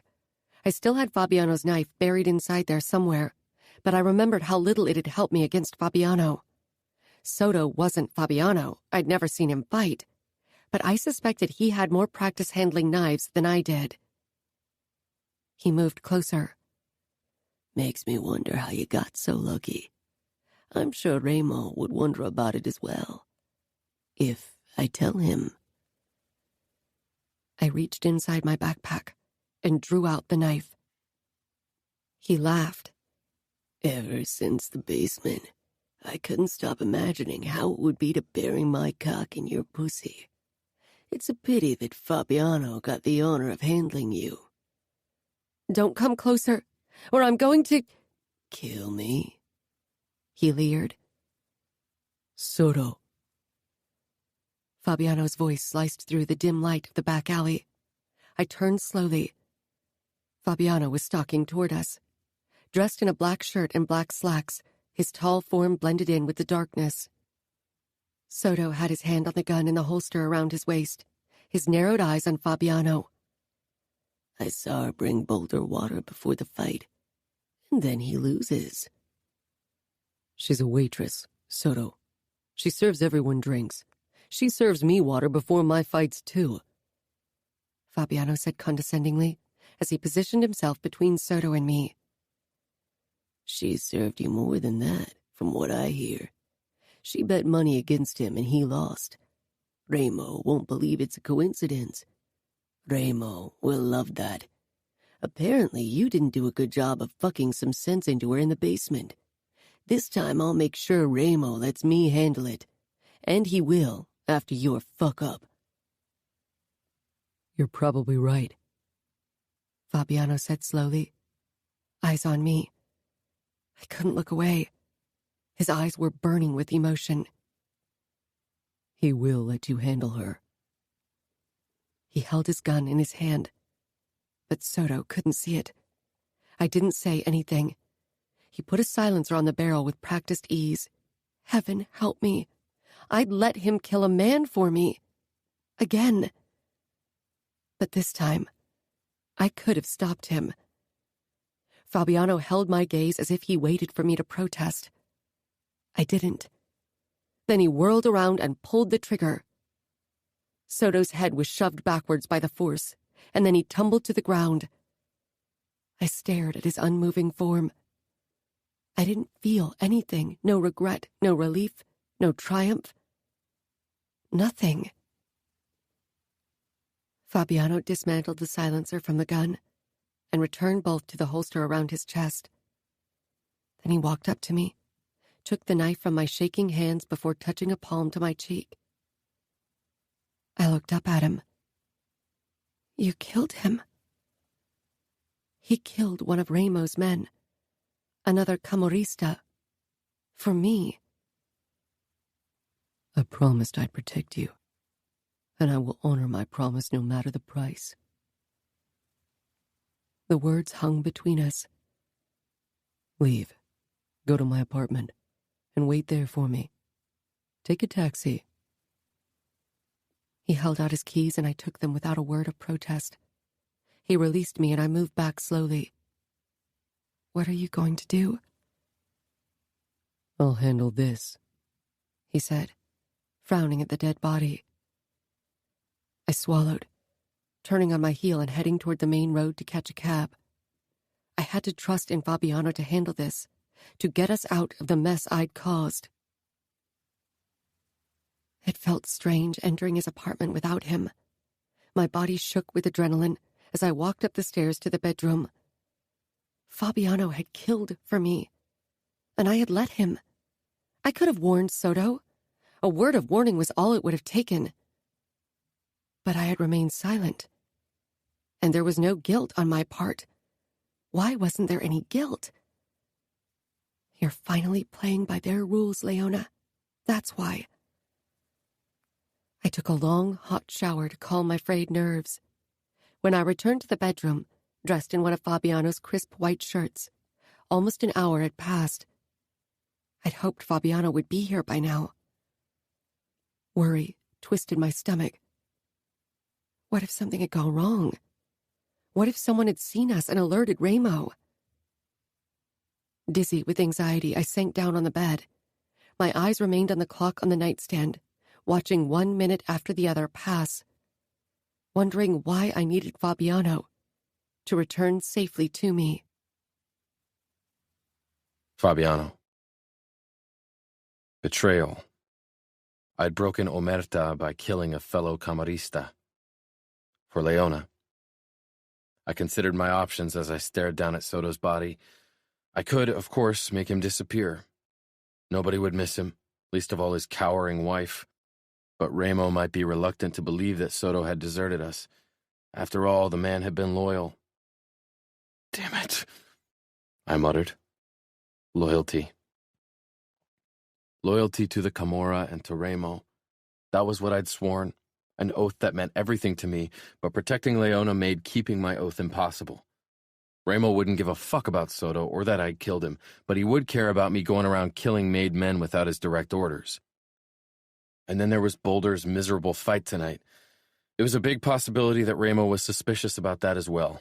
God, Leona, why did she have to bet money? Why did she have to meddle with things she had no clue about?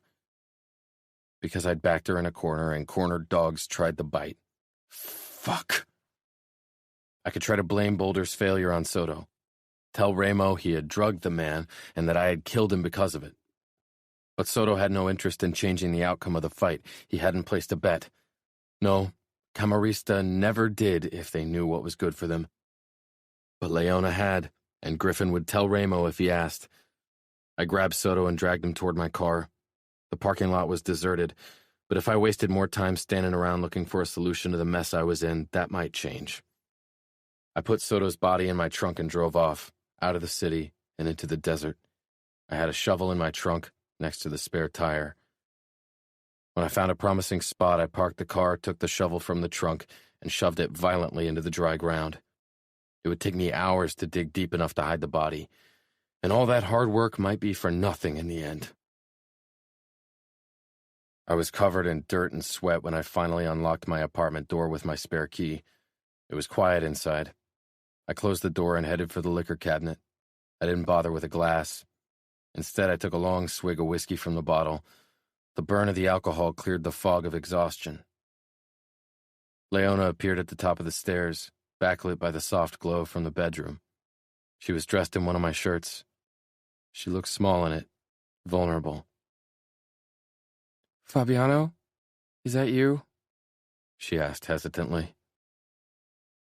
I took another swig, then set the bottle down on the counter and moved toward the stairs, taking them one after the other. Leona's eyes took in my rumpled appearance.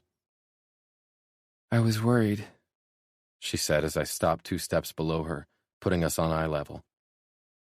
"It takes a while to bury a body in dry desert soil," I said, my voice raspy from the whiskey. She nodded as if she knew what I was talking about. "I'm sorry." "So am I ground out. Her mouth parted.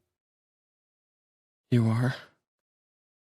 "For making you think you had no choice but to do something that foolish. For making you think you couldn't come to me to ask for help. Not for killing your father. I would do it again if it meant protecting you." She averted her gaze, her chest heaving. "You look like you could use a shower."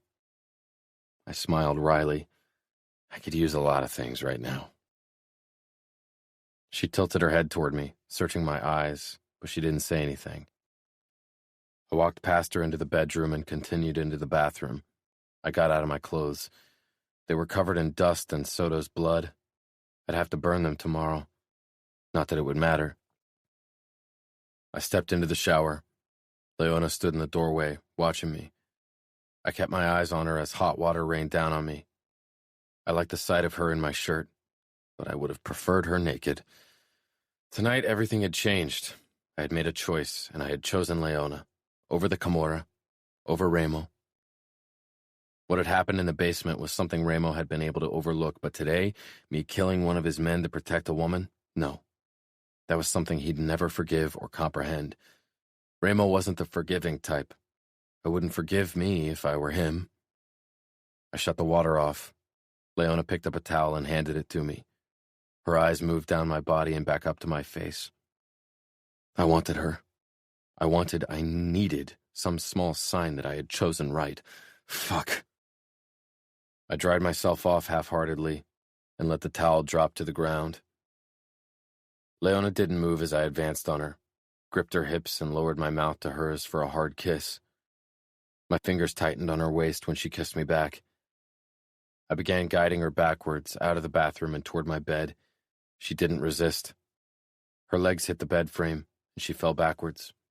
My shirt rode up her thighs, revealing that she wasn't wearing panties. I breathed out harshly. My cock was already hard. I wanted to be inside her. She must have seen it too, but there was only need in her eyes, not fear. I climbed on the bed and moved between her legs, pushing them apart and lowering my body on top of hers. She sucked in a tense breath but didn't push me away or protest. I kissed her again, my tongue tasting her mouth. My cock was pressed up against her inner thigh. A small shift of my hips and I'd be buried in her tight heat. Leona brought her hand up, the one with the bracelet, and raked her fingers through my wet hair, water dripping down onto our faces. I pulled back a couple of inches. Why didn't you pawn it for your bet? She followed my gaze. I couldn't do it, because you gave it to me. Fuck, the look in her eyes. I thought you hated me. That's what she said. I was trying to, but... She trailed off. You saved me again. You are the only one who cares enough to risk anything at all for me. It's pathetic, but there's only you. I couldn't say anything in response to her emotional words. Nothing would have done them justice. I want you. I rasped into her ear, then added in an even lower voice, I need you. Her eyes searched mine. She couldn't stop looking for something even after everything that had happened. She lifted her hips slightly, making the tip of my cock slide over her slick folds. I hissed in response to the silent invitation. It was too enticing to take her right now. No more waiting. But she was worth the wait. I sat back on my haunches and unbuttoned her shirt, helping her to slide it off, allowing my eyes to take in her flawless skin. I was tired and still riled up. My control was at its limit, but I forced myself to lower my mouth to her pussy. Surprise flashed across her face, and her lips parted in a soft moan as I dipped my tongue between her folds. After a few strokes along her heated flesh, I closed my lips around her clit. I was too impatient for the slow approach. She rewarded me with a gasp and opened her legs even wider. My mouth on her bundle of nerves quickly had her panting and slick with arousal. I pushed a finger into her, fucking loving the way her walls clamped around me. I couldn't wait for them to do that to my cock. She bucked her hips, crying out, and I pushed a second finger into her. She shuddered as I guided her through her orgasm with slow strokes of my fingers and tongue, but my own need was too urgent now. My cock was close to exploding. I straightened and reached for the drawer. I took a condom from it before I covered my cock with it. Leona watched me with a mix of trepidation and anticipation. I stretched out above her and guided my cock to her entrance. For a moment I considered saying something, words she wanted to hear, loving words, gentle words, but I couldn't. I was filled with so much darkness and despair because I knew this was the only night we'd ever have. I felt it deep down. I held her gaze as I pushed forward. My tip slid in, tightly gripped by her heat. She tensed, her breath stilling in her throat. Her eyes were soft and fucking emotional. I couldn't hold back. I didn't want to. I captured her mouth, my eyes boring into hers as I claimed her fully. Her resistance fell away under the pressure, and she gasped against my lips, her body taut under me. I betrayed for you. I killed for you, I said roughly, pulling out of her slowly until only my tip remained inside her. I'll bleed and I'll die for you. I thrust back into her, trying to hold back. Her eyes widened, from my words and pain. She clung to me. Those fucking cornflower blue eyes never left my face. I'll bleed and I'll die for you. It wasn't a promise, not a sappy declaration of my feelings. It was a prediction. I pushed deeper and harder with every thrust, and she held on to me, eyes intent on mine, and I claimed her with every thrust, trying to convince myself that this was worth it, that Leona was worth the trouble I was willing to take on for her, that she was worth dying for. Because Ramo would kill me. She sucked in her breath a few times. I knew I needed to be more careful, to go slower, but I couldn't stop. It felt like our time was falling through my fingers, and I needed to make every moment count. She made me betray Ramo, something I'd never considered before. She made me break my oath of putting the Kimura first. Was she worth it? As our sweat-covered bodies moved against each other, as her tightness squeezed down on me, as her eyes clung onto mine with trust and something stronger and more dangerous, I decided she was worth it. I wasn't sure how it had come to this. How could I have let it get so far? How could she still look at me with those fucking caring eyes after everything? She was messed up, and so was I. I held her tightly as I came inside her. She gasped again, her breathing labored, cheeks flushed. She blinked at me slowly as if she was dazed and only just waking from a dream. Her lips brushed mine softly, and I could tell from the look in her eyes that she was about to say words I couldn't say back. Words she shouldn't even consider saying, not after what I'd done, not after what she knew about me, not when I was a dead man walking. No words would change that. Nothing could. "Don't say anything," I whispered harshly, and she listened. I rolled us over and pulled her close. She winced, but pressed up against me. Her body against mine felt like it was supposed to be like that. But I knew it might be the only time I could hold her like that. Leona. I woke to Fabiano's fingers tracing my spine. The touch was gentle, almost reverent. I peered over my shoulder. He was propped up on his arm and followed the movement of his hand on my back. Hands that could kill without remorse. Hands that were inexplicably gentle with me. His gaze found me, and I rolled over. Neither of us said anything. I kissed him. I was sore from last night, but I wouldn't let that stop me, not only because he looked like he needed this more than air, but also because I needed him. Last night, Fabiano above me, in me, I'd felt like things had finally fallen into place. I'd never had a place to call home, but with him, I felt anchored. Things were complicated between us. They couldn't be anything else, given our pasts and lives. But I knew no matter what he was, nobody would ever make me feel more cared for than he did. We were twisted and broken and fucked up. Both of us. Why did I ever think I could be with someone straight-laced, someone with a normal past? That kind of man would never get me. Not the same way Fabiano did. Reaching for his neck, I pulled him toward me. He didn't resist. Our lips glided over each other as he reached between us and found my opening to test my readiness. He shifted, and his tip pressed against me. My fingers tightened on his neck as he claimed me with a slow push. My walls quivered in a mix of pain and pleasure. I exhaled sharply. He moved slowly, gently. Last night had been despair and possessiveness, and perhaps even fear and anger. This was different. It felt like love-making. In a twisted way. Perhaps twisted was all I'd ever get. His mouth found mine as his chest rubbed over my breasts. I moaned as he hit a spot deep within and lifted my butt, needing more. His fingers slipped between my legs, finding my bundle of nerves, and began their soft play. I gasped against his lips, and his tongue slipped in, meeting mine for a slow dance. My toes curled and my fingers scratched over the bedsheet as he sped up. Sparks of pleasure traveled from my core into every nerve ending. I cried out, my hips bucking, and Fabiano pushed hard into me as he too lost control. We gasped, shaking against each other. Too many sensations, too many feelings. For a moment, he didn't move, his hot mouth against my throat. Then he rolled over and pulled me with him, so my cheek rested against his chest. It was almost as if he was trying to hide his face from me. Our breathing was ragged.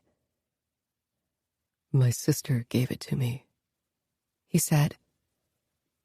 His words dragged me back to reality. I followed his gaze toward the bracelet dangling around my wrist. I twisted my head to catch a glimpse at his expression, but he tightened his hold so I couldn't move. "Your sister?" "Arya, my oldest sister. Last time I saw her, she gave it to me." That his sister had given it to him made it somehow even more precious. "When you were younger?" "No," he said quietly. "shortly before I met you." I was on a mission in New York. He fell silent. He didn't want to talk about the mission, and I wouldn't push. So she gave it to you so you'd remember her? He laughed, a raw sound. She gave it to me, so I would give it to someone who would help me remember the brothers she used to know. So you weren't always like this? It was a stupid thing to say. Nobody was born a killer. They were turned into one by society and their upbringing. He finally allowed me to lift my face. There was a strange smile on his face. Like this? You know, I said quietly, because what else was there to say? He knew what he was. I know, he murmured. That's all I'll ever be. You know that, right? Part of me wanted to contradict him, but I couldn't. I know, I said, and he smiled wryly. I gave the bracelet to you because I wanted it gone. It annoyed the crap out of me that my sister was trying to manipulate me somehow. But I think she got it right, in the end. I wondered what he meant by that. But his phone rang. We both looked toward the nightstand, and my heart skipped a beat when I saw the caller ID. Fabiano. I glanced down at the screen. Ramo. I untangled myself from Leona and reached for my mobile. Leona's eyes pleaded with me to ignore the call, but I needed to find out if Ramo was on our trail. I picked up. What's up? I need you to kill Adamo for me, he muttered. I sat up, shocked. Leona threw me a worried look. I shook my head, trying to show her that we weren't in trouble, yet. What do you mean? I asked carefully. He couldn't possibly be serious. Adamo was a pain in the ass, but how could he be any other way? He was only 13 and had only been 5 when his father had been killed. Ramo and his brothers had to go into hiding after that because their own family was fighting for the position of capo and wanted them dead. They'd seen too much already. Kane told me he got word that Adamo did cocaine. Twice. I grimaced. You sure? Apparently he's hanging with one of our errand boys. The fucker gave him the stuff. Ramo paused. Last night he stole my Bugatti and drove it into a building. Adamo had managed to steal another car. One day he's going to get himself killed. He doesn't seem to care about his life. Ramo was worried, or as worried as Ramo was capable of being. What do you want me to do? Give him a good scare, one that keeps him from doing shit like this, and kill all the other fuckers, make him watch. Don't be lenient. Hurt him, Fabiano. If he gets addicted to the shit, he's fucking lost. A bullet to the head will be his end. Got it. I'll handle him. Leona worried her lower lip between her teeth. That doesn't sound good. It's not, but it's got nothing to do with us, I said with a sigh. It was a good sign that Ramo trusted me with Adamo. That meant perhaps I'd live to spend another night with Leona in my arms. I had to deal with one of Ramo's brothers. Surprise filled her face, but she didn't ask for more details. Why don't you stay here and have breakfast? I should still have eggs in the fridge. I slid out of bed and dressed quickly. With a kiss and last glance at Leona's worried face, I headed out and went in search of Adamo. I found the Bugatti on the side of the street, completely trashed. A tow truck from the company we worked with for the races was parked behind it, and Marcos, one of the other organizers of the races, and the driver of the tow truck, were walking around the car. I got out of my own car and strode toward them. Marcos raised his palms. I don't know how he managed to sneak into the qualification race. That boy is like fucking David Copperfield.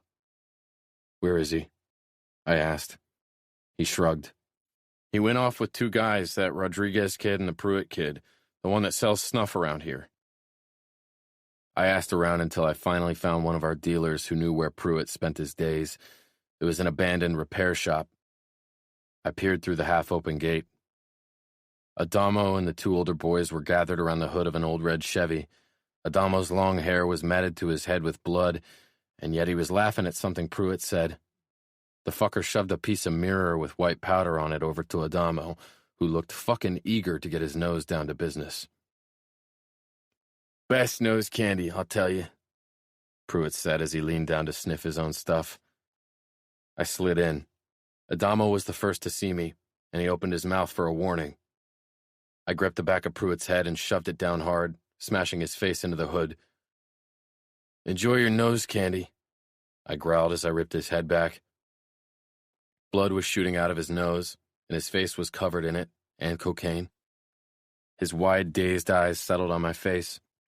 I gave him a cold smile, but released him when Rodriguez leapt toward me with an iron bar. Pruitt crumbled at my feet, and Rodriguez swept the bar at my head. I dropped to my knees. The bar crashed down on the hood. I pulled my knife and slashed it upwards, cutting him open. He dropped the iron bar and sank to his knees across from me, clutching his stomach. I rose to my feet, then turned to Adamo. His shock was replaced by defiance when he met my eyes. He lifted his chin in challenge. Oh, kiddo. He took a step back from the hood and lifted his bald hands. One of them was clutching a knife, just like I'd taught him. You think you're tough, don't you? That's what I thought when I was your age. I approached and pointed toward the cocaine on the hood. So that's how you want to end your life? It doesn't matter. Ramos sent you to kill me anyway, he shouted. He glared, but there were tears in his eyes. I crashed his favorite car, and I know Kane told him about the snuff. If you plan on using that knife anytime soon, do it. He ran toward me and slashed the knife sideways, as if he intended to cut my throat. But the attempt was half-hearted, and his aim way too low. He wasn't into it. I grabbed his shoulder, thrust him down on the hood, then brought my elbow down on his wrist. He dropped the knife with a cry of pain. I released him and stepped back. He cradled his wrist, tears finally falling as he sank to the dirty floor. Still only a boy. Ramo liked to forget. Since Ramo had become capo, Adamo had been alone too often. Don't raise a knife against me again unless it's for training or you really mean to kill, I told him. Just do it, he muttered, but there was fear in his voice. I crouched in front of him. Do what? Kill me. Ramo doesn't want you dead, Adamo, and I think you know that. And you know I won't kill you. If all this shit is your way to get his attention, it's not working the way you want it to. You're only pissing him off. He's always pissed off since he's become capo, Adamo said quietly. Perhaps he needs to get laid more often. I laughed because he was too young to pull it off.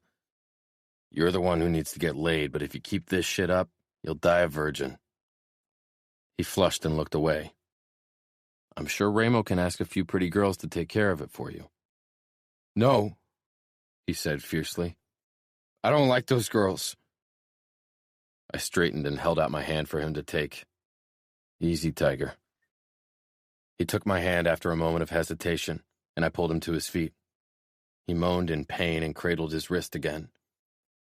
I'll take you to Nino. He'll set it for you. Nino, being the fucking genius that he was, knew more about medicine than most doctors. Come on, I told Adamo. He swayed slightly. Whether from the wound on his head from the car crash or because of the pain in his wrist, I couldn't say. I gripped his arm and steadied him. He only reached my shoulders, so it was no trouble keeping him upright. Pruitt was crawling away, off to another door. I pulled my gun out of my holster and put a bullet through his head. Adamo winced beside me. You didn't have to do that. You're right. I could have taken him to Ramo. We both knew how that would have ended. Adamo didn't say any more as I led him toward my car and helped him into the passenger seat. They were my friends, he muttered when I started the car. Friends wouldn't have given you cocaine. We sell the stuff. Every junkie in Vegas is a customer of the Camorra. Yes, and because we know what it does to people, we don't take the shit. Adamo rolled his eyes before he leaned his head against the window, smearing it with blood. What's with you and that girl? I jerked. What are you talking about? The one with the freckles. I narrowed my eyes in warning. Adamo gave me a triumphant smile. You like her. Careful, I warned. He shrugged. I won't tell Ramo. At least she has her own free will. The girls Ramo always brings home kiss the ground he walks on because they fear him. It's disgusting. Adamo, you're a kid. You need to grow up and learn when to keep your fucking mouth shut. Ramo is your brother, but he is still Ramo. Adamo did keep his mouth shut when we walked into the Falcone mansion. Ramo, Savio, and Nino were sitting on the couches in the living room. Savio got up with a grin and punched his brother's shoulder. You're screwed. Then he sauntered off. 16 and almost as intolerable as Adamo most days. Nino, on the other hand, he looked almost bored, but that didn't mean he wouldn't be able to recite every fucking word tomorrow. Ramo gave me a nod. Perhaps Ramo hadn't lost his trust in me. Perhaps things would turn out okay after all. Ramo turned to his brother. Broken wrist? Adamo glared at the ground. I let go of him and took a step back. That was between Ramo and him. Ramo pushed off the couch and came toward Adamo. You won't take drugs again. No cocaine, heroin, grass, crack, you name it. Next time I won't send Fabiano. Next time I will deal with you. If anyone ever killed one of his brothers, it would be Ramo. Adamo raised his head, the same fucking challenge back in his eyes. I wanted to slap him.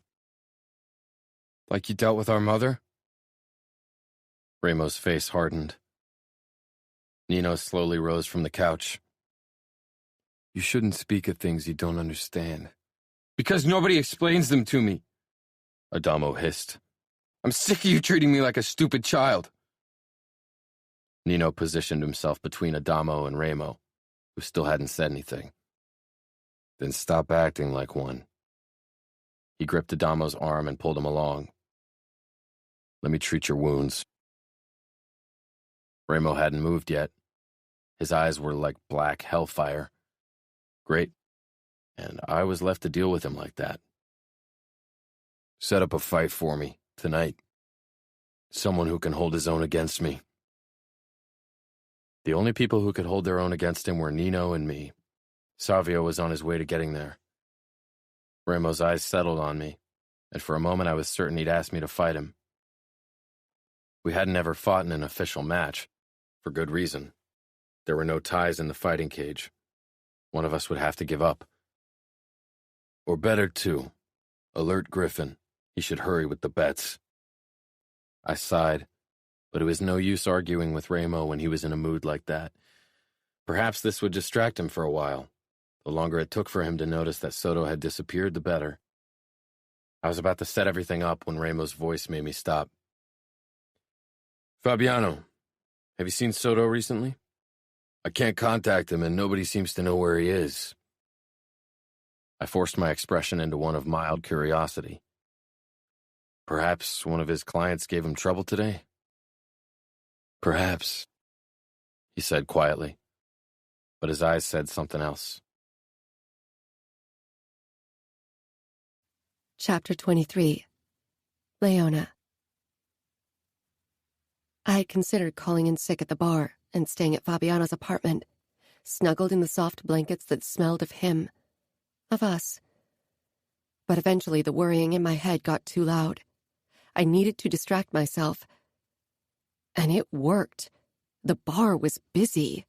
People were overexcited about something. They drank and ate more than usual, and Griffin had a hard time taking their bets. I heard the name Falcone being mentioned a few times, but wasn't sure which of them was going to go into the cage. Did you hear Ramo Falcone is going to fight again tonight? Cheryl said, when I stepped up to her behind the bar. Hearing his name turned my insides to ice. And it's a big deal. He hasn't fought in almost a year. He's capo, after all. Then why now? I asked, suddenly worried. I hear his youngest brother wrecked his favorite car, she said. Good. Was that what Fabiano had to deal with? Roger came up behind us with a crate of beer and set it down beside us with a resounding thud. "And I hear it's because one of his men disappeared, probably defected," he said. "And now stop gossiping. Falcone doesn't like it." "Who was it?" Cheryl asked. "A guy called Soto." Coldness washed over me. "What do you mean he defected?" Roger gave me a strange look. "He disappeared without a word. If the Russians or someone else got to him, they'd have left a bloody message behind."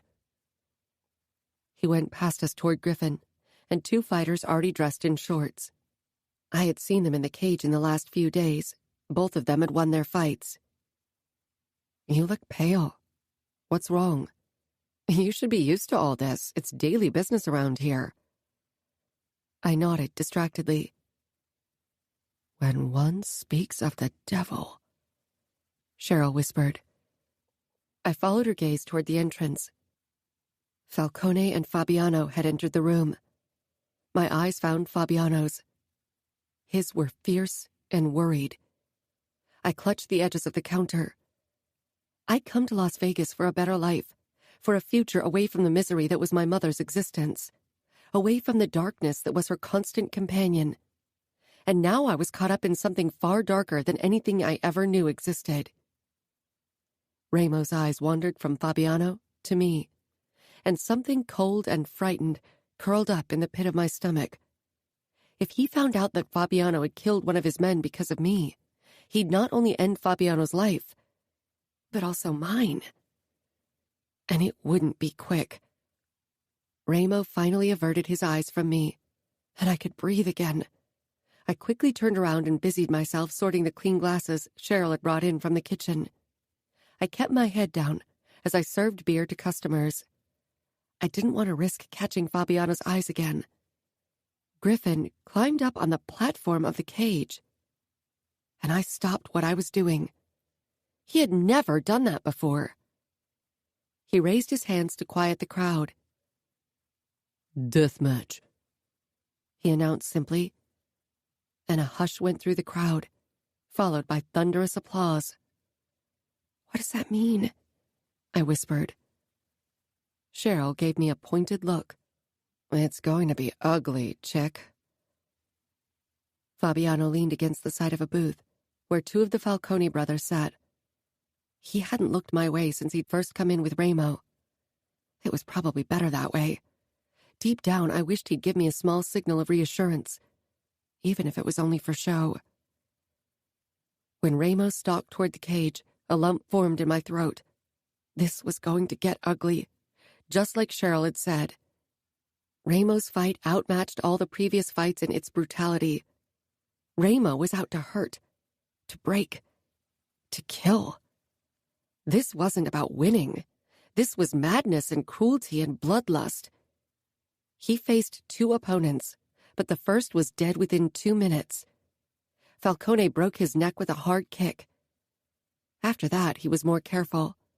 The second opponent was the one I felt sorry for. His death wasn't quick. It was like watching a cat toy with a mouse. Eventually, I had to turn my back on the scene. I pressed my palm against my mouth, breathing through my nose. When the crowd erupted with cheers, I dared to look back, and wished I hadn't. Ramo was completely covered in blood. The man at his feet was the source of it. I sucked in a deep breath, trying to fight my rising nausea. "I think you should go outside and catch some air," Cheryl said. "If you throw up, it means only more work for both of us." I gave a shake of my head. "I'm fine," I bit out. I forced a smile at a customer who was waving at me for more beer. I quickly loaded a tray and headed over to him. Perhaps work would keep me distracted from the cage. I never looked toward it, or Ramo. If I wanted to keep my composure, I had to pretend none of this had happened. Roger was cursing as he cleaned the cage. Neither Cheryl nor Mel, and least of all I, would agree to get in there. Fabiano had disappeared with Ramo and his brothers almost an hour ago, and I wondered if he would pick me up tonight. I suspected he might not risk us being seen together today. My suspicions were confirmed when I walked out to the parking lot and found it empty, except for Roger's car. I hesitated. Should I wait for him? What if Ramo required his presence? Fabiano couldn't risk anything right now. Lifting my backpack on my shoulder, I decided to head home. I wrapped my arms around myself for warmth.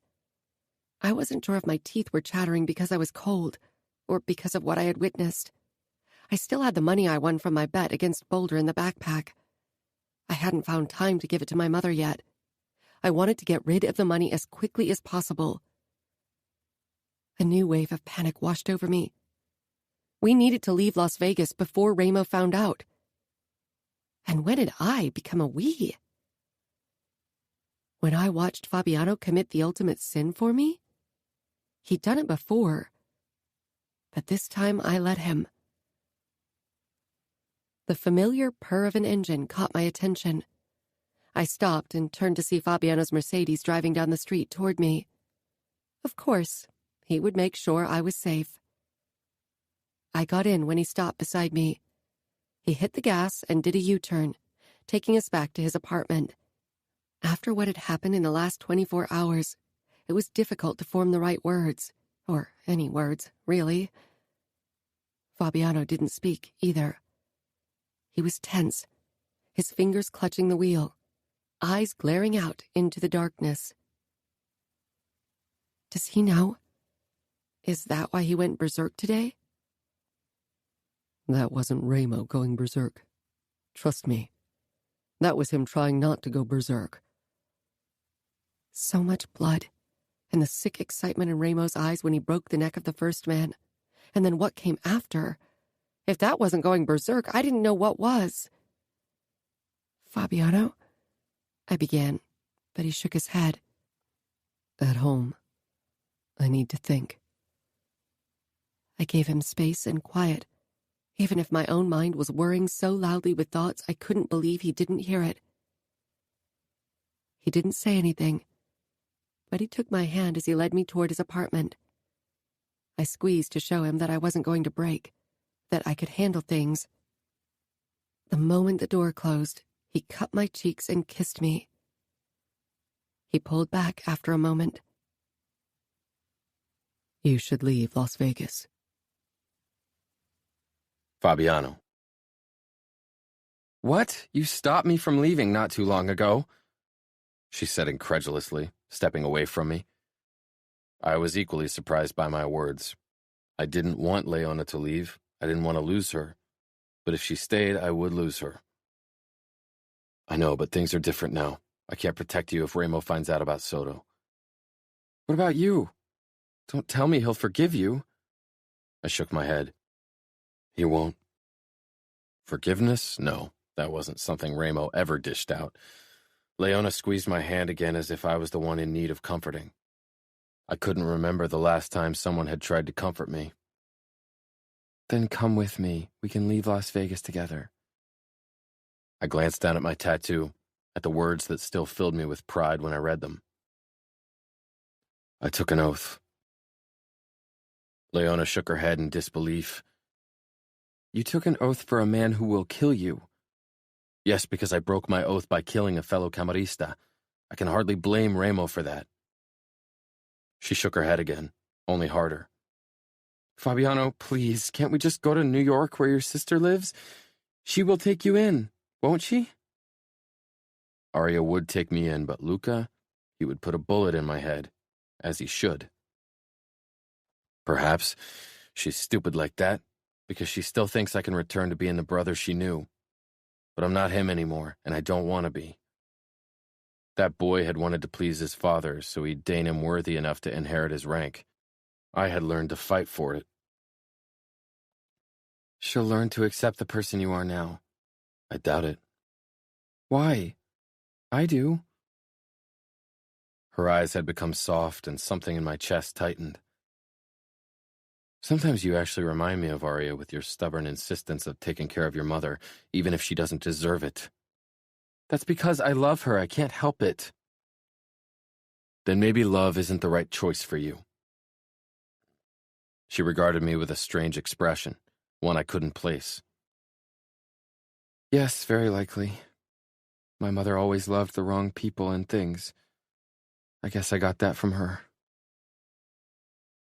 She didn't say anything for a while, and I wasn't sure what to say. I cleared my throat. I won't leave Las Vegas, or the Camorra, or Remo and his brothers. I'll risk his wrath, but I'll keep my oath. Why does this mean so much to you? I don't get it. Her fingers clutched my shirt. Explain it to me. Why would you risk so much for them? My sisters and I, we were a unit. We stuck together against our father and our mother. I thought it would always be like that. I was just a boy.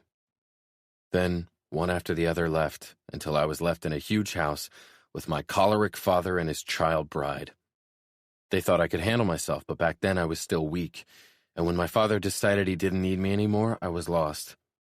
I didn't want to run to New York with my tail between my legs like a fucking failure and beg Luca to take me in. He would have done so only because of Arya. I ran my hand down Leona's throat and shoulder, relishing in the softness of her skin.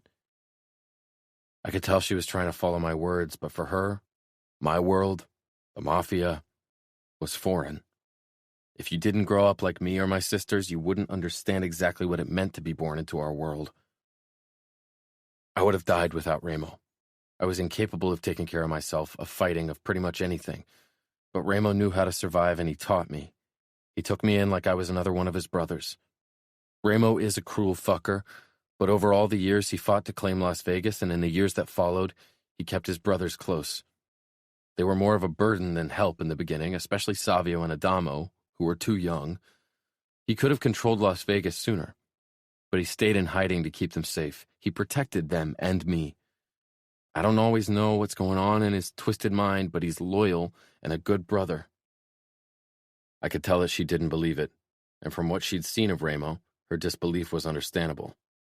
So you'll leave Las Vegas and take your mother with you, if you must, and move to the East Coast. Remo won't risk an attack on Luca's territory right now. I lifted her arm with the bracelet. And if you don't know what to do, if you need help, then go to New York, to a club called The Sphere, and show them your bracelet. Tell them Arya will recognize it, and tell Arya that you are the one. The one? She asked with a frown. Arya will understand. Chapter 24. Leona. I washed a few glasses that nobody had taken care of last night. This morning I'd finally given Mom the money I won. I hoped she'd use it to pay her debt. I warned her to not pay everything at once, so it wouldn't raise eyebrows. She'd probably spend most of it on a supply of drugs anyway. Cheryl was rolling cigarettes beside me. When things got busy later, she would hardly find the time. Her fingertips had a slight yellow tinge. She'd been smoking a lot in the last few days. Considering my frayed nerves, I wished I had something to calm them. She hadn't asked me about Fabiano in a while, and I knew better than to offer my information to her. It was too complicated to involve more people. The door swung open. "We're closed," she shouted, without even looking up. My eyes slid over to the entrance and my hands stilled. Nino Falcone and one of his younger brothers entered. Cheryl followed my gaze and set down her cigarettes. Her eyes darted to me. They came over to us. They didn't hurry and seemed almost relaxed, as if this were a friendly visit. But Nino's cold gray eyes settled on me, and I just knew that they were here for me. Iciness clawed at my chest. I quickly dried my hands, my right hand reaching for the mobile I'd put down on the counter beside me. I needed to tell Fabiano about this. Perhaps he could at least escape. But I knew he wouldn't. Nino shook his head, an empty expression on his face, eyes hard. "I wouldn't touch that if I were you." I snatched my hand back from my mobile. Cheryl took a step back from me, from them. Her eyes held worry and fear. Whether for herself or for me, I couldn't say. Nino propped his elbows up on the bar. He was wearing a black turtleneck, and he looked like an Ivy League student, not a mobster. One look at his eyes, and nobody would have taken him for anything but dangerous. And I had seen him fight, had seen the many disturbing tattoos on his body, always covered with clothing when he wasn't in the cage. He pointed at the Johnny Walker Blue label. Give me a glass. My hand shook when I filled the glass with scotch. He took a sip. My brother and I are going to take you with us now. We have some matters to discuss. He scanned my face. You won't fight us, I assume? I swallowed.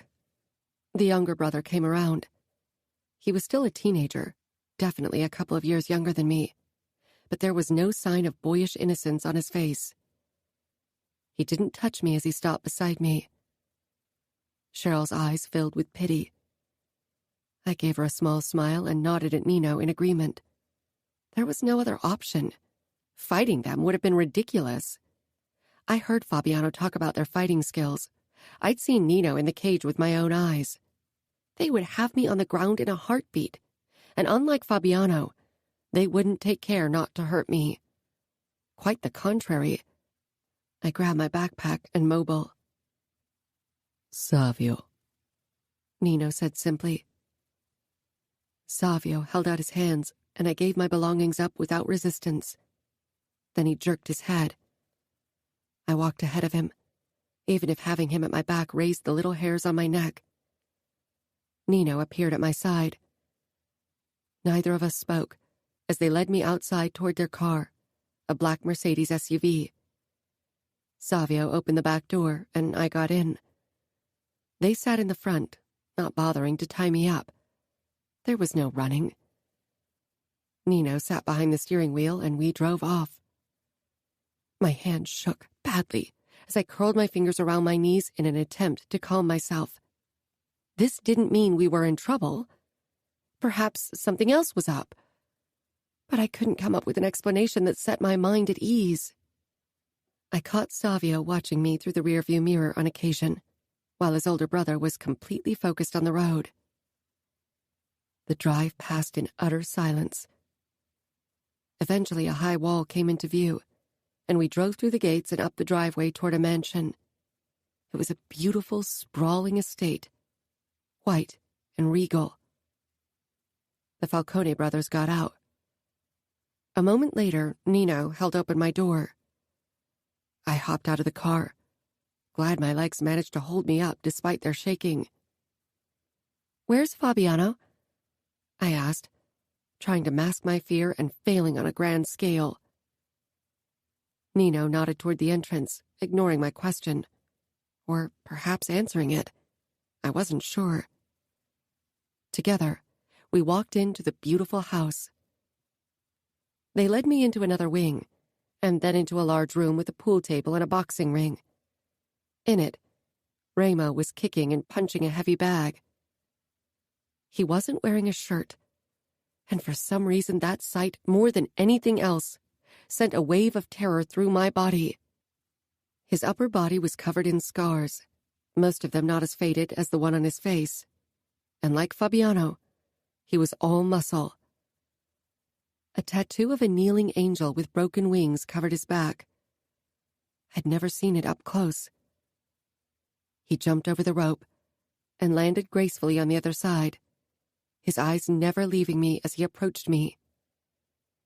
My entire body seized up with tension. "Where's Fabiano?"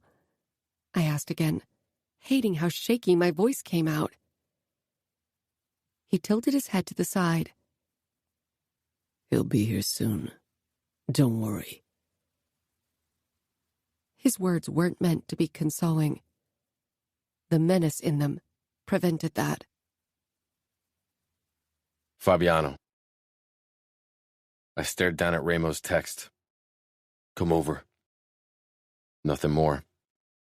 I paused, knowing immediately that something was up. I tried calling Leona, but I got her voicemail, and that was when a stab of worry went through me. I raced toward Rogers Arena. Cheryl was having a smoke in front of the entrance, fingers trembling as she held the cigarette to her mouth. Fuck. She shook her head at me. She's not here. They took her. She took a drag. I hope you're happy now that you've ruined her life. That was the first time she'd given me anything but fake friendliness.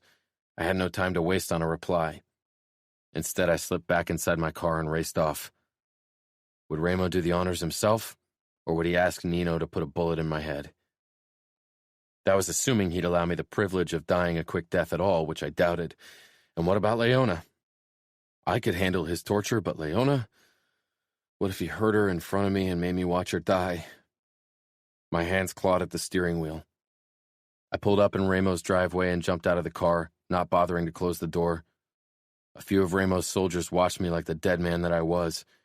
We all knew I wasn't getting out of here alive. I didn't have to ask where Leona was. I knew where Ramo held these kinds of conversations. I didn't bother knocking and instead stepped right into the sparring hall. Ramo, Nino, and Savio were there, and Leona stood in the center. Her eyes darted to me and relief flashed in them. Her hope was misguided. This time I couldn't save her. We'd both die. I'd die trying to defend her, but it wouldn't help. Not against Ramo, Nino, and Savio, and all the men gathered in other areas of the house. Ramo perched on the edge of the pool table. He looked controlled, which worried me. He wasn't a man that usually bothered controlling himself or his anger. Ramo? I said quietly with a nod. I walked up to Leona. I needed to be close to her when things escalated. Ramo's eyes flashed with suppressed rage. I had to fight the urge to reach for my gun. Ramo, Nino, and Savio appeared relaxed enough, but I wasn't stupid enough to think that they hadn't taken all necessary precautions to guarantee we didn't get out of here alive. What's the meaning of all this, Ramo? I asked carefully. He gritted his teeth and pushed himself away from the table. Still not admitting to it. My muscles tensed. Admitting to what? I didn't know what exactly Ramo had found out. Admitting to killing Soto for Leona would be suicide. When you started pursuing her, I thought it was a brief adventure, but you got yourself in over your head. I've been doing my job as always, Ramo. He stopped across from me.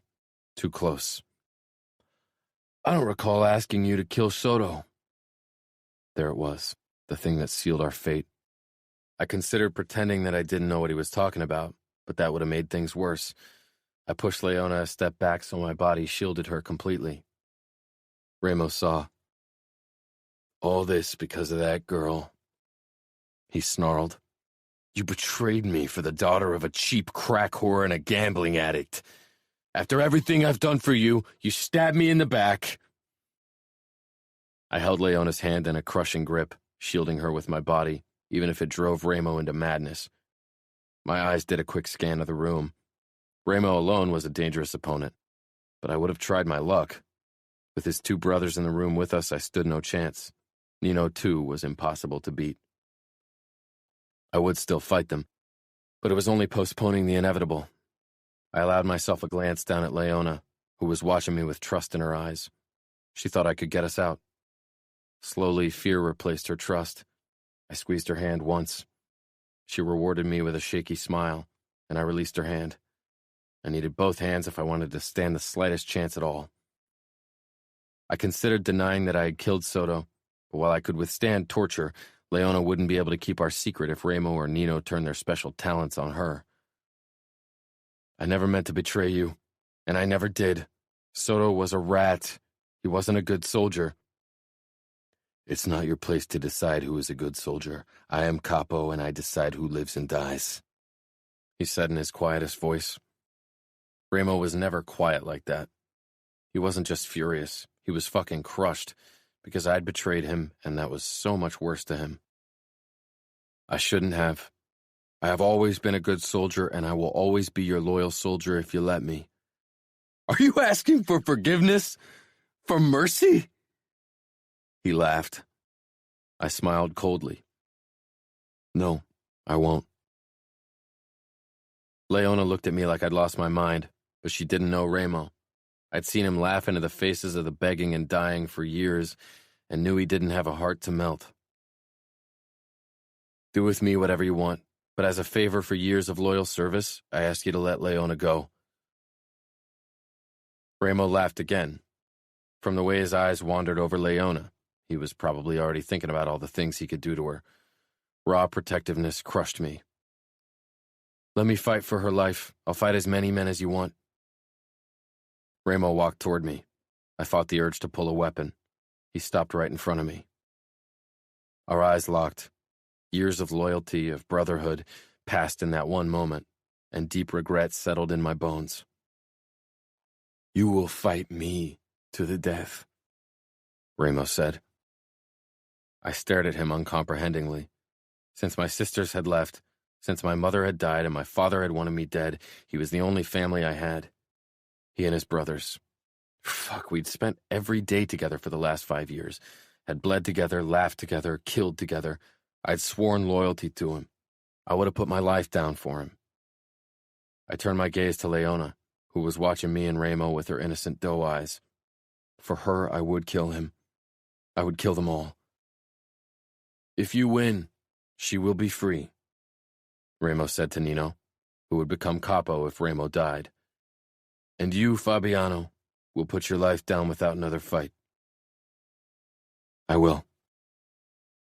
He nodded. Perhaps Nino will feel lenient enough to grant you life afterward. Nino's expression left me little hope for that. Not that it mattered. If I killed Ramo, the Camorra would be in uproar. Nino would have his hands full with that. He would prevail, of course, but perhaps it would give me the chance to what? Run away with Leona? From Vegas? From the Camorra? Join the fucking Familia? Fuck. I wasn't sure I could do it. But it wasn't something I had to decide now. Probably never. To the death, I told Ramo, holding out my hand for him. He gripped it, and we shook hands. He stepped back, fixing his cold stare on Leona. I hope you can live with yourself now that Fabiano signed his death note for you. Leona opened her mouth in what looked like protest, but I gripped her hand hard and she pressed her lips together. Tomorrow, Ramo said, then turned to Nino. Set everything up. Call Griffin. He'd fought 2 men yesterday, but I knew the advantage that gave me was balanced out by the fury Ramo felt. His eyes found me again. You'll spend the night here, where I can keep an eye on you. You know I won't run, I told him. Once I knew you were loyal, he said.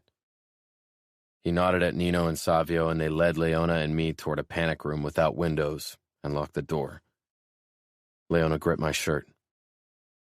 This is suicide. He wants to kill you. That he's given me the chance to fight for your life is more than he would have given anyone else.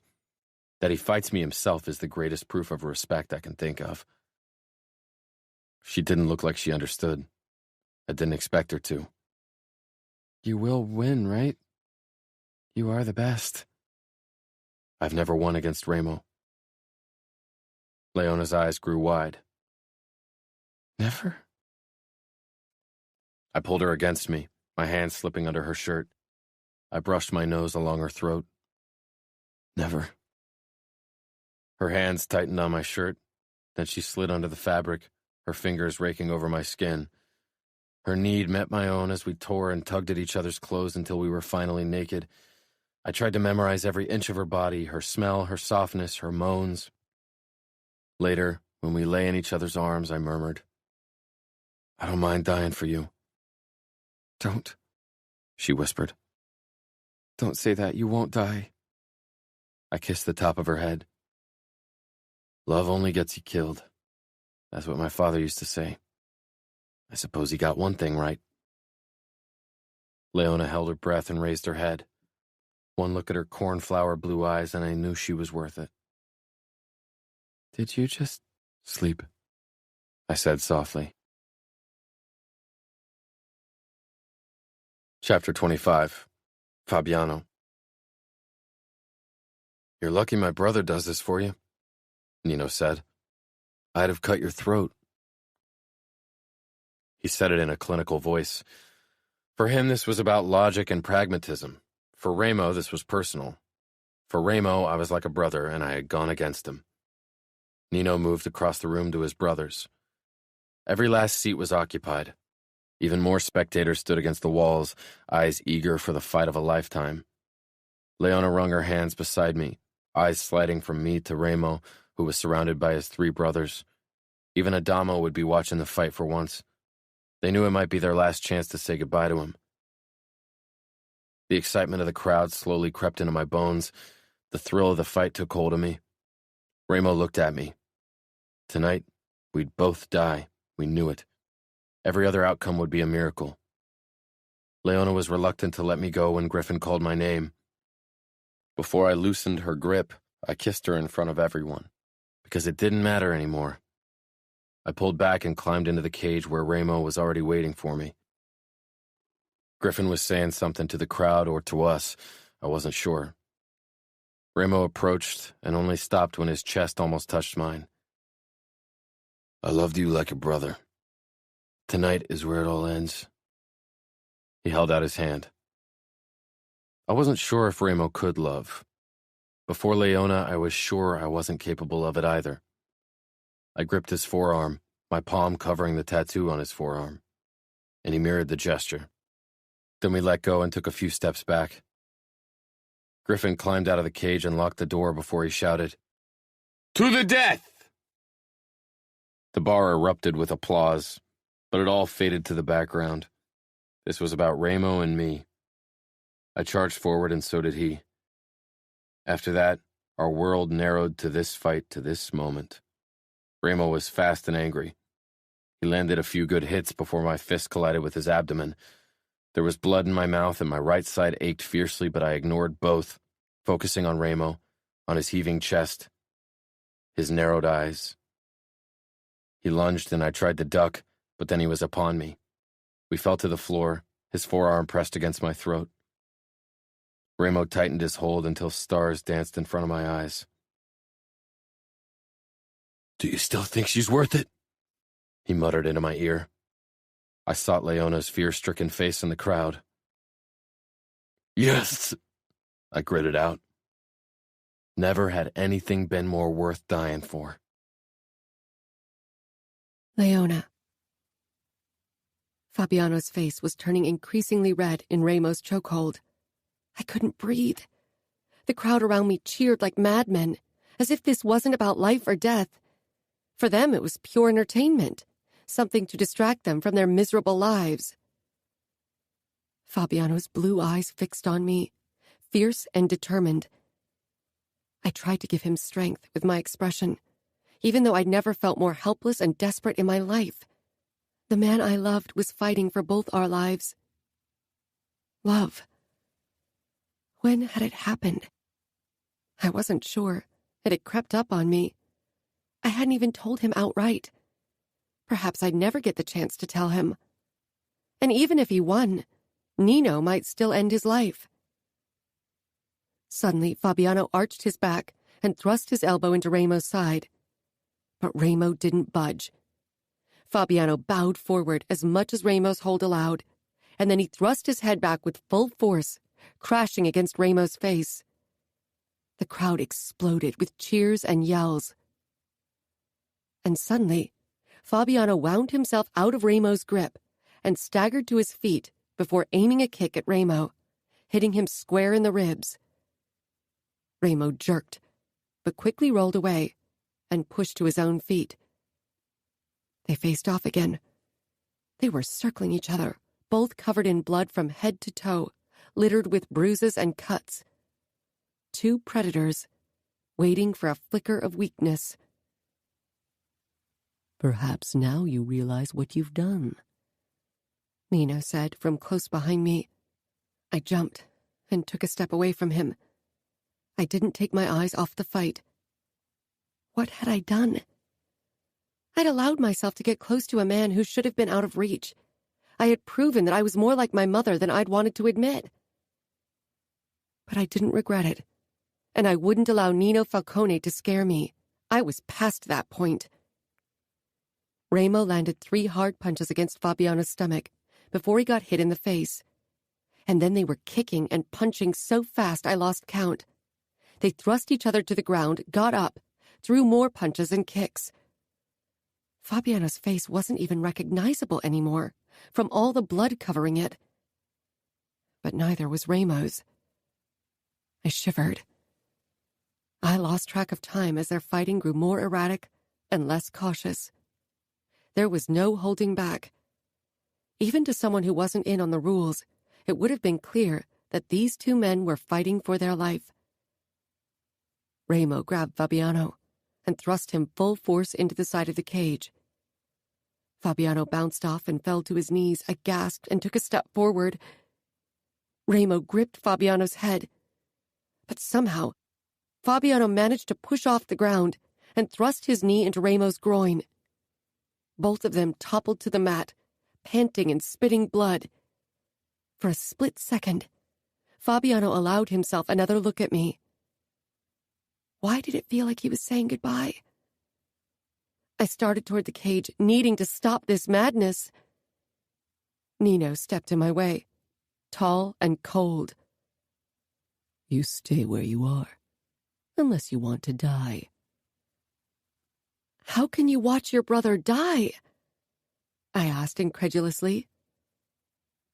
Nino's unrelenting eyes took in the fight in the cage, where both men were beating each other with elbows and fists, half kneeling on the floor, too weak to get up from almost an hour of non-stop fighting. We all have to die. We can choose to die standing up, or on our knees begging for mercy. Ramo's laughing death in the face like any self-respecting man should. Fabiano. Every breath I took felt like a knife was slicing into my lungs. I pressed my palm against my right side, feeling my ribs. They were broken. I spit blood on the ground. Ramo was watching me closely as I knelt across from him. He'd make sure to aim his next hits on my right side. His left arm was hanging limply after I had managed to dislocate it with my elbow. This time I wouldn't give him the time to set it in place. I pressed my palm against the ground, trying to push myself back into a standing position.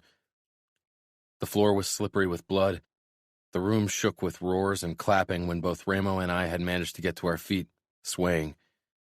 We wouldn't be able to last long. Every bone in my body felt broken. Ramo winced, not bothering to hide it. We were past the point of pretending we weren't in pain. This was coming to a close. "Thinking about giving up?" I asked. Ramo pulled back his lips in a bloody smile. "Never. And you?" He could have killed me without getting his hands dirty. He could have put a bullet through my skull and would have been done with it. Instead, he chose to give me a fair chance. Ramo was hated. He deserved that hate like few other men in this world, but for what he did today, I'd respect him till my last breath. "Never." I barreled toward Ramo under the thunderous applause of the crowd. The money the Camorra would win with bets tonight would set new standards. My body exploded with pain as I collided with Ramo. We both fell to the ground and began wrestling. We had no strength for kickboxing anymore. This would be settled on the ground with one of us choking the other or breaking his neck. Something exploded. Ramo and I fell apart, disoriented. The door to the fight arena went down and men stormed in. They shouted at each other in Italian and English. Not the Russians. The outfit or the Familia attacking Las Vegas on their own? They flooded the room like wildfire, lighting it up with gunshots. Ramo and I sat in the middle of the room in an illuminated fighting cage, like goldfish in a bowl. From the corner of my eye, I saw Nino pushing Leona to the side so she fell to the ground, out of the line of fire. He began firing at the intruders as he rushed toward us. Ramo and I pressed to the floor, trying not to be hit by stray bullets. It wasn't an honorable death to die kneeling on the ground, unable to fight back. I could see one tall masked intruder heading our way, already reloading his gun. This wasn't the end I'd imagined, being shot in the head by some outfit or Familia asshole. Nino reached the cage when 2 men began firing at him. Before he dove under a table, he threw a gun over the top of the cage. It landed with a soft thud in the blood puddle between Ramo and me. Ramo had only one good arm, though, so I dove forward and grabbed the gun with my right hand, while I used my left one to punch Ramo's dislocated shoulder, stopping a grappling match before it could even start. He growled as he fell back. I knelt, gun pointed straight ahead. Ramo smiled crookedly and opened his arms in invitation. Do it. Better you than them. Sorry, Ramo. Not like that. I took aim, trying to stop my bruised arms from shaking, and then I pulled the trigger. The bullet hit its target right between the eyes. Ramo whirled around to what was behind him and could only watch the attacker, who had been pointing a gun at his head, tumble to the ground. I stumbled toward Ramo, ignoring my body's screams of pain. I didn't waste time to warn Ramo. Instead, I grabbed his dislocated arm and pushed it back in place with one practiced move. Ramo groaned, then stumbled to his own feet. I threw my arm over his shoulder and steered him toward the door of the cage, shooting at anyone who looked like a threat. I hammered against the locked cage door, but people were busy saving their own asses, and Ramo's men and brothers were having a shooting match with 5 attackers hiding behind the bar. My eyes searched our surroundings. Where was Leona? Was she safe? She knew this place and would be hiding somewhere safe. She was clever. I tried to calm myself. It wasn't fucking working. I ripped at the door, but the thing was built to last. Fuck! I screamed. Ramo tried his luck as well, but the thing was too strong. It rattled, but apart from that, nothing. Suddenly, Leona's head popped up before us. Her eyes wandered between Ramo and me, but she didn't say anything. She'd probably given up understanding me, and this world, a long time ago. She fumbled with the key in the lock until finally the door swung open, releasing us. I let go of Ramo and jumped out of the cage, gasping at the impact. I'd be bruised for weeks. If Ramo let me live that long, I was still supposed to die for my betrayal. Ramo landed beside me and picked up a gun from a fallen man on the ground. I go ahead, you have my back, he ordered, just like old times. I pressed a kiss to Leona's lips. He watched with an unmoving expression. Let's leave, she begged. This isn't our fight. I smiled apologetically. This will always be my fight as long as Ramo lets me. I pushed her under the side of the cage where she wouldn't be spotted easily. Stay there, it's too dangerous. She nodded like she understood why I had to do this as she pressed herself against the side of the cage. Ramo and I turned around, and then we did what we did best. It took another hour to break the attack. The last 2 men raised their guns to their heads to end their own lives before we could get our hands on them. I shot one of them in the hand before he could pull the trigger. Then I was on him. You'll regret the day you decided to enter our territory. He spat onto my naked feet. Fuck off! Ramo chuckled, then coughed and spit blood on the ground. That's how your spit is going to look soon, he murmured. We let Nino and Savio bring the man down to the soundproof storage room. Adamo stood back against one of the booths, looking shaken. He held a gun in his hand and stared down at one of the attackers. Was this the day of his first kill? I could feel Leona's eyes on me as I followed after Ramo to force information out of the attacker. I knew she was appalled by what I was doing, but she knew what I could do, and yet she was still here. It took 40 minutes to get the information we needed. Ramo and I both were bruised and tired and needed medical treatment. We couldn't waste time on elaborate torture methods.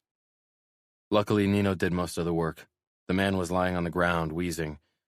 Ramo knelt beside him. So let me get this straight, he said calmly. The outfit sent you to my territory. For what? The man shook his head. I don't know. I'm following orders. Your territory is bigger than ours. We want a peace. This was a good time. Ramo nodded. Playing dirty. I like it. He stood and gave me a look. I shoved my knife up the sucker's throat. This means war. If the outfit thinks they can play, we'll show them what we are capable of. I wiped my knife on my bloody shorts. I bet that would be interesting. Ramo raised his dark eyebrows. Would be. I straightened, ignoring the pain in my ribs. I'm supposed to die, remember? Ramo and I stared at each other for a long time. Nino and Savio exchanged looks. I wonder what they wanted. Me dead? I couldn't say, and they weren't the ones to decide. Ramo put his hand on my shoulder, eyes fierce and full of warning. This once, I will let you live. You prove your loyalty by putting a fucking bullet into the head of my enemy when you could have killed me instead. Don't go behind my back again, Fabiano. That time there won't be a death match. I'll just put a bullet through your skull. As you should, I told him, then pressed my palm against my side again. Leona must be safe. She must be mine.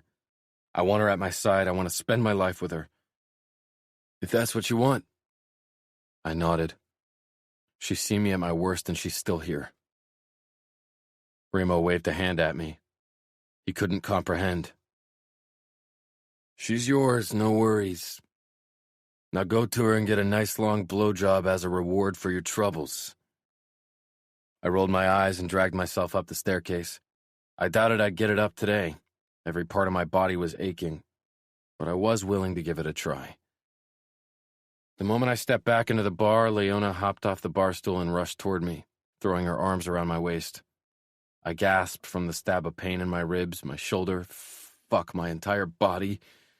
She loosened her hold, worried eyes peering up at me. Her hair was all over the place, and there was a small cut over her cheekbone. I ran the back of my index finger over it. You're hurt. She choked out a laugh. I'm hurt. You're bleeding and bruised. I thought you would die in that cage. And when you disappeared with Ramo down into the storage room, I feared you wouldn't come out again. She whispered. I'm fine, I told her, and she gave me a look. I'm alive, I amended. For my fucking body to get anywhere close to being fine again would take a while. But what about Ramo? Won't he kill you? Wasn't she worried about her own life? Perhaps she'd forgotten, but my fight would have decided her fate too. We came to an understanding. He gave me another chance. Fuck, to think that I would see that day. He did? Leona voiced the disbelief still anchored in my body. I nudged her in the direction of the entrance. Come, I want to go home. She froze. We're not going home. You need to go to the hospital. Ramo must have broken every bone in your body. I broke just as many of his, I said immediately. Leona shook her head, unbelieving. I don't care about him, but you need treatment. I leaned down, my mouth curling into a smile despite the fucking cut in my lower lip. I know just the right treatment. She angled her head away. You can't be serious. I brushed my hand over her side. I am dead serious. Won't you honor the wish of a dying man? She shoved me, angry and half amused. I winced because my body fucking ached. Sorry, she blurted, fingers ghosting over my chest in silent apology. I almost lost you and my fucking life. Don't you think I deserve a reward? She shook her head again, but her resolve was melting. Her fingers lingered on my abs, the touch a mix of pain and promise. I really don't think... I won't go to the hospital. I buried my nose against her throat. I want to feel you. Want to feel something else other than this fucking pain. She opened the passenger door of my Mercedes for me. I raised my eyebrows. You can't drive. I handed her the keys without protest, enjoying her surprise. Then you will. I could tell she was terrified of wrecking my car, as if I gave a fucking damn about the thing. Take us to our hill, I ordered when she pulled out of the parking lot. Her brows pinched together again, but she did as I asked. After she parked, I pushed myself out of the car and limped to the hood. I sank down and let my eyes take in my city.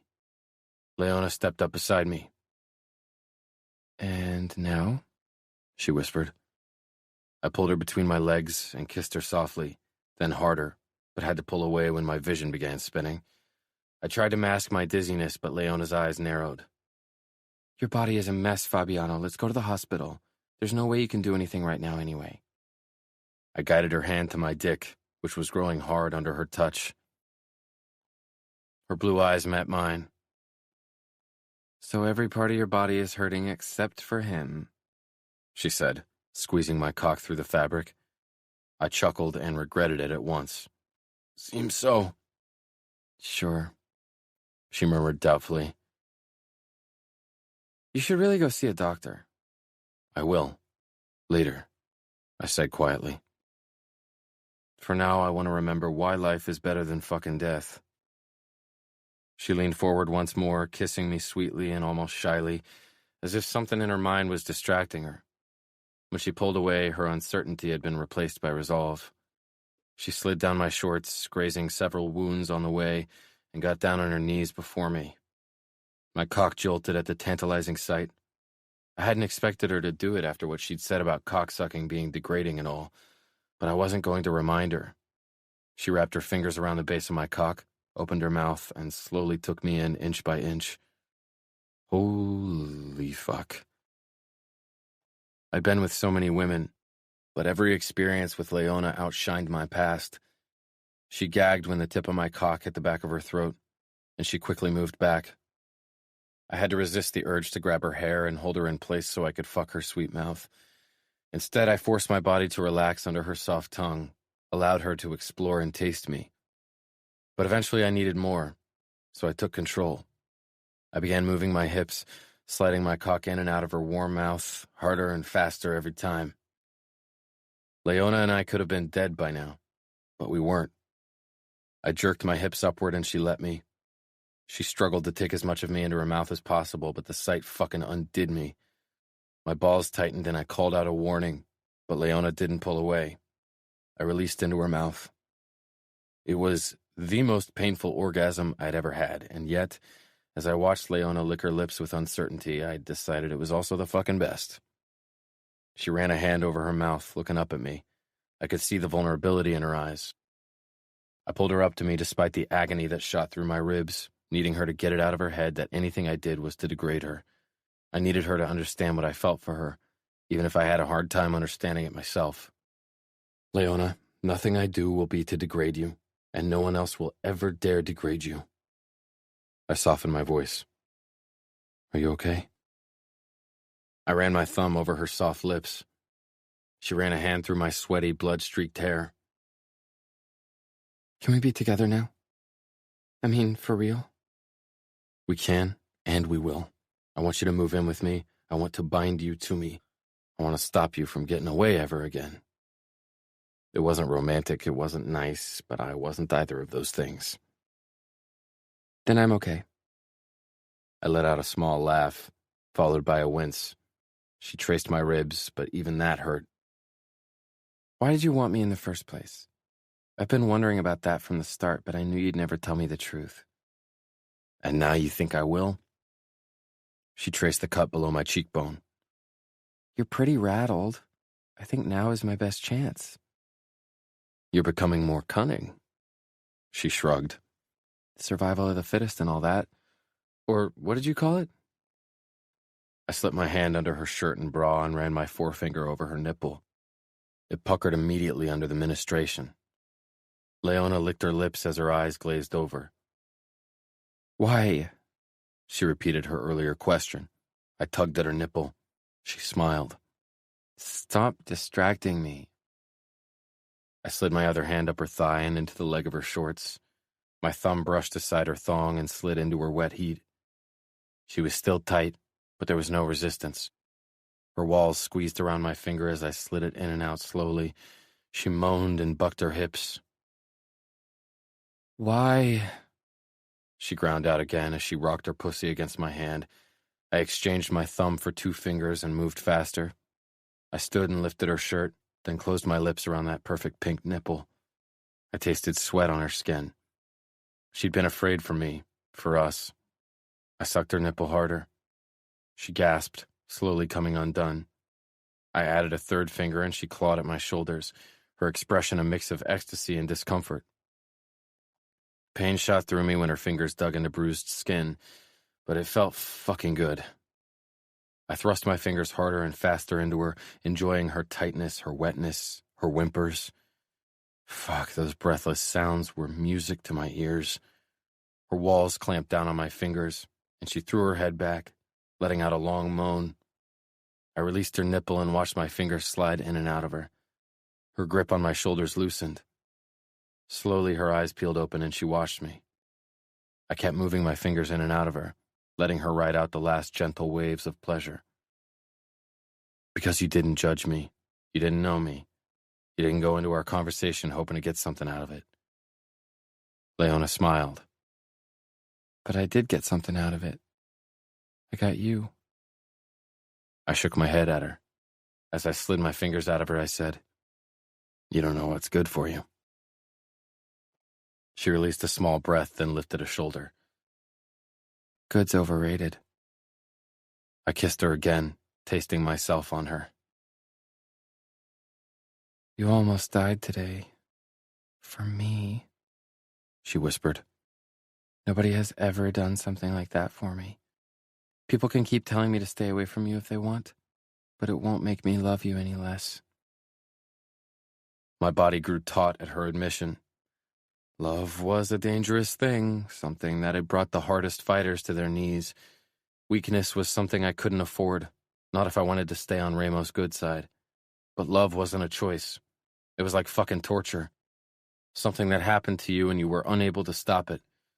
It was the only form of torture I was unable to endure. I brushed a sweaty curl out of her face, wondering how she could have put a hole in the impenetrable facade I'd built since my father had abandoned me. Leona, with her infuriating naivety, her shy smile. I'd watched the people I cared about leave me one after the other. I'd sworn to myself to never allow anyone else into my heart, and now Leona had changed everything. Your expression is a bit on the unsettling side. What's going on? I shook my head in exasperation. I hadn't been afraid of anyone or anything in a while, and here I was being a fucking pussy about this. Fuck. I breathed. I love you. She took a small step back, astonishment reflecting on her beautiful face. I didn't think you'd say it. You didn't think I loved you? She laughed, wedging herself between my legs again, bringing us closer and sending a stab of pain through my body from the movement. But I couldn't care less. If I didn't think it might shove one of my broken ribs into my lungs, I'd have fucked her right then. No, made love to her. God, help me.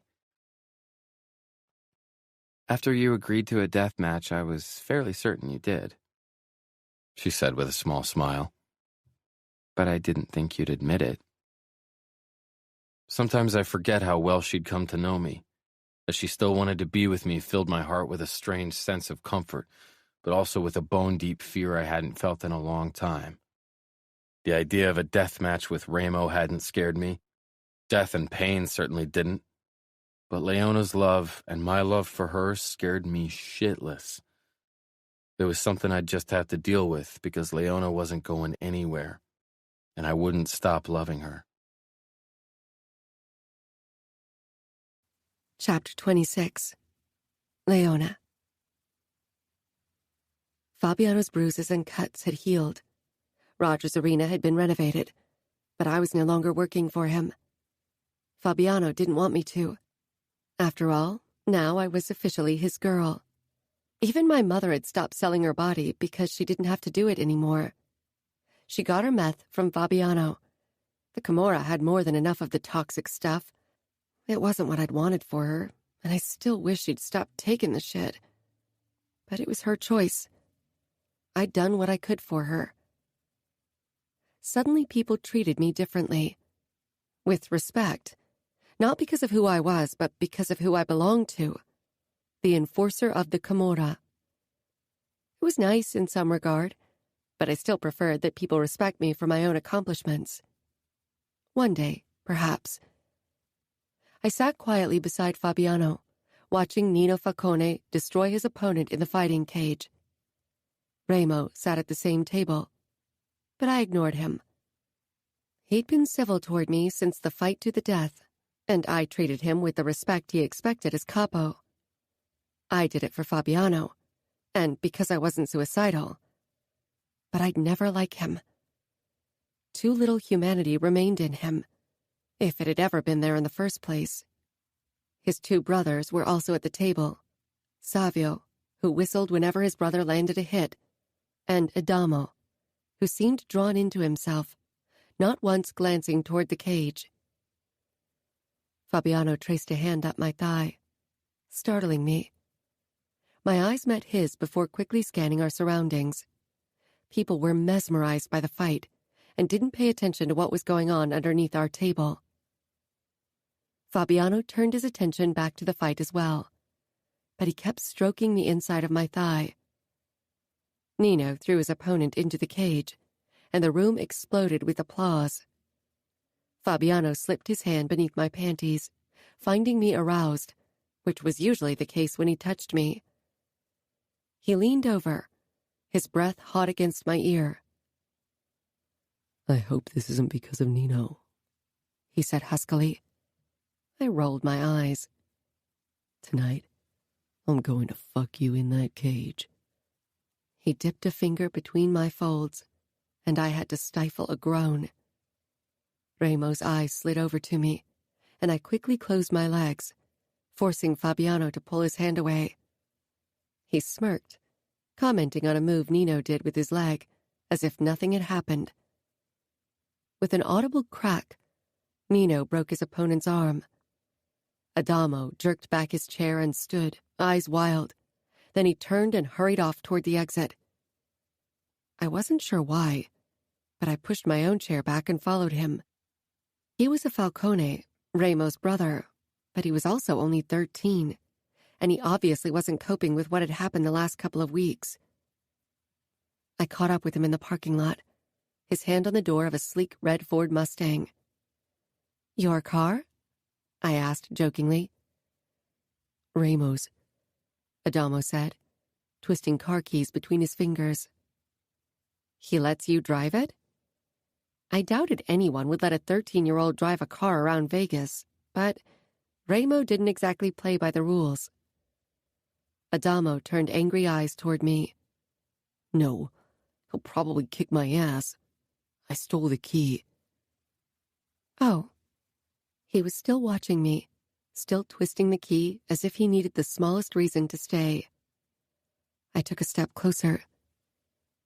I don't enjoy the cage fighting. Too brutal. Not as brutal as real life. Mob life. His life, and now mine as well. I dream about the attack, and about the hours before it, the fear of the death match. He looked down at the key in his hand.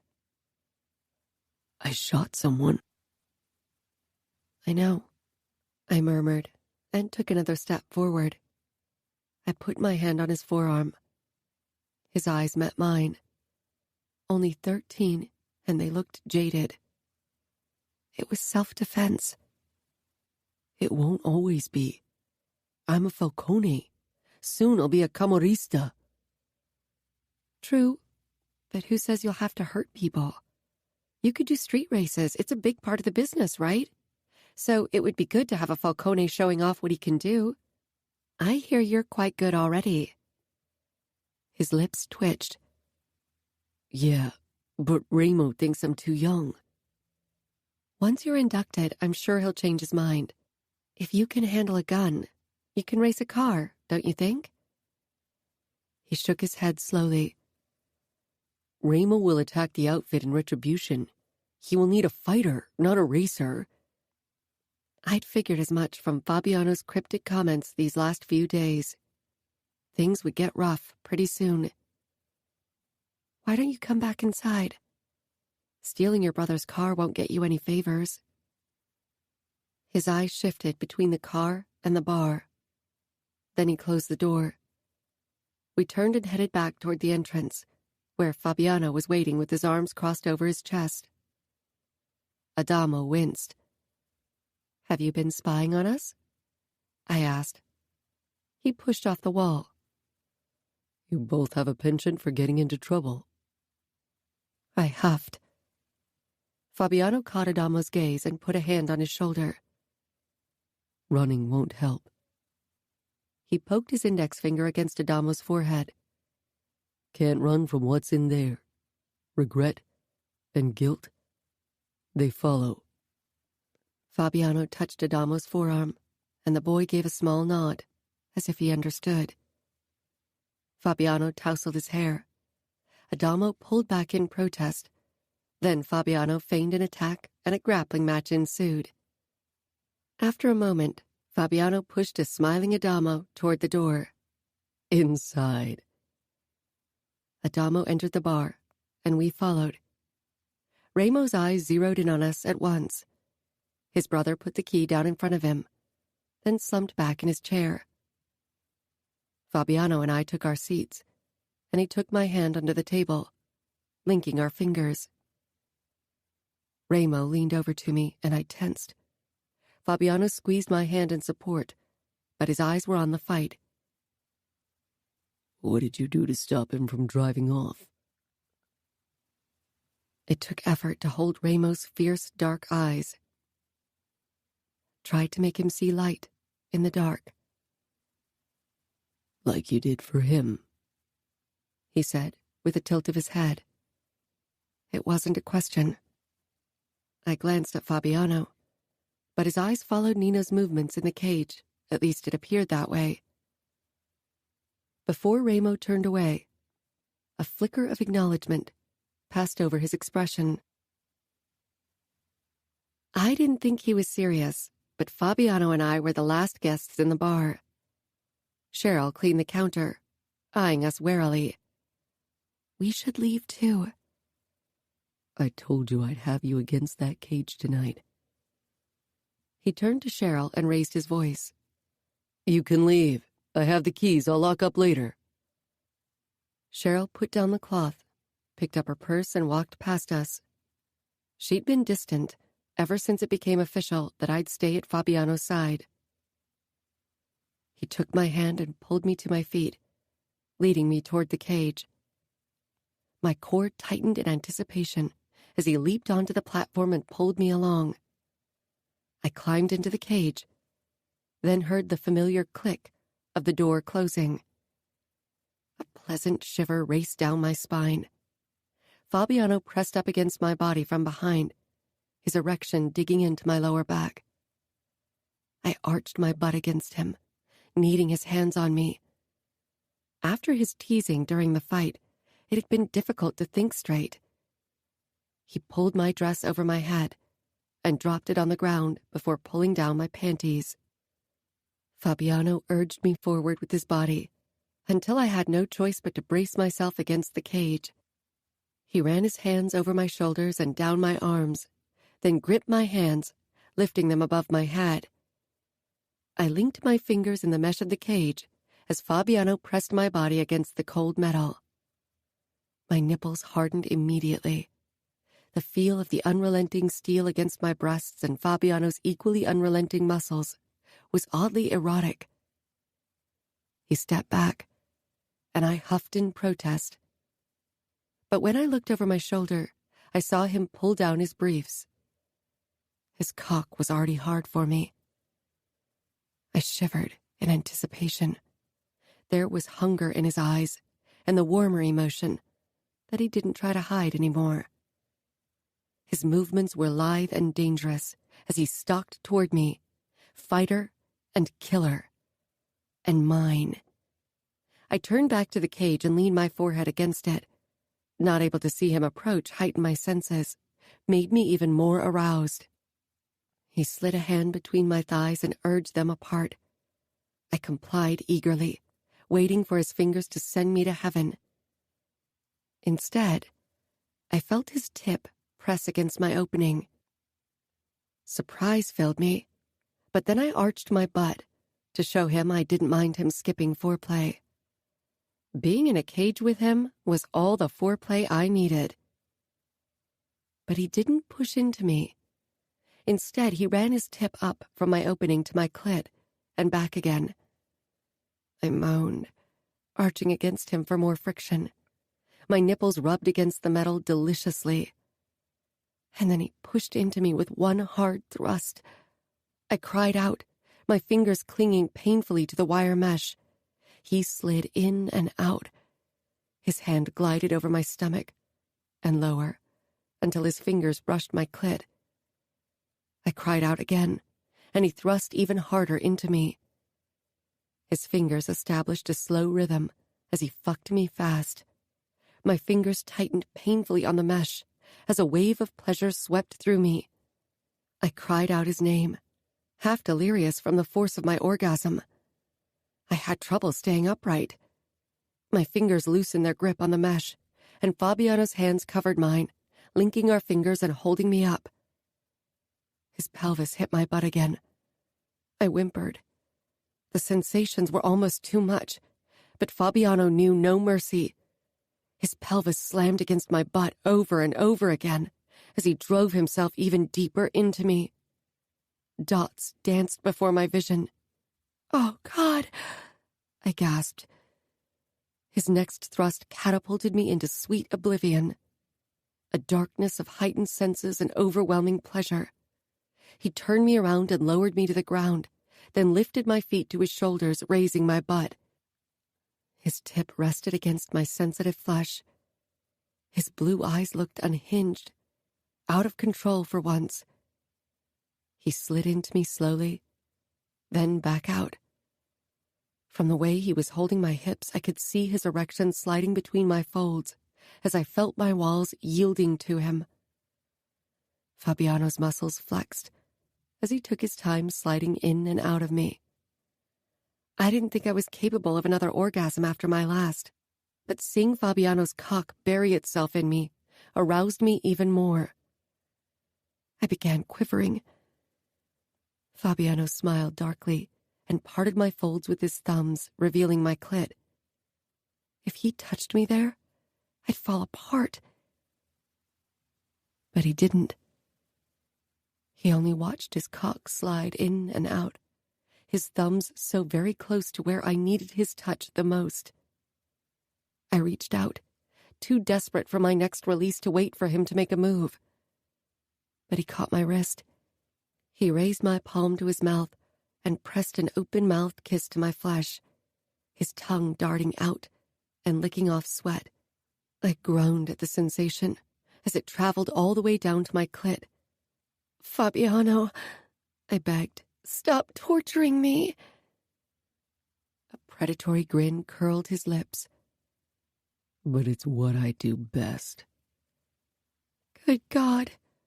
There was no way I wasn't going to hell for this, and I couldn't even pretend I cared. He slid into me again, and then mercifully, he captured my clit between his fingers and twirled it between them. I came apart. My shoulder blades arched painfully against the floor, my nails searching for leverage. And then Fabiano followed after me with a curse and groan. I forced my eyes open, needing to see him. He had his head thrown back, eyes closed, the most amazing sight ever.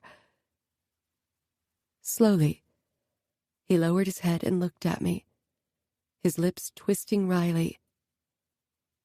"I truly corrupted you. You weren't even worried someone could walk in on us." I turned my head to the side. The bar was deserted, but of course he had a point. We hadn't locked the doors, and it wouldn't be the first time Roger had spent the night in his office. I covered my eyes with my hand, trying to catch my breath. Fabiano took my wrist and pulled my shield away, then lifted me, so I straddled his legs. I wrapped my arms around his neck, searching his eyes for confirmation that he was okay with me enjoying this so much. "You were worth it, you know?" He nuzzled my neck, and I smiled to myself. "Worth what, exactly?" I whispered. "The pain, the weight, Ramo's wrath, everything." That was where it all started, where my dreams of an ordinary life ended, and something else, something equally good, I realize now, had begun. "I love you," I breathed. "And I love you," he said. The words still sounded foreign from his lips. I touched the tattoo on his forearm. "More than this." more than this. But because I knew he loved the Camorra, loved Ramo as a brother, for whatever inexplicable reason, I would never ask him to choose. He brushed my hair back from my sweaty forehead. You should start looking into applying to college. University of Nevada is a good place to start. I pulled back. I don't have the money. Fabiana smiled. I might as well put all the blood money in my account to good use. The Camorra still needs a good lawyer. Why not you? I couldn't believe it. You mean it? I didn't dare hope that I was hearing him right. He nodded. But I have to tell you that it has to be in Vegas. I can't let you go, being a possessive bastard and all. I kissed him, excitement surging through me. My possessiveness never excited you that much before, he said wryly. I shook my head, having a hard time forming words to express my gratitude.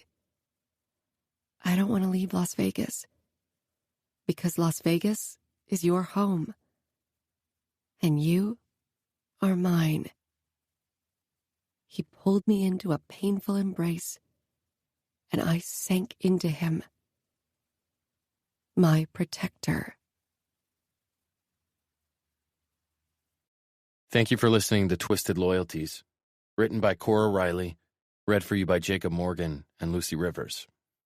Produced by One Night Stand Studios. Post by Michael Straza. Text copyright 2018 by Cora Riley. Production copyright 2020 by Cora Riley. All rights reserved.